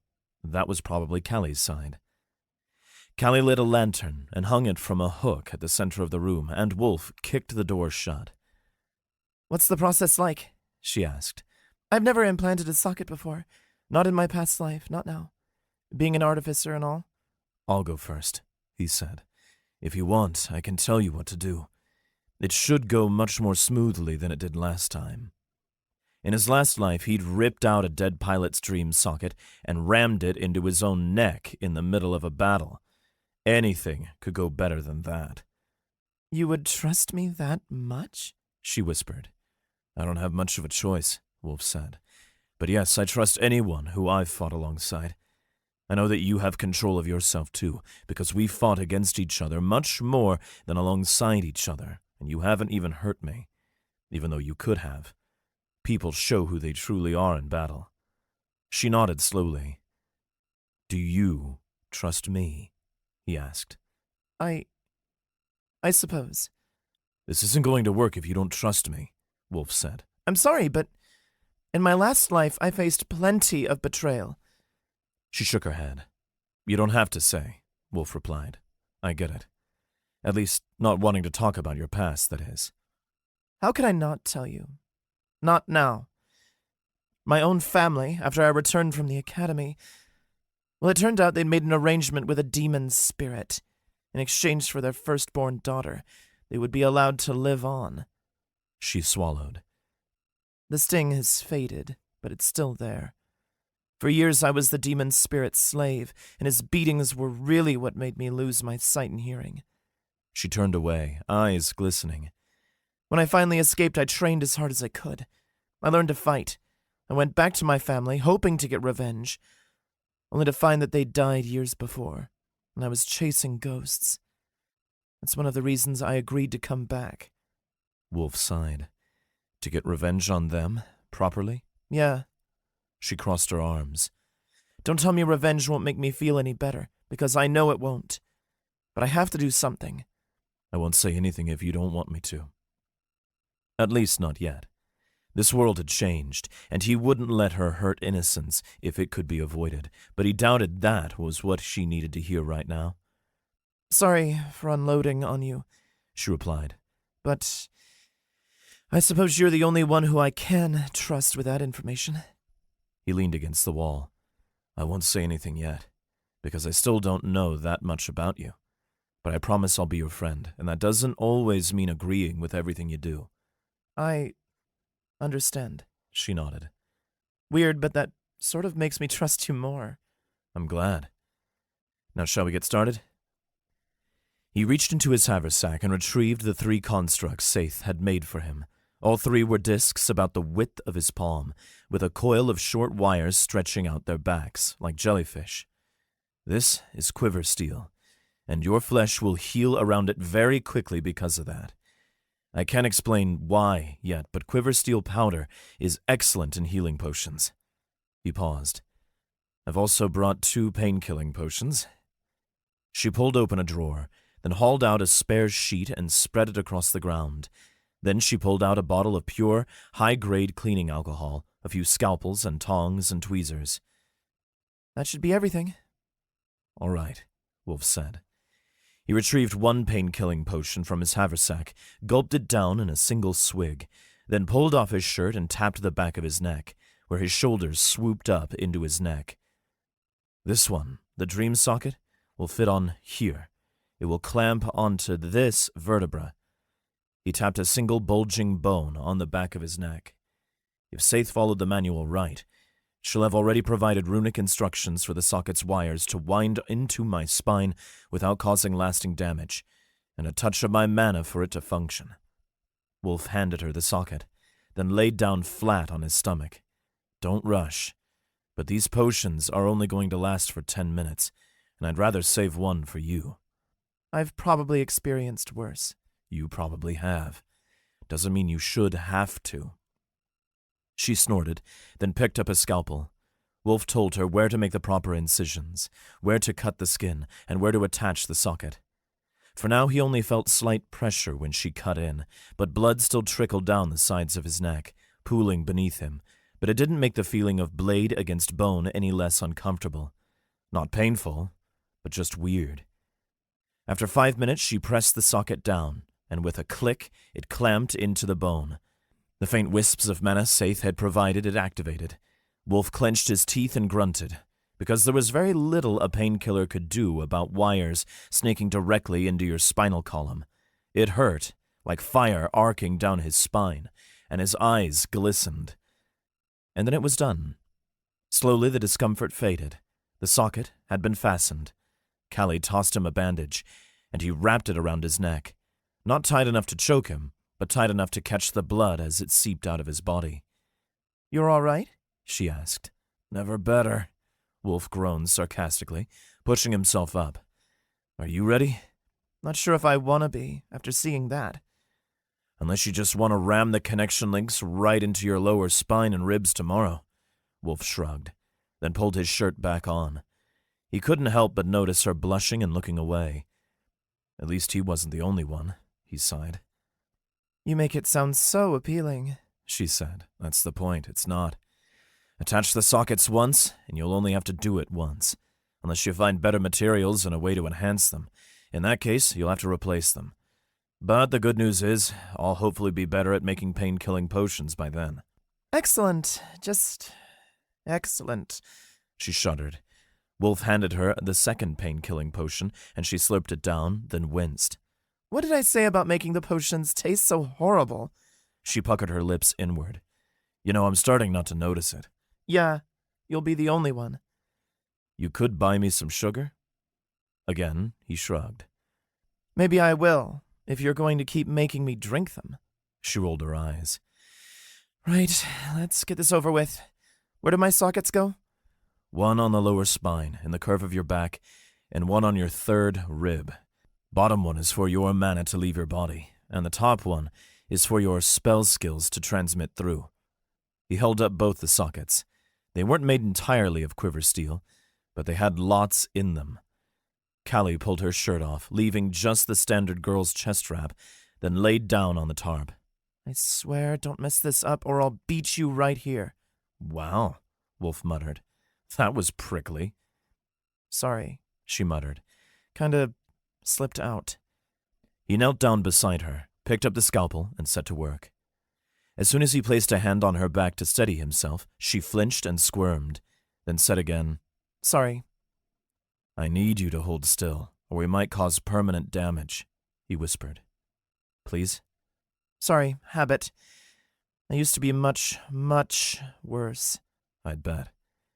But still you probably want to keep using your legs? Yeah.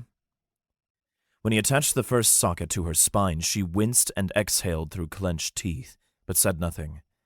The second one, which she attached to her rib cage, was slightly easier, and it had less wires. In all, it took about 5 minutes. She wrapped her own bandages, then quickly folded up the tarp. All right, she said. That went better than I thought. Like I said, Wulf replied. Not the first time I've done this. Sure enough. She rolled her shirt down, then turned away. All right, I need to sleep, and you do too. I'll clean up here, and you better be ready for tomorrow. We're counting on you. Chapter 38. Distraction. Wulf was dreading tomorrow, but when it came, he was ready. It was time to steal an Oronith. When he woke up, the back of his neck blazed with pain. The painkiller had worn off long ago, and though the discomfort hadn't been horrible yesterday evening, it seemed more angry this morning. He pushed the pain to the back of his mind, then proceeded with his plan. First, he needed Jan and a Mock to make this work. They might not be his crew, but he couldn't steal an Oronith without a distraction. It was early in the morning on the 9th, and perhaps it was just Wulf's mind playing tricks on him, but the air was tight. Everyone seemed quieter, and though their voices still turned to a roar of noise in the academy hallways, it wasn't as much of a roar. He'd peeled off the bandage around his neck, revealing his socket. The collar of his shirt hid it, still, and with the help of the quiver steel, his flesh had already mostly sealed around the socket, holding it in place. Where are you going? Jan asked. Don't you usually go off for a run with your ranger friend early in the morning? Wulf nodded. Today's a little different, though. I can't explain it, but I need your help. I've got your back, but what do you need? Jan tilted his head, then leaned closer. You need a wingman? You going to ask out that Pengian girl you've been hanging out with? I can give you some tips, you know. Wulf shook his head. Sorry, not today. I need a big distraction, and I need people to think I was over here. Distraction? What are you doing? Are you running away? Sorta, but I'll be back soon. As long as I don't get expelled for this. Will I get expelled? Not as long as I keep you in the dark about what's going on. They rounded a corner, then pushed out through a door and stepped onto a pathway across the fields, walking toward the central butte. Wulf had seen Amok's posse almost every day during their early morning runs. They'd cross from the dorms over to the bathhouse, where they'd lounge until the morning bells sounded. If Wulf timed this right, he kept his eyes down, purposely not looking where he was going, until he crashed into another boy. Jan, taking the hint, also decided to walk straight into one of Amok's goons, even though he'd been looking straight forward. Wulf grinned. Hey, look where you're going! Exclaimed the boy Wulf had crashed into, a human with long black hair. You're... Wait, came Amok's voice. He pushed aside two of his underlings, then approached Wulf. Dog, you looking for a fight? Perfect timing. Wulf looked Amok straight in the eyes and said, "As it happens, I was just going on my way. I don't really expect someone like you to actually fight me. You wouldn't before, and—" Wulf motioned at Amok's rank badge, which was coal black with 3 lines across it. "It seems you've made it 2 tiers higher than me already. Wouldn't be fair. Still, now would it?" Didn't change the fact that Wulf almost certainly had more marks than Amok, but he wouldn't say that. You talk tough, Amok snarled. But without a golem, what are you? An alchemist. I don't know, but without your friends to back you up, what are you? Wulf asked. Wulf? Jan warned. I have to do this, Wulf whispered back. If you want out, you're welcome to run away now. I have a feeling I'll be safer here than whatever you're doing. Correct. Jan cleared his throat and raised his voice. I, for one, know that I stopped taking Amok and the Fletchers seriously after Wulf beat them up outside the Golem labs. Heard it was an amazing brawl. Heard he took out the Fletchers single-handedly, except for Amok. But he's just going to run this time, too. Amok growled, then threw a punch at Wulf's head. Wulf turned slightly. He could dodge it, but there'd be no point in that. Let Amok get the first satisfying hit, but take the blow, turn himself slightly to deflect the force. It still stung, and he took a step to the side, cheek burning from the impact, but it didn't harm him. Be thankful I didn't use a spell skill, Amok snapped. Apologize. Give us a quarter of your ration chits for the week, and we'll let you go. Oh, I'm thankful. Wulf staggered back, exaggerating the hit a little more, until his back came up against a lantern post. In the early morning, the lanterns were still lit, and last night he'd weakened one of the lantern hooks before he went to sleep. It was ready to snap. Below it was nothing but a field of dry autumn grass. That was the best you could do? Jan egged. Stay out of it, Middlewood, one of the Fletcher boys sneered. Need another hit, then? Amok snapped. Or are you gonna apologize? What? Wulf asked. Sorry for showing everyone how weak you are? Sorry for stopping you from hurting my friend for no good reason? At least I have friends, not sycophants. Letting out a shout, Amok threw another punch at Wulf. This time, Wulf ducked, and Amok's hand smashed into the lantern post. The post shuddered and swayed, and a lantern snapped off a hook. It fell and smashed into the ground, scattering sparks of fire everywhere. Immediately, the field lit up with a whoom. Flames crackled waist-high, and a column of dark black smoke slithered up into the sky. Jan, Wulf hissed, get Dr. Lengold here, and as many professors as you can find. Get them away from the Oranith docks. What? Just do it, please. Jan chewed his lip for a second, then nodded. Before any of the Fletchers could stop him, he bolted off to the side and sprinted across the field, away from the fire. Wulf stepped to the side, unhindered by Amok, who was staring at the flames. I don't have any spells to put this out, the Fletcher boy shouted. Someone get water! But it was too late for just buckets of water to put it out. They'd need faculty mages to put up a barrier, or some kind of stronger magic to contain it with. Wulf stepped behind the Fletchers, then drew the invisibility potion from his haversack and gulped it down. As usual, it tasted terrible, but he tolerated it. A sheen of rippling air rolled over his vision. His skin tingled, and a faint vortex whirled around him, blocking him and his close personal belongings from sight. When he lifted his hands, he couldn't see anything, and that meant Amok couldn't either. The faculty members might, if they were looking closely, but only if they were looking closely. They'd be more focused on the fire. Wulf patted himself down, hunting for his haversack. When he found it, he pulled it open and tucked his empty flask into it. He carried his splatter potion in there, but the rest he kept in his jacket pockets. After all, he'd need the space in his haversack for Golem and Oranith hijacking ingredients. Wulf set off toward the butte, leaving the Fletchers to deal with the fire. When he crossed the causeway over from the hills to the central butte, he passed a cluster of sprinting professors, with Dr. Lengold at the head. Wulf tucked to the side of the stone bridge, and they ran straight past him. While still invisible, he broke into a run.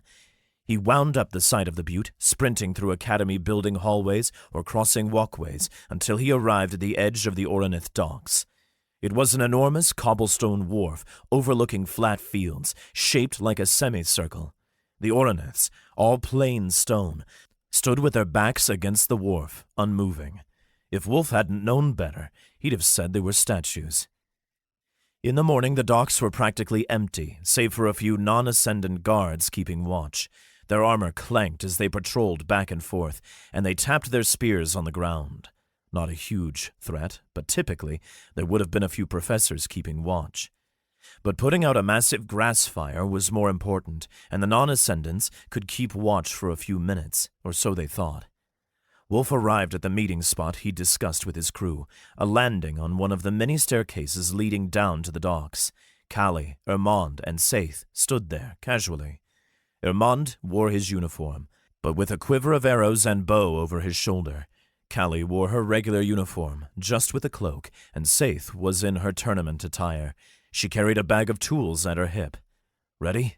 Wulf asked them. The three others nearly jumped out of their boots. "Sorry," he whispered. "Invisible." The others calmed down when they recognized his voice. He picked up a loose rock from the ground to show them where he was, then walked over to the railing and looked down over the docks. There were plenty of supply crates and tool racks to hide behind. Smaller loader golems stood inactive in the early morning, their pilots having not arrived from their shift yet. "So, which one do you want?" Callie asked. "You're the pilot, it's up to you." "We're taking Emerald Vanguard," Wulf said, pointing at an Oronith at the side of the harbor closest to them, only a few berths down. It was a half of a head taller than the other Oroniths, with wide shoulders and carved stone plate armor over top sheets of suspended gravel that, from a distance, looked more like a king's flowing robes than armor. Its head had been carved in the shape of a horseman's helmet, with a nose guard in front of its cockpit visor and a plume out the top.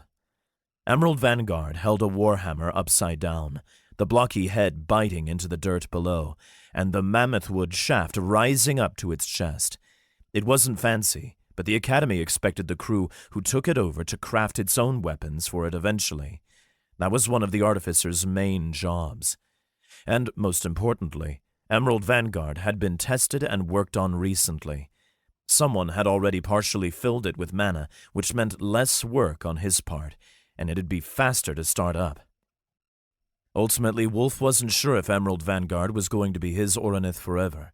His abilities were changing, and a warhammer didn't seem like the best weapon for an alchemist or his Oronith. Still, it was what he knew, and for now it would work. "You want that one?" Saith asked. "It's an antique.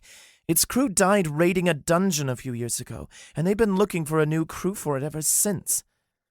"Could have at least let us keep the old hammer then," Ermond said. "They want us to make our own gear," Callie provided. "Gear better suited to ourselves. They might give us starting weapons, but they're just that, starting weapons." "Don't worry," Wulf said. "We'll get a better one sometime, that's a promise. But for now, this is our best shot. I know how to use a hammer." "You?" Saith exclaimed. "Keep your voice down," Ermond hissed. "Yes, me," Wulf said. "And better yet, none of the current top fourth years have claimed it. We won't have to override any system settings, bonds, or convince it to let us pilot it." "You have to do that?" Ermond whispered. "Yeah. Lots of crews end up bonding with their Oroniths, give it enough time piloting it. Now come on, we don't have all day. The attack is coming in the morning, and we're running out of time." The four of them crept down the rest of the stairs, then navigated across the dock platform. They dodged patrolling guards and dipped behind crates and barrels or heaps of deep stone for repairs. When they were only a few paces away from the ladder up to Emerald Vanguard's entrance hatch, Wulf's invisibility potion wore off. He shimmered back into existence, and immediately he ducked down behind the stack of crates. "Go!" he whispered, pointing to the ladders leading up against the back of their Oronith's head. "Ermond, Saith, Callie, wait in the cockpit and prepare the startup sequence. I need a golem." "What?" Callie whispered. "You know how to start the Oronith, right?" Like him, she was a low coal, and she should have at least some skills or marks to let her transmit mana into stone and wake up the Oronith's main systems. Yes, but you're stealing a golem? Wulf tilted his head toward the small transport golems. One of those. I need to use a little golem to transmit information through the dream socket to the big Oronith's central core. The components of the little golem lock through the dream link, and then it's up to my own physical capabilities to determine how fast the larger Oronith moves. You're going to have to explain to me how this all works, she said. Yeah, but when we get back, alive. Wulf held out his hand. She nodded. Alive. They clasped each other's wrists for a second, then pulled away. Saith, Wulf said, if you have any diagnostics to complete, now would be a good time. I'm trusting you to keep us in top condition. Got it. She patted her tool bag. Armand, keep an eye out. If you see anyone coming, warn Callie. And once we get moving, we won't have a great field of vision in the cockpit. We'll need your ranger's perception to alert us to any threats. The elf boy gave a dutiful nod. Will do. Wulf reached into his haversack and pulled out 2 Yeti might potions for both of them. They were both still middle wood, and he needed to remember to be realistic about their capabilities. Use these in an emergency. Callie has her own supply.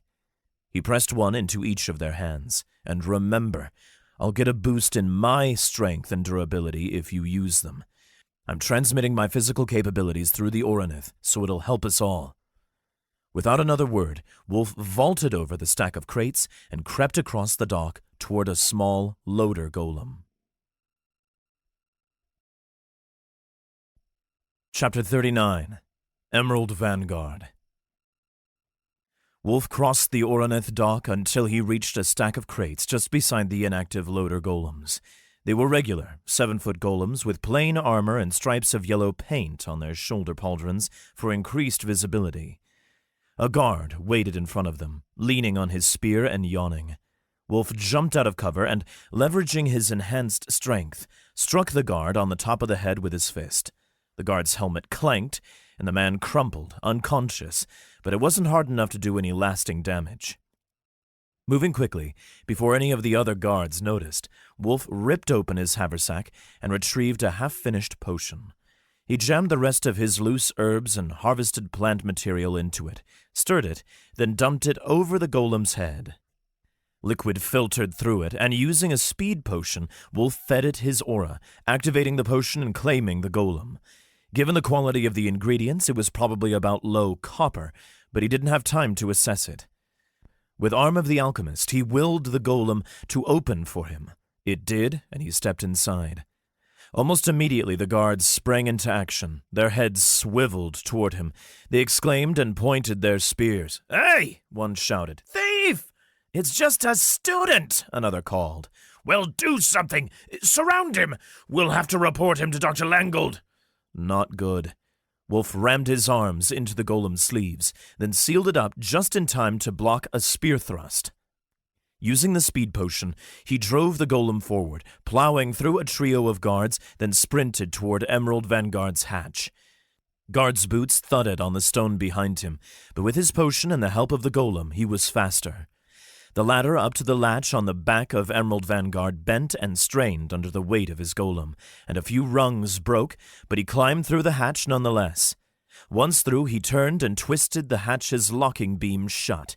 Shouts rose up from the dock. "We don't have much time," Callie called out. Wulf turned away from the hatch and faced the space inside the cockpit. There was a small room with a diameter of about 10 paces. An enormous green-tinted glass visor was inlaid at the front of the Oronith's head, giving him a view of the fields and mountains ahead. It was at least a foot thick, enough to block most regular projectiles, but it was still the weakest part of the Oronith. The ceiling was a dome with thatch insulation, and various tubes, netting, and rope running across. Most were for transmitting mana. Sheets of enchanted parchment hung down from the ceiling, and words scrawled across them, using the field to detail status reports about different parts of the golem. Callie had warmed up the Oronith's main core, which hovered at the back of the golem's cockpit. It was a polished jade sphere, about 4 feet across, with hundreds of carved rune lines glowing across it. Braided ropes coiled into ports on its side and wrapped around it. That was what his dream socket had to transmit information to. There were 2 hanging skeletal apparatuses at the center of the cockpit, standing right next to each other, harnesses ready to clamp to the arms and legs of a human. One was sized for a regular human, a mage, and Callie had already slotted herself into it. She'd wrapped bands of rune-covered fabric around her arms and had plugged a cord of braided silk into each of the sockets they'd attached last night. The gaps in the braids glowed orange with her mana. The second holding apparatus was much larger, sized to hold a golem. A needle stuck out the back, positioned to slot right into the dream socket and link with his mind. He marched toward it. "All right," he said. "The moment I lock into the dream socket, I'll sync with the Oronith's core, and Emerald Vanguard will be under my control. Are you guys ready?" "I'm good," Callie said. "Slot it in, and I can fling my spell skills through the golem." "Ready?" Saith and Irmond both confirmed. "Then let's go." Wulf opened up his golem's helmet for the last time, then slid into the holding apparatus. He shifted his neck until the socket aligned with the apparatus's needle, then slotted it into the back of his dream socket. His mind whirred. Wind scoured his brain, and his vision went blank for a few seconds. The loader golem's core lit up in his perception, a small marble of stone, and it aligned with the larger Oronith's core. A pulse of resonance blasted between them, carried along the dream link. A faint purple line erupted in the air between the cores, signaling a complete link. Wulf's mind whirled through the Oronith, passing through the dream nodes and mana channels of the mountain giant at its core. The mountain giant was made entirely of deep stone, much like the smaller golems. Wulf's perception washed over the docile monster, and he registered parts of its lumbering form as parts of himself for just a moment. But there were also the external modifications, the layers upon layers of armor, the deep stone constructs, which functioned as joints and artificial muscle strands and strengthened the beast. Then there were the tubes and rune lines for conducting all of the mana needed. It was hardly a natural beast anymore. Mana left his body. Arm of the alchemist worked twice as hard to fuel his golem, and it leaked out, flying across the dream link and pouring into the Oronith. The runes, which had previously been lit by Callie's simple startup, now flared bright, and the cockpit shone with pale blue light. It was aspectless mana, but it'd do its job. Then his mind snapped back to his own self. His eyes were his vision cleared, and he was back in the cockpit. But the link remained. He felt an echo of the Oronith's feet in his mind, an impression of his hands wrapped around the haft of the hammer. Then he took a step. His golem's foot lurched forward on a track, moving with the apparatus, and Emerald Vanguard moved with him. The Oronith took a step, breaking away from the docks. A wooden pier snapped away from its chest, crumbling away and plummeting. Ropes broke and swayed, and a chain clanked. Wulf was pretty sure he heard the non-ascendant guards jumping off, back onto the docks. The sheets of enchanted paper shimmered, and ink messages scrawled across them. Emerald Vanguard, High Bronze Tier Oronith, has activated. Systems diagnostics complete. All functions in good order. "They'll send people after us when word spreads," Irmond warned. "They'll send Oroniths after us." "Let them," Wulf said. "They'll prioritize killing demons over catching us, and we'll have help when the first wave of demons arrive." He sealed his golem's helmet over his head once more. "What if they catch us before we reach Aratalk?" Saith asked. "We still have a head start. It'll take time to activate their Oroniths, and not all of them have pre-filled wells of mana." Reaching forward, the clamp resisted him somewhat. He made the movement he wanted the Oronith to do. The cockpit tilted down. Saith and Irmond yelped and slid across the floor of the cockpit, but they were fine. Wulf hoisted up the enormous warhammer. The golem, linked with the larger Oronith, resisted him, slowing his movements to what the Oronith was capable of. It felt slow, but in reality, the Oronith's outer limbs were moving insanely fast, and he used his enhanced strength to push back against the golem, telling the field he wanted his Oronith to move faster. It did. He turned the warhammer over and rested it on his shoulder with a thud. Saith plucked up a small mimicry of the Emerald Vanguard's weapon from a rack at the back of the cockpit, then, grunting with effort, dragged it over and placed it in Wulf's hands. Then Wulf continued walking. His feet slid back and forth on the tracks, and Emerald Vanguard moved with him. It took another step, then another.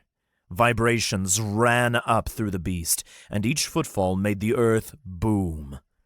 He turned toward Aratelk, which was only visible as a column of chimney smoke on the horizon, and walked toward it.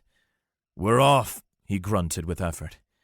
It didn't usually take this much exertion, but then again a low coal wasn't ever supposed to be piloting Oroniths. "Saith, Ermond, to your positions.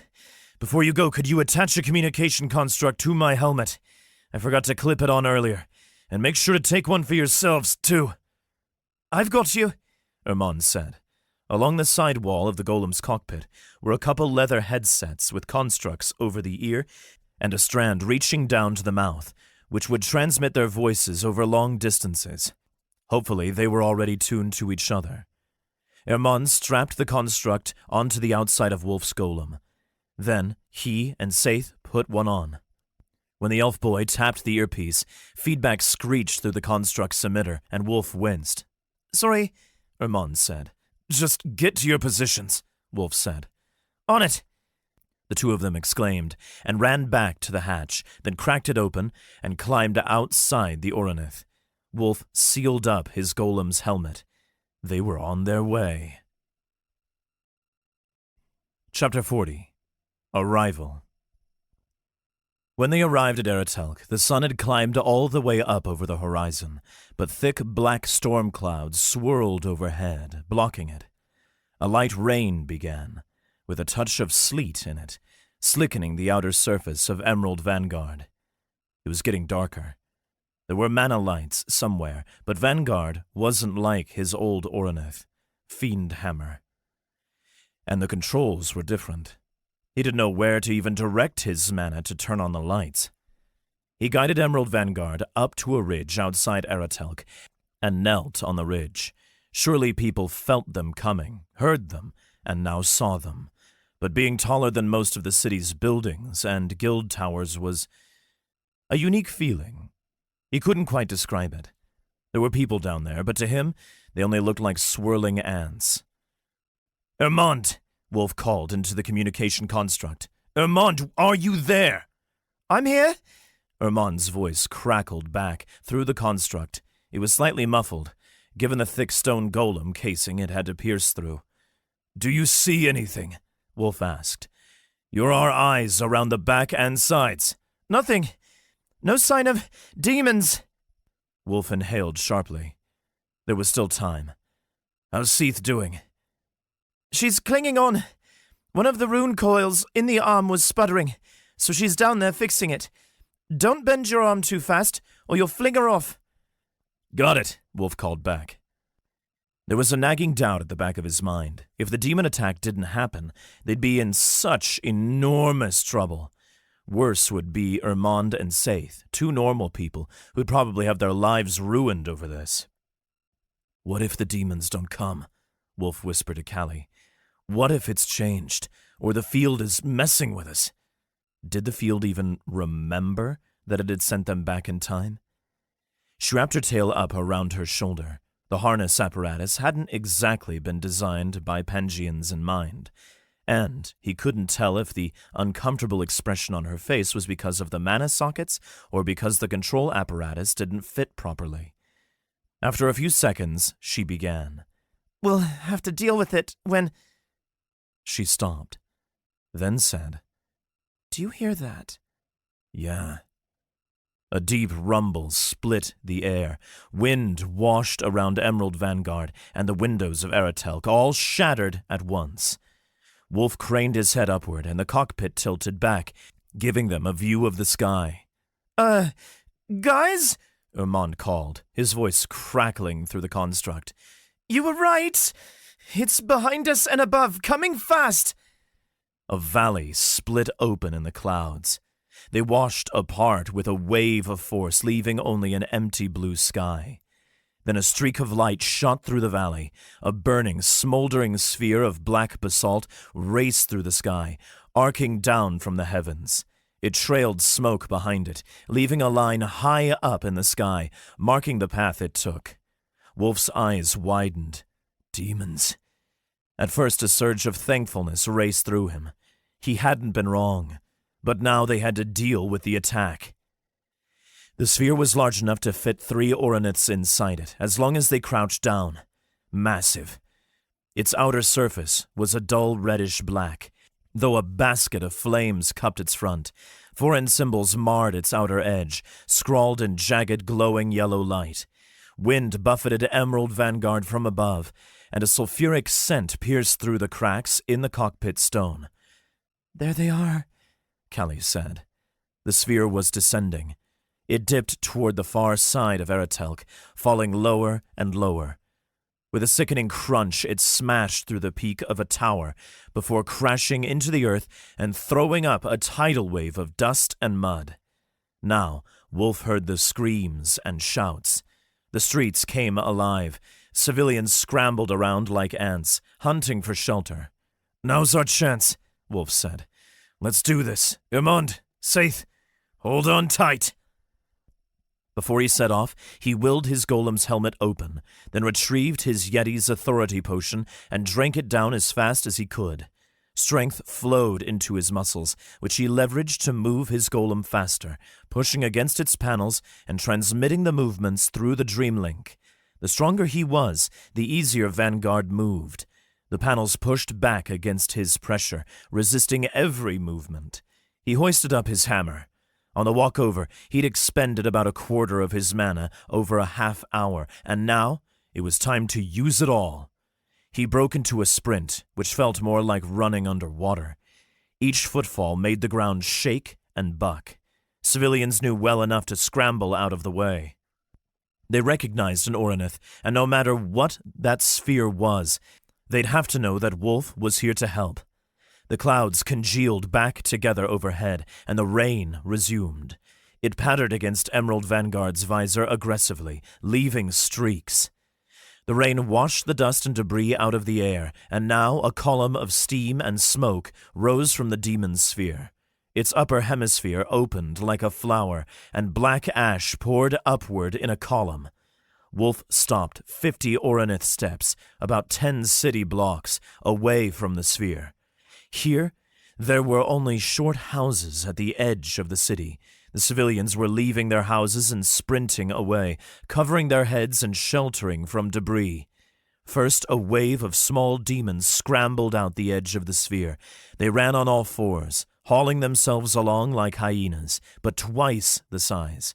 They had no fur, only leathery scarlet skin with knotted muscles below and a reptilian spine along their backs. Their eyes glowed orange, and a crown of horns made circles around their heads. They were a problem, and they'd kill thousands if left unchecked. Thousands would still die today, but less would die if Wulf could deal with the colossal fiends that he knew were coming next. Amidst the pillar of smoke from the sphere, 2 enormous orange eyes lit up.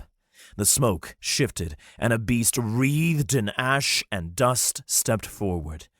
It was nearly the same size as an Oronith, though perhaps a head taller. Its shape was vaguely human, with a hunched back and skeletal, useless wings poking out its shoulder blades. A blood-red chitinous carapace protected its muscles, acting as armor, and it carried an obsidian spear, which it slammed into the ground, uncaring, crushing lesser demons. A wall of flame roared up its back like a horse's mane and illuminated its crown of horns, and it let out a harsh, deep bellow. It reminded Wulf of a bell chiming, but it was one continuous ring that made Wulf's ribs shake. Steam and smoke roared out its mouth. "There it is," he said, "a colossal fiend." As if in response, A sheet of enchanted parchment hanging from the ceiling at the very center of the cockpit read, "Warning! Unknown enemy with low bronze equivalent mana. Warning! Accounting for enemy size. Warning! Massive enemy. Estimated tier, high iron." Snarling, without even trying to assess whether Wulf was friend or foe, it charged forward, spear raised. "We need to lead it away from the city," Callie called. "If we fight it here, we'll do more damage than we prevent." "Give me a second." Wulf settled into a fighting stance, and then, when the fiend was within 2 paces, he stepped to the side. He struck it in the back with a heavy blow from his hammer. He might just have been a low coal, but in an Oronith, it had to count for something. Emerald Vanguard was technically a high bronze Oronith, only a tier below the fiend. From the impact, the colossal fiend stumbled forward and keeled over a warehouse about half its height. It crushed the old stone building with its weight, but pushed itself up and turned around. Wulf needed it to see him run. Demons were predators, and they'd always chase the weak. Turning and running would lure it out and keep it away from the city. But this sphere had 3 fiends in it. 3. And the other 2 hadn't awoken from their slumber yet, but they would soon. Then he had to deal with this one first, before the other 2 woke up. "I'm going to lure it out into the hills," Wulf told Callie. "I'll tell you when I'm about to turn around, but I'll need you to use a spell skill to stall it for a second. The moment I stop, it'll try to skewer us." "Understood," she replied. "This isn't your first time in a cockpit," Wulf said, as he and the Oronith ran. It wasn't a question.